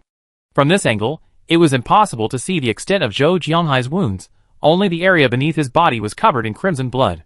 Qi Mingyu was extremely anxious, and was about to examine him closely. Suddenly, the small boat beneath him lurched. He looked down, and saw He Changshi trying to rub off the rope around his wrists, accidentally causing the boat to move. Qi Mingyu stomped hard on his hand, causing He Changshi to convulse in pain, cold sweat instantly beading on his forehead. Behave yourself. Qi Mingyu hissed, pressing the gun barrel against his temple again. Move again, and I won't hesitate to throw you into the water. Just then, a loud splash came from the sea. Qi Mingyu looked up sharply, and saw Mu emerging from the water, holding a broken piece of hose, swimming towards the small boat with a grave expression. His heart sank instantly. His worst fears had come true. Mu climbed onto the small boat, threw the hose onto the deck, and shook his head at Qi Mingyu. The connection is broken. I can only go and stop the valve first. Qi Mingyu's expression was grave. Be careful. I keep an eye on He Changshi here. Mu responded and turned to swim towards the cruise ship. They still had hoses on their cruise ship, so there was still a chance to salvage the situation. The waves were still churning, and like a nimble fish, he avoided the floating debris, quickly grabbed the suspended ladder from the cruise ship, and climbed up in a few swift movements. On the deck, Zhou Shuan was kneeling beside Zhou Jianghai, a first aid kit spread out beside her, the gauze in her hand already soaked with blood. Dad. Mu rushed over, his gaze sweeping over Zhou Jianghai's pale face, and the bloodstains beneath him. His heart clenched instantly, but he only paused for a second before urgently saying, the hose broke. I come to get a new one. Dad. He's not seriously injured, is he? Zhou Shuan was wrapping the wound with the last layer of gauze. Hearing this, she looked up, sweat beading on her forehead, but she remained relatively calm. The shrapnel grazed my left shoulder. It didn't damage any internal organs or blood vessels, but I lost a lot of blood. Hearing no vital organs, Mu's heart, which had been pounding, finally eased slightly. He didn't have time to ask any more questions, and turned to run towards the storage compartment. The hatch was slightly warped from the explosion. He forcefully pulled it open, rummaged through a pile of tools, found a spare hose, grabbed 2 pipe wrenches, and rushed back. Just as he reached the edge of the deck, Zhong Tiyun came to meet him, taking the pipe wrenches from his hand. I go with you, 2 people, quick. Mu nodded, and the 2 of them descended the ladder into the sea. The icy water was up to their chests. Mu told Zhong Tiyun to wait there with one end of the hose, while he dragged the other end and dived down. The boiling seawater was scalding hot, and Mu's fingertips went numb. He gritted his teeth and swam towards the seabed, his vision filled with murky mud and sand. He could only rely on his memory of the hose connector's location. Finally, he reached the underwater manhole cover. After diving down, he immediately used pipe wrenches to remove the broken old connector and replace it with a new one. Mu gripped the wrenches tightly with both hands, tightening the screw round and round until the last turn was secure, confirming the connector was leak-free. Only then did he open the valve. When he surfaced, he could see the fuel in the hose slowly rising. Good, they started refueling again. Zhou Shuan had already treated her father's wounds, and her heart, which had been pounding, had just begun to settle when she suddenly caught a glimpse of the sea surface a dozen meters to her right. The fuel that had leaked when the hose broke was spreading along the wave marks, ignited by the burning planks left over from the torpedo explosion. A blue flame leaped half a meter high, like a writhing fire serpent, drifting towards the cruise ship. "Quick, grab the foam fire extinguishers," Zhou Shuan shouted. She told her father to lie still, then ran to the cabin, grabbed a spare fire extinguisher from the corner of the deck, and threw one each to Mu Mu and Zhong Tiyun, who were desperately climbing onto the deck. These foam fire extinguishers were pre-apocalyptic shipboard models. They form a fluoroprotein foam barrier on the fuel oil surface, blocking oxygen from contacting the flames, making them the most practical fire extinguishing tool for oil fires at sea. The two rushed to the ship's side, aimed at the flames on the sea surface, and pressed the valve. White foam gushed out, landing on the burning oil. The flames instantly shrank by half, but a few scattered flames still struggled beneath the foam, spreading along the folds of the oil layer towards the cruise ship. Mu Mu knelt on the ship's side, leaning out, her arms aching from holding it up, until the last flame was covered by foam. Only then did she collapse onto the deck, panting heavily. These were some of their few foam fire extinguishers. If the fire reignited, they'd be truly helpless. Qi Mingyu, on the small boat, kept a close eye on the fire, his attention completely drawn to the flickering blue flames. The pressure of his fingertips against He Qingshur's temple unconsciously loosened slightly. Just then, three dark figures suddenly leaped from the water beneath the boat, wielding sharpened steel pipes, and lunged at him in a triangular formation. They were He Qingshur's men, who had been hiding in the murky water, taking advantage of the chaos to sneak up. "Watch out!" Zhong Tiyun on deck immediately raised her gun, aiming at the figures, her finger already on the trigger. "Don't shoot, Mom!" Zhou Shuan suddenly reached out to stop her, her voice trembling urgently. "The sea over there is full of black floating debris. A bullet will ignite the remaining fuel. If the space could be opened, they could shoot arrows directly without worrying about fuel. But that's not possible now." They could only watch helplessly as Qi Mingyu on the small boat was surrounded, unable to pass him a weapon. Qi Mingyu on the small boat didn't have time to call for help. The man on his left swung a steel pipe and thrust at him. He dodged to the side, kicking the man's knee with a sharp crack, and the man screamed as he fell into the sea. But a dagger on his right was already close to his chest. He suddenly pulled He Qingshur beside him, shielding him with his body. He Qingshur, who had been struggling, seized the opportunity and violently pulled backward, his body tumbling towards the sea. He was certain Qi Mingyu wouldn't let him drown. He wanted to use this momentum to break free. Once he fell into the sea, his men would be there to catch him. Trying to run? Qi Mingyu reacted quickly, grabbing him by the back of his collar and forcefully pulling him back. Simultaneously, he snatched the dagger from the man behind him, twisted his wrist, and the dagger precisely pierced the man's temple. Blood gushed out, and the man instantly collapsed. Seeing the situation was dire, the last henchman turned to jump into the sea, but Qi Mingyu swung his dagger, the tip plunging into the man's back. Taking advantage of the man's momentary groan as he fell, Qi Mingyu leaped up and slammed his knee into the man's chest. A muffled thud was heard, and the henchman coughed up blood, completely still. In those brief few dozen seconds of struggle, Qi Mingyu's back was already soaked with cold sweat. Just as he was about to catch his breath, He Qingshur, who was pinned to the hull, suddenly twisted his body wildly, his back slamming against Qi Mingyu's wound, while his legs braced against the deck, trying to flip back into the sea. Still dare to move? Qi Mingyu endured the pain, grabbed He Qingshur by the collar, and slammed him firmly against the railing. Chapter 830. In the chaos, He Qingshur pulled out a piece of gravel from somewhere, and slashed it viciously at Qi Mingyu's abdomen. Qi Mingyu dodged quickly, grabbing He Qingshur's wrist, and forcing the gravel into his abdomen. Blood seeped out instantly, He Qingshur groaned, and his body went limp. Qi Mingyu finally breathed a sigh of relief. He coldly stared at He Qingshur, who was curled up there, a fierce glint in his eyes. He Qingshur gasped for breath, looking up at Qi Mingyu. His previous madness was gone, replaced by resentful bitterness. Qi Mingyu looked down at him, the gun still pressed against his forehead, his voice as cold as the sea breeze. "Move again, and this bullet will be in your head." Just then, two figures swam in from the direction of the cruise ship, Zhou Shuan and Mu Mu. The two swam towards him with all their might, paddling as they went. They only had time to jump off after the fire was extinguished. "Brother Yu, are you all right?" Zhou Shuan climbed onto the small boat and immediately checked on Qi Mingyu. Seeing that he was only disheveled but unharmed, she breathed a sigh of relief. I'm fine, don't worry, Qi Mingyu waved his hand, his gaze fixed on the distant sea. He Qingchu's men were still lingering a few hundred meters away. More than 20 small boats were spread out in a fan shape, like a pack of hungry wolves waiting to pounce, but without their leader's orders, they dared not advance. Back to the cruise ship first. Moo Moo immediately grabbed an oar, the wooden paddle splashing water as it plunged into the sea. Zhou Shuan also knelt on the other side of the small boat and rowed. The small boat bobbed like a leaf in the waves. He Chengshi, bound in the center, had his abdominal wound tightened by the ropes, dark red blood seeping out from the gaps in the ropes, staining the deck beneath him. He was in excruciating pain, cold sweat beating on his forehead. He gritted his teeth, letting out muffled groans, his eyes filled with resentment, yet utterly powerless to resist. Qi Mingyu leaned against the stern of the boat, gripping his gun and watching the distance warily. The sea breeze ruffled the blood-stained hem of his clothes. He could clearly see the figures moving on the small boats, though currently still, they were like lurking beasts, ready to pounce at any moment. Faster! He whispered a reminder. A few minutes later, the cruise ship's gangway finally came into view. Zhong Tian was already waiting at the top, supporting Zhou Jiahai.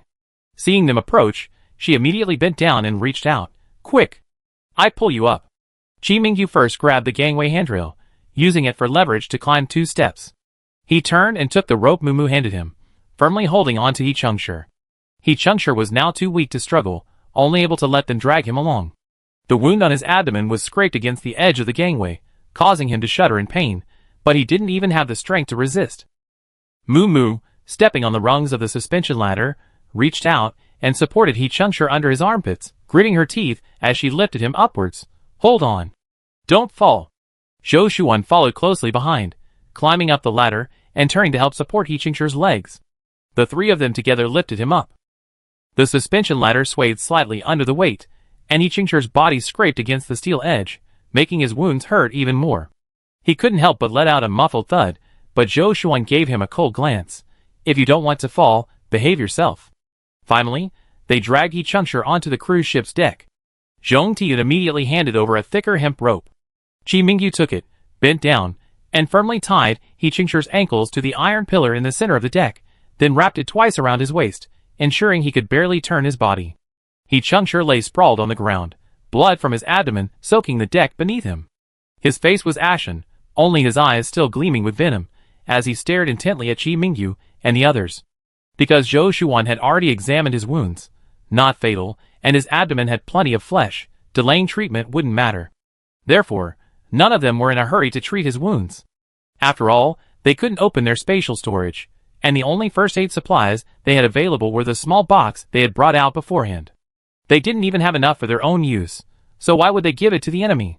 Moo Moo wiped the sweat from his brow, turned, and walked to the ship's side, peering over to check the hoses. The fuel line was still steadily delivering fuel. The black fuel was slowly flowing through the transparent hose, heading towards the cruise ship's fuel tanks. He breathed a sigh of relief. The moment Qi Mingyu climbed onto the deck, he grabbed the submachine gun from the railing and walked to the ship's side, aiming it at the group of small boats in the distance. His voice was steady and powerful. Stop 500 meters away. We just need to refuel, and we leave in 4 hours. We won't touch your stuff, and we won't make enemies of you, except for the fuel. The group of small boats in the distance fell silent instantly, and some people leaned out of their boats to look in their direction. Seeing their hesitation, Qi Mingyu raised his voice again, his gaze sweeping over the black oil drum fragments floating on the sea surface, his tone becoming more ruthless. Don't even think about a sneak attack. There's still residual fuel on the surface, and the valves on the underwater tanks are still open. If you go any further, I disconnect the hose right now, let the fuel spill onto the surface, fire another shot, and we all be blown to bits. These words were like a bucket of cold water, extinguishing any remaining hope in anyone's heart. The men all knew the underwater oil tanks held enough to turn the area into a sea of fire, and no one was willing to gamble with their lives. Several small boats that had initially tried to move forward immediately retreated dozens of meters, the fan-shaped encirclement instantly disintegrating. Zhou Shuan walked to Qi Mingyu and handed him a bottle of water. Have some water first. We only added 30% of the fuel. It'd take another 3 hours. After such a long battle, they were all extremely tired and thirsty. But their crisis was far from over. So, they took turns drinking a few sips of water to moisten their parched throats and lips, then cautiously spread out around the deck, watching for any movement. Zhong Tiyun brought several boxes of ammunition from the storage compartment and distributed them to the men. There are a few sniper rifles inside. If they dare to get close, you can aim directly at them. These were their only weapons. No one wanted to fire again unless absolutely necessary. Moo Moo, keep an eye on the sea. If anything seems amiss, warn us immediately, Zhou Shuan ordered. Moo Moo's gaze was resolute, and she immediately replied, yes, sir. Seeing his subordinate back down, He Chengshi finally lost his previous arrogance, leaning against an iron pillar, panting, his eyes still filled with resentment. Zhou Shuan squatted down, looking at the wound on his abdomen. If you behave yourself, we let you go once we fill up the tank. If you try anything funny again, no one can protect you. He Chengshi turned his face away, remaining silent. Time passed second by second, the fuel gauge slowly rising, from 30% to 35%, then to 40%. The wind on the sea gradually subsided, and sunlight shone through the clouds, but no one dared to relax their vigilance. Finally, after more than 4 hours, the fuel tank was full. Chapter 831. When the fuel gauge was firmly at full, Moo Moo reached out and closed the valve. The dry click of the metal handle turning was particularly clear in the sea breeze.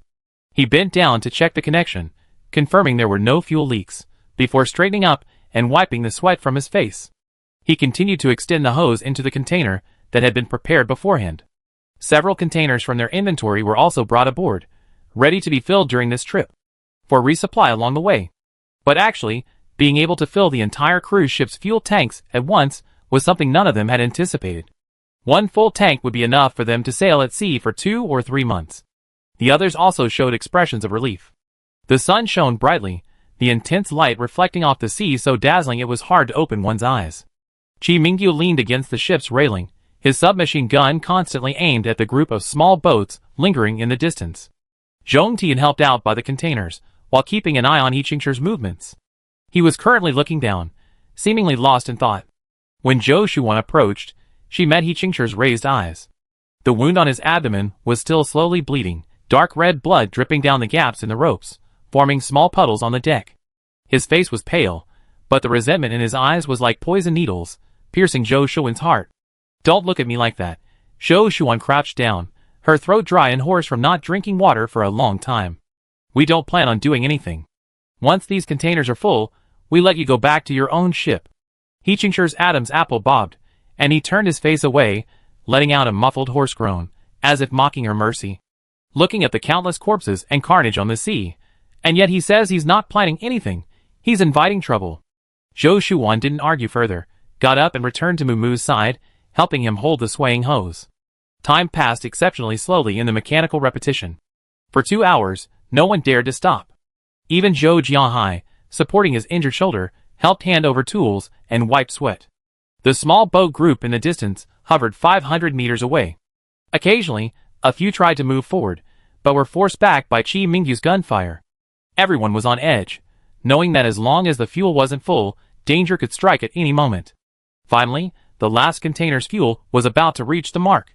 Just as Moo Moo was about to close the valve, a painful groan suddenly broke the silence of the sea. Zhou Shuan and Moo Moo turned around simultaneously, their pupils instantly contracting. He Chengshi suddenly arched his back, his body, bound by ropes, convulsing violently. His head, which had been hanging low, jerked back, veins bulging on his neck, and his eyes rolled back. The wound on his abdomen was completely torn open by the violent twisting, the previously congealed blood clots falling off, dark red blood dripping wildly from the gaps in the ropes, spreading a large, dark stain on the deck. What's wrong with him? Zhong Tiyun dropped the rag in her hand, her voice filled with anxiety. The wound didn't seem deep before, how could he be convulsing like this? Zhou Shuan rushed over, squatted down, and pressed down on He Chengshi's shoulder, quickly lifting his eyelids with her other hand. His pupils were rapidly dilating, the whites of his eyes filled with fine red blood vessels. This wasn't a convulsion caused by ordinary wound pain. Zhou Shuan rushed over, squatted down, and pressed down on He Chengshi's shoulder, clearly feeling the stiffness and trembling of his muscles. She quickly lifted his eyelids. His pupils were dilated, the whites of his eyes were covered with fine red blood vessels, and his lips were an unnatural bluish purple. It's a high fever and seizures caused by a wound infection. Zhou Shuan reacted immediately, her voice tinged with urgency. Where is a clean environment in the apocalypse? Rust on the deck, salt grains in the sea breeze, even mud and sand splashed up from the previous explosion. Anything could seep in through the wound. While Chungshur was bound, he kept secretly struggling, repeatedly rubbing his wounds against the iron bars. His already unhealed flesh remained in a state of perpetual damage, creating a breeding ground for infection. Furthermore, he hadn't eaten or drunk anything since being captured. His immune system was at its lowest point, and the high fever directly triggered the seizures. This was common in the apocalypse. Many people didn't die from severe injuries, but from these seemingly insignificant infections. Moo, get the first aid kit. Zhou Shuan shouted urgently, pressing her hands firmly against He Qingshur's shoulders, trying to calm him down. He Qingshur's convulsions grew increasingly violent, his body writhing on the deck like a dehydrated fish. The first aid kit, used before, was lying nearby. Moo rushed over, running to bring it to him. He first took out a clean strip of cloth and handed it to him. Wan, put this in his mouth first, so he doesn't bite his tongue. During a febrile seizure, a person loses consciousness, and their chewing muscles contract uncontrollably, making it easy to bite their tongue. Zhou Shuan took the cloth and, taking advantage of the moment, He Qingshur opened his mouth and groaned, quickly stuffed it into his mouth, then had Moo hold his jaw down firmly. Next, Moo took out saline solution and iodine, their only two disinfectant supplies. Zhou Shuan carefully untied the ropes, binding He Qingshur's waist and abdomen. As soon as she loosened them slightly, she saw that the wound had reopened with a 2-finger-wide gash. The gauze that had been used to bandage him was soaked with blood and stuck to his skin. She soaked the gauze in saline solution and applied it little by little to the wound. Once the gauze softened, she gently removed it. With each movement, He Qingshur's body convulsed. A painful whimper escaped his throat, and cold sweat poured down his forehead like broken beads. You can imagine how painful this was. But in the apocalypse, everyone endured it this way. Bear with it, Zhou Shuan said calmly but firmly. We must clean the filth out of the wound now, otherwise the high fever won't subside, and if he convulses, it will be life-threatening. She repeatedly rinsed the wound with saline solution. Her fingertips could feel the tiny particles at the edge of the wound. These were rust and silt from the deck. If these weren't cleaned out, the infection would only worsen. He Qingshur's body jerked violently, a glimmer of clarity flashing in his previously pale eyes, perhaps temporarily roused by the pain. There's a small pebble in the wound. Zhou Shuan suddenly frowned, feeling something hard deep inside the wound. She immediately took a pair of tweezers from the first aid kit, repeatedly soaking and disinfecting them in iodine, before carefully inserting them into the wound. The moment the tweezers touched the pebble, He Qingshur jerked his head up, the gauze in his mouth making a crunching sound as he bit it. Zhou Shuan held her breath, her wrist slightly lowered, steadily grasping the pea-sized pebble, and quickly pried it out. The pebble was still stained with blood and rust, making a crisp sound as it fell onto the deck. She didn't stop, continuing to search the wound, picking out several more small rust fragments until she could no longer feel any foreign objects, then applying clean gauze to stop the bleeding. It seems that when we examined his wounds a few hours ago, we didn't find any foreign objects in them. Chapter 832. Once the bleeding finally stopped, Zhou Shuan rebandaged the area with gauze. Without antibiotics, this was the only treatment available. Gradually, He Qingshur's convulsions subsided, his body relaxed, and his breathing gradually became steady. He lay slumped on the deck, his face still pale, but he no longer had the strength to struggle. He was simply gasping for breath. His fever hasn't completely subsided. We need to give him some water, Zhou Shuan said, turning to Zhong Tiyun. They were also severely lacking in fresh water. Zhong Tiyun felt a pang of reluctance, but looking at He Qingshur lying there, she said nothing, turning to fetch a small bowl of water from inside the cabin. He Qingshur's chest still heaved with his heavy breathing, cold sweat trickling down his forehead and accumulating in small puddles on the deck. Zhou Shuan knelt beside him and fed him a few sips of water. She did it simply out of a sense of responsibility towards a patient. He Qingshur drank some water and finally calmed down. He raised his eyes, his gaze sweeping over Zhong Tiyun behind Zhou Shuan, then landing on the several containers full of fuel on the deck.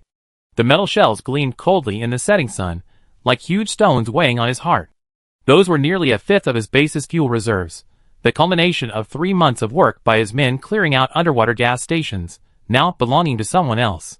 He gritted his teeth, slowly sitting up, using the deck for support. The pain in his abdomen made him gasp, but he no longer showed the venomous look he had before.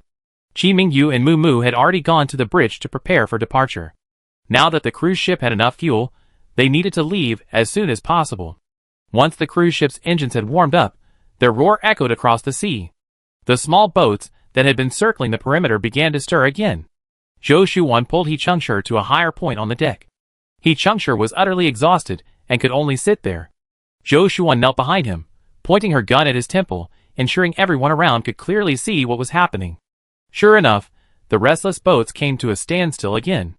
Zhou Shuan thought, this leader certainly knows how to win people over. They had been there for nearly 7 hours.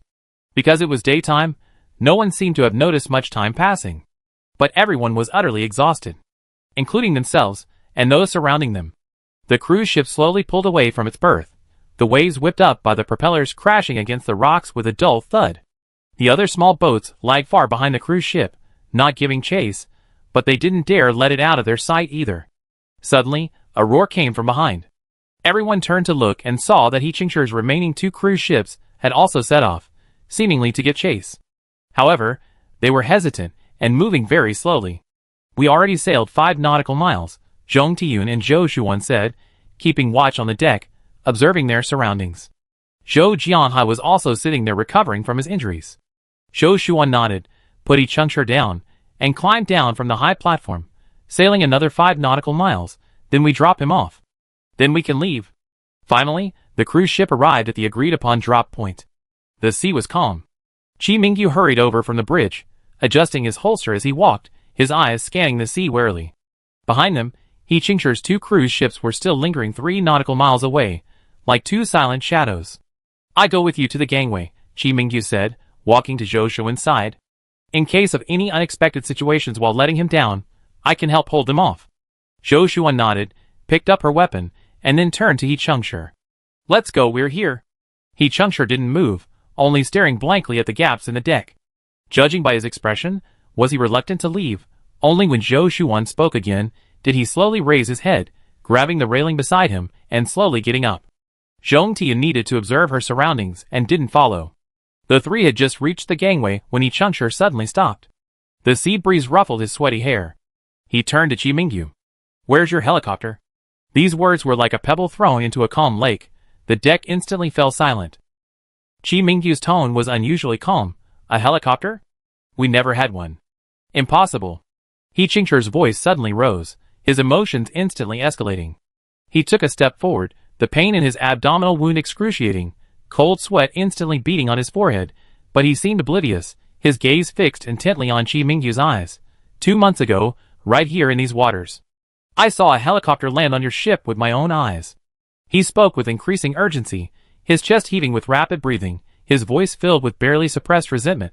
I sent 3 ships to follow you in shifts, just to seize that helicopter when you docked. Don't try to fool me. The ocean is so vast. How can you not guarantee there's another group of people on board like ours? Zhou Shuan sneered. Even if we have a helicopter, where can we hide it? Can we just abandon it at sea? Or will we have another backup? He Chengshi now knew perfectly well that the entire cruise ship belonged to only his family. There were no other teams searching for aid. This group definitely harbored a secret. He had previously sent men to follow them, hoping to seize the helicopter for their own use, but instead, he had unwittingly given them precious fuel. After the fall of the land, although he and a group of men ventured out to sea, they were lucky. The area they were stationed in was the seabed of the former port. Besides the still usable gas station, they also scavenged a lot of weapons, ships, and other supplies from the seabed. In addition, the reefs here were covered with clam shells. Although the clam shells inside were frozen to death, they were still edible when freshly thawed. Later, they combined clam shell powder with fish and other foods, which was enough to fill their stomachs. Therefore, their base had always been relatively prosperous. However, fuel resources are non-renewable. Once used up, they're gone. Now that the other side has refueled so much, their own fuel reserves are greatly reduced, severely limiting their future seafaring. And now the other side says they don't have any helicopters at all. Does that really mean there are other survivors in this area? He Chengshi's expression showed anger, shock, and a thoughtful look. It was unclear whether he believed their story or not. Zhou Shuan and Qi Mingyu exchanged a glance, the latter pointing his gun at the other side again. You should get off the ship. He Chengshi's expression was complicated. You really won't kill me? Qi Mingyu didn't say anything, but his expression said it all. Chapter 833. The ropes of the rope ladder swayed violently in the sea breeze, the rough hemp ropes covered with a layer of whitish salt frost, stinging He Qingche's palms. He used the rope ladder to descend, but due to his injury, he swayed violently, his knees slamming heavily against the iron frame of the ladder with a dull thud. But he gritted his teeth and didn't utter a sound, finally reaching the surface of the sea. Chi Mingyu tossed him a plank and a lifebuoy. He was told to lean against these and wait at sea for his subordinates to rescue him. When He Qingche finally climbed onto the plank and looked up, the cruise ship had already sailed away without hesitation. Huge waves splashed all around him. He stared intently at the departing cruise ship, lost in thought. After waiting a while longer, his men finally arrived. The first to arrive were a small boat. Several people frantically called out to him, hurriedly helping him to a seat in the center of the small boat.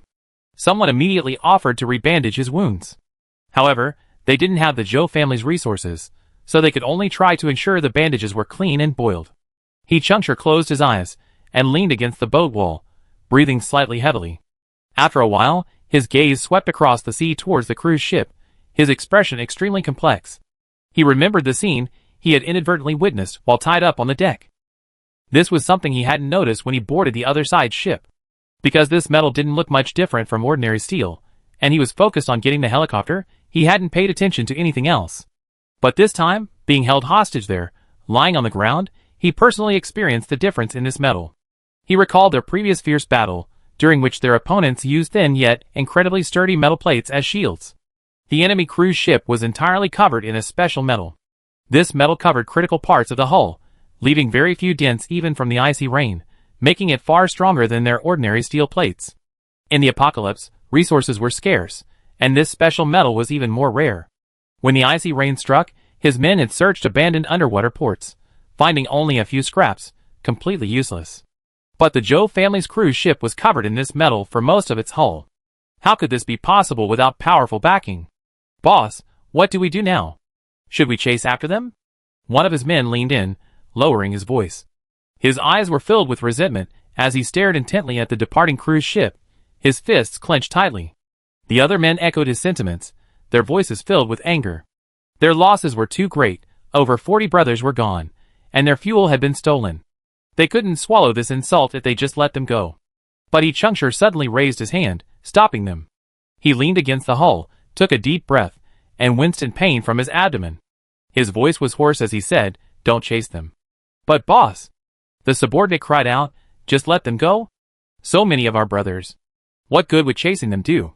He Qingche interrupted him, his gaze sweeping over everyone present. "They have torpedoes on board, have you forgotten?" One sentence silenced everyone. Their base only had 3 small cruise ships, each a hard-earned asset. One had already sunk in the previous battle, and if they were to catch up, the remaining 2 would likely fall. He Qingche paused, then asked, "How many of us died this time?" "Exactly?" The subordinate, who had spoken earlier, lowered his head, his voice heavy. "Boss, we counted. 43 brothers died. A dozen or so were wounded, and are lying on the cruise ships behind." 43. He Qingche silently repeated the number. These men had followed him from land to sea, enduring the most difficult days together, and now they had lost their lives for trying to steal the enemy's helicopter. He closed his eyes, took a deep breath, and when he opened them again, the emotion in his eyes had been replaced by a cold, somber one. He looked up at the direction the Zhou family's cruise ship had sailed in. The ship was getting farther and farther away, gradually becoming a small black dot on the sea. But his gaze seemed to pierce through the sea, fixed firmly on the ship. "Forget it," he spoke again, his voice carrying an undeniable calmness. "Tell the 2 cruise ships behind to stop following. We're going back to base." "But boss, are we just going to let it go like this?" His subordinate was still unwilling. "Forget it. What else can we do?" He Qingche glanced at him, his tone weary yet ruthless. "If we chase after them now, we'd just be throwing our lives away. But I remember this debt. We'd definitely meet again." He knew very well that the Zhou family was no ordinary group. The equipment, supplies, and that special metal on their ship all indicated that they had a powerful force behind them. Moreover, Zhou Shuan's words had made him uneasy. If the other side truly didn't have a helicopter, then who was it that he saw 2 months ago? Could there be other survivors in this area? If so, this sea would likely be even more turbulent. Meanwhile, on the Zhou family's cruise ship, Zhou Shuan and Zheng Tiyun stood on the deck, observing the movements behind them with binoculars. Seeing He Qingche's small boat heading towards the 2 cruise ships behind without giving chase, they both breathed a sigh of relief. Only then did Zhong Tiyun have the mind to bring up what she had seen in that area earlier. Wan, did you notice? That reef where Chief He and his group. Before she could finish, Zhou Shuan already knew what her mother was about to say. He Chengshi and his group had built a maritime base around an underwater landmass. The so-called base was simply a collection of ships combined, with the survivors living on board. This model was similar to Shui Wuan's group, a small-scale maritime base, a civilian organization. However, perhaps because the land here didn't sink as deeply during the massive earthquake, it has largely retained its pre-earthquake state. Therefore, this base can find a considerable amount of useful resources, especially the most precious oil. But things on the ocean are constantly changing. That massive reef complex somehow intertwined with the underwater structures, slowly growing there. Before the sea froze, this area was particularly suitable for clams to thrive. After the ice formed, the clams gradually died out, leaving only their hard shells. He Chengshi and his group survived by mixing powdered shells with their food. Chapter 834. These were the scenes the Zhou family witnessed in that sea area. Besides, there was another crucial point. The survivors under He Chengshi's command were not of equal status. A large portion of them were armed and ready to fight. However, there were also slaves, their hands and feet bound, simply left on the ship. These were likely other survivors captured by He Chengshi's men, reduced to subservient slaves, forced to collect clam shells and search for supplies daily. The Zhou family saw these people during the battle. But they were powerless to help. They could barely protect themselves, let alone rescue other survivors. They had already relied heavily on luck to escape unscathed from He Chengshi and his forces. Moreover, Zhou Shuan's spatial storage was now inaccessible, and the entire stockpile of whale meat from the mothership was unavailable. If they still can't open it, Zhong Tiyun was deeply worried, but her expression remained unchanged. She only asked Zhou Shuan, what should we do next? They had stockpiled enough fuel, and could go home. However, without Zhou Shuan's senses, they couldn't find their way at sea. Zhou Shuan was also pondering this problem. Although she no longer possessed spatial awareness, it was still very sensitive, just not as clear as before, unable to provide a precise direction without any error. Right now, she could only vaguely sense it. Once we shake off He Chengshi and the others, we try to go home, she said decisively. Zhong Tiyun nodded in agreement. Yes, it's time to go back. We've been out for so long. She couldn't help but look at Zhou Shuan. What's wrong, Mom? Meeting her worried gaze, Zhou Shuan immediately understood. Their mission this time was to search for minerals in underwater hydrothermal vents, and although they had completed the task, the minerals were stored in her spatial storage. When they returned, her space wouldn't be open, so she wouldn't be able to retrieve them. Not only had they come for nothing, but if Zhou Shuan could open her space later, it would be difficult to retrieve so many minerals. Zhou Shuan comforted her mother. Mom, don't worry too much. Things will work out in the end. We adapt to the situation. That's all we can do. Zhong Tiyun murmured, nodding. Zhou Jianghai chimed in. That's right, Tiyun, don't worry. At worst, we won't find them. We just tell Captain Chun what happened underwater. They can't be too harsh on us, can they? To put it bluntly, the mothership had only taken this desperate measure because it was a last resort. They came out with a high probability of dying, and even if they survived, there was only a 10% chance of finding the minerals. From this perspective, the mothership seems cruel. But considering it from Captain Chen's point of view, sending them out was the last resort. Waiting around doing nothing would only result in their deaths. If they succeeded, they would save the entire warship. Therefore, even if Zhou Shuan and the others returned empty-handed, no one would say a word. Mom, you and I will take Dad to the rest room. You two rest for a while, I take over duty here. It's not safe yet, Zhou Shuan said to the two men. They were too close to He Chengshi's waters to stop. But in reality, everyone hadn't rested for almost 10 hours, and they were all exhausted, just pushing themselves to the limit. Zhou Jianghai's shoulder was injured, but not too seriously. He needed to rest. Zhong Tiyun disagreed. You often get headaches, and you haven't rested for so long. I'm on duty, you take care of your dad and rest for a while too. Zhou Shuan shook her head and refused. It's okay, Mom, I feel fine now. During the battle, my brain was even unusually excited. Just now, probably under the influence of adrenaline, she was incredibly excited, like she'd been injected with adrenaline, drifting the huge cruise ship while firing a submachine gun. The headache symptoms from before were completely gone. Although the excitement had subsided, she now had a slight headache, but it was within a tolerable range. He Chengshi and his men were likely still plotting an ambush. They had to remain extremely vigilant until they left this area. Zhou Shuan wanted her mother to rest first, as she was getting old, and she would continue her duty. Zhong Tiyun couldn't persuade her daughter otherwise, and had to agree. The cruise ship's engine hummed smoothly on the sea. Zhou Shuan gripped the deck railing, her gaze fixed on the horizon behind her. The sea breeze blew, but it no longer carried the tense atmosphere it had before. She raised a hand to rub her throbbing temples. The forced energy she had maintained earlier had dissipated, and fatigue washed over her like a tide. The cruise ship continued sailing for another 10 hours, and they were now quite far from Yichengshi and his men. Only then did Qi Mingyu and Mu Mu gradually reduce their speed and bring the ship to a stop in a calm area of the sea.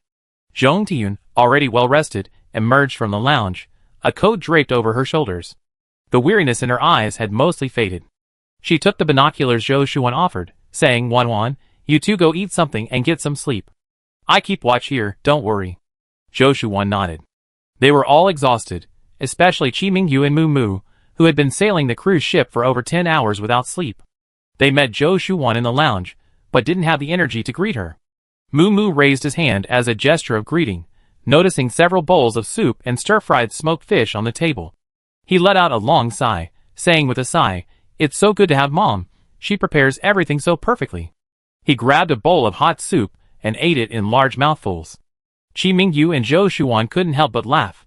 Qi Mingyu first touched Zhou Shuan's forehead, asking softly if her head still hurt, and if she had been injured in the previous battle. He and Mu Mu were on the most intense mission, piloting the cruise ship from the cockpit, while Zhou Shuan was on guard duty on deck. The two of them hadn't even exchanged a single word. Although Qi Mingyu knew Zhou Shuan was probably unharmed, he couldn't help but ask, otherwise he wouldn't feel at ease. Zhou Shuan smiled and shook her head. "I'm fine, I can manage." "Eat quickly." Mu Mu had already finished a bowl of soup in a few bites. Seeing the two of them still lingering there, she couldn't help but roll her eyes and urge them to eat. Qi Mingyu put a few pieces of smoked fish on Zhou Shuan's plate. They smiled at each other, and then began to eat. Mu Mu couldn't wait to go to her rest room.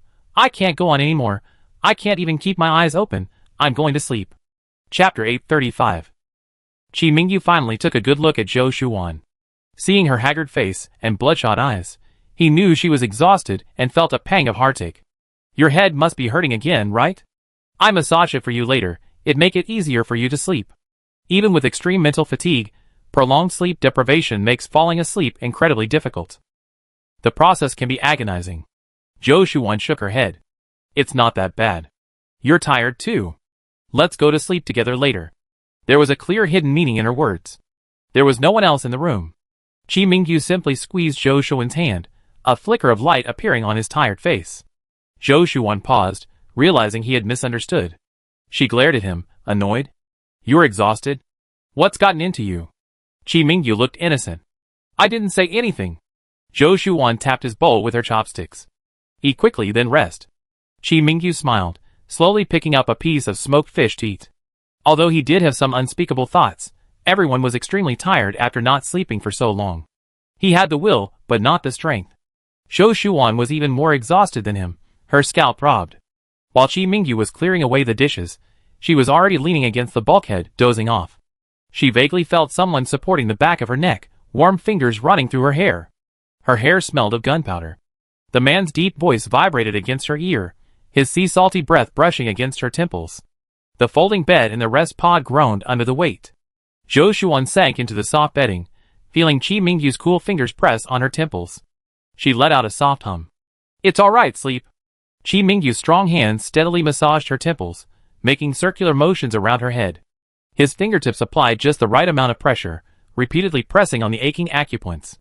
Zhou Shuan's tense shoulders and neck slowly relaxed, her eyelids feeling as heavy as lead. She didn't even have the strength to argue with him. "Your hair doesn't smell of gunpowder. Does it still hurt?"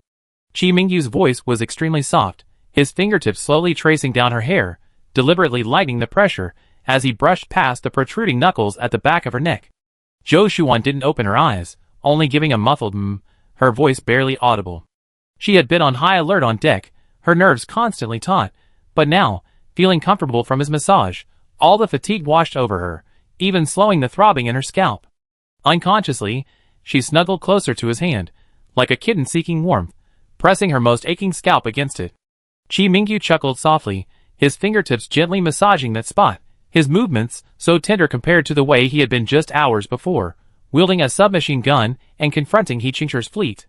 The bed in the lounge was too small, so he sat up, his other hand carefully supporting her back, afraid she might fall if she turned over. After a while, Zhou Shuwen's breathing became steady and long, her brows gradually relaxing. She was clearly fast asleep. Qi Mingyu stopped, the touch of her hair still lingering on his fingertips. He looked down at the faint dark circles under her eyes, and couldn't resist gently touching them with his fingertips. Everyone was exhausted these past 2 days, especially Zhou Shuwen. She had to keep her parents safe in the rest area, guarding against He Qingche's movements, and then, in the event of a crisis, she had to single-handedly pilot the cruise ship and fire back. Although this was all part of their prearranged plan, because there were so few of them, and they also had to care for 2 people, she had to shoulder this responsibility, even with a splitting headache, except for him and Mumu. Qi Mingyu's eyes were filled with an incredible tenderness and heartache. He slowly lay down, trying not to touch her, only gently placing his arm around her waist, his movements so light as if afraid of disturbing something. Actually, he was also extremely tired. His eyelids had long been drooping, but looking at the peaceful sleeping face beside him, his weariness seemed to lessen somewhat. He stared at the mottled metal roof of the cabin, his mind replaying the confrontation with He Qingche and Zhou Shuwen's spatial issues. His brows furrowed involuntarily, but quickly relaxed again. I need to get some sleep first. Even if the sky falls, we deal with it after I wake up. Zhou Shuwen didn't know how long she slept before being awakened by a slight jolt. She groggily opened her eyes. Sunlight streamed through the crack in the porthole, casting a thin beam of light on the deck. Qi Mingyu was still asleep, breathing evenly, his arm still draped over her waist, but his brow was slightly furrowed, as if he were having a troublesome dream. She gently shifted, trying to move his arm away to avoid making him numb, but the moment she touched his wrist, he gripped it tightly. Qi Mingyu slowly opened his eyes, still a little sleepy. Seeing that she was awake, he asked in a hoarse voice, "Awake? Does your head still hurt?" "Much better." Zhou Shuwen sat up, rubbing her eyes. "What happened outside?" "I think there was a slight jolt. We must have passed a small wave. I vaguely heard Mumu call out from outside, but it's nothing." Qi Mingyu also sat up, stretching, his joints making a slight click sound. "Lie down a bit more. I go check on Mom and Dad and Mumu, and get them something to eat." Zhou Shuwen said, "So we already set sail?" "I had no idea. We just set sail a little while ago." "No rush, you rest a bit more." Everyone knew Zhou Shuwen's condition was special, so they all wanted her to sleep longer. After Mumu woke up, they set off on the cruise ship. Qi Mingyu had vaguely sensed the cruise ship starting up, but he didn't move so Zhou Shuwen could get some rest. "What time is it?" Zhou Shuwen sat up, her voice still hoarse. Qi Mingyu had just checked his watch. "It's 3:30. Looking at the bright sun outside the window, they couldn't tell if it was afternoon or early morning. Their biological clocks were completely messed up. Even Qi Mingyu couldn't tell if it was 3:30 in the morning or 3:30 in the evening. The aroma of frying fish wafted from the kitchen. Zhong Tiyun, wearing an apron, stood in front of the stove, the smoked fish pieces in the iron pot sizzling with oil. Seeing them approach, she smiled broadly. "Awake? How did you sleep?" "Wan, does your head still hurt?" Zhou Shuwen shook her head. "Much better, Mom." "What should we eat?" "Has Mumu eaten?" "Where's Dad?" "How's his injury?" "Mumu just ate some dry food." Zhong Tiyun pointed outside. "Your dad is on guard duty on the deck." Mumu checked his wound, changed the bandage, and said there's no sign of it getting worse.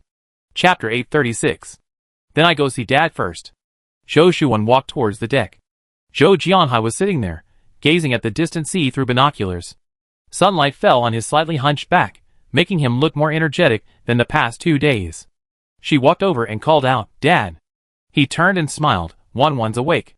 How are you? Does your head still hurt?" The whole family asked the same question. Zhou Shuwen smiled and repeated the same answer.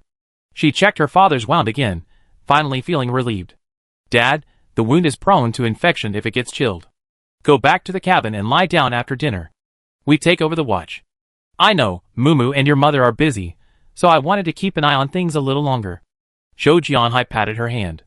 Once everyone was seated for dinner, Zhong Tian had fried smoked fish in hot oil, making it taste even better.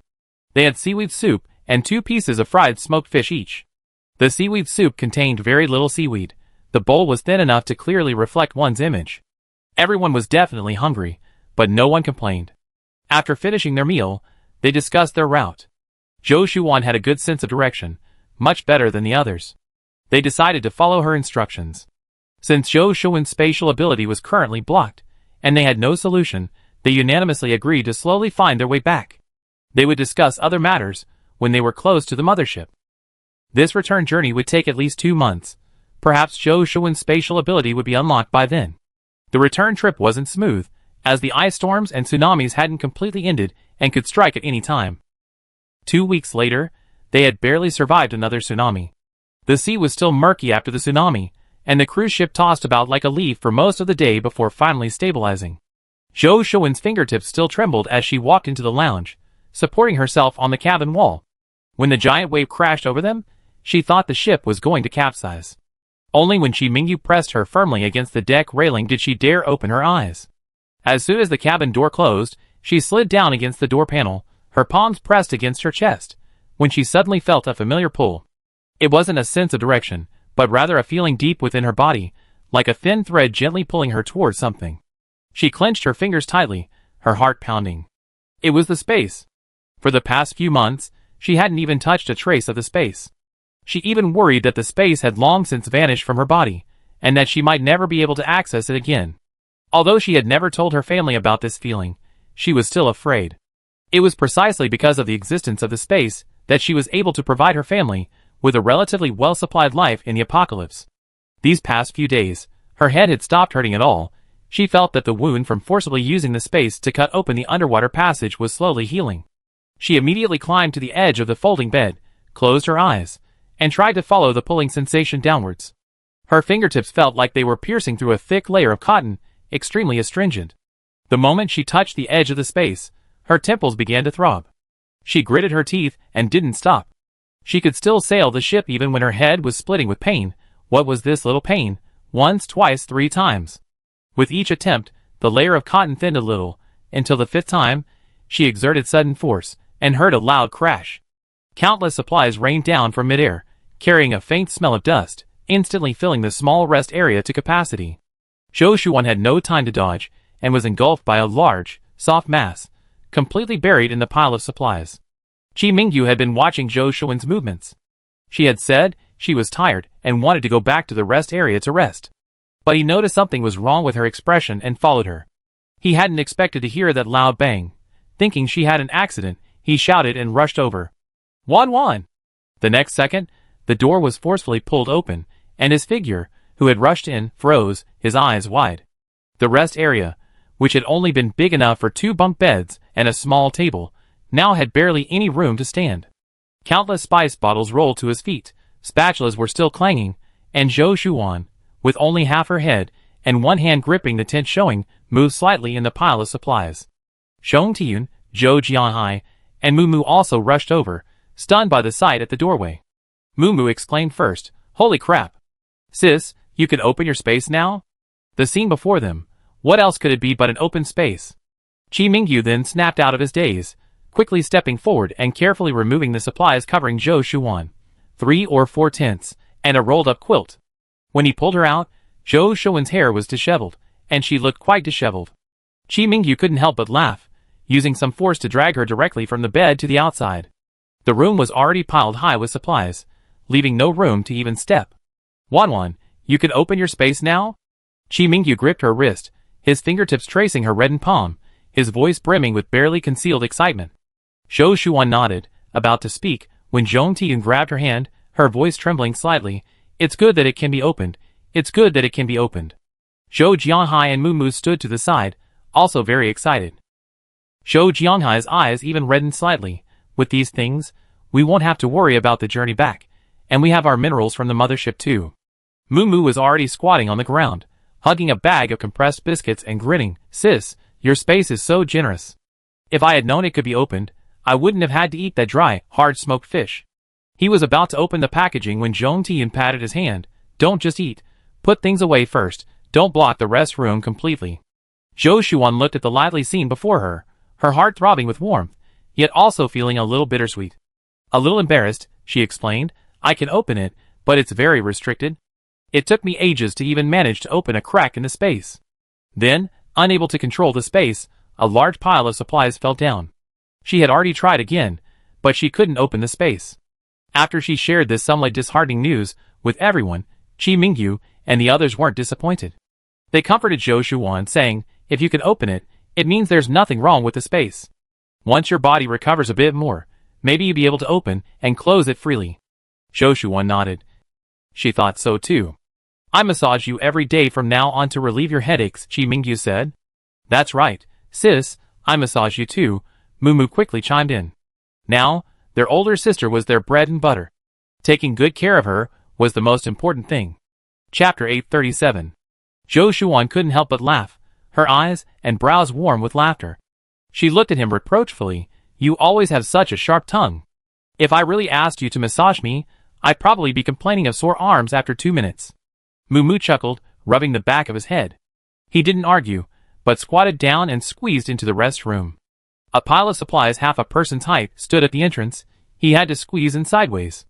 The edge of the canvas tent slipped off his shoulder and rolled to the ground, revealing a loosely folded quilt underneath. Several plastic buckets labeled soy sauce and vinegar rolled around on the ground with a slight rocking of the boat, making a gurgling sound. He rummaged through the supplies for a while, only managing to pull out 3 packs of compressed biscuits and 2 cans of oranges from the gaps in the tent. The cans were slightly deformed, and the labels were crumpled and stuck to them. Mumu came out holding a cookie, his tone slightly puzzled. Sis, why are most of the things that fell out of the space these useless things? We don't need the tents and blankets right now, and the spice buckets are just taking up space. What we lack is food and drink. Before he finished speaking, Zhou Jianghai glared at him, his tone stern. How can you talk like that? It's already good enough that you can take things out of the space, and you're being so picky. Mumu stuffed the cookie into Zhong Tian's hand, muttering softly, I just think it's a waste. If only it were rice or bottled water that fell out. Zhou Shuan didn't seem to care, just a little embarrassed. Actually, I wasn't in control at the time. I just felt like I opened a crack, and the things inside started falling out with a clatter. I didn't have time to choose. It's okay, Wan Wan. It's good that you were able to open it. Zhong Tian quickly comforted her. These few packs of biscuits and 2 cans of food, if we eat them sparingly, should last us for 2 days. Once you recovered a bit, maybe you'll be able to get food next time you open the space. Zhou Jianhai nodded in agreement, his gaze fixed on Zhou Shuan's pale face, filled with heartache. Don't overthink it, just rest. The fact that the space is still active means it's not completely broken. Take it slow, there's no rush. Zhou Shuan nodded, but her gaze fell on the overflowing supplies in the rest area, lost in thought. The instant the space opened, she had vaguely seen the shelves inside. The outermost shelf was filled with tents and blankets, further in were food shelves, and deeper inside were boxes of fresh water and medicine. If she tried to open the space again, could she concentrate and reach directly for the food shelves? Perhaps she could accurately retrieve what she needed. In the days that followed, the fleet trudged along the sea, encountering occasional ice shards and several small tsunamis. But each time, Zhou Shuan, relying on her directional sense, managed to guide everyone away from the most dangerous areas. Every day, she would set aside half an hour to sit in a corner of the cabin, trying to open her spatial dimension with her eyes closed. At first, it was very difficult. But gradually, her perception of the dimension became clearer. From initially only being able to open it a crack, she could later hold the opening for 3 seconds, precisely targeting the food shelves within. 2 months later, Zhou Shuan could open her dimension once a day. Although she still couldn't open and close it freely, she could ensure she could bring out some food each time. It was thanks to these supplies snatched from the dimension that they didn't starve or die of thirst on the desolate sea. After more than 2 months of travel, everyone was exhausted. When they were still more than 10 days away from the mothership, Zhou Shuan attempted to release the volcanic ash and hydrothermal minerals she had collected. After sailing for another 7 or 8 days, she finally released them all. However, by this time, Zhou Shuan had already sensed something was wrong. But she remained silent, allowing the ship to slowly sail towards the mothership. When the ship finally approached the area where the mothership was located, everyone crowded onto the deck, even Mumu, who had been guarding the cockpit, ran out. Zhou Jianhai, holding binoculars, his hands trembling slightly, kept muttering, almost there, the mothership is nearby. Zhong Tian held Zhou Shuan's hand, her eyes full of anticipation. Once we reach the shore, we see the big guys, then we can finally rest and hand over the volcanic ash and hydrothermal minerals you collected. Zhou Shuan's brow remained furrowed. Zhou Jianhai also sensed something was amiss. Judging by the distance, the mothership's outline should be visible by now. Even if it's anchored in deep water, there should be patrol boats nearby, but the sea is eerily calm, without a trace of a ship. The sea breeze blows, and only the sound of waves lapping against the hull can be heard. Moo Moo's heart skipped a beat. He instinctively took 2 steps forward, gripping the deck railing, and squinted as he looked into the distance. The azure sea was empty, without a trace of human activity. He listened intently. Besides the wind and the waves, there was no other sound. What's going on? Chi Mingyu also emerged from the cockpit, his brow furrowed. Where are our troops? Zhou Shuan remained silent, her unease growing stronger. She had sensed the sea was unusually calm several days prior, seemingly devoid of any sign of the mothership. Could it be? We're going the wrong way. Zhou Jianhai gripped the railing, repeatedly scanning the sea. Maybe we're in the wrong place. He looked at Zhou Shuan, a hint of uncertainty in his eyes. Wan, double check, are we really not off course? No. Zhou Shuan's voice was soft, yet undeniably firm. She pointed ahead. Look there, that's Hope Island number 1. Although it's submerged, the island still exists. Everyone froze. Zhou Shuan beckoned to Chi Mingyu. Brother Yu, let's go down there. Chi Mingyu understood almost immediately, quickly fumbling for their diving equipment. Zhou Jianhai and Zhong Tian were both worried. Zhou Shuan's voice was calm yet resolute. It's all right, Brother Yu and I will go down and take a look. Maybe we can find some clues. The two quickly changed into their diving suits, their oxygen tanks heavy on their backs. Everyone on deck crowded to the ship's side, their eyes fixed on them. With a splash, the two jumped into the water. As soon as they entered the water, Zhou Shuan immediately turned on the headlamp on his helmet. The beam of light spread across the dark water, illuminating everything around them. Following the direction Zhou Shuan pointed, Hope Island number 1 was located 200 meters ahead. As they continued forward, they saw that the island, which had once been uninhabited, was now covered with a thick layer of silt, showing no signs of human activity for a long time. Chapter 838. The buildings that people had painstakingly constructed were all destroyed by the ocean currents. The houses built with solid boulders had lost their former sharp edges. Some had cracked into several pieces scattered on the mudflats, while others were pitted and scarred by the seawater. At the slightest touch, fine stone chips would fall off, as fragile as softened tofu, utterly vulnerable. Zhou Shuan and Chi Mingyu exchanged a glance. Although visibility was poor in the sea, they could both see the shock and sorrow on each other's faces. This was actually to be expected. The corrosive nature of the sea, coupled with their nearly 6 months away, was enough time for the island's buildings to decay. The structures that people had painstakingly built had long been eroded beyond recognition by the relentless ocean currents. Especially the houses built with boulders, which had now completely lost their former robust appearance. Some walls were cracked in half, large stones scattered haphazardly on the mudflats, the cracks filled with foul-smelling, rotting seaweed. Other walls, soaked in seawater and worn smooth and pitted by the sea breeze, looked as if repeatedly sanded by countless sheets of fine sandpaper, obscuring even the original grain of the stones. Zhou Shuan gently touched the stone surface, and fine stone fragments fell down along the dents. The touch, the fragile appearance, truly resembled a block of tofu soaked in water for a long time, easily crushed with the slightest force. Zhou Shuan and Chi Mingyu exchanged a glance in the murky seawater. Even though the water blurred their vision, obscuring the details of each other's faces, they could clearly feel the barely concealed shock and an unspeakable sadness washing over them from their slightly stiffened shoulders, and the sudden pause in their movements. This scene was, in fact, something they should have been able to imagine. They weren't unaware of the ocean's corrosive power. They also knew that their expedition had taken nearly 6 months. 6 months was enough time for the ropes in the fishing nets to rot into shreds, enough time for the island's already exposed buildings to be worn down by the currents, and the passage of time into their current dilapidated state. But seeing it with their own eyes, their hearts still felt heavy, as if something was blocking their throats, making them feel suffocated. Before the apocalypse, people had said that if the apocalypse came, how long would it take to completely erase all traces of human existence on Earth? Someone said it would take several hundred years. Now it seemed it wouldn't even take 100 years. Let's go look down, Chi Mingyu pointed downwards. Zhou Shuan nodded, and the two continued diving downwards together. In the past 2 months, they had gone to the seabed many times in their diving suits. If Zhou Shuan hadn't occasionally been able to open her spatial storage and retrieve a few more diving suits, they certainly wouldn't be able to dive at all now. Zhou Shuan had been suffering from a splitting headache, and the pressure of the ocean only exacerbated it. Therefore, She hadn't even been able to complete her initial underwater dive. Later, her headache gradually subsided, and once she was underwater, it had virtually no effect on her.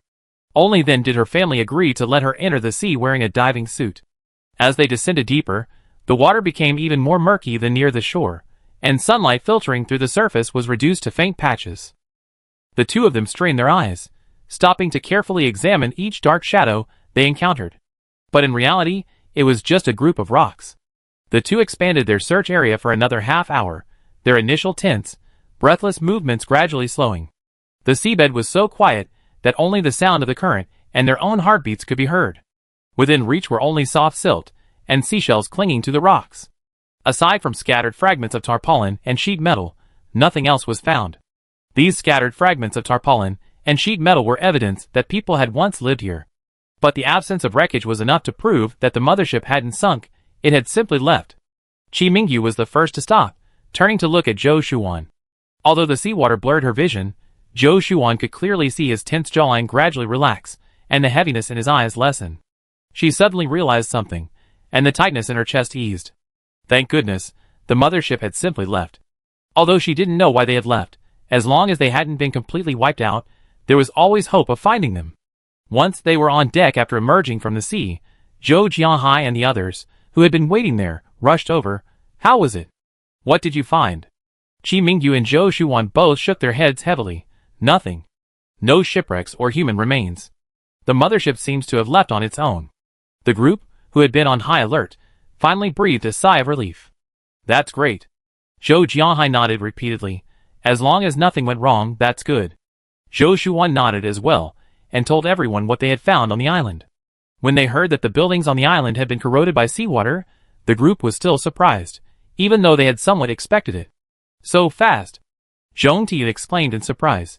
Even though the island was submerged in just over half a year, those buildings constructed with giant stones are already like tofu dregs. That's a bit strange. Moo Moo murmured thoughtfully. He looked down at the rising and falling seawater, then suddenly seemed to remember something, slapped his forehead, and hurriedly went to the cockpit. The others watched Moo Moo's retreating figure disappear through the cockpit door, their faces full of doubt. A few minutes later, Moo Moo came running out carrying a palm-sized measuring device, his voice urgent and excited. This is the seawater data I just measured. I heard you guys say that rocks corrode quickly, look. He handed the measuring device to everyone, pointing to the numbers flashing on the screen. Normal seawater salinity is around 3.5%, and the sea areas we've been to before haven't exceeded 4% at most, but the salinity of this sea has already reached 8%. So high. Zhou Shuan leaned over to look, her brows instantly furrowing. Moo Moo nodded vigorously. It's precisely because of the high salt content that the corrosiveness of seawater is several times greater. Those boulders look hard, but after being soaked in high salt seawater for a long time, the minerals on their surface will be rapidly decomposed, just like iron rusts quickly when soaked in salt water. 6 months is enough to soften the rocks. These words instantly silenced the deck, the previous ease gradually fading. Zhou Shuan stared at the numbers, a thought suddenly popping into her mind, her voice tinged with uncertainty. A sudden increase in salt content can't be a natural phenomenon. Could some disaster have occurred? Chi Mingyu nodded. Yes, whatever the reason, the people on the mothership must have noticed. The high salt seawater probably couldn't even withstand the purification equipment. The filters would corrode and clog within days, preventing even the supply of normal drinking water, forcing them to leave. Chapter 839. Zhou Shuan's heart sank. She thought of more.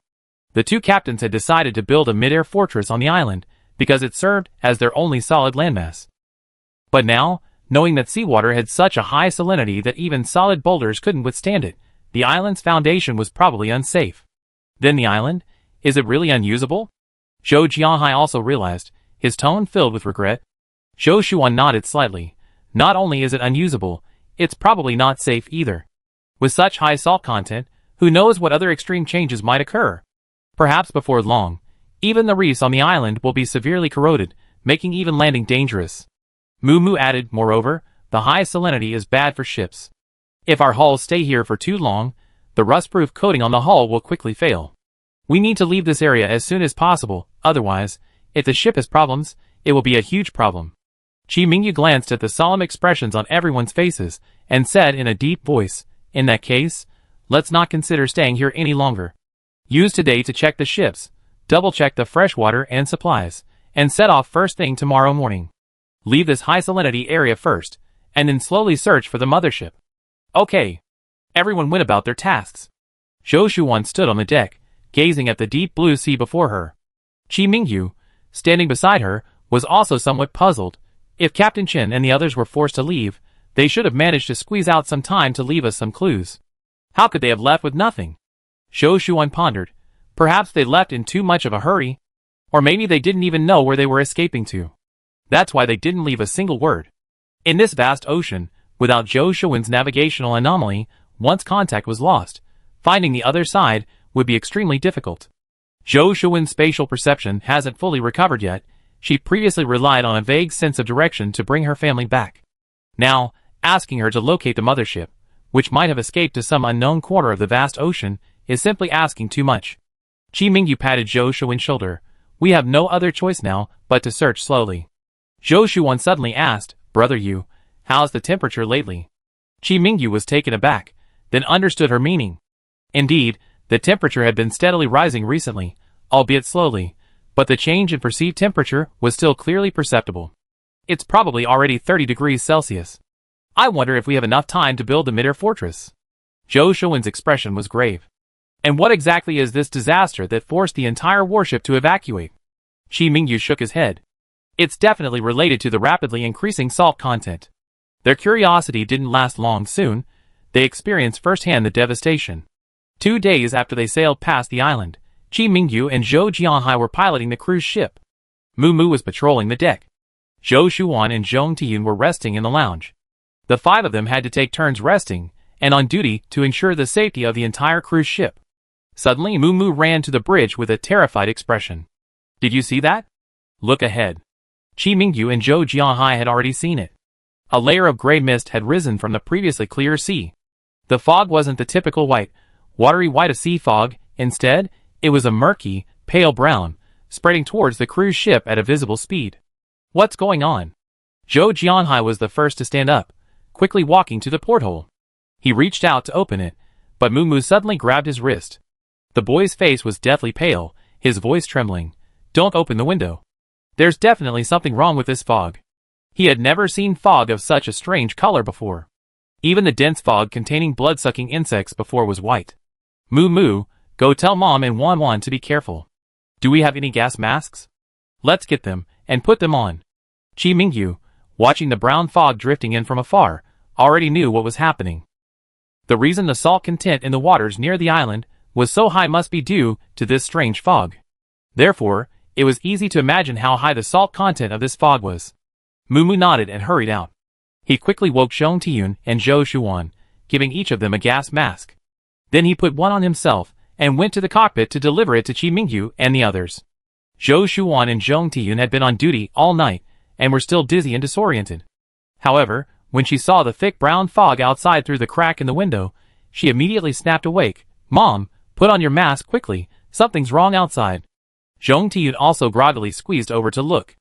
Upon seeing it, she widened her eyes. What's going on? Zhou Shuan shook her head, her expression grave. This fog is related to the rapidly increasing salinity of the seawater.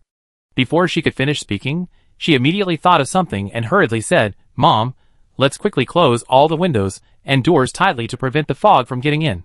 But Zhong Tiyun wanted to say that most of the supplies were in Zhou Shuan's spatial storage, but seeing the particularly serious expression on her face as she looked out the window, she swallowed her words and nodded vigorously. Okay. The 2 of them quickly went to close all the windows and doors on the cruise ship that weren't properly sealed. Mu Mu had already gone to the inventory to get plastic sheeting, and everyone worked together to seal the gaps in the windows and door frames, trying to prevent the fog from entering the ship. Qi Mingyu and his group had also changed course, trying to avoid the brown fog. However, after changing direction, they discovered that the entire sea area was now covered with this brown fog. They had nowhere to hide. They could only watch helplessly as the fog, like a ghost, silently spread in and swallowed the entire cruise ship. A faint rattling sound echoed from the cabin's hull, as if something had climbed onto the cruise ship. Everyone listened to the sounds, their hearts pounding with fear. At this moment, Zhou Shuan and her 2 companions had only reached the 5th floor. They exchanged glances, their expressions filled with dread at the unknown. Through the window in front of Zhou Shuan, which was protected by a layer of boiling point alloy, the scene outside was still clearly visible. Soon, brown crystals began to spread across the transparent glass, densely covering almost the entire window. "This is..." Moo exclaimed. Zhong Tian shouted, "It looks like sea salt." "It's sea salt." Chapter 840. Zhou Shuan watched intently. Mother was right. Those brown crystals growing wildly on the glass were indeed angular sea salt, but they solidified incredibly quickly. In just over 10 minutes, the once clear windowpane was covered in a dark brown frosted glass, making it almost impossible to see even the thick, impenetrable fog outside. This was enough to show how much salt was hidden in the fog. How can there be so much salt hidden in this fog? Zhong Tian's voice trembled. She raised her hand and wiped the window crack, her fingertips immediately picking up a layer of fine salt. She brought it to her nose and smelled it. It was the distinctive salty smell of seawater, but more than 10 times stronger than ordinary seawater. The salinity of the seawater we measured on the island was already high enough, and now this fog. Could it be that the seawater evaporated and all the salt floated into the sky? Zhou Shuan shook her head. What we can be sure of now is that the increased salinity of the seawater is definitely due to this fog. She then warned the two of them. You must be careful not to inhale this concentrated salt. The concentration of these salt crystals is too high, and each one is small enough that accidentally inhaling them could cause suffocation. Zhong Tian and Moo both nodded. Sister, look at the ship! Moo suddenly shouted. From where he was standing, he could see the small deck 2 stories high. Zhou Shuan followed his gaze, and her heart clenched instantly. She saw that the cruise ship's railings, the edges of the deck, and even the metal window frames of the cockpit were covered with a thick layer of salt. The originally silver-gray metal was now a dark brown, as if it had been gnawed by salt. This salt spray must be extremely corrosive, Moo said. I wonder if boiling point alloys can withstand it. It should be fine. Zhou Shuan took a deep breath, forcing herself to calm down. Boiling point alloys can even withstand icy rain, let alone a little salt mist. Mom, Moo, now is not the time to panic. Even if the salt mist is terrifying, it won't be as terrifying as those blood-sucking mists we encountered before. Moo, go to the warehouse and get more waterproof tarpaulins and sealant, the more the better. Mom, let's continue checking the compartments, especially the freshwater storage and supply compartments. We must seal all the gaps. If the freshwater is contaminated by salt, our lives will be much more difficult. Okay. Zhong Tian and Moo hurriedly agreed, and the three immediately split up to work. Zhou Shuan and Zhong Tian, carrying sealant, checked each compartment one by one. The doors and windows that had been sealed before now had fine salt seeping into the gaps, and the edges of the plastic sheeting were brittle from the salt stains, tearing off easily. The two were alarmed by the corrosive power of the salt fog, but dared not be negligent. They repeatedly applied sealant along the seams, then added 2 more layers of waterproof tarpaulin, even sealing the ventilation openings tightly with plastic sheeting. By the time they reached the cabin containing the seawater purification equipment, they were very close to the deck, close enough to clearly see the situation on the deck outside. Although the cabin was covered with a thick layer of plastic sheeting, they could still faintly hear the pattering sound of salt particles hitting the hull on the deck. Zhou Shuan looked out the window. The glass was now shrouded in a light brown fog, making it almost impossible to see what was happening outside. She squinted, straining to see through the gaps, and finally saw that the railings on the deck were covered with a thick layer of salt, the originally silver-gray metal bars now a dark brown. Even the anti-slip treads on the deck were clogged with salt grains. A gust of wind would send up fine salt dust, which drifted into wisps of brown smoke in the mist. Is the purification equipment unaffected? Zhong Tian hurriedly went to the equipment, touching its outer casing. Fortunately, the equipment remained inside the cabin, and the balcony and windows were sealed tightly, so there was no immediate concern. However, looking at the water inlet pipe connecting the equipment to the deck, the sealing gasket at the interface was swollen from being soaked in salt. Zhou Shuan immediately knelt down, wiping away the salt grains with a cloth, squeezing out sealant, and wrapping it layer upon layer until no gaps were visible. She then found a waterproof tarpaulin and wrapped the entire interface tightly with tape. Don't use this equipment for now. Let's drink the stored fresh water first. Zhong Tian nodded. Having suffered greatly from food and water shortages before, as soon as Zhou Shuan's space could gradually open up, she prioritized releasing food and water supplies. So, they currently have enough food and water on board for 3 months. Using the equipment here temporarily won't affect anything. Zhong Tian and Zhou Shuan checked the cabin doors and windows again, finding that the plastic sheeting near the deck vent was half soaked by the salt fog. They simply added another layer and weighed down the edges with several metal weights. This should last a little longer. We can do a proper inspection after we get out of this salt fog zone. Zhou Shuan looked at the gray deck outside the observation window, but she wasn't sure. Salt particles continued to fall onto the hull, darkening the deck's color. She didn't know how long this ceiling would last. Zhong Tian followed her gaze out the window, her voice full of confusion. This fog is so strange. The temperature is only 20 or 30 degrees Celsius. Logically, this much seawater shouldn't evaporate, let alone condense into such a concentrated amount of salt. Zhou Shuan straightened up, her brows furrowed, and slowly began to speak. The temperature isn't high enough. Perhaps there's another heat source on the seabed. Back on the island, I noticed the underwater temperature was higher than the surface, but I didn't pay much attention then. Now, I think it might be due to crustal movement. Maybe there's a fault or fissure that's bringing hydrothermal fluids up. Hydrothermal fluids? Zhong Tian was taken aback. Yes, Zhou Shuan nodded. Hydrothermal fluids can reach temperatures of tens, or even hundreds of degrees Celsius. Even if the surface temperature is only 20 or 30 degrees, the rising fluids can quickly evaporate the surrounding seawater. Moreover, the fluids themselves carry salt from the underground rock layers, mixing with the seawater to increase the overall salt concentration of the area. When this highly saline seawater is evaporated by the hydrothermal fluids, the steam becomes filled with salt particles. When it reaches the surface and encounters cold air, it condenses into this brownish fog. Of course, this was just her guess. How this salt-laden fog forms remains a mystery. Did you notice anything unusual while you were diving? Zhou Shuan shook her head. Looking back now, the temperature had probably cooled down by now, so we basically couldn't feel anything. We just noticed that the buildings on the island were decaying particularly quickly, and at the time we thought it was because of the seawater. She spoke thoughtfully. So, this was probably why she couldn't sense the mothership's location. Captain Chen and the others had likely been gone for a long time. As the seawater temperature rose and a thick, suffocating fog began to rise around them. We're still too late. She sighed softly. Chapter 841. Zhou Shuan's guess was similar to Qi Mingyu's. They both suspected that a drastic change on the seabed was causing the sharp increase in salt content. This brings us one step closer to what Xue Wuwen said, Qi Mingyu said solemnly. A drastic change on the seabed has definitely begun, we just don't know it yet.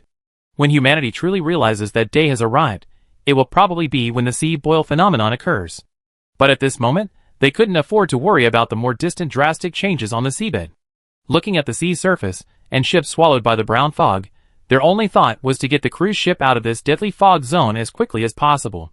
After observing for so long, Qi Mingyu and his team naturally discovered that the salt fog was far more terrifying than they had imagined. It wasn't the moist, cool feeling of ordinary sea fog, but a flood carrying a strong salty stench. The moment it hit the cruise ship, the salt particles condensed and the fog instantly revealed their ferocious appearance. They were like countless tiny but stubborn tentacles, clinging tightly to every inch of the ship's hull. The deck crevices, railings, window rims, and even the hulls of the suspended lifeboats were densely covered with salt spray, as if they were tentacles determined to climb this steel behemoth bit by bit. The ceiling strips and plastic sheeting worked. The salt spray didn't extensively penetrate the cruise ship's interior. However, a small amount still seeped in through the bottom of the cabin doors and gaps in the windows.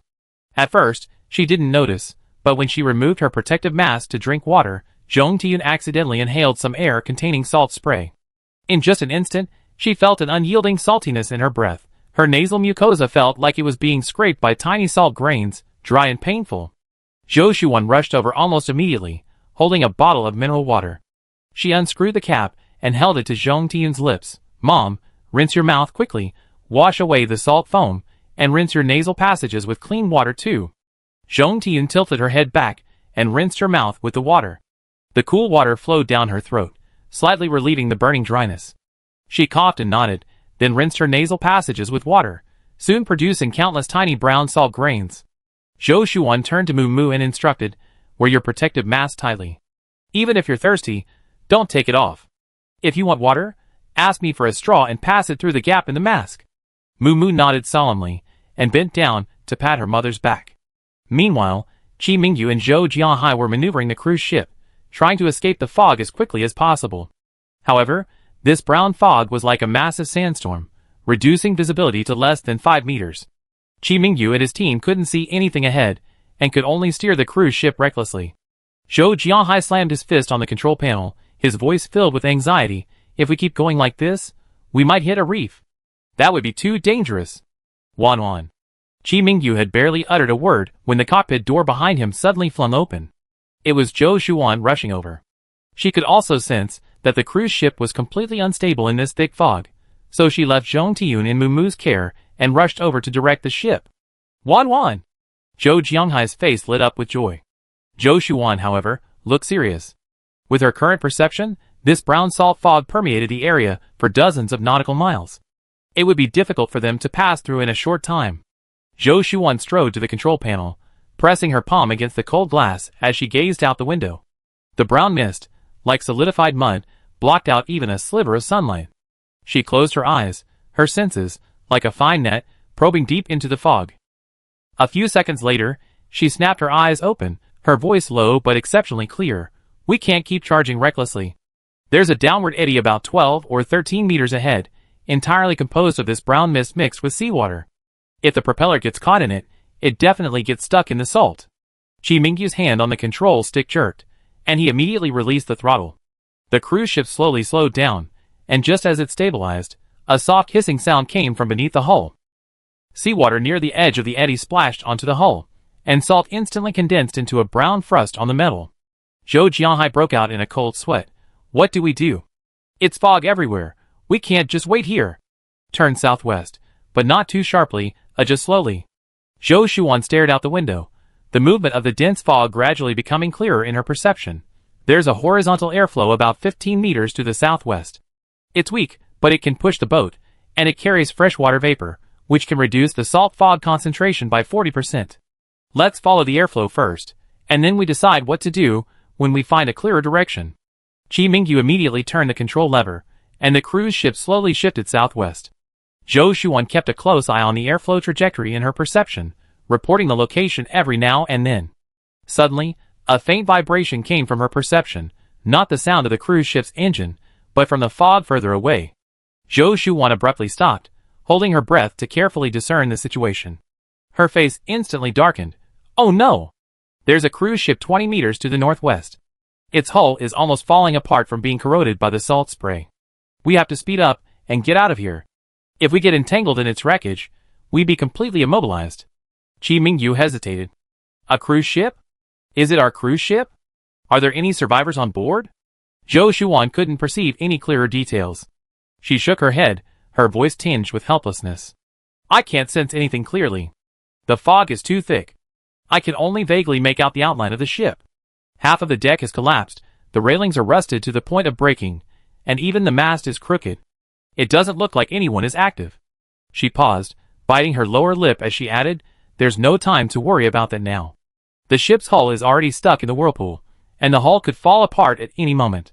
If we get entangled in its anchor chain or broken steel plates, and the propeller malfunctions, we really be trapped here.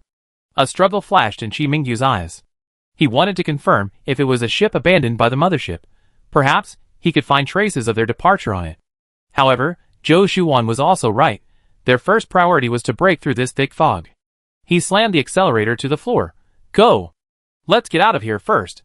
The cruise ship's engine roared, its hull trembling slightly as it accelerated, hurtling towards the southwest current. Okay, this is it.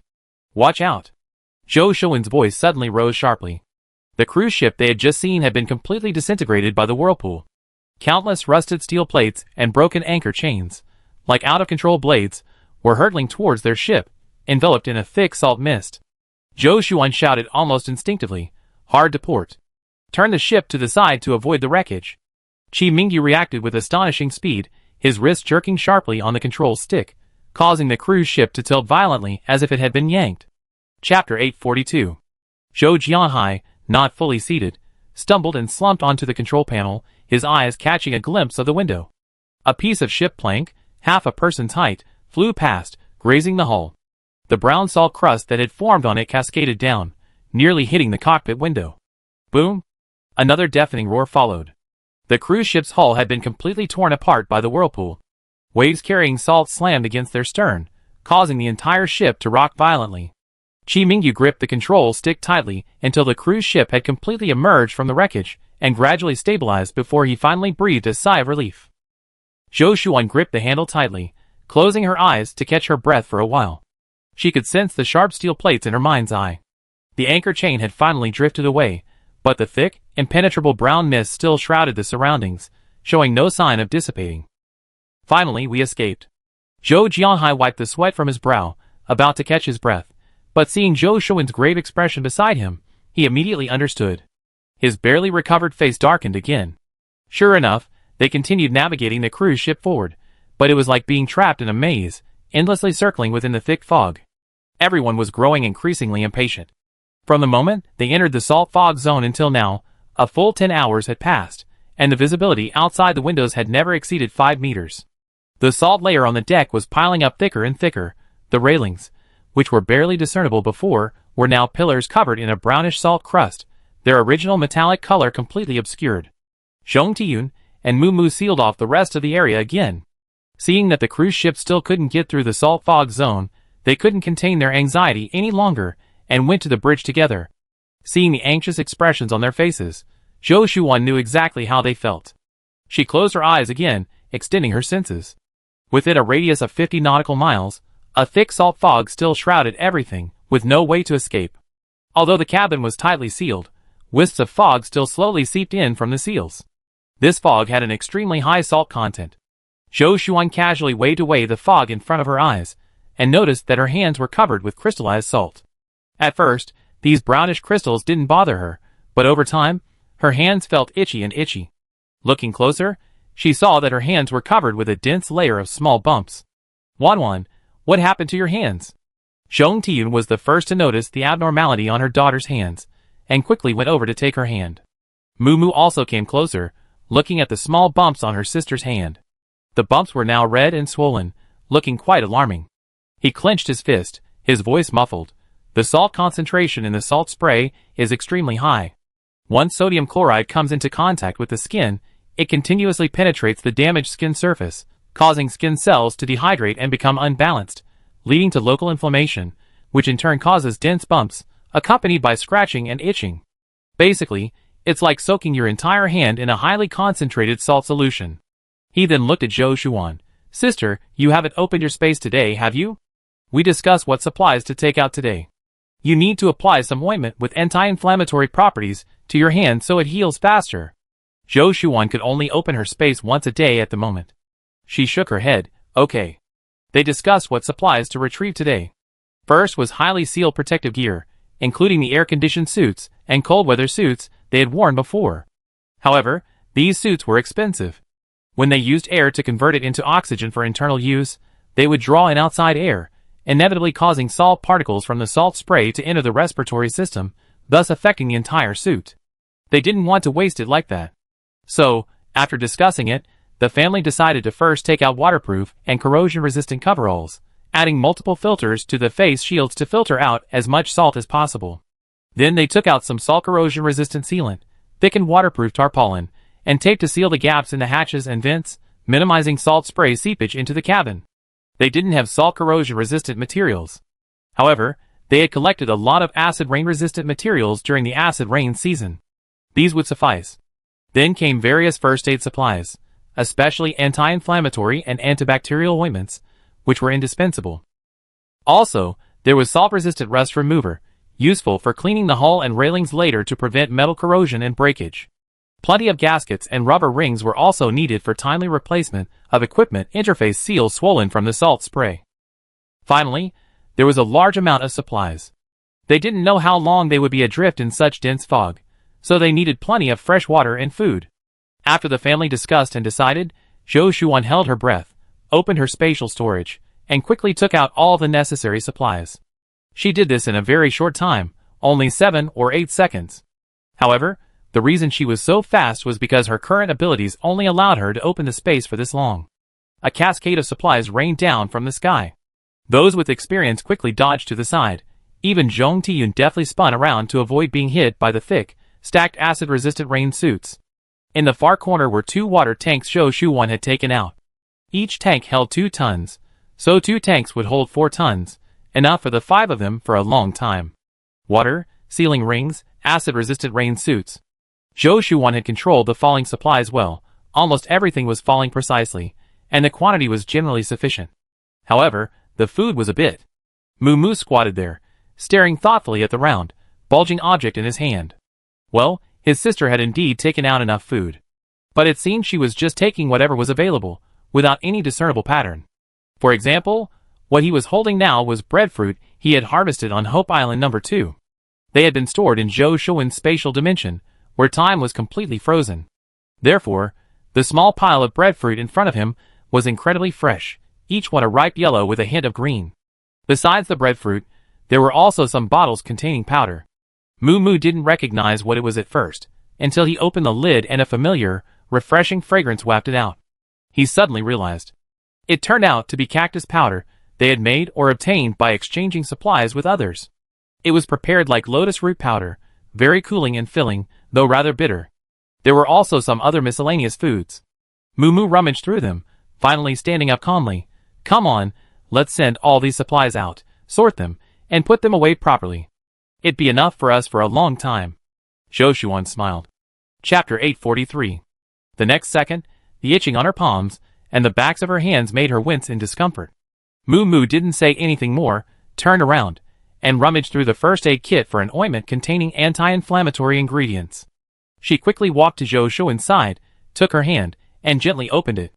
The small bumps on the back of her hand were badly red and swollen, some even slightly broken from the smothering of the mist, with tiny beads of blood oozing out.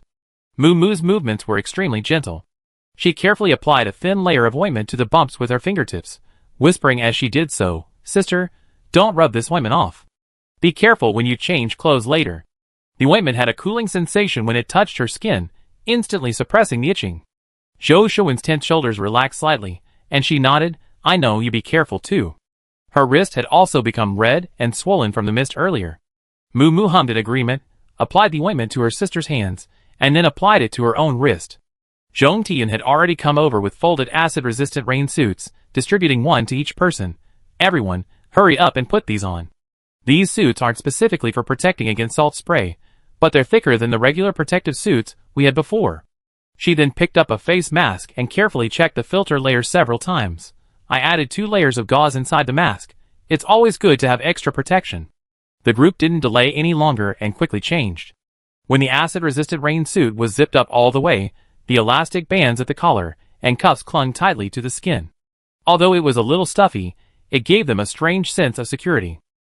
Zhou Shuan put on the face mask and tried inhaling. As the air passed through the filter layer, the pungent, salty smell was indeed gone, replaced by a faint scent of fabric fibers. Qi Mingyu and Zhou Jianhai waited for Zhou Shuan. After Moo Moo changed, she took over driving from them, and got up to change her clothes as well. While changing, her skin inevitably came into contact with the salt spray, immediately causing itching and redness. Qi Mingyu frowned slightly, rolling up the cuff of his protective suit. Several small, light red rashes had appeared on his previously clean, tanned forearms, identical to the bumps on the back of Zhou Shuan's hands.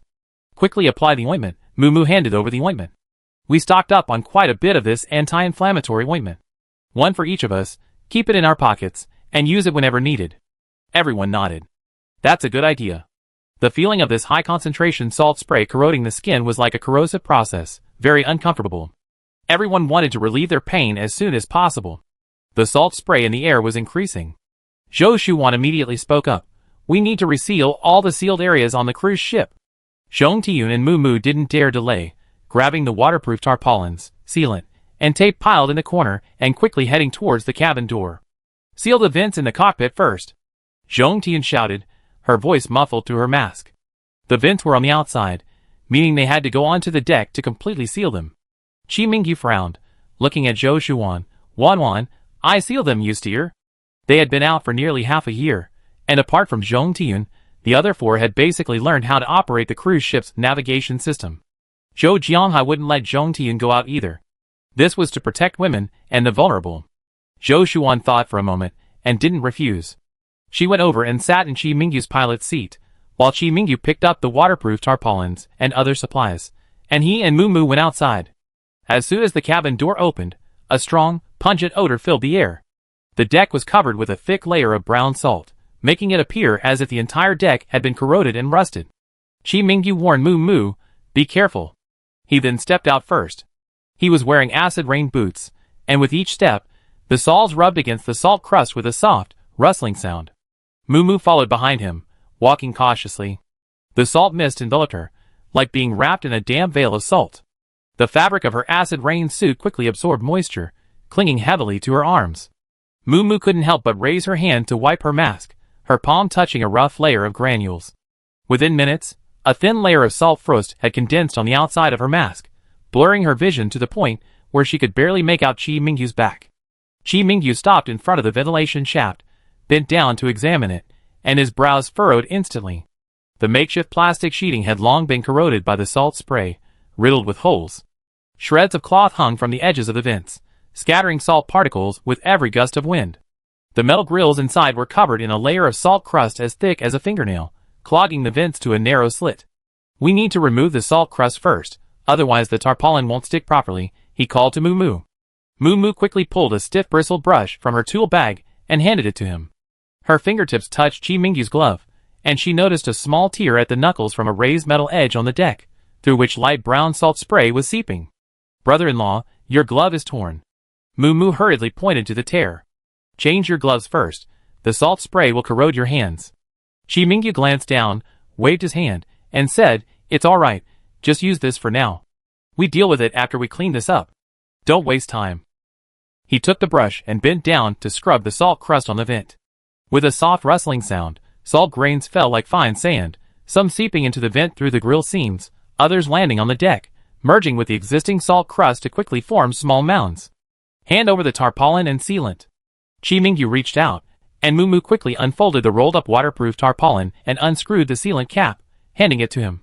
Chi Mingyu applied the tarpaulin, pressing firmly along the edges with his fingers. Moo stood beside him, helping to smooth out the wrinkles in the tarpaulin, then supporting the bottom of it with her hand. "Brother-in-law, I hold it down, you apply the sealant." The sealant was milky white when squeezed out, but upon contact with the salt mist in the air, it instantly produced tiny white bubbles. Chi Mingyu didn't dare delay, quickly applying the sealant along the seam between the tarpaulin and the vent, the sealant dripping down the edges. He smoothed it evenly with his fingers, not missing even the corners. "Get another roll of tape, wrap it a few more times for safety," Moo responded, taking more tape from her slingback. Chi Mingyu took the tape and began wrapping it around the vent, layering it around the edge of the tarpaulin to form a thick protective layer, until the entire vent was completely sealed. When the cockpit door was pushed open, a gust of wind carrying salt particles rushed in first, followed by Chi Mingyu and Moo's brown-stained figures. As soon as they stepped onto the cockpit floor, brown salt stains appeared on the soles of their acid rain boots, and the salt layer on their masks thickened, blurring even their facial features. Zhou Shuan immediately asked, "Is it all sealed?" Chapter 844. Chi Mingyu wiped his mask, a layer of fine salt rubbing off his glove palm. The vents and cabin door gaps have all been resealed, wrapped in 2 layers of tarpaulin, and thickly wrapped with tape. It should last for a while. Moo nodded, put her tool bag in the corner, and sat down in a chair, too tired to move. Her mask rubbed against the back of the chair, and some salt grains fell off. "The salt on the deck is even thicker now. It's almost up to the soles of my boots. When we were sealing the stern earlier, I even saw small pits corroded into the hull of the lifeboat." Zhou Jianghai's brows furrowed immediately. The lifeboats on the cruise ship are all made of metal and steel. Could they really be corroded so easily by salt? Moo looked around and immediately asked, "Where's my mom? I can't see her. Everyone's been busy for so long. They're all hungry." "Your mom went to cook," Zhou Jianghai explained. Moo grinned immediately. "Okay, I'm starving."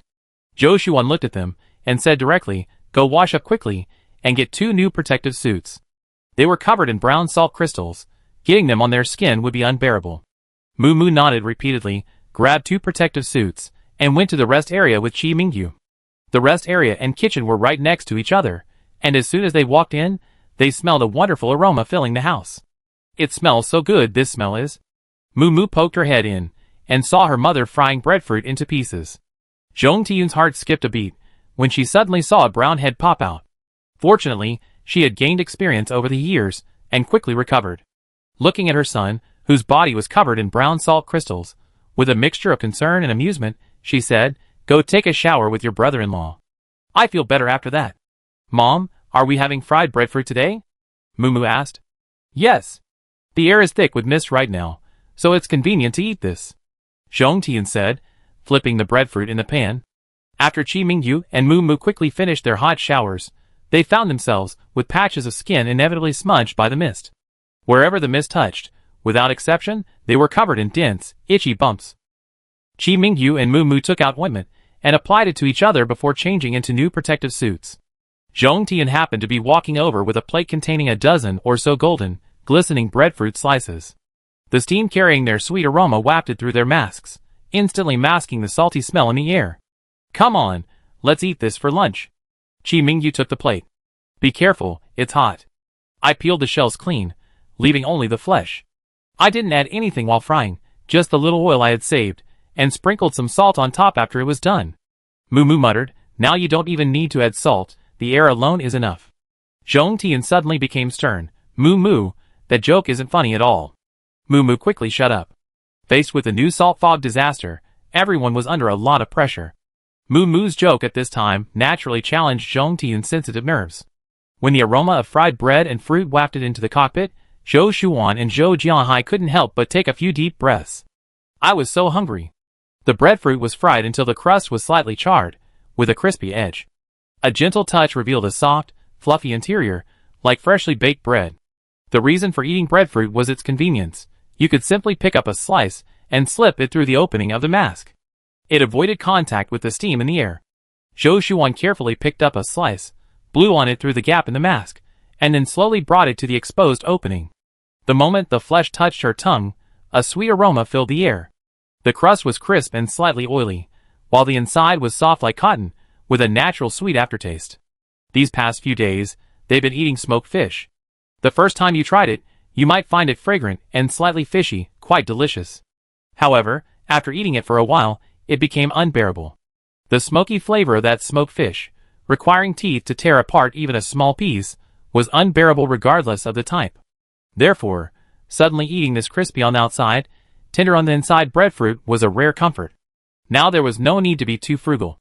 Zhou Shuan could open her spatial storage once a day to retrieve some supplies. So, everyone ate 7 or 8 pieces before feeling full. After finishing their meal, Chi Mingyu sat in Zhou Shuan's seat and continued driving. Moo Moo also came to relieve Zhou Jianhai. Chi Mingyu turned to Zhou Shuan. "Wan Wan, can't you sense the edge of the fog yet?" Zhou Shuan shook her head. "No." Zhou Jianhai, gazing at the brown fog spreading outside, suddenly spoke. "Actually, I think this fog is about to dissipate." Everyone was startled. Zhou Jianhai pointed to the fog outside. "Look, I think the color is much lighter than before." Everyone looked closely, and sure enough, the brown fog seemed to have been diluted. The previously dense, impenetrable darkness now had a hazy, translucent quality. Even the distant, blurry outline of the sea could be barely discerned as a faint gray line. Zhou Shuan immediately moved closer to the window. The salt fog that had almost completely blocked out the sun was indeed visibly thinning. The salt grains piled up on the glass were no longer falling down as quickly as before, and even the pungent, salty smell in the air seemed to have weakened somewhat. She breathed a sigh of relief, turning to Zhou Jianhai, her voice brimming with undisguised joy. "Dad, you're right. It really is faded." Moo Moo chimed in. "It really is. Just now on deck, the fog felt like it could envelop you, but now we can vaguely see the clouds in the sky." He grinned, the weariness in his eyes largely dispelled by the unexpected good news. Chi Mingyu also loosened his grip on the steering wheel, his brow finally relaxing. The sea currents must have changed direction, blowing away the salt fog. They waited another 5 hours, and the brown fog finally dissipated slowly. Everyone breathed a long sigh of relief. However, they had an even more important task to complete. This salt fog disaster had lasted for about 10 hours. The brown salt particles had completely filled the area around the hull, the windows, and all the exposed gaps. They had to race against time to deal with these condensed salt particles. If left unattended, even after the salt spray dissipates, the residual salt will continue to corrode the ship's metal. It won't be long before rust appears, and it may even corrode the joints of critical components, creating a hazard for navigation. After dinner, everyone began to clean off the salt particles. Chapter 845. Chi Mingyu and Moo Moo went to the deck to clean, bringing wire brushes and rust remover, focusing on checking the corrosion of the lifeboats and anchor chains. Zhou Shuan and her parents were responsible for cleaning all the gaps in the cabin doors and windows, wiping away the surface salt with a damp cloth and rinsing with clean water. They knew they might come into contact with the salt during the cleaning process, so they each carried an anti-inflammatory ointment. The wind on the deck still carried the lingering saltiness. Chi Mingyu walked ahead, stepping on salt that was a third of the way up his shoes, the crunching sound of the salt being crushed with each step clearly audible. He bent down and pressed the wire brush against a small pit on the hull of a lifeboat, scrubbing back and forth. Brown rust mixed with salt fell down, quickly accumulating in a small pile beneath the hull. Moo Moo sprayed the rust remover on the anchor chain joints. The salt buildup there is thicker, he called out without turning his head, his hands still working. The brushed areas revealed a silver-gray metallic base, but were still speckled with salt stains, requiring 2 or 3 wipings with a damp cloth to clean. Moo Moo pressed the rust remover nozzle against the lowest link of the anchor chain. White foam instantly coated the clumps of salt, trickling down the chain links. He crouched at the edge of the deck, half his body leaning out, reaching for the suspended chain links. His protective suit sleeve brushed against the salt pile on the deck, immediately staining it with a layer of white. Brother-in-law, these chain links are covered in rust. The salt corrosion is really strong. Chi Mingyu came over upon hearing this, examined them carefully, took out sandpaper from his tool bag, and slowly sanded the chain links. Get rid of the rust first, then rinse with water and spray with rust inhibitor. If this anchor chain breaks, we'd be in danger at sea. Okay. Moo Moo nodded and began polishing the chain links. Besides that, there were the masts on the deck, and finally, the salt crystals on the entire deck needed to be cleaned. This was a huge project, and it had to be left for last. Several men from the family would work together, shoveling and sweeping, to clean it all the way out to sea. Inside the cabin, Zhou Shuwan was kneeling on the floor, wiping the gaps at the bottom of the cabin door. She rolled a damp cloth into thin strips, stuffing them little by little into the gaps, then slowly pulling them out. The cloth was immediately covered in dark brown salt mud. Zhou Jianhai was holding a water jug, pouring water into the window gaps. The salt crystals washed down by the water trickled down the windowsill, forming small puddles on the floor. Xiong Tian was cleaning the porthole in the bridge. Standing on a chair, she reached her hand out of the glass, wiping it repeatedly with a damp cloth. Gradually, the glass, which had been covered with a thick layer of salt, began to let in the sunlight. As she wiped the corner of the window, her fingertip accidentally brushed against a residual salt grain, instantly triggering a stinging itch. Hiss! She gasped, immediately pulling out an anti-inflammatory ointment from her pocket, unscrewing the cap, and applying a little to her fingertip. The cool sensation instantly suppressed the itch. Mom, you have to wear a protective mask while working, you can't work barehanded, Zhou Shuwan called from the other end. Zhong Tian agreed while putting on her gloves. I thought wearing gloves while working would be inconvenient. She quickly experienced the power of those brown salt grains.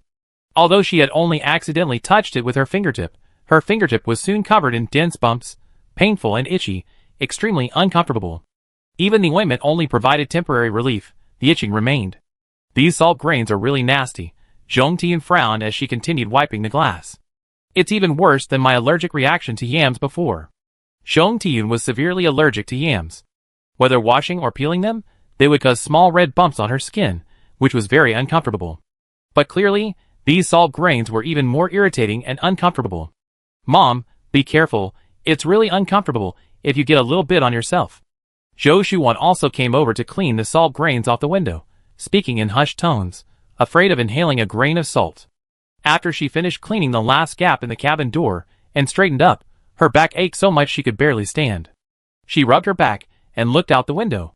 She could see Chi Mingyu and Moo Moo carrying buckets of water, pouring it onto the deck. Clear water washed over the deck, carrying salt grains and rust, flowing down and forming small streams on both sides of the ship before dripping into the sea. They certainly didn't want to waste fresh water. It was all seawater freshly drawn from the sea. Dad, let's go help them wash the deck. I already cleaned the rest of the windows. She picked up a bucket of water from the ground. Zhou Jianhai nodded and followed behind, carrying another bucket of water. As soon as they stepped onto the deck, they saw Moo Moo using a hose to wash the anchor chains. Clear water flowed down the chain links, washing away the remaining rust and salt, revealing the original color of the metal. Dad, sister, you come at the right time. Moo Moo waved, water from the hose splashing onto his trousers, which dried quickly, leaving a white ring. The salt on this deck was so thick, my brother-in-law and I spent ages washing it, and we only managed to clean about a third of it. Zhong Tian also came over, holding several dry rags. Wipe it quickly after you're done washing. Don't wait for the water to dry and the salt to build up again. She squatted on the deck, waiting for Zhou Jianhai to spray water over an area before immediately wiping it with a dry cloth. Where the cloth had touched, the deck revealed its dark brown undercoat, no longer the previous white expanse. Everyone worked all day to roughly clean the cruise ship inside and out. They didn't know when the next salt fog disaster would strike, so they unanimously decided that now that they had no worries, it was best to leave as quickly as possible. Today, Zhou Shuan and Mu Mu would be piloting the cruise ship. Mu Mu smiled wryly. "Sister, it feels like we've been on the run the whole time." "Yeah." They were in a hurry to get back from Yiqingshir's place, and they hadn't even had a chance to catch their breath before rushing to escape again. Mu Mu added casually, "Now I know how the dinosaurs went extinct." Zhou Shuan didn't speak, just glanced at him. Mu Mu slowly said, "Insects, though content, do not die easily. Dinosaurs once dominated the globe, truly the masters of the earth. But their extinction didn't happen overnight, it was a long process." He paused before continuing, "That process is like our current situation." Before he could finish, Zhou Shuan interrupted him sharply, "Mu Mu, don't talk nonsense." A smile appeared on Mu Mu's mature face. "Sister, am I wrong? Most of us humans no longer exist in this world. And the vast majority of other creatures are extinct, only a few survivors like us are still barely clinging to life." His voice trailed off. Although his smile was radiant, Zhou Shuan still saw a deep despair in his eyes. Zhou Shuan was stunned. She didn't even bother to scold him anymore. Chapter 846. Mu Mu. Mu Mu quickly recovered. "Sister, I was just saying it casually, don't mind it." He turned his head, focusing on steering the cruise ship. But at this moment, Zhou Shuan's heart felt like it was being boiled in oil, churning wildly. Mu Mu had always been perceived as very optimistic and strong. In fact, he was the one among them who laughed the most, always finding joy in whatever he did. He also liked to use witty remarks to make everyone happy. Everyone gained a lot of joy and smiles from his playfulness and optimism. But no one expected that he would actually. Thinking about it carefully, it's not surprising. Mu Mu grew up in the post-apocalyptic generation. This generation, from childhood, witnessed a shattered Earth, encountered various catastrophes that destroyed the world, lacked resources, and faced the wickedness of human nature, forced to desperately flee for survival. All of this, one can only imagine, leaves a deep imprint on a young heart.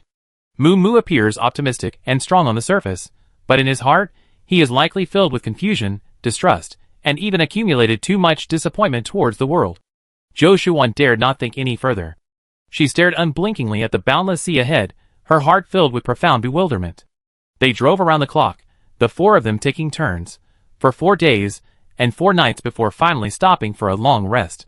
Fortunately, they did not encounter the salt fog disaster again during these few days. Zhong Tiyun was even relieved that they had escaped the range of the salt fog disaster. Zhou Shuan didn't tell her that, within the range of her previous perception, they hadn't escaped yet. However, seeing her mother's jubilant smile, she chose to remain silent. They anchored the cruise ship directly, and Zhong Tiyun and Zhou Jianhai, who had rested for the night, took turns patrolling, while Zhou Shuan, Mu Mu, and Qi Mingyu rested. They were all exhausted. They ate a little something, and went to the lounge to rest. Lying there, Zhou Shuan stared blankly at the ceiling, unable to sleep at all. Qi Mingyu quickly noticed her unusual behavior and asked, "What's wrong?" Zhou Shuan had nothing to hide from him. She hadn't had time to say anything before. Now, she hesitated for a moment, then whispered, "Brother Yu, I think Mu Mu might have depression." This abrupt statement left Qi Mingyu somewhat bewildered. After a long silence, he sat up, his eyes darkening. No wonder he stared at the sea for almost 10 minutes a few days ago, when we were cleaning the masts.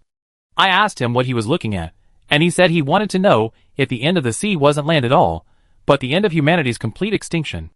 At the time, I just thought it was strange, but now that I think about it, it really doesn't feel right. Zhou Shuan unconsciously clenched her fists. We all thought he was the most optimistic and cheerful person. We never considered that he grew up after the apocalypse, and his understanding of the apocalypse might be different from ours. Zhou Shuan, Qi Mingyu, and Zhong Tiyun all experienced the apocalypse suddenly after living in the most prosperous era. Although they also felt despair and experienced the darkest moments of their lives, they still held on to the hope that humanity could return to that prosperous era.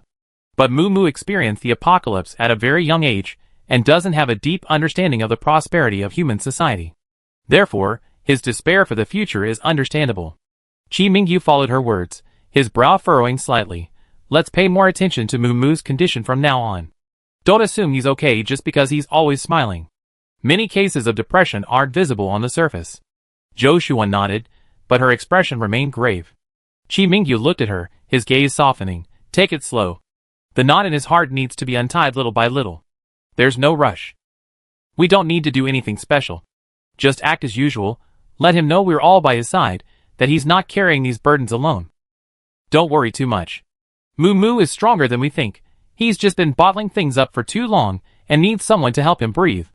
Zhou Shuan nodded, her eyes vacantly gazing out the window.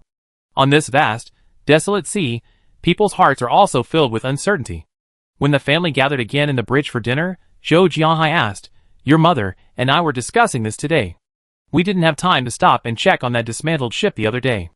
We wondered if it was part of the mothership?" Zhou Shuan nodded directly. "Yes, I sensed the debris flying over.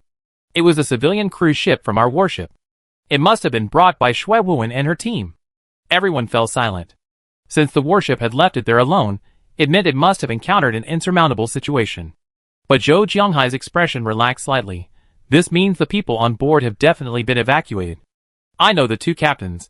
They certainly wouldn't abandon innocent survivors." Zhong Tian nodded in agreement. "That's true. Unfortunately, we didn't find a single clue," Mumu said, frowning. Zhou Shuan and Qi Mingyu exchanged a glance, then silently looked at Mumu. Her expression was natural. There was no trace of yesterday's dejection and despair. Zhou Shuan breathed a sigh of relief, thinking to herself, this means Mumu's symptoms aren't particularly severe. She'd definitely be easy to cure. The group then began discussing the direction the mothership might be heading. Zhong Tian hesitated for a moment before speaking. "Do you think Captain Chen and the others might have led the main force back to Hope Island No. 2? Everyone was taken aback. Zhong Tian explained, "We've been adrift at sea for half a year, but there aren't any islands at all. Only Island 1 and Island 2, which we've seen, are habitable. Now that something's happened on Island 2, it's normal for them to want to go to Island 1. Zhou Jianhai frowned slightly. "But Tiyun, you've forgotten why we escaped from Island 2 in the first place. Island 2 is definitely uninhabitable now. A major earthquake struck Island 2, causing intense tectonic activity. To survive, they had no choice but to return to the smaller Island 1. They had also analyzed the situation. Even if they returned to Island 2 later, given the extent of damage to the island's base, even if they built a semi-instantaneous fortress, it would be difficult to maintain its stability. Therefore, Zhou Jianhai believed they would never return to Island 2. Zhong Tian looked at Zhou Shuan. "Wan, what do you think?" Zhou Shuan seemed thoughtful. "What if they think we actually believe that?" The others were taken aback, not understanding Zhou Shuan's words. Qi Mingyu suddenly seemed to understand something, and explained in realization, "Wan, you mean Captain Chen and the others." Chapter 847. Zhou Shuan nodded, raised her eyes, and looked at everyone. "What I mean is, what if Captain Chen and the others, in order to let us catch up with the main force, have no choice but to return to Island 2 if they don't know where to go? The sea-boiling disaster hasn't arrived yet, they still have time, and they don't have enough minerals to make the boiling point alloy, so I think the chances of going to Island 2 are very high. However, her current abilities are limited, and she can't sense the other party's presence." Zhou Jianhai became somewhat excited. "Then let's immediately change course and go to Island 2. Qi Mingyu seemed to have thought of something as well, and calmly said, "Actually, the mothership might have left us a message." "Then why didn't we see it?" Mumu asked. Qi Mingyu smiled bitterly and pointed outside. "The salt fog has corroded everything. If Captain Chen and the others have been gone for too long, given the terrifying nature of the salt fog they saw before, it's normal for the information they left behind to be corroded." Everyone fell silent. After a long pause, Zhou Jianhai spoke, his gaze fixed on Zhou Shuan. "Wan, you decide. Where should we go?" Since they didn't know where to go, going to Hope Island No. 2 first was perfectly reasonable. Zhou Shuan looked at everyone and smiled slowly. "Then we change course and go to Island No. 2. "Okay." Qi Mingyu frowned slightly at the enthusiastic smiles on everyone's faces, but remained silent. After everyone left, he looked at Zhou Shuan. "Wan, without you, how will the mothership determine its course to Island No. 2? The Earth's magnetic field is currently disordered. All the ship's navigation systems are malfunctioning, and Zhou Shuan isn't there. With Island No. 2 being over a month away one way, how can the mothership accurately determine its course? What are the chances of getting lost halfway there?" Zhou Shuan shook her head. "We travel between Island 1 and Island 2 quite a few times. Maybe everyone can remember the general route. Since staying behind is certain death anyway, they might as well give it their all."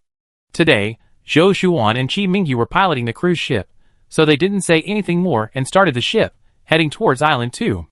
They only needed to deviate the current course by 32 degrees. They sailed onto the new course, but soon, the salt fog disaster struck again. This time, everyone was experienced. They quickly put on acid rain suits, boots, and protective masks, then sealed all the gaps in the cruise ship. The brown fog, like a ghost, silently enveloped the entire cruise ship. Zhou Shuan remained calm and continued to steer the cruise ship forward. In this foggy weather, her visibility was the best. Although the fog ahead was also brown, she could clearly see the route ahead. I wonder how the mothership is dealing with fresh water.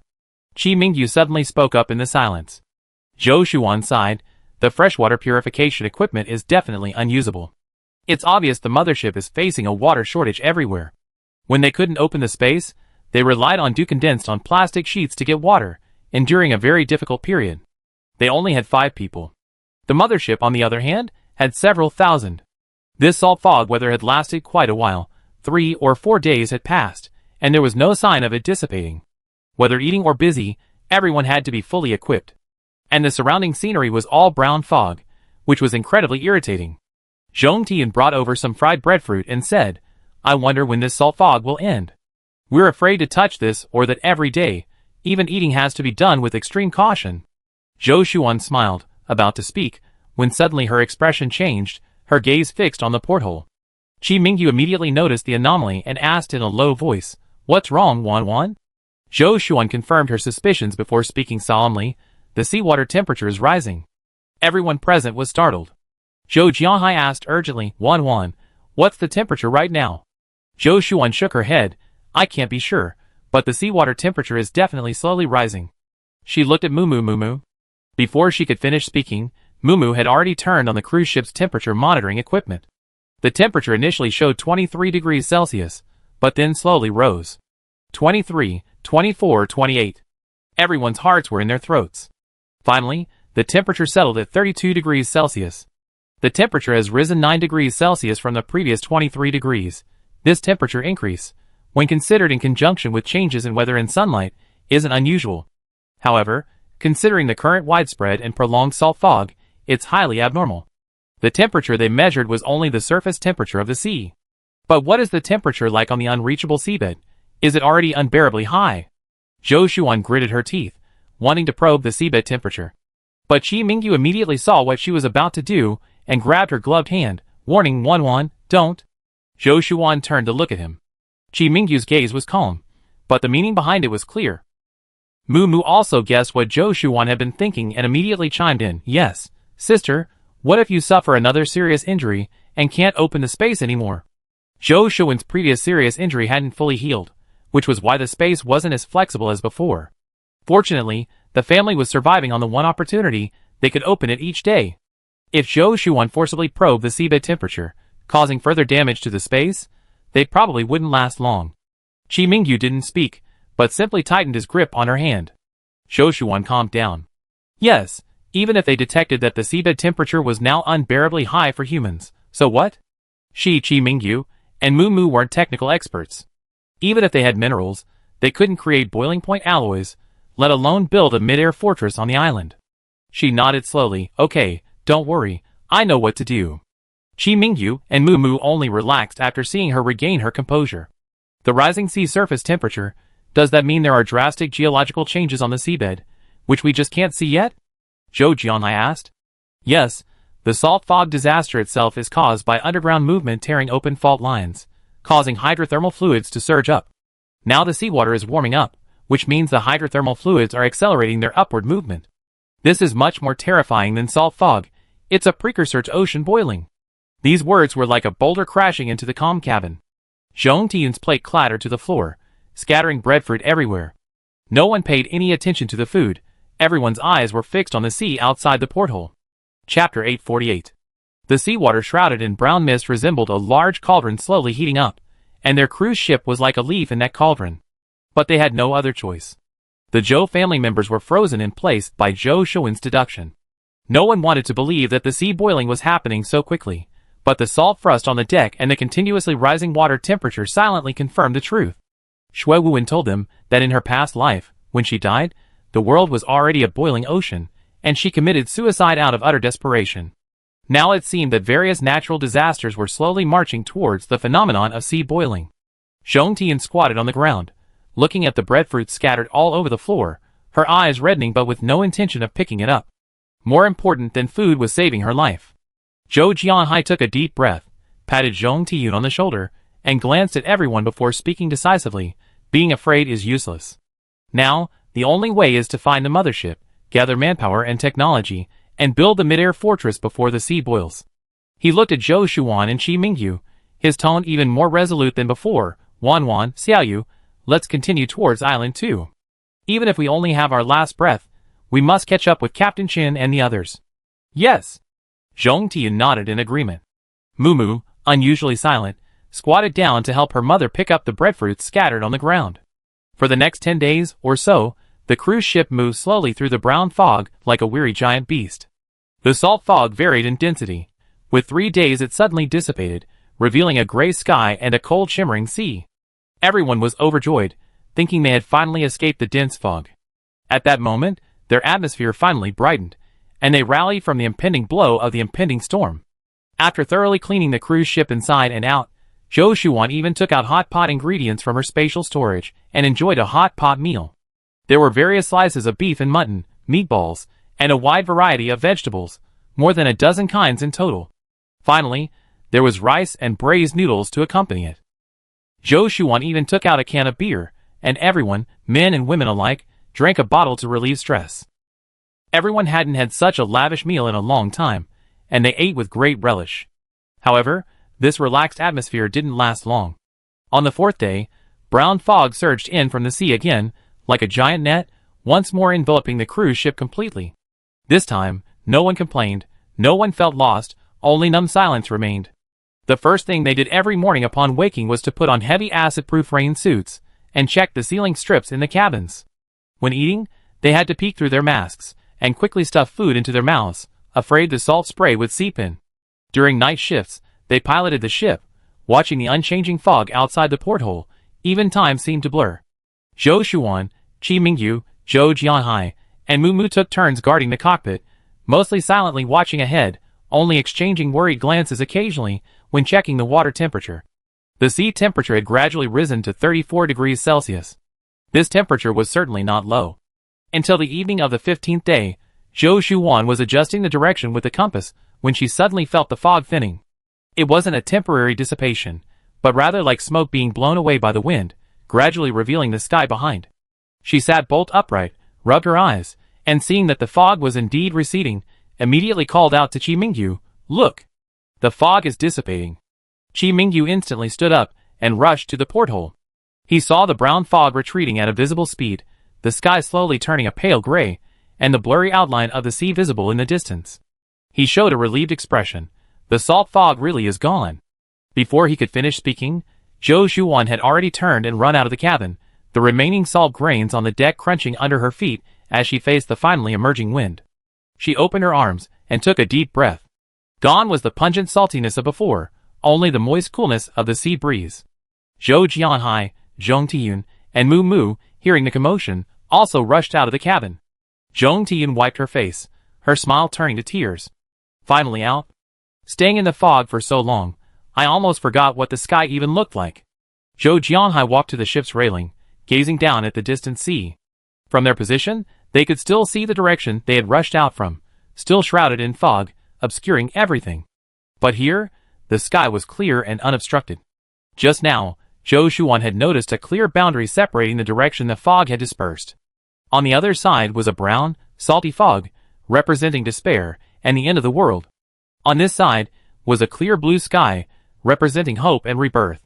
How strange, Zhou Jianhai murmured. This boundary seems man-made. Yes, it looks unreal. When we went back before, we didn't find anything, yet we still forced our way in. At that moment, Zhou Shuan suddenly closed her eyes, her fingertips trembling slightly.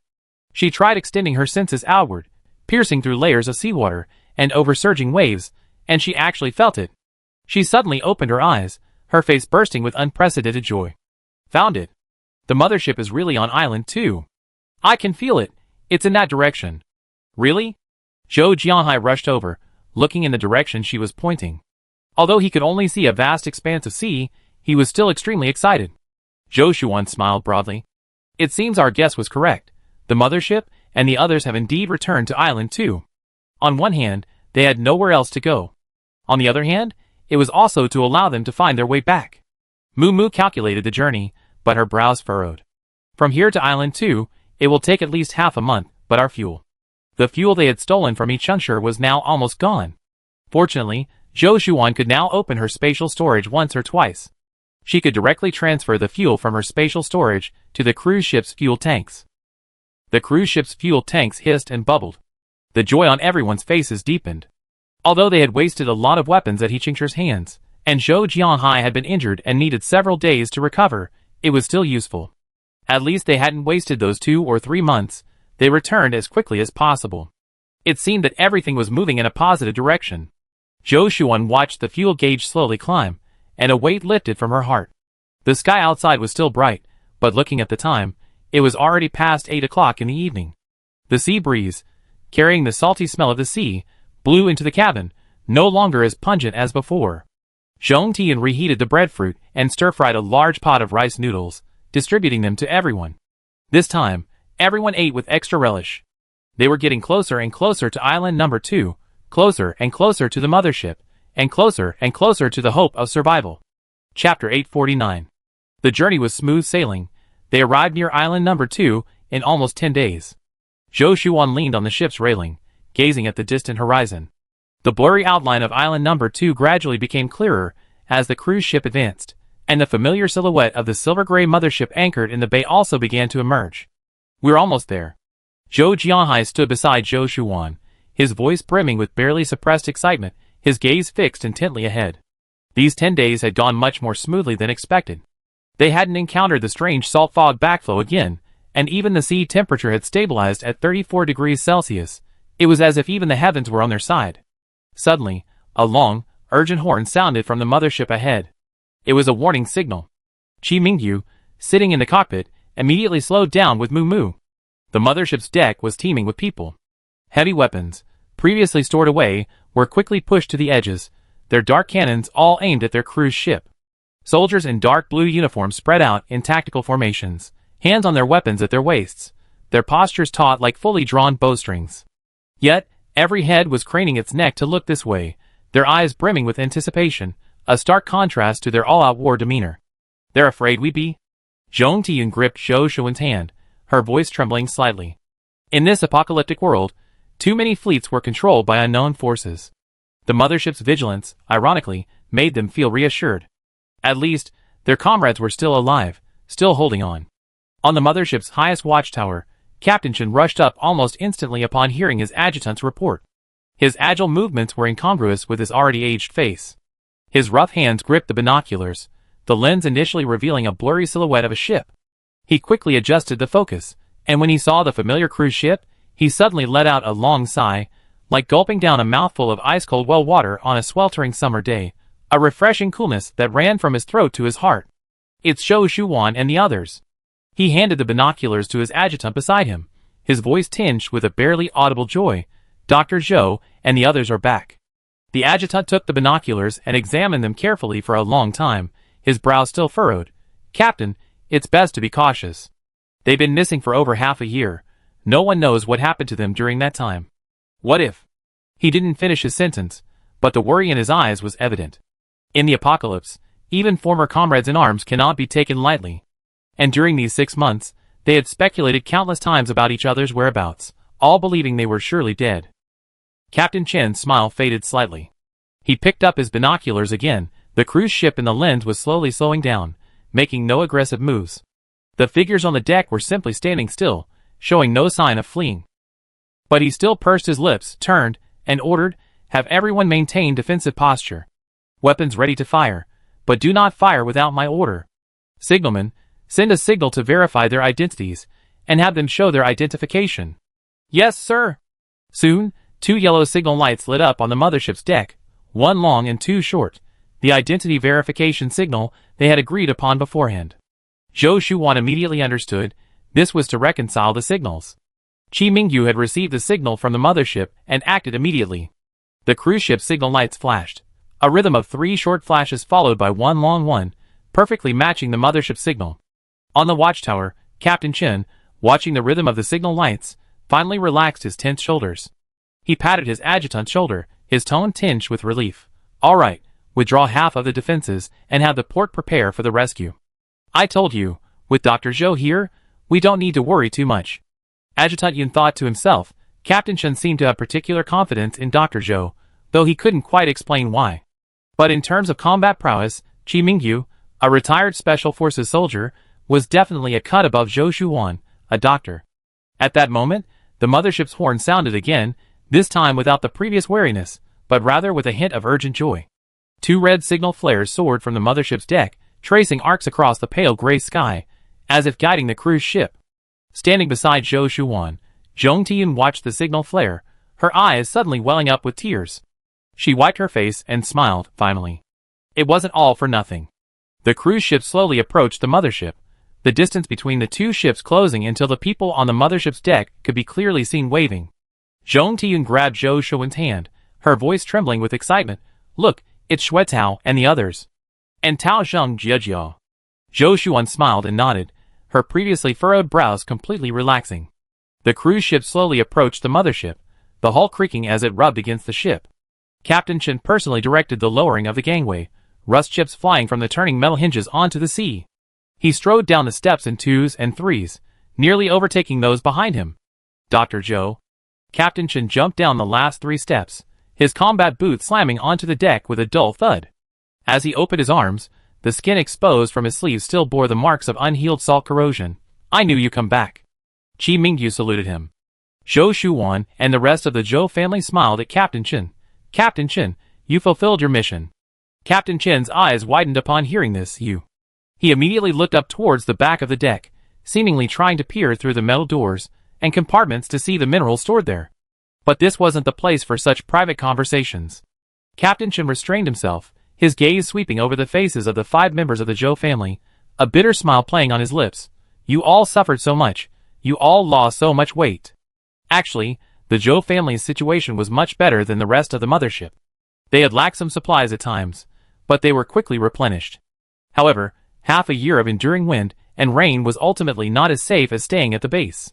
They had also endured so much hardship. Looking back now, it was practically a brush with death. Zhou Shuan's expression was filled with emotion. "Captain Chen, it's truly wonderful that we're back alive. Yes, to be able to see you alive is a blessing from heaven. A stroke of luck amidst great misfortune.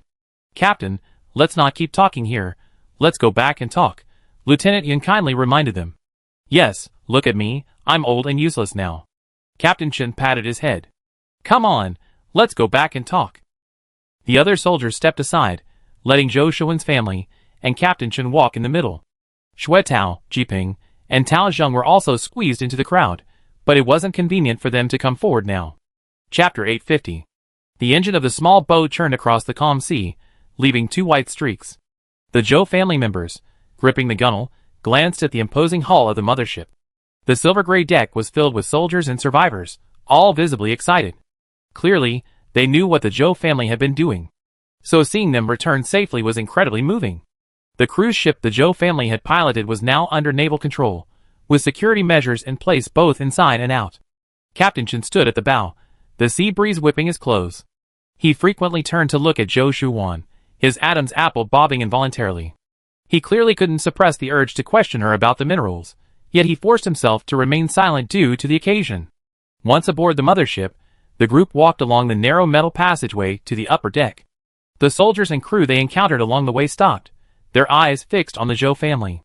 Someone couldn't help but whisper among themselves, "Is this the Zhou family who disappeared for half a year? I heard they went to find the key materials for building the fortress." Judging from Captain Chen's appearance, they probably succeeded. The whispers weren't loud, but they clearly reached the Zhou family's ears. Captain Chen's office was next to the bridge, a small room of less than 10 square meters. A peeling metal desk took up most of the space, piled high with thick documents. 2 maps hung on the wall. One was a world map marked with red crosses, those crosses densely covering the original continental plates.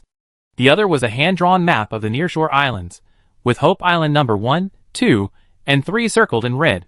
Seeing this hand-drawn map, Zhou Shuan vaguely guessed how the mothership had determined its course back to island number 2. Please sit down, please sit down. Captain Chen busied himself pouring hot water for everyone, his attitude extremely polite. The Zhou family, however, seemed a little uncomfortable. They exchanged bewildered glances. Finally, it was Lieutenant Yun who took over pouring the water from Captain Chen, and only then did the Zhou family members finally sit down. After having Lieutenant Yun stand guard outside, Captain Chen could no longer contain himself. He leaned forward, his voice several decibels louder than usual. Dr. Zhou, let's cut to the chase. The hot spring minerals. Have you finally found them? For the past 6 months, I've been waiting for news from you every day. The technical team has been asking every few days, saying that without it, boiling point alloys can't be built at all, and the mid-air fortress is just a pipe dream. Zhou Shuan looked at the bloodshot eyes and the stubble on his chin, and her heart suddenly warmed. For the past 6 months, the people on the mothership had probably suffered even more than they had. She picked up her water glass, took a sip, and the warm water flowed down her throat, dispelling the chill of the sea. She nodded and solemnly said, Captain Chen, rest assured, we fulfilled our mission. We brought back all the hot spring minerals. Really? Captain Chen jumped up from his chair, his boots clicking crisply on the floor. He strode to Zhou Shuan, his hands unconsciously gripping her arms, his eyes filled with excitement and disbelief. On the cruise ship you sailed back on? Nothing went wrong, right? It went so smoothly. They're all in the lower cargo hold. We wrapped them in 3 layers of waterproof tarpaulin and padded them with shock-absorbing foam. There wasn't a single scratch. Zhou Shuan gently patted the back of his hand, reassuring him. There were some unexpected incidents on the way, but they were all resolved. The minerals are fine. Captain Chen finally breathed a sigh of relief, took 2 steps back, and the wrinkles on his face smoothed out. Great! Great! Heaven truly hasn't forsaken us. He excitedly paced around the office twice, then suddenly stopped and looked at Zhou Shuan. By the way, how much of that mineral was there? Including the underwater volcanic soil we brought back, it weighs about 30 tons in total, Zhou Shuan explained. However, the soil and minerals are mixed together, so the technical team will have to separate and screen them later. Volcanic soil? Captain Chen was taken aback. Zhong Tiyun continued, Captain Chen, we know this soil is highly alkaline, but you're aware of the current situation. The original islands have either sunk or been flooded, and all the previously cultivated land is gone. The small planting area on the mothership is barely enough to grow staple foods and vegetables. We desperately lack arable land. So we decided that since we brought it along, we also bring back some volcanic soil. If we can remove the alkalinity, it will be our most nutritious volcanic ash. Captain Chen's eyes lit up, and he nodded repeatedly, your idea is excellent. Excellent. He then looked up at the Zhou family, his eyes. His voice, filled with emotion, grew serious. You thought things through much more deeply than I have. I've been so focused on the aerial fortress lately, thinking that once it was built, we could withstand the sea boil. But I forgot that food is the foundation. I fully support this soil improvement project. Once this busy period is over, I have the technical team fully cooperate with you. Just let me know what equipment or manpower you need. As he spoke, he bowed deeply to the Zhou family. Whether it's the minerals or this volcanic soil, they saved all our lives. On behalf of all the crew members and survivors on the mothership, thank you. Unexpectedly, Captain Chen would perform such a grand salute. The Zhou family members hurriedly stood up to avoid him, but Zhou Shuan quickly went over and helped him up, saying, Captain Chen, please don't do this. We are also part of the mothership, and we are just doing our best to contribute to our warship. Yes, Captain Chen, your politeness makes us unsure what to do. Zhou Jianghai and Zhong Tiyun also stepped forward to help Captain Chen. Captain Chen waved his hand, his face full of smiles. You are now heroes of the mothership.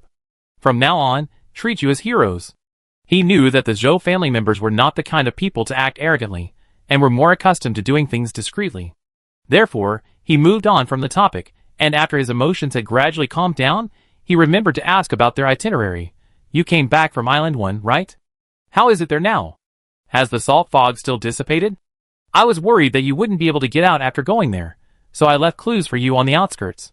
Looking at the Zhou family's expressions, he knew they hadn't received any clues. He couldn't help but smile wryly.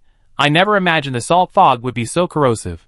When I asked them to leave clues, I knew this would happen, and I was incredibly worried. Qi Mingyu nodded, his smile fading, his tone turning somber. When we went, The entire sea area near island number 1 was submerged in salt fog. We couldn't see anything. The salt fog came and went intermittently, sometimes lasting for 3 days, during which we could see a sliver of sunlight. But suddenly it surged in from the sea, even denser than what we encountered before. The salt frost on the deck would accumulate into a thick layer in half a day, corroding even the metal. Chapter 851. Captain Chen listened, a bitter and helpless expression appearing on his face. Actually, we've been here for over 3 months. A sea breeze blew in through the half-open porthole, dispersing the steam rising from the teacup. Captain Chen's voice was low. More than 2 months after you sailed away in your cruise ship, we stayed at our original base for more than 2 months, hoping to receive news from you every day. But no one expected the salt fog to come so suddenly. At first, it was just an occasional wisp, carrying a salty smell. We thought it was just ordinary sea fog and didn't pay much attention. Until later, the fog grew thicker and the intervals became shorter and shorter. Captain Chen's voice deepened. From once every 10 days at the beginning, it came every 5 days, then every 3 days. The fog was brown, so thick that it could turn the midday sun into dusk. Standing on the deck, you couldn't see people 10 meters away, and inhaling it was both salty and spicy. Many soldiers started coughing, and their skin peeling after only a few days. In severe cases, even their respiratory tracts began to ulcerate. The Zhou family instantly recalled their encounter with the salt fog. That overwhelming brown fog, seemingly threatening to engulf the entire world. Even the slightest contact caused immense damage. Even now, the Zhou family members still bore the marks of the salt fog. And with so many people on the mothership, if they were all exposed to this salt fog, one could only imagine how terrible it would be. In the apocalypse, disease is more terrifying than hunger. Once the body collapses, even medical treatment is limited on this vast sea. Even harder to withstand than people is the equipment. Captain Chen pointed to the mothership's deck outside the window, his tone full of helplessness. You can see the mothership still looks pristine now, but the metal frame underneath has been corroded by the salt fog. For over 2 weeks, we had to organize people to clean the salt deposits on the deck every day, but less than half a day after we finished, a thick layer would accumulate again. And our supply ships, the steel plates at the bottom were corroded with small holes, and we had to pump water every day just to keep them afloat. If this continued, forget about waiting for you to return, we ourselves would be trapped there, eventually becoming floating corpses. So you decided to relocate, Qi Mingyu said at the opportune moment, his tone calm yet tinged with understanding. In the apocalypse, cutting losses is always the most difficult but also the most necessary choice. Captain Chen nodded, a complex look in his eyes. Captain Shang and I discussed it all night, and ultimately decided to leave. Before leaving, we split into several teams to leave clues. Some carved the coordinates of island number 2 on nearby reefs, while others stuffed route maps into waterproof boxes and fixed them to abandoned buoys. We thought that even if some parts were destroyed by the salt spray, at least 1 or 2 would remain for you to see. He chuckled self-deprecatingly, his eyes filled with desolation. But I know in my heart that it's all self-deception. The corrosiveness of the salt spray is so strong that the marks on the reef will be worn away in less than a month, and the waterproof boxes on the buoys won't withstand more than 2 fog attacks. Even with boiling point alloys, although they can resist the corrosion of the salt spray, the scratches carved on them will quickly corrode away. And when you return, whether you even return, we don't know. Those clues are likely a waste of time. So I decided to come directly to Island 2. Captain Chen looked at them, his eyes filled with certainty. I believe you can guess where we should go under these circumstances. Island number 1 is sealed off by salt fog. Besides the relatively familiar waters around Island number 2, we really have nowhere else to go. I bet you understood this, and I bet you came back safely. Now it seems I wasn't wrong. He smiled with relief. Zhou Shuan and Qi Mingyu exchanged a glance, both seeing understanding in each other's eyes. Their initial guess was indeed correct. The mothership had indeed left clues for them, only to be completely destroyed by the harsh environment. And Qi Mingyu had indeed ruled out all possibilities, before being certain the mothership would come here. Recalling their encounter on the way, Mumu asked, Captain Chen, when we came back, we saw a wrecked cruise ship near island number 1. Was it our ship? Captain Chen's face showed a hint of surprise. Then he nodded knowingly. That was one of the supply ships that accompanied us. He explained, during the transfer, the ship's engine was completely corroded by the salt fog and couldn't be repaired. We had no choice but to move all the food, medicine, and fuel from the ship to the mothership, and then abandon the empty ship there. I thought it had been capsized by the waves and sunk to the bottom of the sea long ago, but I didn't expect it to still be floating at sea. After Captain Chen finished speaking, everyone fell silent. That brief silence contained sighs for the past and anxieties about the future. Captain Chen suddenly let out a long sigh, as if exhaling the heavy burden in his chest, and then changed the subject, his tone even more solemn than before. Talking about these things from the past is ultimately useless. The most important thing right now is the matter of the mid-air fortress. Upon hearing this, the Zhou family members all sat up straight. Even Mumu, who had been leaning back in her chair, perked up her ears. Building a mid-air fortress was not only the mothership's hope, but also their only means of survival in the apocalypse. I know you brought back the hot spring minerals. After the technical team analyzes them, we'll be able to forge the boiling point alloys soon. Captain Chen's tone carried a hint of barely perceptible anticipation, but it was quickly replaced by worry. But I know in my heart that even with the minerals and the boiling point alloy, this mid-air fortress isn't something we can just build overnight. As long as the salt fog disaster doesn't recede, we won't be able to return to Island 1. He raised a hand to his temple, the bloodshot eyes becoming more pronounced. When we were stationed on Island 1, we had already planned the foundation for the fortress, and even driven in several load-bearing piles. But now Island 1 is completely shrouded in salt fog. Forget construction. Even getting close would be life-threatening. Without a suitable site, even with a lot of boiling point alloy, it's just a pile of scrap metal. Zhou Xuan and Qi Mingyu also frowned. They both knew that building a mid-air fortress required a large structure with a stable foundation. However, given the current situation. Just then, Captain Chen's voice deepened. Have you noticed that the seawater temperature has been significantly higher on the way back? He looked at the Zhou family. We've been recording the seawater temperature daily. 3 months ago, it was stable at around 20 degrees Celsius, but now it's risen to 35 degrees. Researchers say that at this rate, underwater geological activity may become more active soon. At that point, let alone building a fortress, even defending our current sea area will be a problem. We probably don't have much time left. Chapter 852. 34 degrees?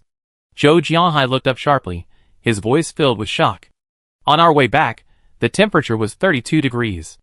It's only been a few days, and it's risen another 2 degrees? Captain Chen nodded, his face full of helplessness.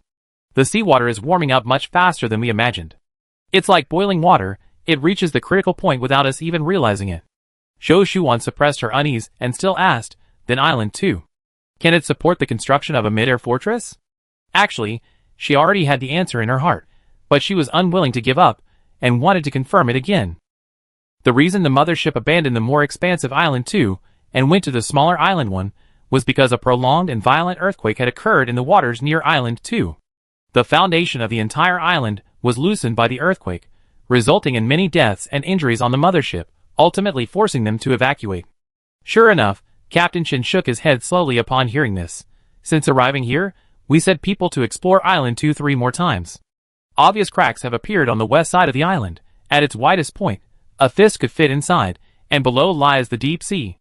The beach on the east side is also slowly collapsing, with each high tide swallowing up a section. Building a semi-aerial fortress, a structure requiring load-bearing capacity, is far too difficult. Zhou Xuan's face darkened completely upon hearing this. She looked at Qi Mingyu, seeing the same gravity in his eyes. So, our most serious problem right now isn't creating the boiling point alloy, but finding a suitable place to build the semi-aerial fortress. Without a site, even the best materials are useless. It's like having bricks but no foundation. You never be able to build a house. Yes, Captain Chen nodded emphatically, but in this vast ocean, how easy is it to find an island that's both far from the salt fog and has a stable foundation? Over the past 3 months, we sent out several reconnaissance teams to try our luck in the nearby waters, but we found nothing. The atmosphere in the office instantly plummeted, everyone's face heavy with worry. The mid-air fortress was their only hope of surviving the boiling sea, but now they couldn't even find a site to build it. This hope was like a candle flame in the wind, easily extinguished. A moment of silence followed, then Captain Chen stood up first, patting Qi Mingyu, who was closest to him, on the shoulder. All right, this isn't something that can be resolved quickly, let's not talk about it anymore. You've been traveling for half a year, you should go back and rest, catch up with your family and friends. The Zhou family also stood up.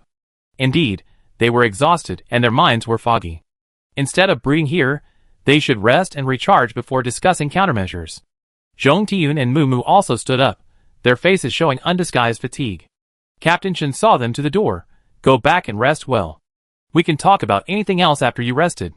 Reaching the office door, Zhou Shuan suddenly remembered something, stopped, and asked out of concern and politeness, "By the way, Captain Chen, is Captain Shang resting? We came back in a hurry this time. We go see him after we rested." Captain Shang and Captain Chen had fought side by side, and he had been quite kind to the Zhou family before. Now that they had returned safely, they should pay him a visit. But as soon as she finished speaking, Captain Chen's expression suddenly changed. His face, which had just shown signs of fatigue, was instantly replaced by deep sorrow. He stood there, silent for a long while, before slowly speaking, his voice hoarse as if sanded, "Captain Shang. He's been laid to rest." "What?" The Zhou family was stunned, their faces filled with disbelief. Mu instinctively asked, "Laid to rest? How could that be? Captain Shang was perfectly fine when we left." Captain Chen closed his eyes, took a deep breath, as if suppressing surging emotions. When he opened his eyes again, they were filled with deep sorrow. When the salt fog disaster first struck, Captain Shang insisted on personally scouting the outer perimeter, saying that only by seeing the extent of the salt fog with his own eyes could he determine the fate of the entire warship. He stayed in the fog for a full 4 hours that time, and when he returned, he started coughing, and his skin peeled extensively. We gave him the best medicine, but his lungs were still corroded by the salt fog, which later led to a serious infection. His voice grew softer and softer, until it was almost inaudible. We tried to save him for 3 days and 3 nights, but we still couldn't save him. A deathly silence fell over the office doorway, broken only by the sea breeze blowing in through the porthole, carrying a salty smell, as if mourning the departed. The Zhou family stood frozen in place, looking at each other, none of them believing Captain Chen's words. How could Captain Shang, who was like a pillar of strength in the apocalypse, just leave like that? Countless images flashed through their minds in an instant. He always wore that faded dark blue uniform. The edges of the epaulets were worn and frayed, but it was always ironed perfectly, and even the creases at the corners of the shirt showed the discipline of a soldier.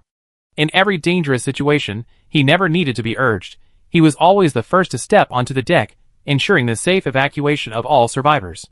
When the tsunami struck, he stood at the forefront, directing the soldiers to reinforce the ship's defenses, shouting, "Get the elderly and children into the cabins first." When the tide rose sharply, he waded through ankle-deep water to check the ship's hull seals, soaking wet, but never even flinching. In this apocalyptic world where survival of the fittest was the law of the jungle, Captain Shang insisted on upholding the most basic rules of the Yin Kingdom's military. No matter how scarce supplies were on the mothership, the frail elderly, children, and women who couldn't care for themselves always received priority. Within his jurisdiction, there was no rule of the strong first, but in fact, this rule was strictly adhered to in all other bases, including Shui Wuwen's. Even when survivors voiced their objections, he forcefully suppressed them. A young survivor complained, "Why should we give way to the old and weak?" He immediately hardened his face, slammed his fist on the table, and declared, "As long as you're on my ship, no one deserves to be abandoned." His firm stance silenced all dissent. The Zhou family wasn't unfamiliar with the cruelty of the apocalypse. During their mineral hunting expedition, when they encountered He Qingche's fleet, they witnessed firsthand the enslaved survivors being herded and enslaved like livestock, and the cannibalistic gangs imprisoning living people for food. In contrast, their survival under Captain Shang's protection, free from the fear of abandonment and the humiliation and oppression of those with superior strength, was a stroke of luck more precious than any resource in the apocalypse. Zhou Shuan even felt that even with her spatial ability and the experience of being reborn, if she hadn't encountered Captain Shang's warship in this life, their family's life adrift at sea would never have been as peaceful, tranquil, and successful as it was now. Chapter 853. This man, whom even death had avoided, fell victim to the salt fog. The corrosive fog seeped into his lungs, slowly destroying his breath, ultimately leaving him forever in the sea he had guarded his entire life. Zhou Shuan remembered the last time she saw him. He had smiled and said, "Once you bring back the minerals, we build the strongest fortress." The promise still echoed in her ears, but he was gone forever. Farewells in the apocalypse always come so suddenly, without even a chance to say goodbye. Captain Chen gazed at the surging waves outside the window, his voice a numb calm. Captain Shang left a message before he left, saying that he had spent his life dealing with the sea, that he was born a naval man, and that he wanted to die with this sea. Following his wishes, we disposed of his remains, like those of his fallen comrades. After cremation, they were carried in a small boat and sunk into the sea. It was, in another way, a way of continuing to protect them, these drifters at sea. Captain Chen wiped his face, forcing a smile. "All right, let's not talk about this anymore. You should all go back and rest. We talk about the rest later. The Zhou family nodded, saying nothing more, their steps heavier than before. Silence filled the air, broken only by the dull thud of shoes on the metal floor, like a hammer blow to everyone's hearts. Soldiers bustled about in the mothership's corridors. Some hurried past carrying toolboxes, others pushed carts piled high with parts, conversing in hushed tones. Reaching the top of the stairs, Zhou Jianhai stopped and looked up at the people beside him. Zhong Tiyun's eyes were still red, Mu Mu was kicking the metal steps with her head down, and Qi Mingyu was holding Zhou Shuan's hand. Both of them had sorrow in their eyes. Let's go back to the dorms first. Zhou Jianhai's voice broke the silence. Jiping and the others should be waiting there. Zhong Tiyun nodded. Right, let's see the kids first. After we talk to them, we go to the cruise ship to move our stuff. Qi Mingyu added, Captain Chen said the cruise ship has already started unloading, the Navy is busy, it's better if we go later. The group reached a consensus and walked heavily towards the dorm area. As they passed the deck, they indeed heard a commotion. Rows of soldiers were carrying sacks of minerals and volcanic soil from the cruise ship to the mothership. Their faces were beaming with joy. Zhou Jianhai couldn't help but smile too. In short, we successfully completed our mission this time. Zhong Tiyun looked at the busy figures and sighed softly. Of course, who doesn't hope to build a fortress as soon as possible? A few steps away from their dorms, Zhou Shuan saw several figures at the door. Jiping stood at the front, hands behind his back, flanked by Xue Dong and Xue Tao on either side. Yuxuan, in her wheelchair, looked up and spoke to them. They're here. Xue Tao, with his sharp eyes, spotted them first and immediately waved and called out. The group rushed forward, their steps filled with barely concealed eagerness. Jiping's gaze swept over the Zhou family members, his brow furrowing involuntarily. You all lost a lot of weight. Zhong Tiyun was about to speak when Yuxuan grasped her hand. The girl in the wheelchair looked rosier than the last time he'd seen her, and the taciturn silence in her eyes had faded, replaced by a serene composure that came with weathering life storms. Auntie, you're finally back. Her voice was still a little weak, but the joy in it was undeniable. Oh, you're back. Zhong Tiyun gripped her hand tightly, her fingertips touching her slightly cool skin. Her heart tightened, and she quickly examined her closely. You look much better. How have you been feeling lately? Much better. Yuxian smiled gently, her face covered in scars. It was strange, her appearance was terrifying at first glance, yet her expression was so gentle that everyone who spoke to her felt an involuntary calm. I tried walking a few steps a while ago, but then I caught a cold and lost my strength again. Being able to stand and walk is much better than before. Zhong Tiyun stroked her hair, her heart aching. Yuxian's life had been so difficult, her body was almost destroyed in the earthquake. The fact that she had endured until now was incredibly strong. As they were talking, Jiping pulled Zhou Jianhai closer, his brows furrowing even more. Uncle, your and Aunt's hair has turned quite a bit whiter. He remembered that when they left half a year ago, Zhou Jianhai, though with some gray at his temples, hadn't shown such noticeable graying. Even Zhong Tiyun had several deep lines around her eyes. Were you? The journey had been arduous, not to mention the life-or-death situations. The inability to use their spatial abilities meant they had endured a period of scarcity, and Zhou Shuan and the others were all in poor condition. Especially Zhou Jianhai and Zhong Tiyun, who showed signs of aging. Zhou Jianhai sighed and patted his arm. Things that were tough are over now. How are you two doing on the mothership? What could have happened to us? Jiping smiled wryly. It's just that Captain Shang. She swallowed the words she was about to say, glanced at the Zhou family, and seeing the sorrow on their faces, knew they also knew about the incident. Changing the subject, she said, Auntie, let's go inside. Zhong Tiyun then remembered to open the door, quickly pulling out her key from her pocket. Right, come inside and talk. Pushing open the door, a familiar scent greeted her. 2 bunk beds, a small table in the middle, and some miscellaneous boxes filled with various supplies. The beds and table were clean, indicating someone regularly came to clean. Before leaving, the Zhou family had given Jiping and his family a key, as they weren't sure when they would return, and asked them to help clean. Seeing the scene before her, she knew Jiping and his family had taken it very seriously. Zhong Tiyun thanked them. Xue Tao scratched his head. It's nothing. He sat down on a small stool and looked at Zhou Shuan and Qi Mingyu. Tell me quickly, where have you been for the past 6 months? We only knew you went to search for supplies, but we had no concrete news. Later, you didn't come back for a long time, and we were worried. The Zhou family was their only remaining relatives, and after 6 months without news, Xue Tao, Jiping, and the others were constantly worried. Zhou Shuwan then told them what she could. Some experiences were too cruel. There was no need to make everyone worry. She carefully began, mainly, we went to search for the area where we found the hydrothermal vent minerals. We encountered a tsunami, ice shard rain, the ship almost capsized, and we also encountered other fleets. It wasn't smooth sailing, but we finally brought the supplies back. Chapter 854. Jiping, with his keen senses, immediately picked up on the omission in the words. The fleet we encountered, were they friendly forces? Qi Mingyu shook his head slightly. A fleet tried to rob us. We didn't bother them, and went around them. Humph, those who can survive in the apocalypse are all ruthless. Xue Dong sneered, then quickly asked, did you engage in combat? Were you injured? We did engage, but our cruise ship had torpedoes. How could they possibly defeat us? Mumu chimed in, my dad was hit by a bullet, but it's alright, he recovered with time. Uncle, are you alright? Are there any after effects? Xue Tao quickly looked at Zhou Jianhai. Zhou Jianhai smiled and waved his hand. I'm fine, I'm fine. The bullet grazed my shoulder. With Wanwan and Mumu as doctors, I'm completely healed. Everyone couldn't help but laugh again. The atmosphere in the room gradually became more cheerful. Zhong Tiyun changed the subject again. Let's not talk about these depressing things. How have you all been on the mothership these past 6 months? Did anything happen when the salt fog came? Mentioning the salt fog, Qiping's expression turned serious.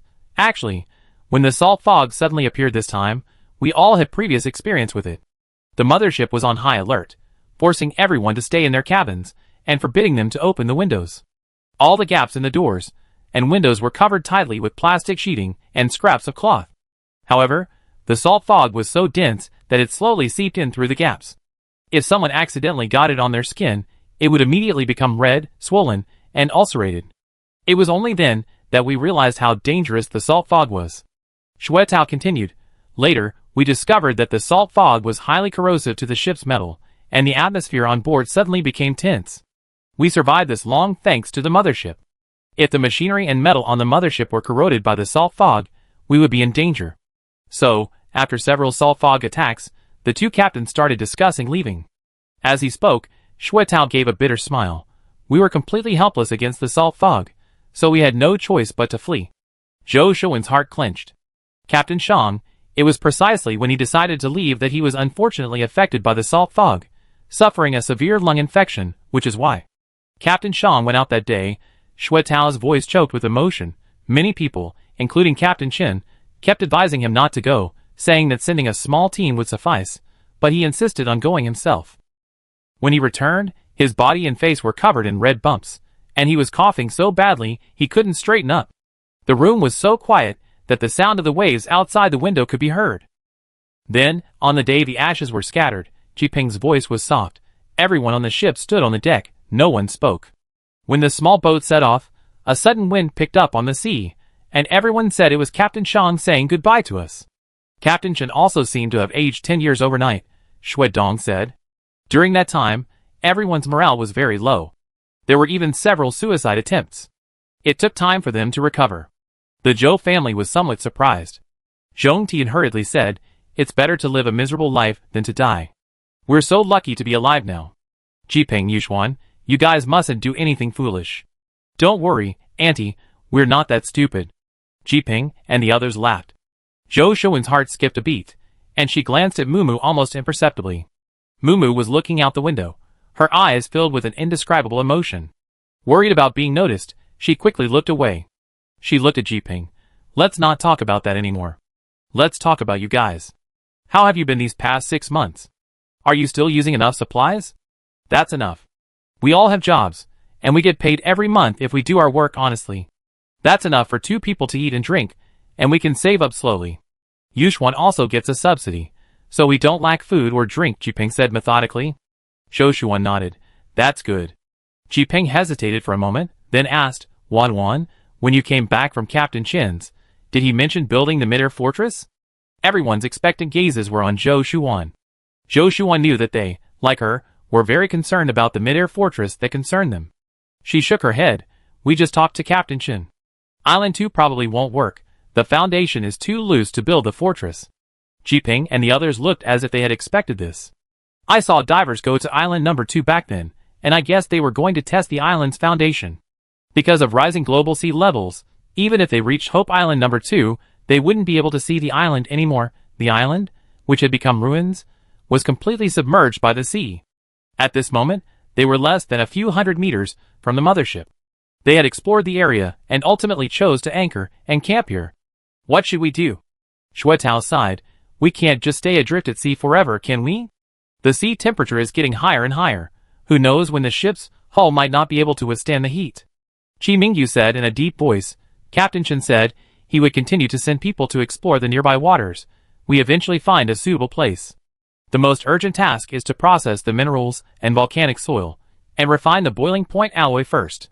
Only with the materials can we talk about the next step. That's all we can do. Jiping brought in several large bags from outside the dormitory. Aunt, uncle, these are some food I brought for you. This is smoked fish, kelp, seaweed, and the like. These are the supplies we stockpiled the most. We pulled our money together. Please make do with this. Zhong Tian quickly stood up to stop them. Keep it for yourselves, we still have. Auntie, please don't be so polite. Shuetao put the things on the table. You must have gone through a lot on this journey. We don't have to run around on the mothership, so we have enough supplies. Besides, this is just a small token of our appreciation. You can't expect us to take it back, can you? Yuxian also smiled and nodded. Auntie, please accept it. I also pickled some kelp strips with vinegar and soy sauce. The taste is quite different. I was in a rush today. I'd bring you a jar later. Zhong Tian looked at the things on the table, then at the sincere faces of the young people, feeling both warm and bittersweet. Supplies are incredibly precious in the apocalypse. For them to offer these things truly shows they consider them family. Zhou Shuan walked over. Mom, since this is Jiping and the other's kind gesture, let's accept it. We return the favor later. Zhong Tian smiled. All right, then we accept it. Wan, you done a great job coming back this time. The rewards from above will definitely be substantial. If there are any rare supplies, I'd be very interested, Jiping joked. The serious atmosphere in the room slowly dissipated. That's a must. Just wait, Zhou Shuan laughed heartily. Zhong Tian also smiled. Once we packed all our luggage, we invite you all over for a reunion dinner. Don't refuse. Okay. We definitely come. Chapter 855. After Jiping and the others left, Tao Zheng and Jiejia followed. Jiejia was carrying a bulging cloth bag. As soon as she pushed open the door and saw Zhou Shuan, her eyes instantly reddened and her pace quickened. She almost ran over and hugged her arm, her voice still choked with sobs. Wan, I thought you were never coming back. Before she could finish, Tao Zheng behind her said, Not too harshly, Jiejia. Don't say such discouraging things. It's bad luck. The man frowned slightly, his tone tinged with helplessness. Jiejia smiled somewhat embarrassedly at Zhou Shuan, then apologized softly. I'm sorry, Wan, I was just too worried, and I couldn't control myself. Zhou Shuan shook her head, thinking that Tao Zheng had taken such good care of her senior all these years, and it was rare to see this childlike side of him. She pulled Zhang Jia to sit on the edge of the bed, looking her up and down. It's all right, I know you're worried about us. You look well. How have you been these past 6 months? Have you encountered any difficulties? Jiejia smiled at her. The two huddled together, whispering intimately like sisters. Friendship between men is much more subtle. Tao Zheng walked over to Chi Mingyu, looked him over, and then patted his shoulder heavily, her eyes full of emotion. Captain, you're finally back safe and sound. We hadn't heard from you on the mothership for a while. Jiejia and I asked Captain Chen several times, and he just told us to wait, but we've been waiting for half a year. Chi Mingyu squeezed her hand back and smiled slightly. I'm sorry to have worried you. But it's lucky we finally brought the stuff back. You and Jiejia haven't changed at all in the past 6 months. Tao Zheng nodded. Yes, actually, living on the mothership means everyone takes care of our survival and discipline, so Jiejia and I rarely get to relax. It's better to be back with the main force, Zhang Jia said from the other end. Seeing this, Zhong Tian warmly invited the two to sit down, then turned and took out several strings of smoked fish from the bag Jiping had just brought, placing them on the table. Come on, Tao Zheng, Jiejia, don't stand, sit down. This is smoked fish that Jiping and the others just brought. Try it, it tastes pretty good. Jiejia had just sat down when, as if suddenly remembering something, she quickly handed the cloth bag to Zhong Tian. Auntie, this is food that Ajing and I brought for you. Ajing said that since you just returned, the supplies from the mothership might not arrive in time. This is enough for you. Eat these for a few days. Zhong Tiyun and Zhou Jianhai exchanged a glance and quickly declined. We can't accept this. You can keep them for yourselves. We brought back supplies, so we don't need any food. You're too kind. After a few more exchanges, Qi Mingyu finally spoke up to smooth things over. Dad, Mom, this is Tao Zheng and Jiejia's kind gesture. Let's accept it. We can return the favor another time. They had all gone through hardships together in the apocalypse, and their relationship was already close. It was only right to reciprocate, and there was no need to keep refusing. Zhong Tiyun then stopped insisting and smiled as she accepted the bag. All right, Auntie won't stand on ceremony. Thank you both. She casually placed the bag on the table and opened it. The contents made her pause. Besides several packets of smoked dried fish similar to the ones Ji Ping had brought, there was also a sealed jar of whale meat, which was probably homemade. At the bottom were 2 frozen salmon, each weighing 7 or 8 pounds, a rare commodity in the apocalypse. Zhong Tiyun picked up a salmon, somewhat surprised. This salmon, did you exchange it with the mothership? Jiejia explained with a smile. We exchanged it from the mothership's cold storage. These salmon were frozen immediately after being caught, so they're still quite fresh after thawing. You've been at sea for half a year, probably eating smoked fish and seaweed every day. It's good to have some fresh fish to change things up.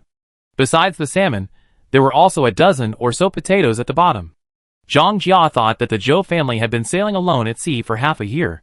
Their lives must have been very difficult, and they should eat something different from smoked fish. So she specifically went to exchange them. She and Tao Zheng, as leaders of a small tribe, had some supplies. Exchanging these wasn't difficult. Zhou Shuan looked at the contents of the bag, feeling a warmth in her heart. She knew salmon was a rare commodity, especially frozen fresh salmon, which was more expensive than smoked salmon, and its exchange rate wouldn't be low either. Tao Zheng and Jiejia's willingness to bring it out showed they truly considered them family. She looked at the two of them, her tone earnest. Tao Zheng, Jiejia, thank you so much. These things are so valuable, you've gone to so much trouble. Tao Zheng waved his hand, his tone respectful. Auntie, no need to be so polite. You done a great service this time. Everyone on the mothership is saying that the minerals you brought back can be used to refine boiling point alloys, which gives us hope for building a mid-air fortress in the future. Mentioning this, his tone held a hint of anticipation. After the salt fog incident, everyone was very anxious, feeling rootless at sea. Now that we have hope, people's hearts are finally a little more at ease. Zhou Jianhai, sitting to the side, sighed softly upon hearing this. I hope this fortress can be built soon. Yes, I hope so. They chatted about the details of their separation. Tao Zheng cleared his throat, then changed the subject. By the way, there's something else I need to tell you. Jiejia and I just came from the cruise ship. On the way, we overheard some soldiers talking, saying that your family only has a few people. How could you bring back 20 tons of minerals and volcanic soil from the deep seabed? He paused, his eyes becoming serious. Some people were implying suspicion. We came here partly to catch up with you, and partly to remind you to be careful lately, so as not to give anyone a reason to criticize you. Zhou Shuan raised an eyebrow slightly upon hearing this. Her face showed no panic, but rather a faint smile. Actually, the seabed in the area we went to wasn't very deep, only about 200 meters. We used the cranes on the cruise ship, along with the mechanical grabbers on the submarine, working together for about 20 days to gradually load these supplies onto the ship. It wasn't that we few people were superhuman, able to move 20 tons of cargo by hand. Ultimately, it was the power of machinery that mattered. She spoke clearly and logically, even specifying the exact depth and time, making her story sound flawless. Tao Zheng smiled knowingly. That's the same explanation I gave them when I heard those discussions on the cruise ship. After all, operating at sea without machinery is impossible by manpower alone. It's just that some people always tend to overthink things, believing that your safe return with so many supplies must be some kind of secret. Chapter 856. The Zhou family was extremely sensitive to the word secret. Their expressions immediately changed slightly. Zhong Tiyun retorted angrily, what secrets could we possibly have? Do we have a strongman hiding in our house, who can carry such heavy, or onto a cruise ship by hand? What good are diving suits at the bottom of the ocean? Exactly. Some people are too well protected by the mothership, they have nothing to do all day, so they try to cause trouble. Zhou Jianhai added angrily. Tao Zheng quickly reassured them, Uncle, Aunt, don't take it too seriously, most people are just saying it casually.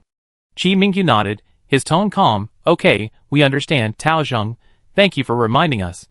Tao Zheng only touched on the point, worried that if the Zhou family were really targeted, they would be caught off guard. Seeing that the Zhou family had taken the matter to heart, he changed the subject. The group then continued chatting about their experiences over the past 6 months. Tao Zheng said he was assigned to the mechanical repair team on the mothership, learning ship repair from veteran technicians every day, and his skills had improved considerably. Jiejia was helping out in the medical bay, learning basic nursing skills from the medical staff, and occasionally helping to change dressings for lightly wounded soldiers. Zhou Shuan briefly recounted the tsunami and ice shard rain they encountered at sea, but glossed over the thrilling clashes with other fleets, simply saying, it was a close call. Before they knew it, more than an hour had passed, and the sound of soldiers changing shifts echoed in the corridor. Jiejia glanced at her watch, stood up, and said, Wan, auntie, uncle, it's getting late, we should go. You must be tired after just getting back, get some rest. Tao Zheng also stood up. Call us anytime if you need anything. We live nearby, we'd be there in minutes. Zhong Tian quickly got up to see them to the door, then slipped a small bag of smoked-dried fish to Jiejia. Here, Jiejia. Come visit often. Jiejia smiled and didn't refuse, saying thank you, auntie, before turning to leave with Tao Zheng. The moment the door closed, the relaxed atmosphere in the room vanished abruptly. The Zhou family members exchanged glances, their smiles fading, their expressions becoming unusually serious. Zhong Tian frowned slightly. I'm a little worried about what Tao Zheng said earlier. What if someone doesn't believe us and keeps pressing us for details? Zhou Shuan patted her shoulder, her expression resolute. Don't worry, Mom. We have a reasonable explanation. First, no one knows exactly which sea area we went to, and no one has seen the seabed there. If we say we used mechanical transport, they can't verify it. Second, the equipment on the cruise ship and the submarine's grippers all show obvious signs of damage. If someone investigates later, there won't be any flaws. The submarine that was always on the cruise ship was the one they had originally obtained from the wealthy family. The one given by the mothership was severely damaged and had been stored in Zhou Shuan's spatial storage. On their return journey, Zhou Shuan specifically released it halfway through, storing her own. That submarine was particularly badly damaged, because they had genuinely faced many dangers underwater before finally escaping.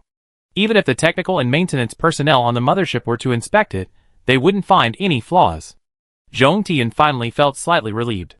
Zhou Jianhai pondered, Wan is right, we don't need to panic too much. But it's always good to be cautious. From now on the mothership, even among our own people, we must be careful what we say. He had weathered too many storms, and understood the principle of possessing a treasure is a crime better than anyone. The space was their greatest trump card, and it absolutely could not be exposed. Qi Mingyu, on the other hand, seemed lost in thought and remained silent. His gaze fell on the undulating sea outside the window, as if pondering something. Captain Chen had always relied heavily on the Zhou family, and this discussion might actually be an opportunity to see his true stance. The Zhou family didn't have to wait long. The doubts that had spread along the cruise ship that afternoon were swiftly suppressed by Captain Chen that evening. The news spread among the patrol soldiers chatting in the corridor. Those soldiers who had gossiped about the Zhou family hiding secrets were taken directly to the deck for public punishment, not only being deprived of 3 months' worth of supplies, but also demoted 2 ranks. Captain Chen stood on high ground, his voice booming throughout the ship via loudspeaker.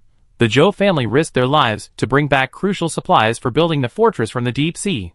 They are heroes of the entire ship. From now on, anyone who dares to spread false rumors or slander them will be punished for disrupting morale. These words silenced the whispers that had been circulating privately. No one dared to bring up the 20 tons of supplies again.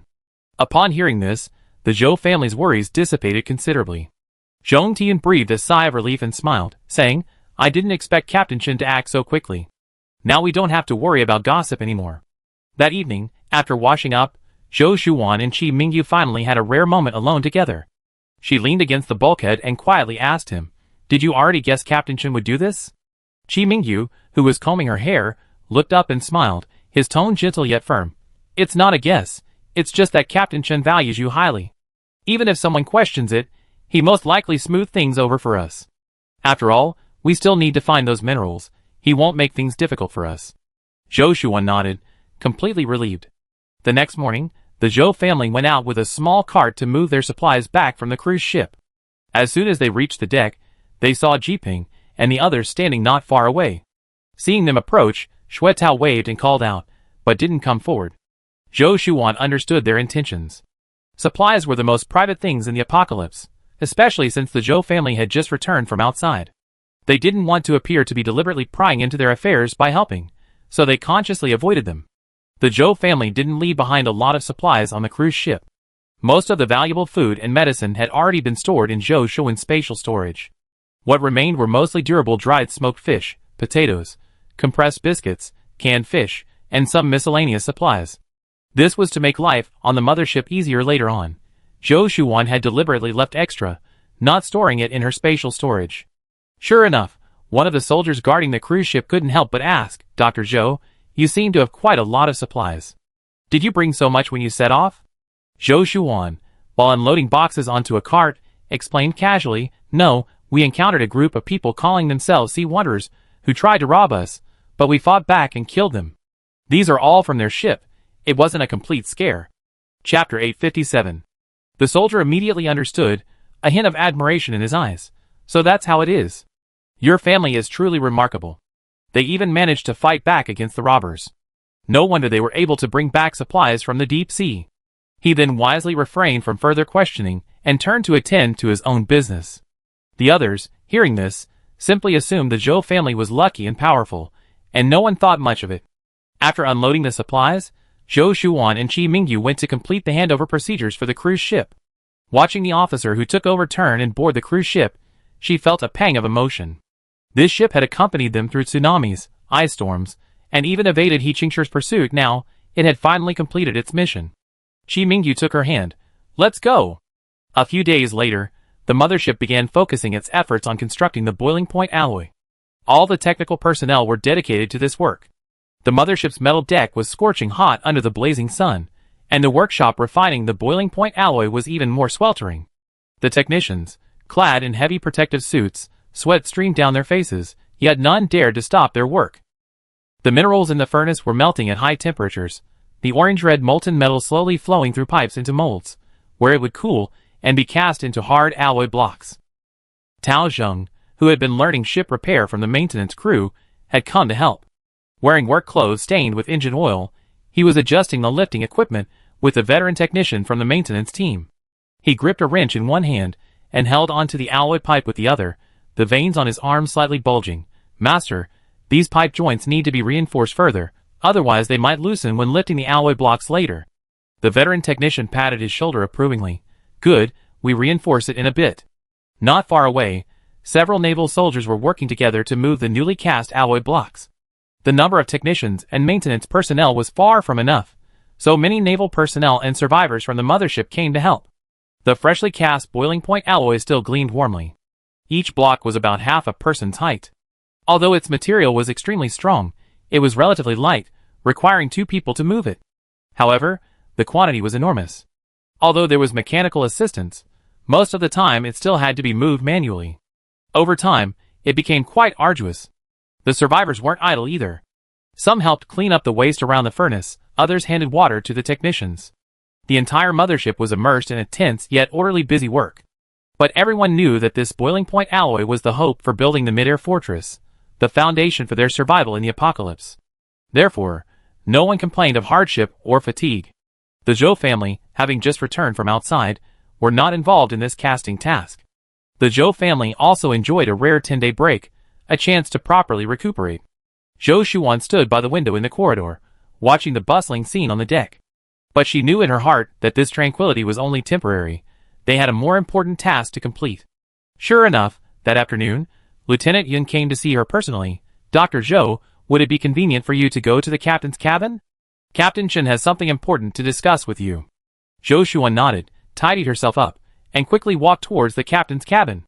As soon as she opened the door, she saw Captain Chen standing in front of the map, his brows furrowed, repeatedly circling something on the nautical chart with his pen. "Dr. Zhou, you arrived." Captain Chen turned around, a hint of apology on his face. "I didn't want to disturb your rest, but this is truly urgent." He gestured for Zhou Shuan to sit down, hesitated for a moment, and finally spoke. "As you surely seen, we're refining more and more boiling point alloys. Therefore, the plan to build the fortress must be implemented as soon as possible. But we must find a suitable island quickly." He paused here, his bright eyes fixed on Zhou Shuan. Zhou Shuan had a premonition. Because a few days ago, She heard Captain Chen say that he had already sent a fleet to find a suitable location to build the mid-air fortress, and she knew this would be difficult. Sure enough, Captain Chen continued, I already sent out more than a dozen fleets to search for an island, but none of them have succeeded. Your navigational abilities are our greatest advantage, and I'd like you to lead the fleet to try again.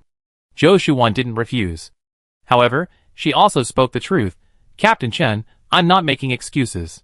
Captain Chen, we've been out here for over 6 months, traversing countless seas, but in that time, we haven't encountered a single island. It shows how difficult it is to find a habitable island suitable for building a mid-air fortress in a short period. Captain Chen sighed, I know it's difficult, but this is the only way we have. He paused before continuing, actually, of the dozen or so fleets I sent out these past few months, only half have returned. The rest? Captain Chen didn't finish his sentence. But Zhou Shuan understood his meaning. The remaining half must have encountered various dangers and perished. She recalled her previous experience at sea. The roaring tsunami surged in, massive walls of water tore the cruise ship apart like a toy, icy rain pelted the deck like sharp knives, and various eerie celestial phenomena. Every scene was as vivid as if it had happened yesterday. The helplessness and trepidation humanity felt in the face of natural disaster still lingered to this day. They were lucky. No matter what happened, their family returned safely. But those sailors who went out to search for the islands, so many vibrant lives, were forever lost in the vast ocean. A pang of sadness gripped her heart. Captain Chen's voice was heavy, but we have no other choice. If we can't find a base soon, and the sea temperature rises, the lower decks of the mothership will definitely not be able to withstand it, and everyone will suffer. Captain Chen looked at her solemnly. Dr. Zhou, I won't force you to agree to this. Here's what you can do. Go back and discuss it with your family first. See what they say. Don't feel pressured. If your family doesn't agree, I think of another way. He knew the Zhou family's feelings all too well. They would definitely be unwilling to let Zhou Shuan go on a mission alone, just like before. If they agreed to let Zhou Shuan go out to find the island this time, their whole family would have to find a way to go with her. The chances of the whole family returning safely were so low, anyone would have to think carefully. As Zhou Shuan walked out of the captain's cabin, she gazed at the distant, calm sea. The sea looked so calm, so vast, like a mother with a broad and generous heart. However, this mother was raging and violent, and could easily take countless lives at any moment. The sea breeze lifted the hem of her clothes, carrying a salty, cool chill, but it couldn't dispel the heaviness in her heart. Chapter 858. After returning home, she recounted Captain Chen's request in detail. As soon as she finished speaking, Zhong Tiyun dropped the bowl and chopsticks in her hands. She quickly went to Zhou Shuan's side, grabbed her arm, and said in a trembling voice, Going out to sea again? You only rested for 10 days. Last time you were unconscious at sea for days and nights. Your father and I stayed by your bedside, not daring to close our eyes. Have you forgotten? Zhou Jianhai also put down his work, walked to the table, and frowned deeply. Captain Chen, what's wrong? Don't you know how dangerous it is at sea? Couldn't you wait a little longer, or send someone else? He had experienced too many life and death separations, and really didn't want his family to take that risk again. Moo Moo stood to the side, her gaze sweeping over everyone's faces, without saying a word. Looking at her family's anxious expressions, Zhou Shuan felt a surge of warmth mixed with sorrow. I know you're worried. But Captain Chen said that half of the fleet sent out has already perished. If I don't go, even more people will risk their lives and might never return. But I can't let you go. Zhong Tiyun's eyes reddened. She wiped away her tears, her tone firm. Shuan, you can't refuse Captain Chen. I go talk to him. It's already a miracle that our family has survived this long. We can't risk our lives again. She turned to leave, but Zhou Shuan quickly grabbed her arm. Mom, don't be impulsive. My navigation skills will allow me to find the island more easily than other fleets and avoid more dangers. If even I don't go, we all be adrift at sea, and something bad will happen to us sooner or later. Zhou Jianhai remained silent for a long time, then sighed heavily. Shuan is right. We can't just think of ourselves. But, he looked at Qi Mingyu, his eyes full of expectation. Xiaoyu, what do you think? To be honest, Qi Mingyu didn't want Zhou Shuan and her family to take any more risks, but the entire fleet's survival was at stake. If everyone thought it was dangerous, they would definitely not survive the sea-boiling disaster. Therefore, he didn't speak, only looking at Zhou Shuan. Zhou Shuan understood his meaning. She smiled and nodded. That's what I think too, brother Yu. She looked at Zhong Tiyun. Mom, I know you're worried about me and reluctant to let me go out and risk my life. But some things must be done by someone. I'm more suitable than anyone else on the warship to go out and find new islands. If I sit here and reap the benefits, waiting for others to risk all sorts of dangers to search, only to find nothing. In the end, we all only have one fate. And that's something I don't want to see. Zhong Tian also knew that letting her daughter go out to find islands was the right thing to do. However, she was extremely distressed. Zhou Shuan went over and wiped away her tears, then hugged her. Mom, don't worry. We weathered all the storms ahead, and we come back safe and sound. This time, the danger wouldn't be as great as before. Because the sea temperature could rise at any moment, they couldn't go too far. They had to search for islands nearby. Zhong Tian looked at Zhou Shuan's determined eyes, then at Qi Mingyu, knowing she couldn't stop her. Since they decided to go, the whole family would have to pack. Seeing the whole family packing with her, Zhou Shuan wanted to dissuade them. But Zhong Tian interrupted her directly. Wan, our family must stay together. Whether on the mothership or in the dangerous waters outside. Zhou Jianhai also chimed in, yes, Wan, you don't need to persuade us. We already agreed on this. Even Mumu, who had been a constant worry for Zhou Shuan and Qi Mingyu, giggled as she packed her things. Zhou Shuan felt a warmth in her heart, knowing that she had once again led her entire family down a dangerous path. On the third day, the mothership was ready, and could depart at any moment. As Zhou Shuan's family carried their luggage onto the deck, they saw Jiping, Tao Zheng, and Zhang Jia standing in the crowd, each carrying heavy bags. Jiping and Tao Zheng weren't too surprised by their sudden departure. They knew about the mothership sending out a fleet to find suitable islands. So, as soon as Zhou Shuan returned, they guessed she would be assigned a new mission. And indeed, she was. A number of crew members had already gathered on the deck, and 8 exploration vessels were anchored side by side on the sea, their hulls gilded by the sunlight. Wan, this is some dehydrated vegetables and dried whale meat. Soak them and stir-fry them. They're much better than smoked dried fish. Jiping handed over a bag, deliberately raising the corners of his mouth, his tone feigning ease. You're leading a fleet, and you have navigation capabilities, so you definitely be faster than the previous fleets. Maybe you bring back good news in a month, and I treat you to rice then. Tao Jing also stepped forward, handing over a bag of food, his words simple, eat this on the way. Zhang Jia didn't speak, but simply stepped forward and gave Zhou Shuan a gentle hug. Her voice was low and choked with emotion. Wan, you must come back safe and sound. Zhou Shuan nodded vigorously, looking at the familiar faces before her, wanting to say something to express her gratitude, but found her throat tight, unable to utter a single word. Captain Chen escorted them across the ferry. He didn't say a word the entire way, his hands behind his back, gazing into the distance. However, from Zhou Shuan's perspective, the once strong and upright soldier was now slightly hunched over. The ship's horn sounded, causing the sea to tremble slightly. Once on the cruise ship, Captain Chen turned to look at the Zhou family, his lips moving, but ultimately only uttering a few words, simple yet weighty, come back soon. Zhou Shuan took a deep breath, nodded, and turned to follow her family onto the main ship. Standing on the deck, she watched as Captain Chen, Jiping, and Tao Bing's waving arms gradually shrank until they became blurry black dots, before slowly turning to look at the fleet behind them. 8 ships, like 8 silver fish, formed a neat line on the sea, heading south. Zhou Shuan's destination was the complete opposite of her previous course. They had been in that direction before, knowing there were no islands in the surrounding waters, so they could only continue south. Before the apocalypse, the south was near the equator. But now, the equator and the north and south poles no longer existed. Zhou Shuan grasped her mother's hand, then looked at Zhou Jianhai and Qi Mingyu beside her, her heart gradually calming down. She knew this journey was destined to be fraught with danger. They had never set foot in the southern waters before. No one knew what tsunamis, ice storms, or other strange celestial phenomena they might encounter. But as long as her family was by her side, and as long as the crew members worked together, no obstacle was insurmountable. Suddenly, a warning horn sounded behind them. Zhou Shuan was startled. The captain had already shouted, "That's the mothership's horn. Stop! Turn around immediately. We must go back." Chapter 859.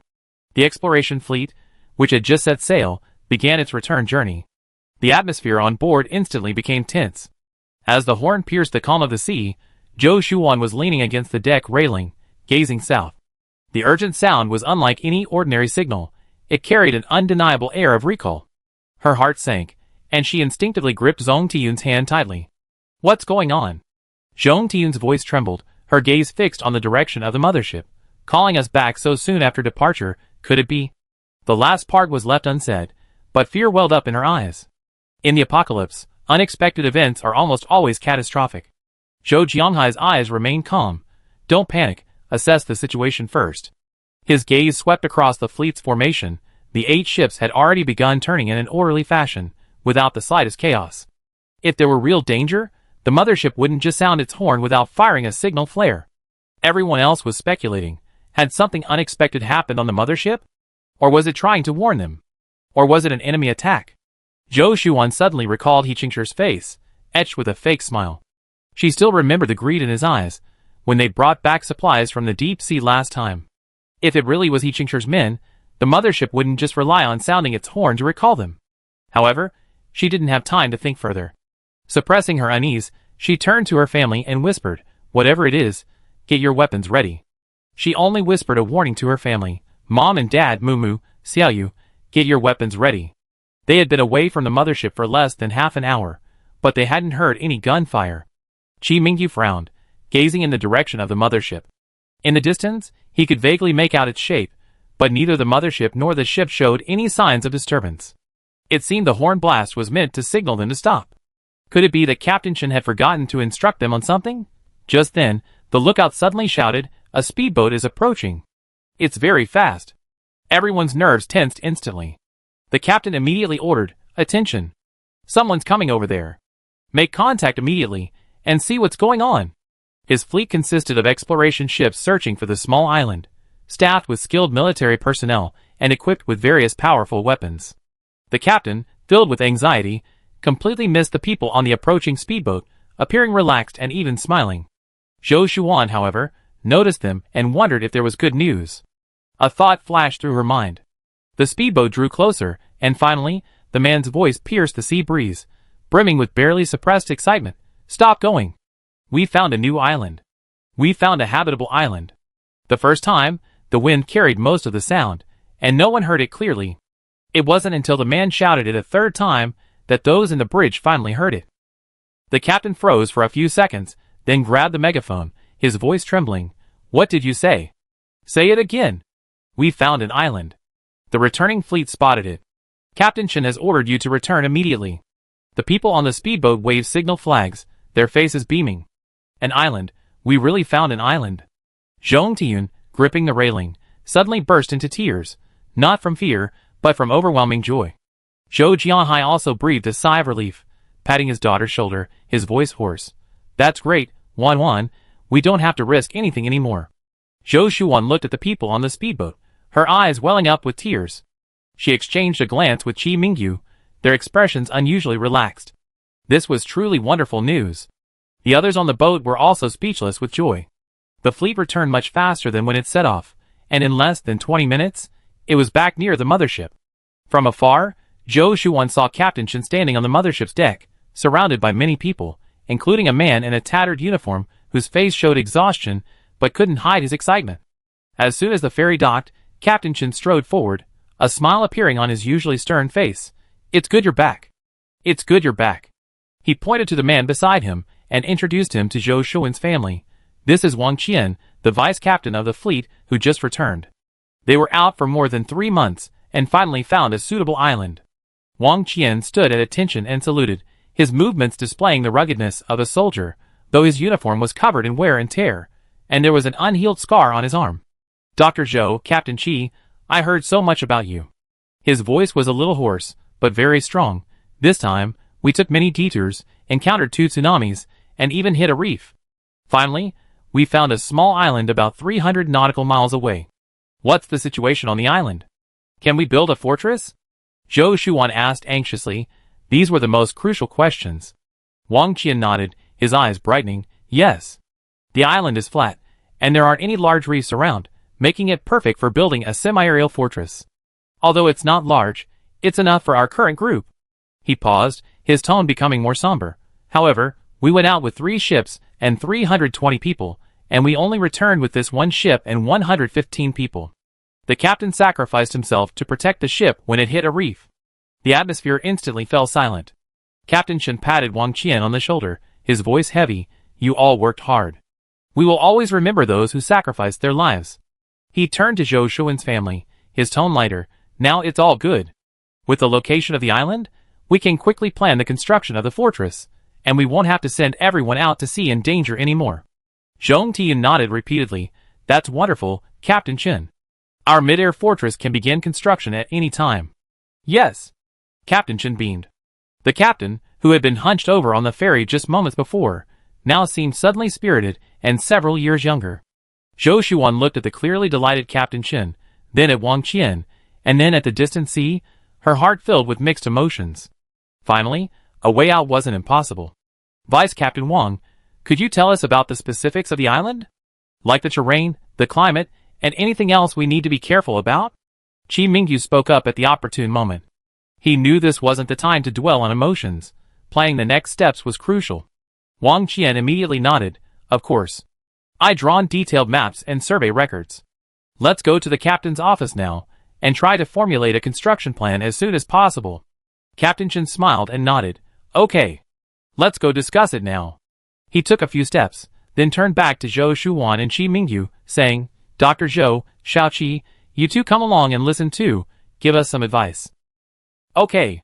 Zhou Shuan was also very curious about the newly discovered island. She also wanted to hear about the new island as soon as possible, so she didn't refuse. She told her parents and Mumu to go back first, while she and Qi Mingyu went to the captain's office together. Chapter 860. The captain's office door closed behind him, shutting out the noise on the deck. A rather rough hand-drawn map lay spread out in the center of the conference table, clearly hastily drawn by Wang Qian during the return voyage. His fingertip pressed on the oval area in the center of the map, his voice hoarse but clear. This main island is located 300 nautical miles northwest of the mothership, about 70% the size of Hope Island No. 2. The terrain slopes gently from north to south, without steep cliffs, making it suitable for building a mid-air fortress. Then he looked at several small dots around the main island, his tone tinged with regret. These are reef islands. Most of them will be submerged at high tide, only suitable as temporary lookout points, not habitable. But the main island has enough space. Our existing personnel on the mothership plus the crew of the other ships can easily accommodate them. They weren't considering living directly on the small islands now, but rather using the island's terrain to build a fortress in midair. This was a massive project, but because Shui Wuan had provided this information a long time ago, the mothership had been preparing for it.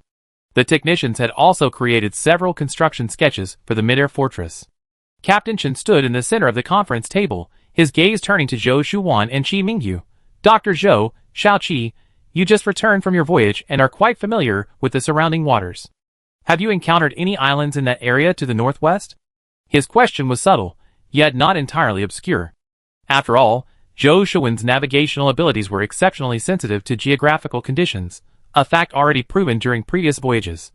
Zhou Shuan didn't hide anything, shaking her head, her brow slightly furrowed. No. Our previous routes were mainly east-west.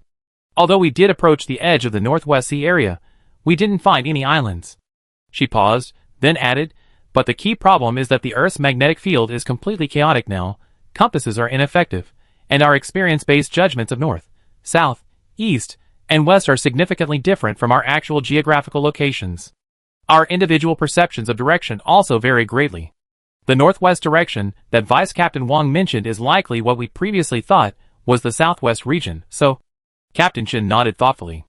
Zhou Shuan meant that she felt no islands had been found in the northwest region, but because they lacked a compass to guide them, the direction Vice Captain Wang mentioned and the direction Zhou Shuan mentioned were likely different. Therefore, she couldn't be certain whether islands existed in the northwest region at all.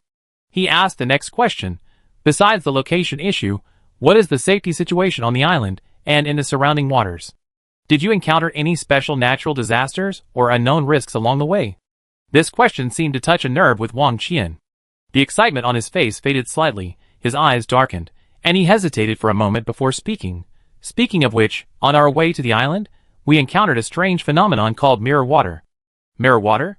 Qi Mingyu looked up, his tone tinged with surprise. We encountered something similar when we went out to sea before. Could it be the same situation? Wang Qian's voice was filled with lingering fear. The sea suddenly became abnormally calm, without a single ripple, like a giant mirror, reflecting the sunlight so brightly it was blinding. The boat sailing on it felt completely motionless. The surrounding scenery remained unchanged. Even more terrifying, later, before the icy rain began to fall from the clouds overhead, it also formed a mirror effect, with two mirrors reflecting each other. We felt as if we were trapped in a sealed light dome, unable to see anything. Several crew members suffered temporary blindness due to the intense light, and others nearly fell into the sea due to misjudgment. We were trapped inside for 3 whole days. We were only able to escape by chance, whether due to changes in the currents or the dissipation of the clouds. Zhou Shuan and Qi Mingyu's expressions changed slightly. They recalled the scene when they encountered the mirror-like current. The extreme silence and the despair brought by the visual illusion were still unforgettable. She slowly began. This mirror-like current phenomenon is completely unexpected and covers a vast area. Once you get caught in it, it's very difficult to escape. Last time, we were able to leave only because of a sudden underwater current. There's no way to actively avoid it. Captain Chen's expression became completely grave. This is a major hidden danger. Our evacuation fleet is large-scale. If we encounter the mirror-like current combined with the ice shard rain, the consequences will be unimaginable. Wang Qian was silent for a moment, then added, besides the mirror-like current, we also encountered several large tsunamis. Those walls of water were tens of meters high, like moving mountains pressing down. Half of our ships were instantly swept away. One of the ships was smashed to pieces on the reef. To allow our ship to escape, the captain personally steered the vessel away from the tsunami's main current, and in the end, he couldn't continue, his eyes reddening. The atmosphere in the office instantly became heavy. Everyone could imagine the horrific scene. Of the 320 people who set out, only 115 returned. Behind each number was a precious life. Captain Chen took a deep breath, suppressing the heaviness in his heart, and glanced at the group. We have a fairly good understanding of the situation on the island. Now you can all go back and rest. I will immediately convene an emergency meeting with High Command to discuss the specific evacuation plan. Zhou Shuan and Qi Mingyu exchanged a glance and rose to take their leave. As they left the captain's office, the atmosphere on deck was electric. News of the new island had spread far and wide, and crew members and survivors gathered in small groups, their faces beaming with barely suppressed excitement. Shang Tiyun, Zhou Jianhai, and Mu Mu were waiting at the edge of the deck. Seeing them return, they immediately approached. How was it? Is the situation on the island reliable? Reliable, Zhou Shuan nodded, briefly recounting the situation Captain Wang had described, also mentioning the risks of the mirror-like water and the tsunami.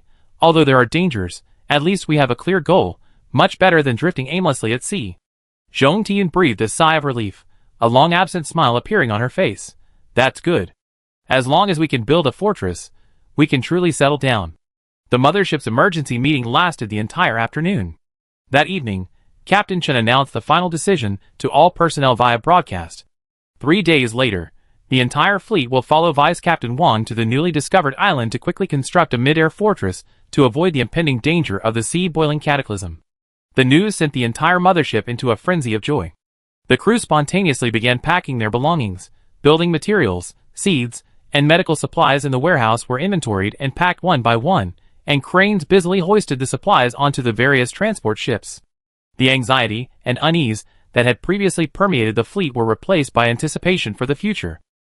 Chapter 861. Zhou Shuan's family also joined in packing. However, their luggage had actually been packed and transferred to the cruise ship long ago. Zhou Shuan's special abilities meant she would definitely stay on the mothership. Therefore, what they had to do was go back and forth on the cruise ship to unload their belongings. Although it was somewhat of a waste of effort, everyone wore a cheerful smile. Zhou Shuan sat to the side, flipping through the survey records left by Wang Qian, her gaze lingering on the description of the mirror-like seawater. This was specially delivered to her by Vice Admiral Yun before departure, as Captain Chen had instructed. She knew Captain Chen's intention, to use Captain Wang's records as a guide to help everyone avoid dangerous areas as much as possible. She herself was thinking that if a way to avoid these dangers could be found, the subsequent transfer of the main force would be much safer. Her entire family had faced countless dangers during their voyage over the past 6 months, and looking back, their luck seemed incredibly strong. They had survived each peril unscathed. But it wasn't just luck. It was also a combination of her spatial abilities and the combined efforts of her family. If the entire fleet had 6,000 or 7,000 people. Zhou Shuan frowned, deep in thought, remaining motionless for a long time. What are you thinking about? Qi Mingyu walked over and sat down beside her. I was thinking about the mirror current and the tsunami. Zhou Shuan looked up, Vice Captain Wang said they were lucky to escape, just like we were last time. If we really encounter the mirror current and a massive tsunami during the transfer, with so many ships, it's impossible for everyone to rely on luck. Chi Mingyu nodded, his tone grave. But this phenomenon has no fixed range, and we don't know its patterns. We can only proceed step by step. Zhou Shuan knew Chi Mingyu was right. These natural disasters are inherently unpredictable. Currently, no instruments can provide early warnings, and her perception can only signal danger as it approaches. She can't prevent it in advance. She could only close the survey log, temporarily suppressing her heavy worries. The most important thing now was to recover her strength and prepare for the upcoming voyage. 3 days later, the fleet set sail on time. Nearly 100 ships formed a neat formation, like a group of migrating whales cutting through the sea. On the mothership's deck, the forging furnaces for boiling point alloys still spewed flames, the red light reflecting off the sweat-soaked work clothes of the workers. The clanging and roaring of machinery mingled together, drowning out the sound of the crashing waves. They needed to forge enough alloy to build the framework of the mid-air fortress before reaching the new island. Zhou Shuan needed to stay in the cockpit. Originally, Chi Mingyu was supposed to stay with Zhou Shuan the whole time, but Zhou Shuan was worried about Mu Mu, so after discussing it with Chi Mingyu, they decided to take turns keeping her company, while the others stayed home to protect Zhou Jianhai and Zhong Tiyun. During the voyage, Zhou Shuan also saw Tao Zheng busy on the deck through the cockpit window. He was completely devoid of the authority he once had as the leader of a small base. Now, he was wearing oil-stained work clothes, moving steel with several crew members. His sleeves were rolled up high, revealing his strong forearms, and beads of sweat rolled down his face, splashing onto the deck and forming small water stains. A crew member called for him to rest, but he waved it off, smiled, said something, then shouldered an even thicker steel bar, and walked steadily toward the crane. Zhou Shuan watched his retreating figure, suddenly unable to recall what Tao Zheng had looked like when they first met. Back then, he was with Xiao Lu and Sang Zi, and seemed somewhat out of touch with reality. But now, Zhou Shuan saw a simple honesty in him. She felt that while disaster might have taken many things away, it had also smoothed out the rough edges of people, and the barriers between them. Shifting her gaze, she saw Zhang Jia standing beside her with a kettle, quickly handing it to Tao Zheng as soon as he finished his work, her smile radiant. She had experienced more hardship and betrayal. Indeed, the signs of aging were visible on her face, but the calm and composure on her face was something Zhou Shuan had rarely seen before. Time not only changes a person's edges, but it also smooths out all their sorrow and suffering. Speaking of fresh water, Zhou Shuan had heard that several purification devices on the warship had been damaged due to the salt fog disaster. When they escaped the salt fog zone, they had to conserve fresh water for over 10 days, almost not surviving. After escaping the salt fog zone, they managed to repair several devices. Only then was the water supply restored. On their return journey, they would also have to pass through the salt fog zone. Captain Chen initially wanted to take a detour, but Captain Wang said the salt fog zone was too large. A detour would not only add over 10 days to their journey but also increase the risk of getting lost in the magnetically chaotic waters. They had no choice but to proceed. Therefore, in the first few days after departure, Captain Chen had ordered that, in addition to forging boiling point alloys at full capacity, the seawater purification equipment be operated at full speed to stockpile fresh water and prepare for the salt fog weather. The fleet carried 6,000 to 7,000 people, consuming an enormous amount of fresh water daily. To survive the salt fog, sufficient supplies had to be stockpiled before the crossing. Therefore, the seawater purification equipment operated almost continuously for the next few days. Initially, the voyage proceeded smoothly. The sea was calm and still, the sky cloudless, and sunlight shimmered on the water. The crew members wore expectant smiles, discussing life after arriving at the new island, as if they could already see the fortress rising from the sky. But on the morning of the 10th day, as Zhou Shuan focused her senses on the sea ahead, a sudden, intense unease washed over her. It was an indescribable feeling of suffocation, as if countless tiny particles filled the air, carrying a faint salty taste, spreading through her senses. She abruptly opened her eyes, looking out the porthole. The sky was still clear, the sea still calm, nothing seemed amiss. But she knew danger was approaching. Captain Chen. Zhou Shuan immediately stood up and strode to Captain Chen. The weather ahead looks bad. Everyone be careful. Captain Chen's expression immediately turned serious. At this time, the salt fog in the distance was invisible to the naked eye, but Captain Chen quickly understood her implied meaning. Without hesitation, he immediately picked up the intercom. All ships, immediately implement the salt fog emergency plan.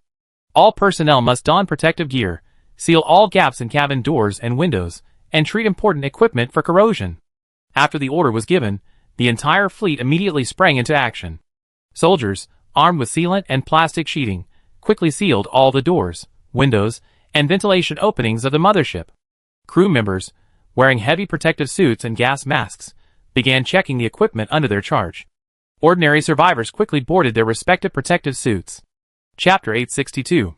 The mothership didn't have enough acid rain suits, nor did it have better protective clothing.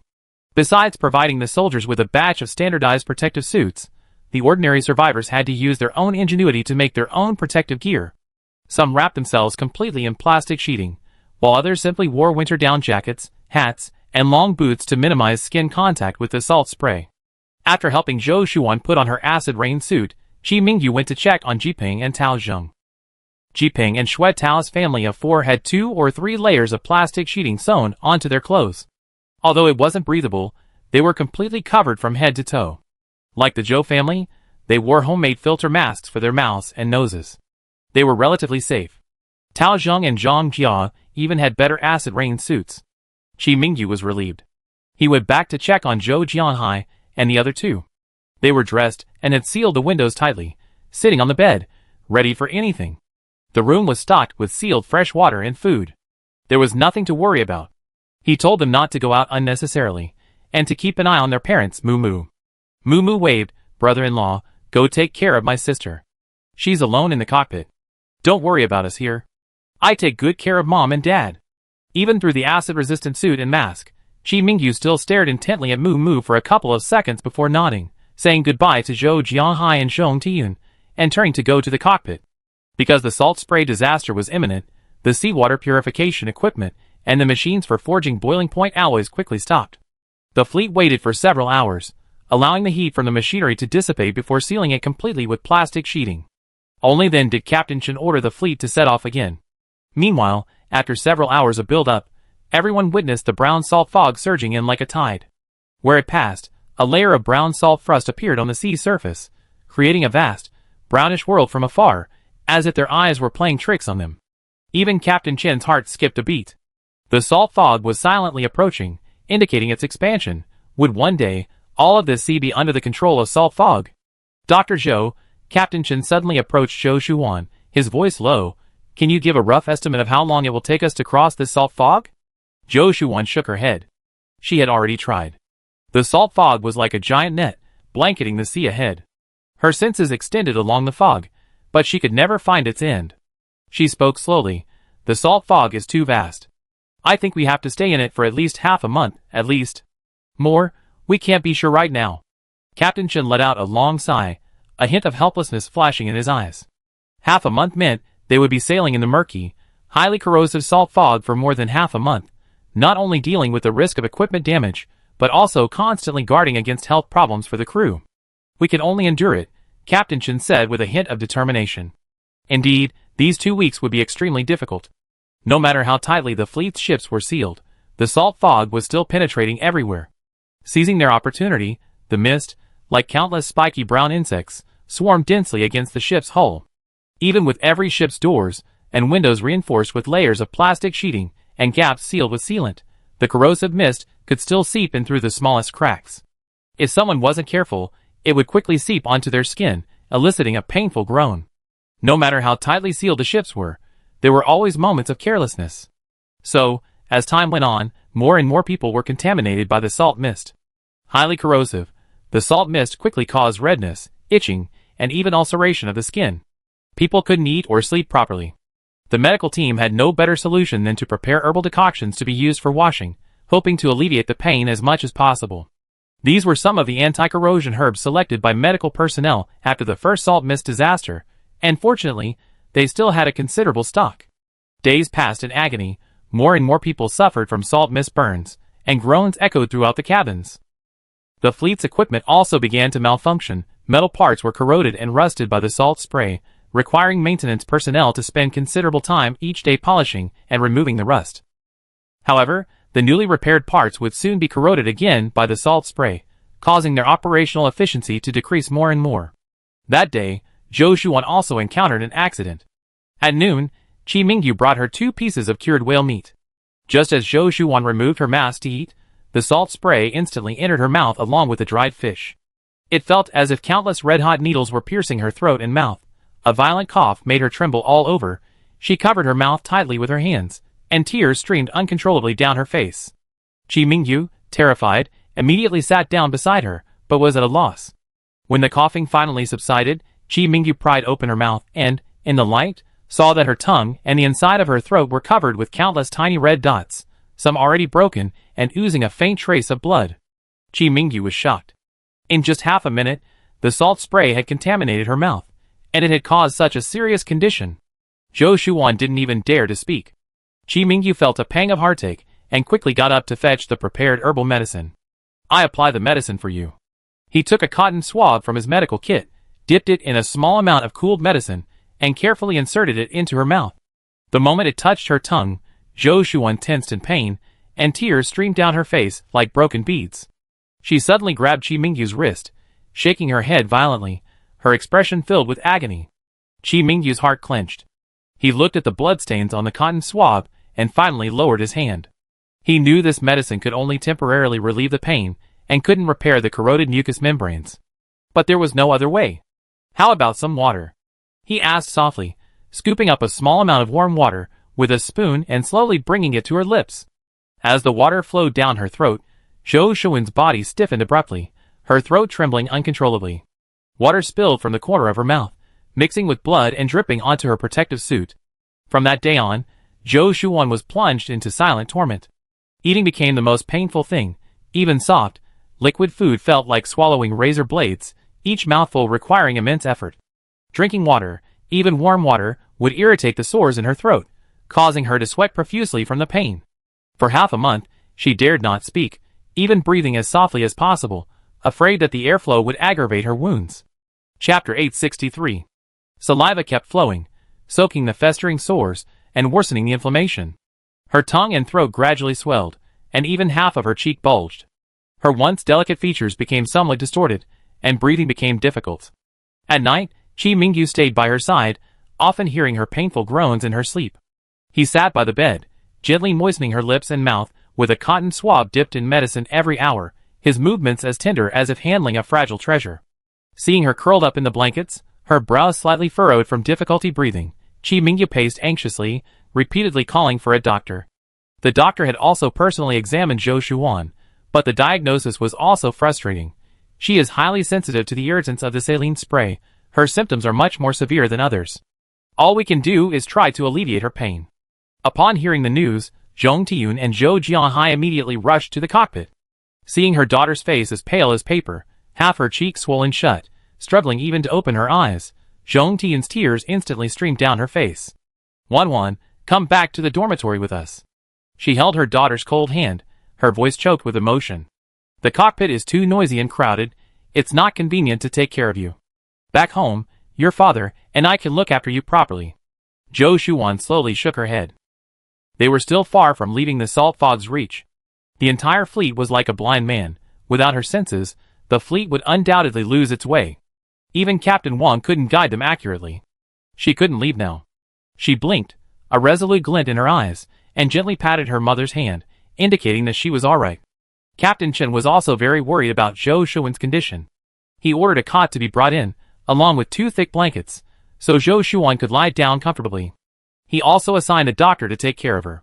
The mess hall prepared special liquid food for her daily, a mixture of finely ground rice porridge and minced vegetables, and meat to ensure maximum nutrition. In a fleet with scarce supplies, this was the greatest privilege imaginable. Even Captain Chen couldn't eat rice and noodles every day. Their most frequent meals were potatoes and smoked fish. The days passed in agony, and the pain in Zhou Shuan's mouth finally began to ease slightly. The sores began to scab over, and the swelling gradually subsided. Although swallowing was still difficult, at least she no longer had to endure the excruciating pain. Just as her condition was gradually improving, a cheer suddenly erupted in the cockpit. Look! The fog's clearing up! A crew member exclaimed excitedly, pointing out the window. The others looked in the direction he was pointing, and saw the brown salt fog receding like the tide, revealing a clear sea.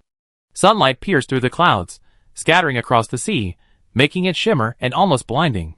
Qi Mingyu jumped to his feet and rushed to the window. He saw the sea ahead of the fleet gradually returning to its original color. The brown salt fog, as if driven away by an invisible hand, had vanished into the horizon. "We're out." Someone couldn't help but cheer, their voices filled with the joy of surviving a close call. It's no wonder everyone was so happy. The entire fleet had been navigating through the salt fog for 25 days. Captain Wang, who had been silently waiting in the cockpit, couldn't help but exclaim, "I didn't expect the salt fog to expand so much. Last time I led a team back, it only took us about 10 days to get through." Captain Chen sighed softly, "The salt fog is expanding too fast. If this continues, I'm afraid more sea areas will be covered." "Yes. Even if their ships are fast and their navigation is accurate, where can they hide then?" At the same time, everyone noticed that the seawater temperature was also rising abnormally. The mothership measured it, and the results showed that the seawater temperature had reached 39 degrees Celsius, like lukewarm water. No wonder it's been getting hotter and hotter these days. It turns out the seawater temperature is rising. A crew member wiped the sweat from his forehead. But Qi Mingyu looked up at the sun, which had been obscured by the salt fog for more than 20 days. During the daytime, the temperature itself is always slowly rising. Therefore, the current rise in air temperature is not necessarily due to a rise in seawater temperature. It's highly likely that both the air temperature and the underwater temperature are rising simultaneously. Thinking this, Qi Mingyu's heart tightened slightly. If both temperatures are rising, it means the rate of warming is accelerating. Will they still be able to reach the new island and build a mid-air fortress in time? Seeing the sun, the wounded in the fleet emerged from their cabins, breathing in the fresh air. The sunlight warmed their skin, which had been burned by the salt spray, and it began to itch, a sign of healing. Most people's wounds were healing rapidly, except for Zhou Shuwan, whose recovery remained slow. Zhong Tiyun came to see her specially, sitting by the bedside with concern, saying, "I accidentally inhaled some salt spray last time, and it only took a few days to clear up. Why is yours so bad?" She gently stroked her daughter's still slightly swollen cheek. Qi Mingyu explained, "The doctor said it might have caused an adverse reaction after the saline solution entered your mouth, and given your sensitive constitution, the recovery is slow." Zhou Shuan smiled, her voice still hoarse. "It's okay, it'll be fine."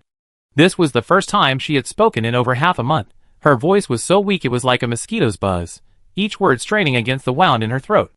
Qi Mingyu helped her sit up, carefully adjusting a pillow for her, his voice full of heartache. "Don't talk, just rest." These past few days, Zhou Shuan had been unable to eat normally, causing her weight to plump up rapidly. Her already slender figure had become emaciated, almost skin and bones. When Qi Mingyu supported her, she felt as light as a feather, afraid that even the slightest pressure would hurt her. Qi Mingyu himself, from caring for her day and night, had also lost a lot of weight. The dark circles under his eyes were particularly noticeable. The fleet slowly anchored in a calm sea. The ships, inside and out, were badly corroded by the salt spray, metal parts were rusted, and the hulls were covered in brown salt deposits, requiring thorough cleaning and repairs before they could continue their journey. Captain Chen ordered everyone to rest. The repair crew immediately began work, cleaning the salt deposits, polishing away rust, and replacing damaged parts, working feverishly. Zhou Shuan could finally get some rest. Zhong Tiyun and Zhou Jianhai took her back to her dormitory, and specially arranged for a sumptuous meal. Rice and flour supplies on the mothership were scarce, usually only available to a few who had stockpiled large quantities. The Zhou family, however, had no such worries. Zhong Tian had specially exchanged for 20 jin of rice and flour, making Zhou Shuan's favorite braised fish, stir-fried vegetables, and white rice. When the steaming food was served, Zhou Shuan, seeing the familiar aroma, finally felt a long-lost hunger. Chapter 864. Qi Mingyu sat beside her, carefully removing the fish bones, and feeding her bite by bite. "Eat slowly, don't rush," he said, his eyes full of tenderness. Zhou Shuan chewed slowly, the aroma of the food filling her mouth. These past few days, she had had enough of bland, tasteless liquid food. Finally, she could eat normal meals, and she felt incredibly happy. For the next few days, Zhou Shuan rested in her dormitory. Zhong Tian prepared a variety of nutritious meals for her every day. Qi Mingyu stayed by her side constantly, applying medicine and talking to her. With the family's meticulous care, the sores in Zhou Shuan's mouth finally healed completely, and the swelling in her throat and cheeks subsided entirely. She didn't regain her weight immediately, but her complexion finally returned to its former rosy hue. Zhang Jia knew she had suffered greatly from the salt spray, and came to visit her several times. Seeing her emaciated appearance, she was utterly shocked. She had previously thought that even if the salt fog disaster was severe, it wasn't as serious as tsunamis or ice storms, capable of instantly taking lives. The survivors would just suffer some minor torment, which they could endure slowly. However, seeing Zhou Shuan reduced to a mere shadow of her former self in just half a month, she belatedly realized the significant harm the salt fog could cause. Zhou Shuan took her hand and gently shook it twice, indicating that she shouldn't worry too much. At that time, half of her face was swollen, and she couldn't speak. Zhang Jia didn't know what she could do, but she brought food several times and 2 books to keep Zhou Shuan entertained. Currently, books and paper products were scarce on the mothership. Survivors generally had even fewer books for leisure. In the initial escapes, people knew to bring as many books as possible to preserve the spark of civilization. However, with each escape, under the threat of life and death, people didn't even have time to pack supplies before fleeing, let alone books. Therefore, the fact that Zhang Jia could send 2 books shows how much effort she had put into preserving them. Now, she was specially sending them to Zhou Shuan, making this gift incredibly precious. Zhou Shuan had collected books from the library before, and later found books in several shipping containers. However, she couldn't very well take these out. Knowing it was Zhang Jia's kindness, she didn't refuse and accepted. She planned to select a few books with worn covers from her spatial storage to return the favor to Zhang Jia later. Actually, Zhou Shuan's illness had another benefit. That was her spatial storage. Because she forcibly opened a passage underwater, her spatial storage was severely damaged and couldn't be opened for a long time. Even later, when she could barely open it, she could only do so once a day. This caused considerable inconvenience to the Zhou family's life. Even when Zhou Shuan was navigating, she couldn't navigate very far. Her perception range was limited. However, this period of rest, whether it was due to the swelling on half of her face irritating the location of her birthmark, which was the location of her spatial dimension, or whether she had finally recovered, was unclear. In the past few days, she had clearly regained her control over space. She could even easily sense movement several nautical miles away. As for her spatial storage, Zhou Shuan was certain she could open it any time she wanted. She had been in the cockpit the whole time, and couldn't tell Qi Mingyu about this. After returning to her dormitory, she told her family. Everyone was very happy for her. They had been worried that if Zhou Shuan couldn't open her spatial storage, all the supplies inside would be wasted. Not just theirs, but also the fire seed, and most of the mothership's inventory. Even the usually composed Qi Mingyu couldn't help but smile, gently grasping Zhou Shuan's hand. That's great, we can finally relax. He had been working hard with Zhou Shuan these past few days, and his once sharp jawline had become more defined. Zhou Shuan looked up at him. You need to eat well too, you lost weight these past few days. Qi Mingyu nodded with a smile.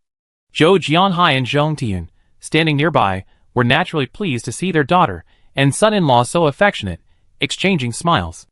A few days later, Zhou Shuan's mouth sores had completely healed, and she was finally able to speak and eat normally. The first thing she did was select 3 books with severely worn covers from her spatial storage. One was a book on repair, one on geography, and the other on acupuncture points in traditional Chinese medicine. She quietly delivered them to Zhang Jia. Zhang Jia was speechless with surprise upon receiving the books. These books might not have been worth much before the apocalypse, but after the apocalypse, they could be used as technical books. Since she didn't have much to do now, she could read them every day as a way to learn technical skills. Zhou Shuan couldn't show her senior any more books, otherwise it would arouse suspicion. Seeing her senior's surprised expression, and the way she lovingly stroked the pages, she made up her mind that after the apocalypse ended, she would donate all the books in her spatial storage as soon as possible, so that all survivors could read them freely. The fleet's repair work was nearing completion. After hundreds of crew members worked tirelessly day and night, the salt thrust on the hull was cleaned off, and rusty parts were replaced. Then, they set sail again. The roar of the engines once more broke the sea's tranquility, like a sleeping beast slowly awakening. The rested fleet formed a neat formation and headed towards the unknown waters. On deck, the crew's faces showed the weariness of the past, replaced by a more resolute look in their eyes. Zhou Shuan stood before the lookout tower in the bridge, the sea breeze ruffling her hair, carrying a fresh, salty scent. She closed her eyes, her senses spreading like a fine net across the waters 10 nautical miles away.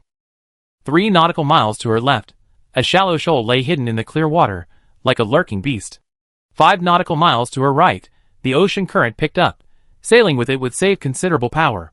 Further afield, the currents were calm, and there were no danger signals. She opened her eyes, looking back at the receding salt fog. The hellish ordeal of the past few days seemed to have completely faded away. Not only the others, but she herself felt a long-lost sense of relief. She descended from the lookout tower and entered the cabin. "Turn left 5 degrees," she ordered in a clear voice. "There might be a group of reefs ahead, be careful." The controller immediately adjusted the course. Chi Mingyu leaned against the bulkhead, watching Zhou Shuwan intently navigating, a gentle smile playing on his lips. These past few days, he had been recuperating with Zhou Shuwan. He had a hearty appetite for the meat soup, steamed rice, and noodles that Zhong Tiyun made every day. His once thin face was gradually regaining some definition, but the tenderness in his eyes remained unwavering. Chapter 865. The sea breeze, carrying a fresh salty taste, followed the dissipation of the salt fog. Captain Chen stood before the command console in the bridge, gazing at the distant sea ahead, his brow furrowed deeply. We were delayed by the salt fog. According to the original plan, we should have been only halfway to the new island. But now, they had lost 7 or 8 days' journey. The rising water temperature showed no signs of stopping, changing daily. Captain Chen swept his gaze across the crew in the bridge, passed down the order, "All personnel on alert. Fleet speed up. We must make up for the lost time." As soon as the order was given, the roar of the engine suddenly intensified, and the previously steady fleet formed a tight formation, slicing through the azure sea like swords. The fleet spent over 20 days and nights accelerating. During this time, the sea remained relatively calm, only the temperature continued to rise. Vice Captain Wang and Zhou Shuwan had the most crucial tasks. They needed to confirm the accuracy of the route. First Mate Wang had a general idea of the direction after one round trip at sea, but without precise landmarks, confusion was inevitable. So they took the wrong turn twice during their journey, correcting their course each time, but overall, the trip went relatively smoothly. However, a voyage of 3,000 nautical miles cannot always be smooth sailing. That day, they arrived at the mirror current area that Captain Wang had mentioned. The entire fleet had never encountered it before, so they were all very surprised when they saw the mirror current ahead. "Look ahead." The controller's exclamation broke the silence in the cabin. Captain Wang's expression turned serious. "It's the mirror current." We entered the mirror current area. Before the words were even finished, Captain Chen strode to the cockpit window and peered into the distance through binoculars. A chorus of gasps rose and fell. That wasn't the sea. It was a gigantic, glassy mirror stretching to the horizon. The clear water seemed frozen in time, not a single ripple disturbing it. Even the sea breeze seemed blocked by an invisible barrier, unable to create even the slightest ripple. Sunlight pierced through the clouds, pouring down onto this mirror, instantly refracting countless golden rays, so dazzling that it was impossible to look directly at it. Everyone instinctively raised their hands to shield their eyes, but the light leaking through their fingers still made their eyes sting. As the fleet drew closer, the details of that mirror-like current became increasingly clear. At the edge, the waves that normally churn seemed to crash into an invisible wall, shattering and dissolving at the edge of the mirror, forming a distinct boundary. On one side, the sea surged with azure blue, on the other, its surface was eerily smooth as a mirror. The two states of water remained undisturbed, a sight that sent chills down one's spine. "I never seen a sea like this in my entire life," a young sailor murmured, his voice filled with awe. He involuntarily reached out and wiped the porthole, wondering if he was hallucinating. The mirror before him was too realistic. It even clearly reflected the drifting clouds in the sky, casting clear shadows of the fleet's outline, as if another identical fleet lurked beneath the water. The last time Zhou Shuwan passed through the mirror-like current, his spatial abilities were unusable, and he suffered from a splitting headache and was mentally exhausted. Therefore, taking advantage of this opportunity, Zhou Shuwan closed his eyes, his senses spreading out like a fine net towards the mirror. She could clearly see that the water beneath the waves didn't flow like normal seawater. Instead, it possessed a solidified, heavy quality. It was as if the water was still, denser than normal seawater, as if frozen solid. Chi Mingyu stood beside her, gazing at the lifeless mirror surface, his voice low and somber. "The mirror-like currents here are even more stagnant than anything we've seen before." Captain Wang sighed, and said to Captain Chen, "When we passed through last time, the mirror-like currents in this area weren't this strong. I didn't expect them to have expanded so much." His eyes were grave. "Don't be fooled by this calm appearance. The undercurrents beneath are more dangerous than whirlpools.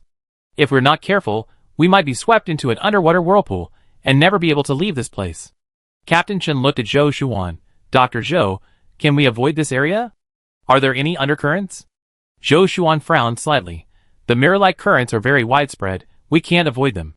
We can only get away from here as soon as possible. And she didn't finish her sentence.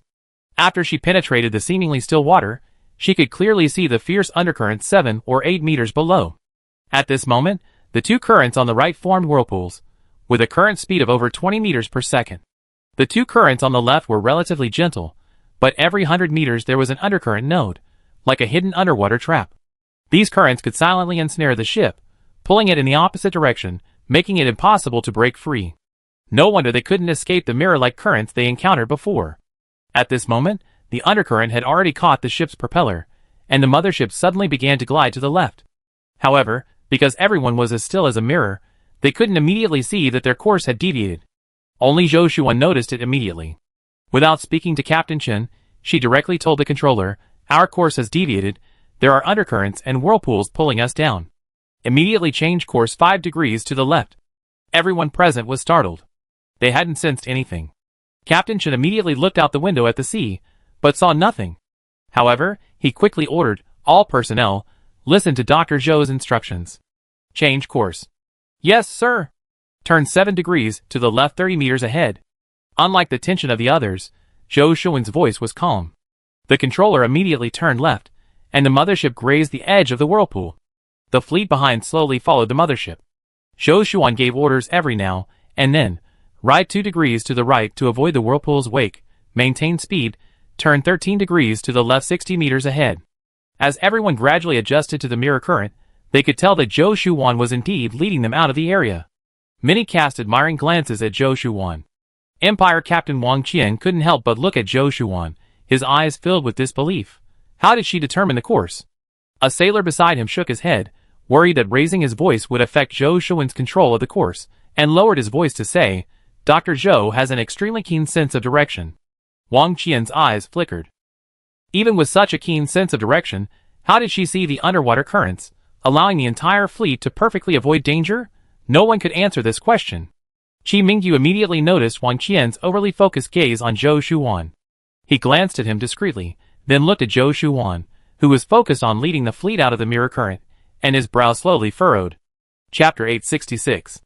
Besides the mirror-like current, everyone was also worried about the possibility of ice shard rain. Zhou Shuan couldn't pay attention to the sky at the moment, so Captain Chen arranged for the others to keep an eye on it. If mirror-like clouds gathered, immediate protective measures would be necessary. However, they sailed in the mirror-like current area for about 7 or 8 hours without any ice shard rain forming. Captain Chen breathed a sigh of relief. He pondered. Ice shard rain formation requires low temperatures, but the overall temperature has been rising, so it's very likely that the climatic conditions for ice shard rain formation are no longer present. In other words, the ice shard rain was unlikely to occur again. Everyone carefully recalled that they hadn't experienced any ice shard rain in the past 3 months. For a moment, everyone was unsure whether to breathe a sigh of relief or become even more tense. Based on years of experience, the end of one disaster always meant the beginning of a new one.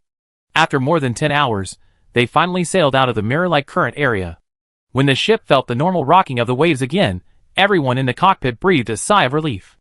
Captain Chen wiped the sweat from his brow. "Thanks to Dr. Zhou, otherwise, I really don't know how long we have to stay here." Zhou Shuan was already exhausted, and Captain Chen told her to rest for a while, leaving the rest of the voyage to First Mate Wang. Zhou Shuan didn't stand on ceremony and sat down. Qi Mingyu brought her a glass of warm water. He noticed the beads of sweat on her forehead and felt a pang of concern, so he took a handkerchief and carefully wiped them away. 2 pieces of good news in quick succession brought a sense of relief to the entire fleet. However, the danger was far from over. 3 days later, in the afternoon, the previously clear sky suddenly darkened. The once calm sea began to churn, the waves growing larger and larger, crashing against the ship with a dull, resounding roar. Zhou Shuan's expression changed. She could see a massive wall of water 50 nautical miles ahead. That wall of water was moving rapidly towards them. She glanced at the peaceful cockpit, pursed her lips, and then stood up to report this to Captain Chen in a low voice. "Captain Chen, there should be a tsunami ahead. I can hear the wind is different, and you can see the currents underwater are different too, they're faster." "What?" Captain Chen's expression changed drastically, and he immediately ordered all personnel to emergency standby. But at this moment, the massive wall of water was not visible to the naked eye. Captain Chen and the others looked at the sea, finding it not much different from before. However, they had complete faith in Zhou Shuan's abilities. Dr. Zhou, do you think we can avoid it? Captain Chen looked at Zhou Shuan solemnly. Zhou Shuan shook her head. I think given the current situation, we can't avoid it. Dr. Zhou, how high is the water wall? First Mate Wang suddenly asked. Zhou Shuan glanced at him and shook her head.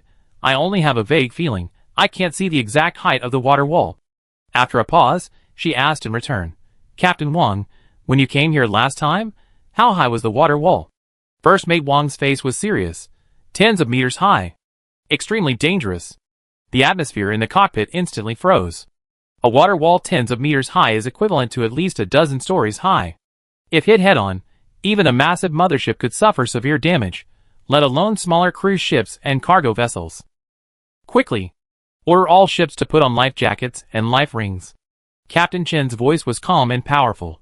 Mothership ahead, all cruise ships and cargo ships moved to the sides of the mothership to minimize the impact area. The order was quickly relayed to every ship. The crew and survivors immediately sprang into action, maintaining order despite the chaos. Zhong Tiyun, Zhou Jianhai, and Mu also put on life jackets, anxiously waiting in their dormitory. Mu desperately wanted to go to the bridge immediately to check the situation. However, he knew his parents needed him too. He looked at the anxious Zhong Tiyun. Mom, don't worry, my sister will definitely lead us safely through the wall of water. Zhong Tiyun's lips trembled slightly as she thought of what they had been through. I'm worried your sister will get hurt again. How much pressure must her daughter be under to lead so many ships and survivors safely through this calamity? And what if she didn't conceal it well? Would anyone discover her spatial dimension? These thoughts kept surfacing in Zhong Tiyun's mind, making her worry not only about the impending tsunami, but also about her daughter. Tiyun, trust Wan. Zhou Jianhai walked over and took her hand. Zhong Tiyun gazed at the distant sea and slowly nodded. Meanwhile, in the cockpit, Zhou Shuan was forcing herself to concentrate, trying to see the wall of water ahead. The roar of the waves, the wind, and the rocking of the ship were all shut out as the outline of that towering wall of water gradually became clear in her mind. It resembled a massive, dark blue city wall, crashing down with an overwhelming force, its surface churning with white waves due to the violent movement. Only along the left edge did the current seem to calm slightly. Turn 7 degrees to the left, she said to Captain Chen. Let the mothership adjust its course, it might reduce damage. Captain Chen immediately ordered, adjust course. Full power. The massive mothership began to slowly turn, its propellers roaring, cleaving the waves in a massive gash. The surrounding cruise ships and cargo ships followed closely behind, like chicks protected under a hen's wings, struggling to adjust their positions on the turbulent sea. Time ticked by, each second feeling endlessly stretched. Everyone in the cockpit stared intently out the window. The sea, which had been barely discernible before, was now shrouded in a thick layer of mist. The waves grew increasingly violent, the ship rocking violently to its limit. Documents and water glasses on the table slid off, shattering on the floor with a crisp sound. It's here! Someone cried out. Captain Chen looked up, his heart clenching. On the distant horizon, a massive black shadow was rapidly approaching. The shadow grew taller and wider, eventually transforming into a wall of water that stretched across the sky, crashing down with a deafening roar. Sunlight was completely blocked out, plunging the world into darkness, leaving only the terrifying roar of the moving water wall, as if the entire world was trembling. Everyone hold on tight. Prepare for the impact. Captain Chen's voice boomed through the broadcast, carrying undeniable authority throughout the fleet. Those in the cockpit immediately gripped the handrails tightly, pressing their bodies against the walls. Zhou Shuan was held firmly in Qi Mingyu's arms, his arms as strong as steel, shielding her from the violent shaking. She could clearly hear his steady heartbeat, a sound that slightly eased her tense nerves. Chapter 867. As time passed, the massive wall of water became increasingly clear. Like a roaring dragon, it swept across the sea with overwhelming force. White waves, like bursting foam, were lifted and tossed back by the immense power. Zhou Shuan could clearly see the center of the water wall, where the impact was strongest. Captain! The impact is strongest at the center of the water wall. We can adjust our course slightly east to avoid the center. The area slightly east was where the water wall's force was weakest. Captain Chen immediately ordered, continue to turn left 10 degrees, full speed ahead, avoid the center of the water wall. The mothership's massive hull continued to turn, with the destroyers and other ships following closely behind. Just then, the water wall closed in, its enormous shadow enveloping the entire fleet. Boom! The immense impact slammed into the mothership. A deafening roar, as if the heavens and earth were collapsing. The mothership trembled violently. Instruments in the cockpit alarmed incessantly, red warning lights flashed incessantly, and piercing buzzing sounds filled the air. Seawater instantly flooded the portholes, turning the ship and the entire world into a murky blue. Only the roar of the water and the screeching of metal could be heard. Zhou Shuan felt as if she had been violently thrown up by an invisible hand, and then slammed back down. If Qi Mingyu hadn't held her tightly, she would likely have been thrown out. She bit her lip hard, tasting a faint metallic flavor of blood. Everything in her vision was shaking violently, making it impossible to focus. But by this time, the mothership, with its sturdy steel body and precise course adjustments, had narrowly avoided the center of the water wall. The mothership was at the very front of the entire fleet. The wall of water surged past, propelling it several meters high before burying it within it. The immense shock and pressure overwhelmed everyone. Therefore, they didn't see the entire fleet behind them being blasted into the wall of water. Most ships, like the mothership, were fortunate. The wall of water merely tossed them up and down.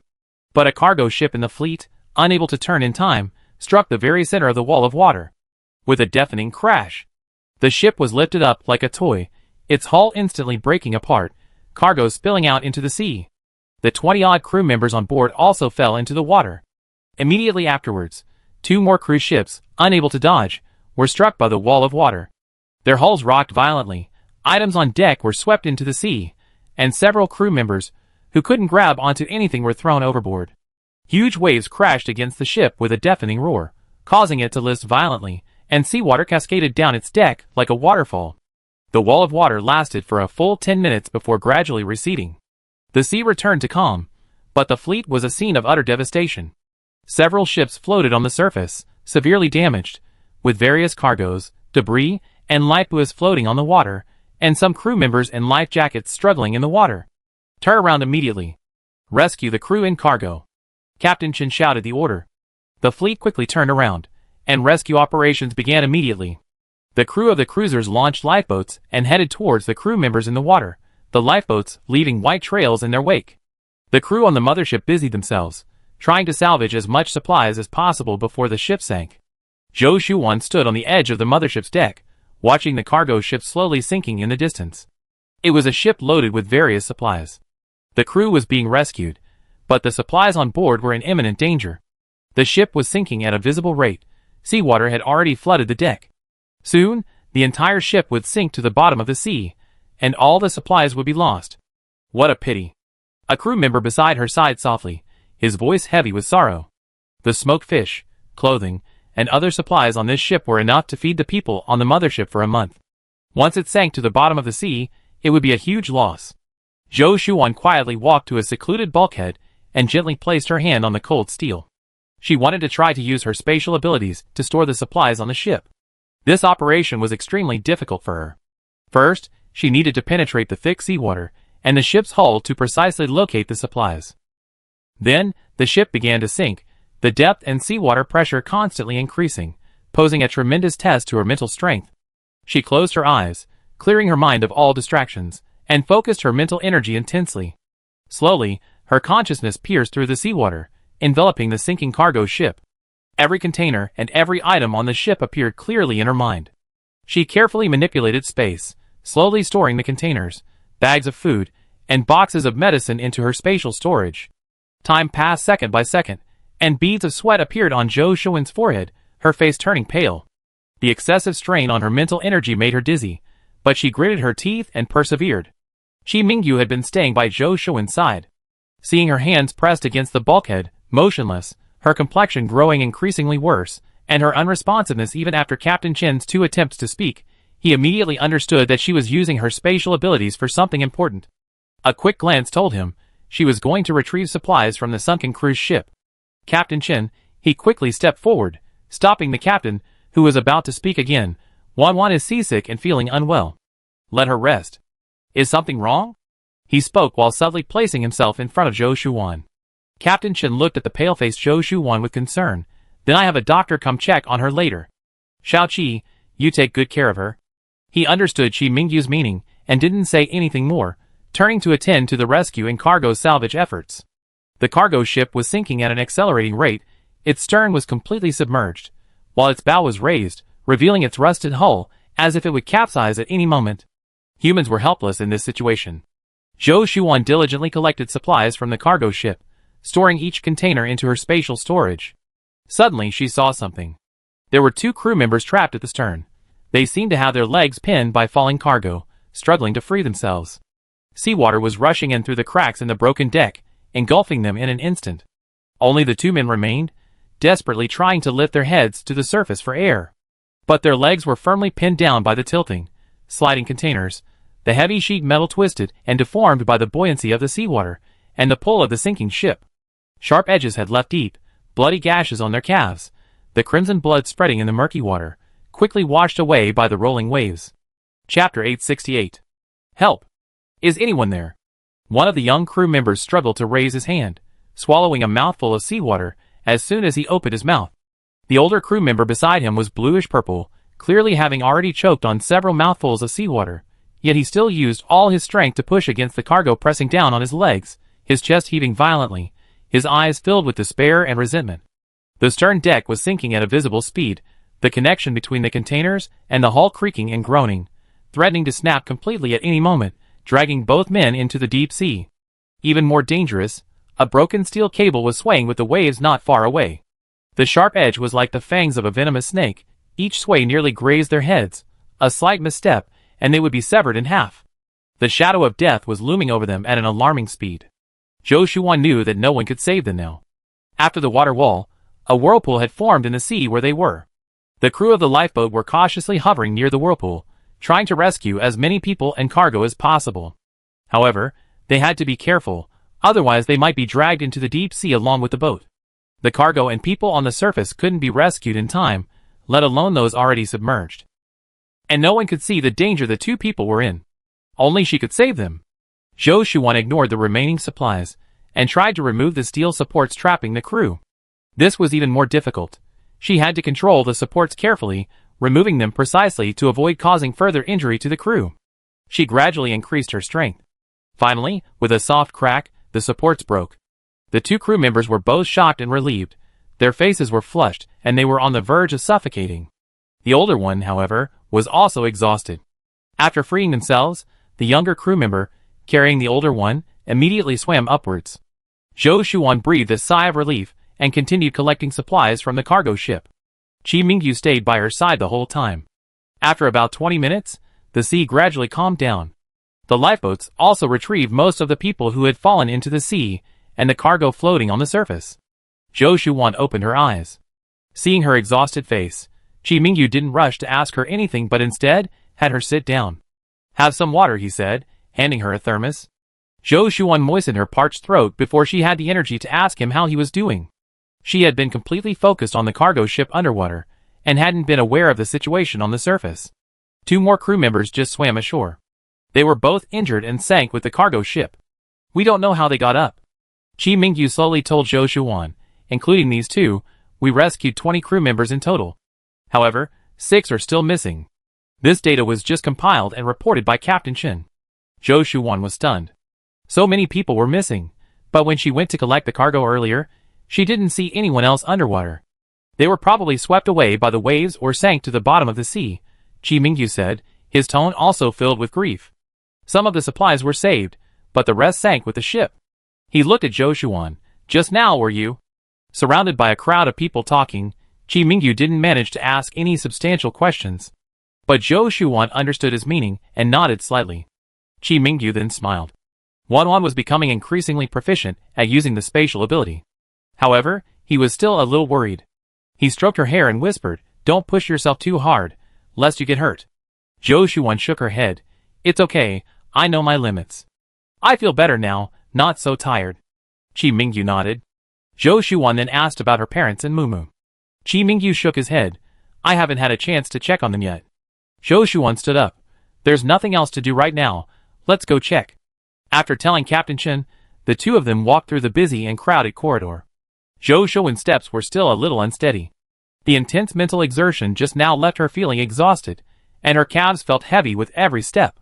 Seeing this, Qi Mingyu quickly reached out to support her arm and slowed his pace. The mothership was still a hive of activity. Crew members were using high-pressure water cannons to wash the seawater and silt off the deck. Temporary scaffolding stood at the damaged hull, and several maintenance workers were hammering at the deformed steel plates, the clanging of metal echoing in the air. In the distance, 2 cruise ships, towed back, lay askew beside the mothership. Debris and seawater flowed down their hulls, and several medics were carrying stretchers, transporting injured crew members to the medical bay. "Watch your step," Chi Mingyu warned, reaching out to push aside a dangling cable. Zhou Shuan looked down. Some broken wooden crates and ropes remained on the deck, with occasional drops of dark red blood, clearly left during the rescue operation. Her heart sank, her worry for her family growing stronger, and her pace quickened unconsciously. When she reached the dormitory entrance, Zhou Jianhai, Zhong Tiyun, and Mu Mu were standing there. She first looked at her parents, seeing that their clothes were slightly disheveled but they seemed unharmed, and finally breathed a sigh of relief. "Are you alright? Were you injured when the water wall hit?" Zhong Tiyun shook her head, her eyes slightly red. "We're fine, thanks to Mu Mu who shielded us in the corner." Zhou Jianhai sighed. "I just heard that a cargo ship was lost, several people are missing, and more than a dozen are injured. In this apocalypse, survival is truly difficult." Zhou Shuan remained silent. When she crossed the deck earlier, she searched the entire sunken area again, but sensed no signs of life. Those people had probably already been swept away by the waves or sunk to the deep sea, their chances of survival extremely slim. "Dad, don't think too much, at least we're still alive," Chi Mingyu comforted her. "This is only the first water wall, Dad, Mom, Mumu. The 3 of you must be careful. Stay in the dorm, and don't go anywhere. Secure yourself." Zhou Shuan whispered, "We can't stay long, we have to go back immediately." Zhong Tiyun and the other 2 were startled. Yes, this was only the first water wall. They had experienced several water walls before. They had sailed at sea for a long time before avoiding the tsunami. "You must be careful." Zhong Tiyun gripped Zhou Shuan's hand tightly, very worried. "Especially you, Wan, don't be reckless." The 2 of them were in the cockpit, facing the impact directly, which was actually more dangerous than for them in the dorm. Zhou Shuan nodded vigorously. "Don't worry, Mom. I'm not that stupid." Chapter 869. Without giving them much breathing room, the second water wall arrived quickly. Zhou Shuan immediately told Captain Chen that the waves ahead were too large, possibly a second water wall. Captain Chen ordered all ships to prepare. Chi Mingyu stood beside Zhou Shuan, his eyes fixed on the churning sea outside the window. The sea, which had briefly calmed, began to churn again, the sound of waves crashing against the ship's hull growing increasingly rapid, like countless fists pounding wildly. Soon afterward, the sky outside the window suddenly darkened, the once relatively bright sea shrouded in shadow. Captain Chen looked up and saw a water wall, taller and wider than before, slowly rising on the distant horizon, like a massive silver wall, crushing towards the convoy with a destructive force. "Attention everyone! The water wall is still 10 nautical miles away. Maintain course, do not deviate," Zhou Shuan said in a deep voice. The fleet was now positioned away from the center of the water wall. Remaining stationary would allow them to avoid the most powerful part of the attack. The mothership's massive hull began to rock violently under the force of the waves. The tables and chairs in the cockpit creaked, and several crew members stumbled and bumped into instruments. Chi Mingyu instinctively reached out and pulled Zhou Shuan tightly into his arms, gripping the handrail beside him with his other hand. Captain Chen stared intently at the massive water wall ahead, which required craning his neck to see, and repeatedly issued commands. Increase port engine power by 10%. Maintain stability on the starboard side. Maintain distance between fleets to avoid collisions. Yes! The wall of water drew ever closer, its massive shadow engulfing the entire mothership. The roar of the waves was deafening, as if to tear the ship apart. Zhou Shuan could clearly see various debris mixed in with the water, broken planks, twisted cables, and even a floating corpse. A chilling sight. She was startled, then realized this was one of the crew members who had gone missing. She just hadn't expected him to have returned with the current, but the others couldn't see this horrific scene with the naked eye. Just as the water wall was about to slam into the mothership, Captain Chen shouted, "Hold on tight." The next second, a tremendous impact struck, and the mothership heaved violently on the sea like a leaf caught in a gale. The instruments in the cockpit emitted piercing alarms. Zhou Shuan was tightly protected by Chi Mingyu. Although her body was violently shaken, she was unharmed, only suffering from a ringing in her ears, and temporarily unable to hear. After an unknown amount of time, the rocking gradually subsided, and the wall of water finally swept past the area where the mother ship was located, heading into the distance.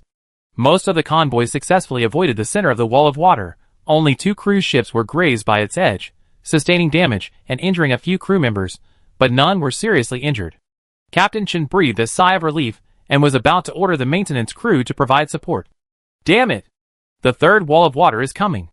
The monitoring crew member's voice was filled with terror, only 8 nautical miles away.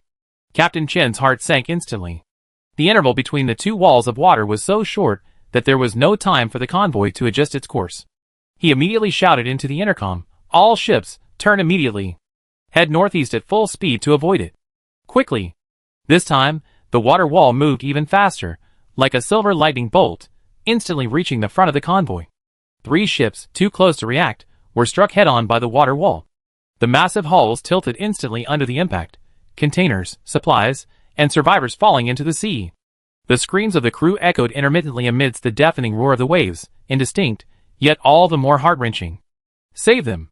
Let the rescue happen!" Captain Chen ordered through gritted teeth, but seeing the approaching water wall again, he fell silent. They were struggling to protect themselves, let alone rescue others. This time, the water wall, over 30 meters high, surged forward again, and they were now facing the very center of the water wall. Zhou Shuan shouted, "Adjust course immediately. Turn 60 degrees to the southeast. That's the weak point of the water wall." Her voice pierced through the chaotic roar of the cockpit, carrying an undeniable penetrating force. Captain Chen almost instinctively echoed, "Do as Dr. Zhou says. Starboard engines at full power. Port side maintain reverse thrust for steering." The crew's fingers flew across the control panel, the mothership's massive hull like a clumsy behemoth struggling to steer through the waves. The clicking of metal gears mingled with the roar of the waves, making each second feel incredibly long. Qi Mingyu's arms remained tightly wrapped around Zhou Shuan, his gaze fixed on the window. The wall of water, over 30 meters high, was now almost within reach, its surging spray like the fangs of a giant beast, crashing down with an overwhelming force. Faster! Faster! Cold sweat beaded on Zhou Shuan's forehead. She could clearly see the water currents at the center of the wall spinning at an astonishing speed, enough to tear apart the steel hull instantly. The currents to the southeast were relatively calmer, still dangerous, but offering a glimmer of hope. 3 nautical miles left. She roared, "Maintain this angle. Don't veer." Just as the mothership was about to complete its turn, the edge of the wall of water swept across the stern. The immense impact slammed onto the deck like a hammer blow, instantly twisting and snapping the stern railing. The shaking inside the cockpit was more violent than ever before. Captain Chen shouted, "Stabilize. You must stabilize." After an unknown amount of time, the destructive impact finally began to subside. Captain Chen opened his eyes, trembling, and looked through the porthole. The wall of water was roaring northeast, leaving a trail of devastation on the sea. The mothership's stern was severely damaged, and several small fires broke out on the deck, slowly extinguished by the seawater, billowing black smoke. Of the 3 ships that had been directly impacted by the water wall, 2 had sunk completely, and only 1 was still struggling on the surface, listing at over 45 degrees and on the verge of capsizing. Worse still, several other ships were swept away by the giant waves created by the water wall, veering off course and drifting towards unknown waters. "Captain, our stern is severely damaged, and the engine power has decreased by 30%. The adjutant's voice was hoarse, and many crew members have fallen into the sea. Captain Chen leaned against the control stick, closing his eyes helplessly. For consecutive water wall impacts had already inflicted heavy losses on the convoy. If this continued, they would likely be wiped out before reaching their destination. Zhou Shuan gripped the handrail and slowly stood up, her face ashen, yet she still forced herself to speak. "Captain Chen, we cannot linger, we must leave this area as soon as possible. The intervals between the water walls are getting shorter and shorter. No one knows when the next one will come." Chapter 870. Captain Chen nodded, took a deep breath, and straightened his back. "Good. Repair team, do everything you can to repair the engines. Lifeboats, depart immediately, prioritizing the rescue of the seriously wounded. The rest of the ships, return to formation as soon as possible, and continue sailing towards our destination." After the orders were given, the deck immediately sprang into action. Medics carried stretchers among the wounded, repair personnel rushed towards the damaged stern with tools, and lifeboats shot off like arrows towards the area where wreckage floated. Zhou Shuan stood by the porthole, her gaze sweeping across the chaotic sea. She could clearly see the lives swept into the water, but could only watch helplessly as they were swept away by the waves or sank to the bottom. Her fists clenched tightly, her eyes filled with pain. Qi Mingyu walked to her side and gently patted her shoulder. Don't blame yourself too much. You done very well. If it weren't for your accurate judgment, we might have been swallowed by the water wall long ago. Zhou Shuan's voice was a little hoarse. We should have bypassed this area. But the water temperature keeps rising. Going around it would probably waste half a month or even a month, so we can't go around it. Qi Mingyu's tone was gentle, but he spoke slowly, each word distinct. This isn't your fault. His eyes were firm. In the apocalypse, all we can do is fight to survive. Protecting others isn't their obligation. Beyond their own capabilities, there's no need to blame themselves. But then, a piercing alarm suddenly ripped through the busy activity on deck. Zhou Shuan abruptly looked up into the distance, her voice trembling. The fifth water wall is approaching. Before the words were even finished, a massive, dark shadow rose from the horizon, like a seawall torn down by a god, crashing down with overwhelming force. Over 40 meters high, it resembled a skyscraper rising from the ground, its crest churning with white foam, casting heavy shadows against the gloomy sky. Lifeboats. Come back. Return to port immediately. Captain Chen gripped the bridge railing, shouting hoarsely, his voice torn apart by the gale. The few lifeboats that had just been launched were still struggling to search the wreckage area. The furthest was more than 2 nautical miles from the main ship. The soldiers on board, watching the rapidly approaching black wall of waves, turned deathly pale, frantically turning the engines, trying to escape to safety before the giant wave engulfed them. The water wall advanced far faster than expected. In just over 10 seconds, the lifeboats, once clearly visible, were enveloped in the spray of the waves, and only the desperate cries from the boats could be faintly heard. Faster! Faster! Zhou Shuan and the others stared intently at the ever-growing wall of water, their hearts clenching as if gripped by an invisible hand, a suffocating feeling instantly engulfing their bodies. This was the largest wall of water they had ever seen, more terrifying than the previous 4 combined. Debris and ship wreckage were even visible on the wave's surface, swirling wildly like a gaping maw slowly closing. Hold on tight. Qi Mingyu's voice rang in their ears. Chaos erupted on deck. Medics, who were transferring the wounded, screamed and rushed towards the cabin entrance. Before the giant wave even arrived, the strong winds it generated had already begun to rage. Lifebuoys and toolboxes on the deck were blown about, and pieces of canvas swirled in the air like kites with broken strings. A muffled, deafening roar echoed from the seabed, like the earth's crust trembling violently. Immediately afterward, the flagship began to rock violently and uncontrollably, its port side suddenly rising and then crashing down. Zhou Shuan's body was violently thrown about by the ship swaying. If Qi Mingyu hadn't been holding her shoulder firmly, she would have been thrown off. She saw more clearly than anyone else present the terrifying energy contained within the wall of water, a power capable of easily tearing through steel, like a giant hammer about to smash them down. Everyone evacuate the deck. Immediately into the sealed compartments. Captain Chen's roar resounded throughout the ship via the intercom, carrying a desperate, all-or-nothing resolve. He stared intently at the radar data flickering on the control panel, veins bulging on his forehead. Power station. How much thrust is left? Can we increase the speed again? Report, Captain. The engine is only 70% repaired. Maximum thrust can only maintain the existing speed. Qi Mingyu frowned, his gaze quickly sweeping across the surroundings. When he saw the 3 struggling lifeboats, a flicker of pity crossed his eyes. The furthest lifeboat was already entangled in the surging current at the edge of the wave wall, its hull beginning to spin uncontrollably. The shouts of the soldiers on board grew weaker and weaker. One on, don't look. Qi Mingyu pressed her shoulder, forcing her to turn her head. We can't stop them. We can only save ourselves. Zhou Shuan abruptly closed her eyes, hot tears sliding down her cheeks and landing on the cold handrail. She could see the despair in the soldier's eyes on the lifeboat, but she could do nothing. Her accurate judgment of direction seemed so insignificant and laughable in the face of the power of nature. The ship rocked more and more violently, as if it would capsize at any moment. Zhou Shuan could hear the distant sound of breaking planks, and the cries and screams coming from the cabins. Qi Mingyu held her tightly beneath him, his back against the cold porthole, creating a small safe haven for her with his body. Bang! Another deafening crash echoed as the massive wreckage, whipped up by the wave, slammed into the starboard side of the main ship. The ship tilted violently, the deck almost at a 45-degree angle to the sea level. Zhou Shuan felt as if her internal organs were shifting. The sounds of wind, waves, twisting metal, and screams mingled together in her ears, forming a tragic elegy of the apocalypse. She opened her eyes and, through the crack in the porthole, took one last look at the wall of water that was about to engulf everything. It was already close enough, its enormous shadow completely enveloping the entire main ship. The icy seawater instantly flooded the portholes, and Zhou Shuan felt a sudden darkness engulf her. The surrounding noise seemed to be muted, leaving only the gurgling sound of the seawater rushing in and the thunderous pounding of her heart. The ship's tilting abruptly slowed after the impact, as if forcibly stabilized by an invisible hand. When she opened her eyes again, the all-consuming wall of water had swept past the main ship and was roaring towards the distant sea, leaving behind a chaotic, churning expanse of water. Countless ships bobbed and thrashed on the sea, unable to control themselves. Some even collided head-on. The mothership was undoubtedly the largest and most robust. The other ships that rammed into it only left scratches on its surface. Boom! After several impacts, as the waves gradually calmed, the ship slowly regained control.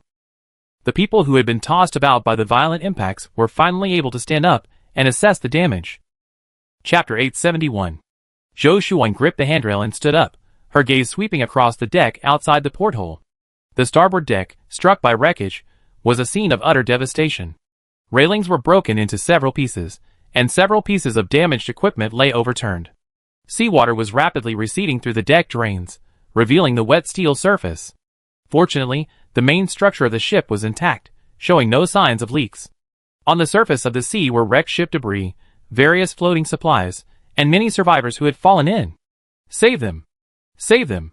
Captain Chen ordered urgently. His gaze swept into the distance. The submarines that had gone out to rescue people were long gone, swept away by the waves. His expression was one of deep sorrow. However, seeing the survivors struggling and crying for help on the surface, he did not hesitate for a moment and ordered a rescue immediately. Zhou Shuan no longer rushed to collect supplies. Instead, she focused on saving lives. A passenger cruise ship at sea had been blasted open in a collision, its hull torn open, and seawater, like a raging beast, surged in through the breach. The ear-piercing sound of tearing metal mingled with screams and cries. The cruise ship, carrying hundreds of passengers, was sinking at a visible speed. Its tilt was increasing, and tables, chairs, and suitcases were being tossed about by the seawater. Many people were hit by debris and struggled in the murky water. This cruise ship belonged to Tao Zheng and his group, and most of the survivors on board were also his men. However, those manning the lifeboats around the ship were frantic, too afraid to approach. As the cruise ship sank, it created huge whirlpools on the surrounding surface. Anyone who got too close would be swept to the bottom. Captain Chen shouted, "Save them!" Experienced naval personnel also yelled, "Jump ship! Jump now!" Only a very few reacted, most were trapped inside the cabins. Because of the icy rain, all the doors and windows of the fleet were reinforced with boiling point alloy, making them impossible to open by brute force. The bulkhead doors were also jammed from the impact. As the cruise ship sank, it tilted at a 45-degree angle, with countless heavy objects pressing down on the doors, making them impossible to open by hand. Zhou Shuan could clearly see hundreds of lives inside the cabins. Some were tightly embracing their loved ones, some were frantically pounding on the windows, and others were whimpering weakly as the seawater reached their chests. But the windows were firmly fixed in place by the boiling point alloy, and even the ship's fire axis couldn't budge them an inch. The heavy cabin doors were firmly held shut by tilted steel plates, broken steel beams, and other heavy objects, remaining unmoved no matter how hard the people inside pushed. Seawater had already flooded the fifth deck, the icy water constantly eroding their body temperature, and many people's struggles gradually weakened. At this point, the entire cruise ship was practically submerged. Zhou Shuan gritted her teeth and first focused on the blocked cabin doors, painstakingly collecting the twisted steel and broken furniture into her storage space. With each heavy object she removed, a layer of cold sweat beaded on her forehead. When the last steel beam pressing down on the main cabin door was removed, Zhou Shuan exerted a sudden burst of strength, forcefully pulling open the heavy door, creating a gap large enough for one person to pass through. Seawater instantly rushed into the adjacent empty cabin through the gap, forming a powerful current. But some clever survivors had already discovered an exit. Bubbling and waving their hands, they swam out first. The others, about to suffocate, immediately swarmed to their aid. Zhou Shuan followed suit, opening the blocked auxiliary hatches and obstructions one by one to facilitate the survivors' escape. One by one, soaking wet and shivering, the survivors swam desperately towards the surface. This was her first attempt to save everyone on the cruise ship like this. She was already somewhat exhausted, her vision was starting to blur. "Wan Wan!" came Qi Mingyu's voice beside her.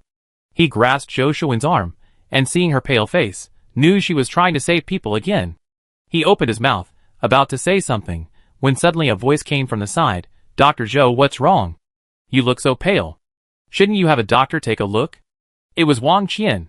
Wang Qian looked at Zhou Shuwen's face anxiously. Dr. Zhou, were you injured just now? He hurriedly went to call for a doctor. Doctor. Where's the doctor? Come quickly and see Dr. Zhou. Captain Chen, hearing the commotion, also rushed over. To avoid others interfering with her rescue efforts, she simply pretended to be exhausted and collapsed into Qi Mingyu's arms. Qi Mingyu immediately understood and placed her on the cot next to him. Zhou Shuan kept her eyes closed. There were still dozens of people on the cruise ship who hadn't come out. She used all her strength to retract the broken pipe behind the last auxiliary cabin door into her spatial storage. The doctor arrived quickly. At this time, there were wounded everywhere, and doctors were urgently needed everywhere. However, the fact that the doctor arrived so quickly was enough to show how much Captain Chen valued Zhou Shuan. After Wang Qian helped call the doctor, he remained silent, standing beside Zhou Shuan with some concern. The doctor asked Qi Mingyu, during the large collision, did Dr. Zhou hit her head? Qi Mingyu thought for a moment, then said uncertainly she might have. But it shouldn't be serious. A pair of warm hands touched Zhou Shuan's head, seemingly checking for wounds. Zhou Shuan ignored them.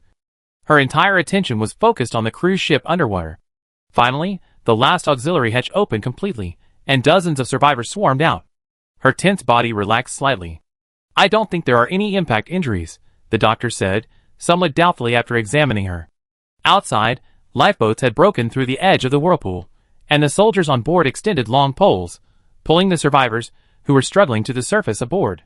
Those who had just crawled back from the brink of death were either coughing violently while clinging to the edge of the lifeboats, or collapsing onto the boats and sobbing uncontrollably, their soaked clothes clinging to their skin, looking utterly disheveled. Doctor, you need to examine her more thoroughly. Dr. Zhou's sudden fainting can't be just a minor injury, Wang Qian said worriedly. The doctor nodded and continued to examine Zhou Shuwen's head, neck, and shoulders for any injuries. Qi Mingyu spoke up, Doctor, please be gentle. She's in a lot of pain right now. He had been sitting beside Zhou Shuan, watching over her. The doctor knew he was worried about his wife, nodded, and continued to press on Zhou Shuan's back. Zhou Shuan closed her eyes, trying her best to remain undisturbed. She had just seen a closed dormitory on the cruise ship. Inside were 2 adult women, each protecting 2 children, about 8 or 9 years old. The water had completely flooded the area. They could only stand on tiptoe, trying to keep the children's mouths and noses above the water. Chapter 872. On the dormitory ceiling, there was only a small gap, not yet filled by the floodwaters. Their situation was extremely dangerous. They could be buried alive at any moment. The dormitory door was blocked by 2 thick steel beams crossed over each other.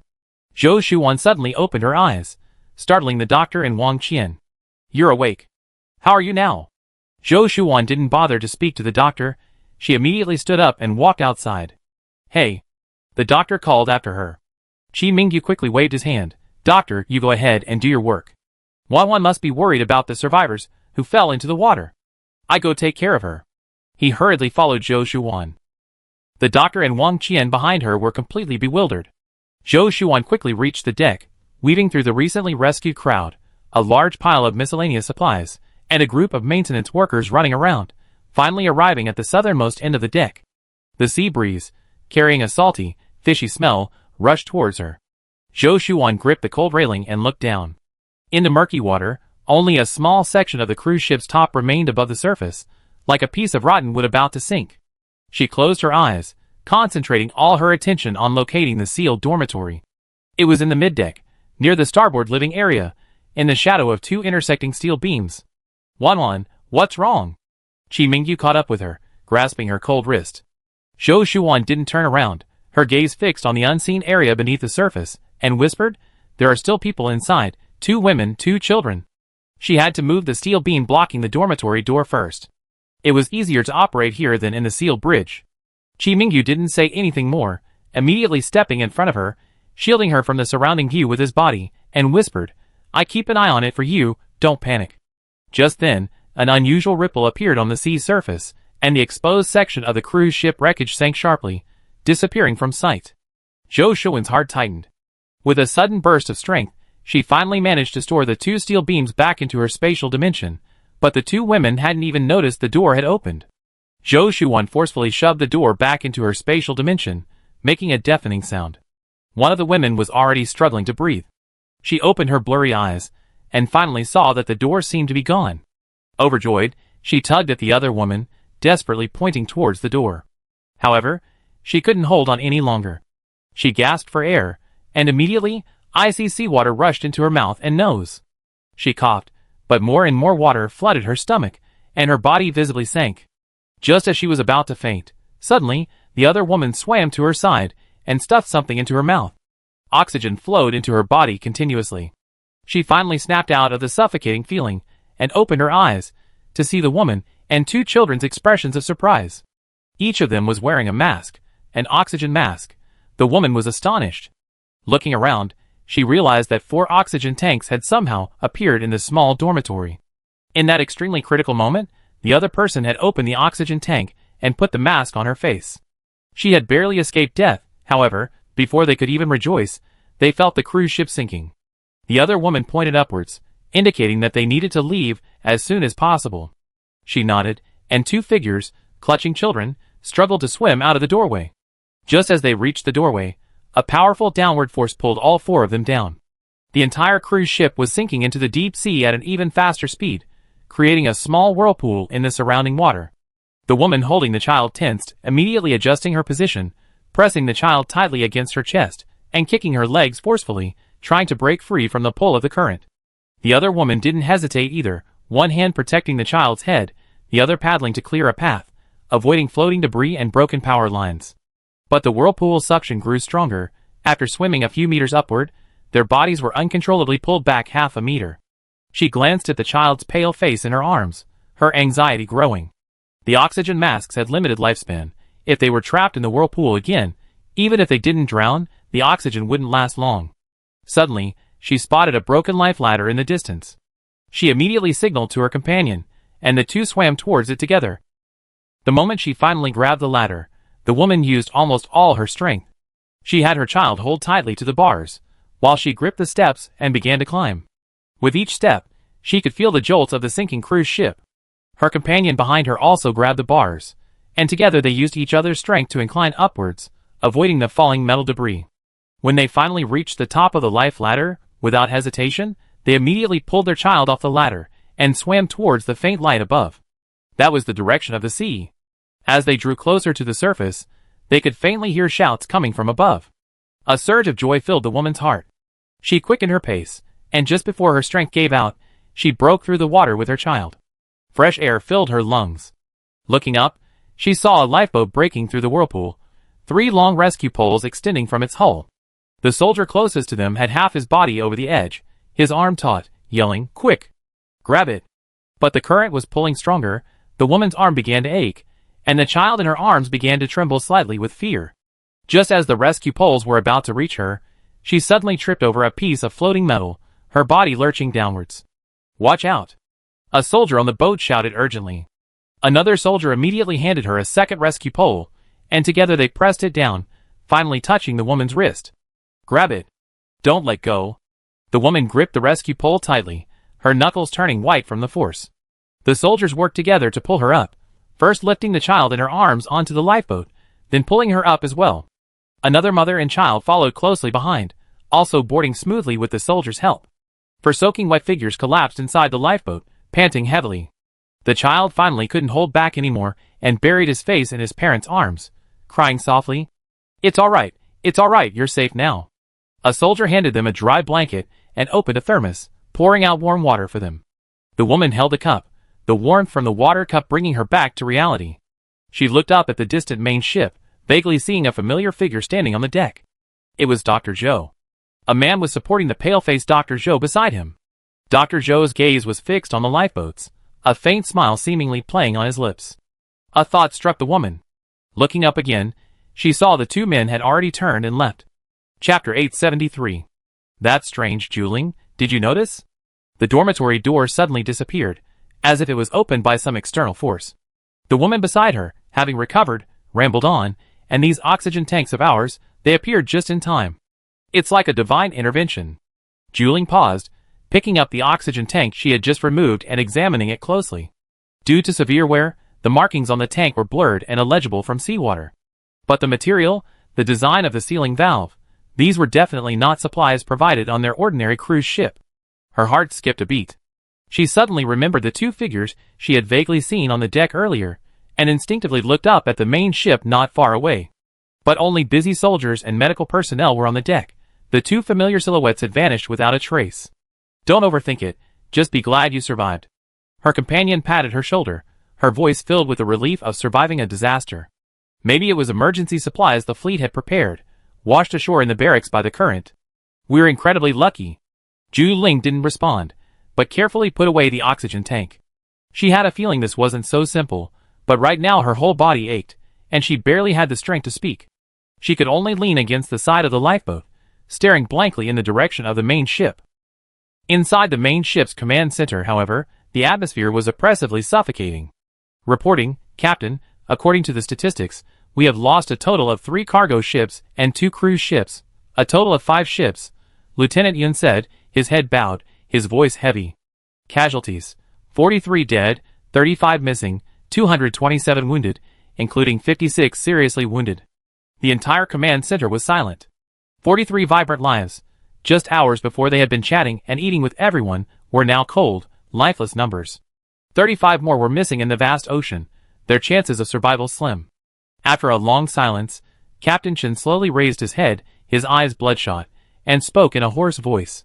Notify all ships to inspect for hull damage. Continue forward in half an hour. It wasn't safe here, so even though he knew there might still be survivors in the sea, he couldn't allow the entire fleet to linger. They had to leave as quickly as possible. Half an hour to prepare was the fastest he could give. Yes, sir. Lieutenant Yun nodded vigorously, turned, and strode quickly out of the command center. After the fleet restarted its voyage, the waves gradually subsided, leaving only the roar of the engines echoing across the sea. Vice Captain Wang held a hand-drawn nautical chart, repeatedly checking the route. On such a vast ocean, it's easy to get lost if you're not careful. But Wang Qian discovered that Zhou Shuan didn't even need a sketch. She could know the direction with perfect clarity. Sometimes he even wondered if anyone truly possessed such powerful navigational abilities, comparable to a compass or radar. Whenever he made a mistake and gave the wrong directions, Zhou Shuan would always pinpoint the correct direction precisely based on his sketch. And after on-site testing, her directions were always correct. Dr. Zhou, your sense of direction is amazing. That afternoon, the first mate, holding the nautical chart, talked with Zhou Shuan for a long time, his face full of amazement. I said this route should be 10 degrees north, but you said 5 degrees. Now it seems you were right. Look! He pointed outwards. Not far from them, in the sea, there was a small patch of exposed reefs. This was a rare landmark at sea. However, it was generally inaccurate, because if the reef wasn't large enough, it could be completely submerged at high tide and invisible to the naked eye. But they were now passing this reef. It was the one he had encountered when leading the fleet back. Because they were responsible for the survival of nearly 7,000 survivors in the entire fleet, First Mate Wang had drawn everything they saw along the way, in great detail. But Zhou Shuan, like the sketch she had drawn, understood it even better than he did. Zhou Shuan smiled. I was just going by intuition. It's not actually that accurate, but everyone trusts me and believes what I say. Wang Qian said thoughtfully, Dr. Zhou, if a fleet had you on board, the chances of survival at sea would be greatly increased. It's fortunate we have you. Zhou Shuan waved her hand. You overestimate me, First Mate Wang. First Mate Wang smiled and pointed to the destination marker on the nautical chart. At our current speed, barring any unforeseen circumstances, we should reach the island in 10 days.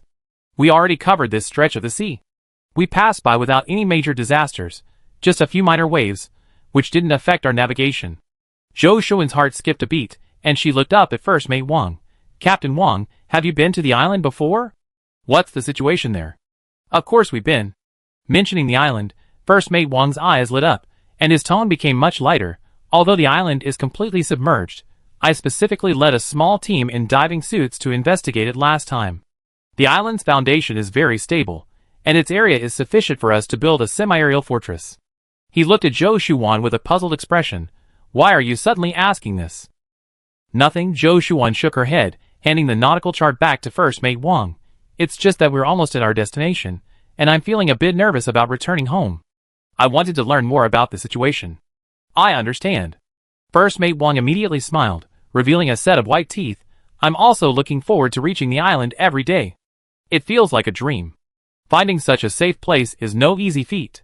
Captain Chen, beaming with joy, patted Wang Qian on the shoulder. What's there to be afraid of? Little Wang, you've done a great job finding the island. Once we get there, the warship will definitely reward you, and we celebrate your achievement. Captain Chen's joy stemmed from his relaxed state of mind after learning there was no danger ahead.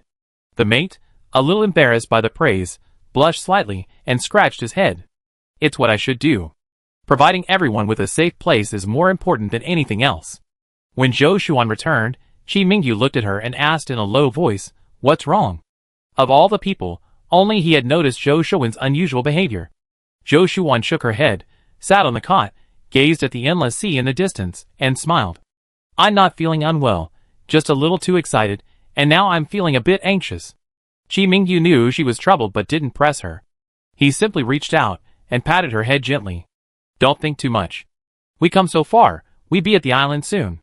Once we're there, we can rest properly, and won't have to worry about the dangers at sea anymore. Chapter 874. Zhou Xuan nodded, echoing his words. Yes, I hope so. She walked to the porthole and looked out at the vast sea.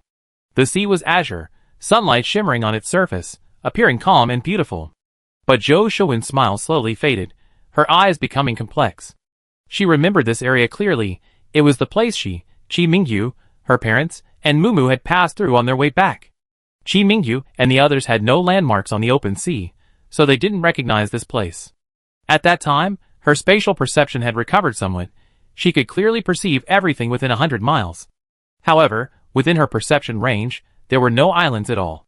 Was her perception flawed? Or was the island Wang Qian, and the others mentioned simply outside her perception range? Or perhaps, the direction Wang Qian led them in was wrong from the start?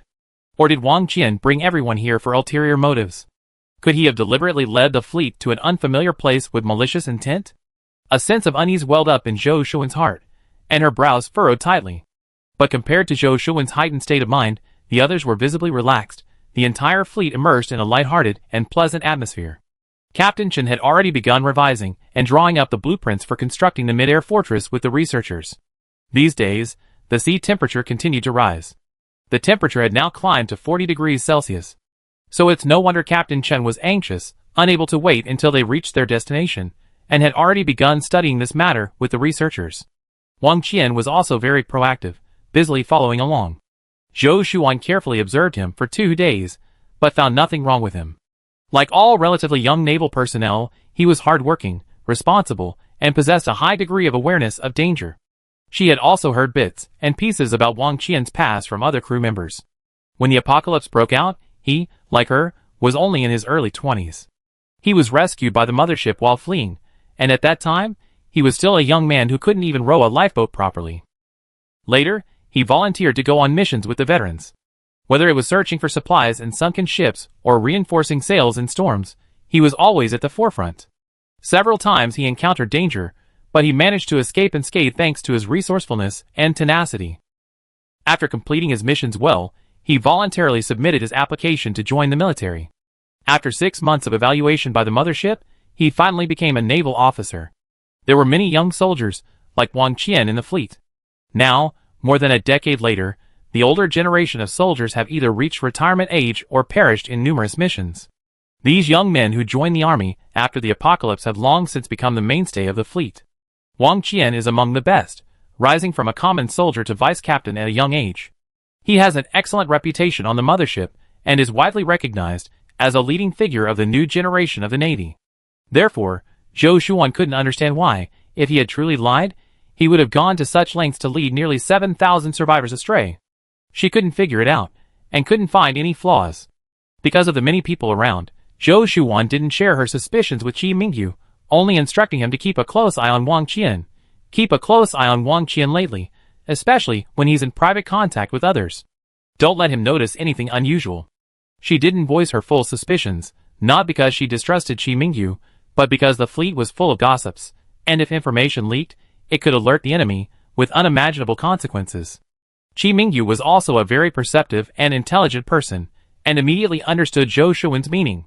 He clenched his fists, then slowly relaxed them, and whispered, "We be staying with Mom and Dad, and Mumu for a while." Zhou Shuan nodded vigorously. She still needed to control the direction in the cockpit, and also had to be wary of Wang Qian's mischief, so for now, she could only warn her parents. Zhou Shuan knew that besides Qi Mingyu, there was another person she needed to warn as soon as possible. That was Captain Chen. However, Captain Chen had a communications officer with him day and night. And many people who returned with Wang Qian were likely his accomplices. When selecting people for the mission, the mothership had chosen only military personnel.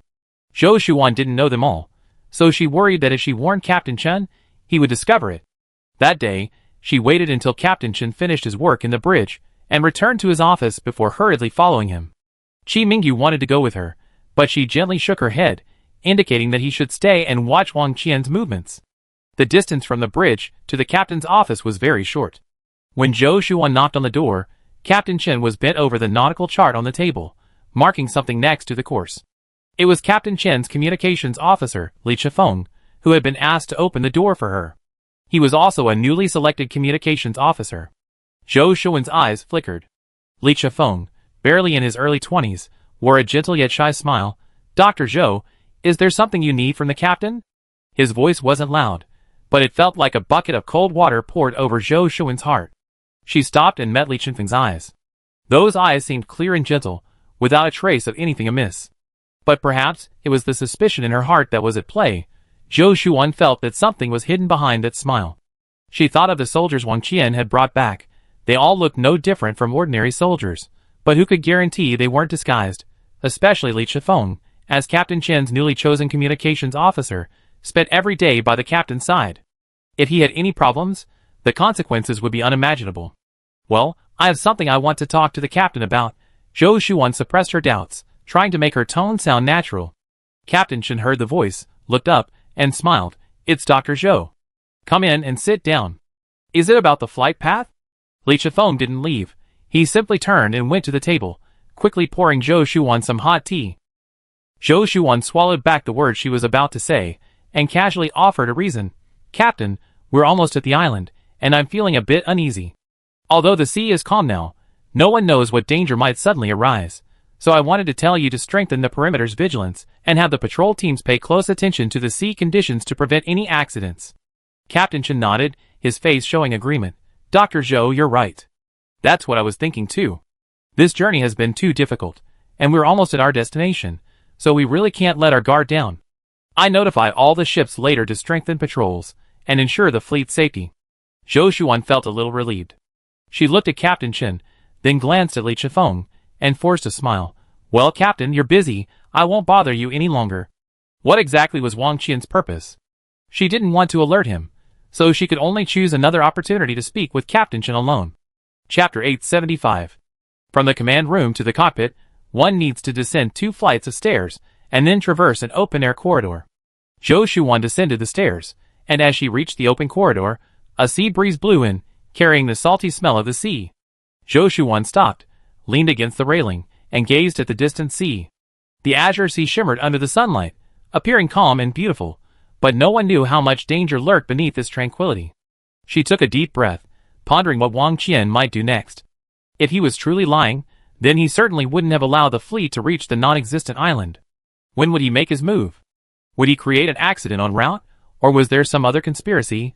Just then, she heard the sound of orderly footsteps behind her. Zhou Shuan turned around and saw a 5-man patrol team, dressed in uniform and carrying weapons, patrolling along the corridor. This was a common patrol configuration on warships. Zhou Shuan didn't pay much attention, stepped aside, and continued gazing at the sea. The patrol team stopped abruptly as they approached her.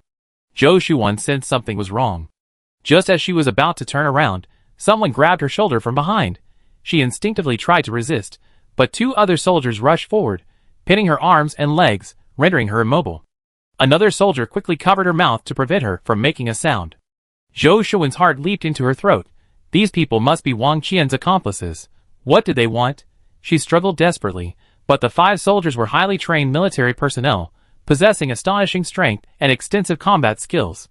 Since her rebirth, Zhou Shuan, who had always considered herself incredibly powerful, was utterly outmatched by the combined forces of the 5 men. She was completely immobilized. At that moment, the last soldier drew a sharp dagger from his waist, its blade gleaming coldly in the sunlight. He walked step by step towards Zhou Shuwan, his eyes icy cold. Without the slightest hesitation, he thrust the dagger towards her chest.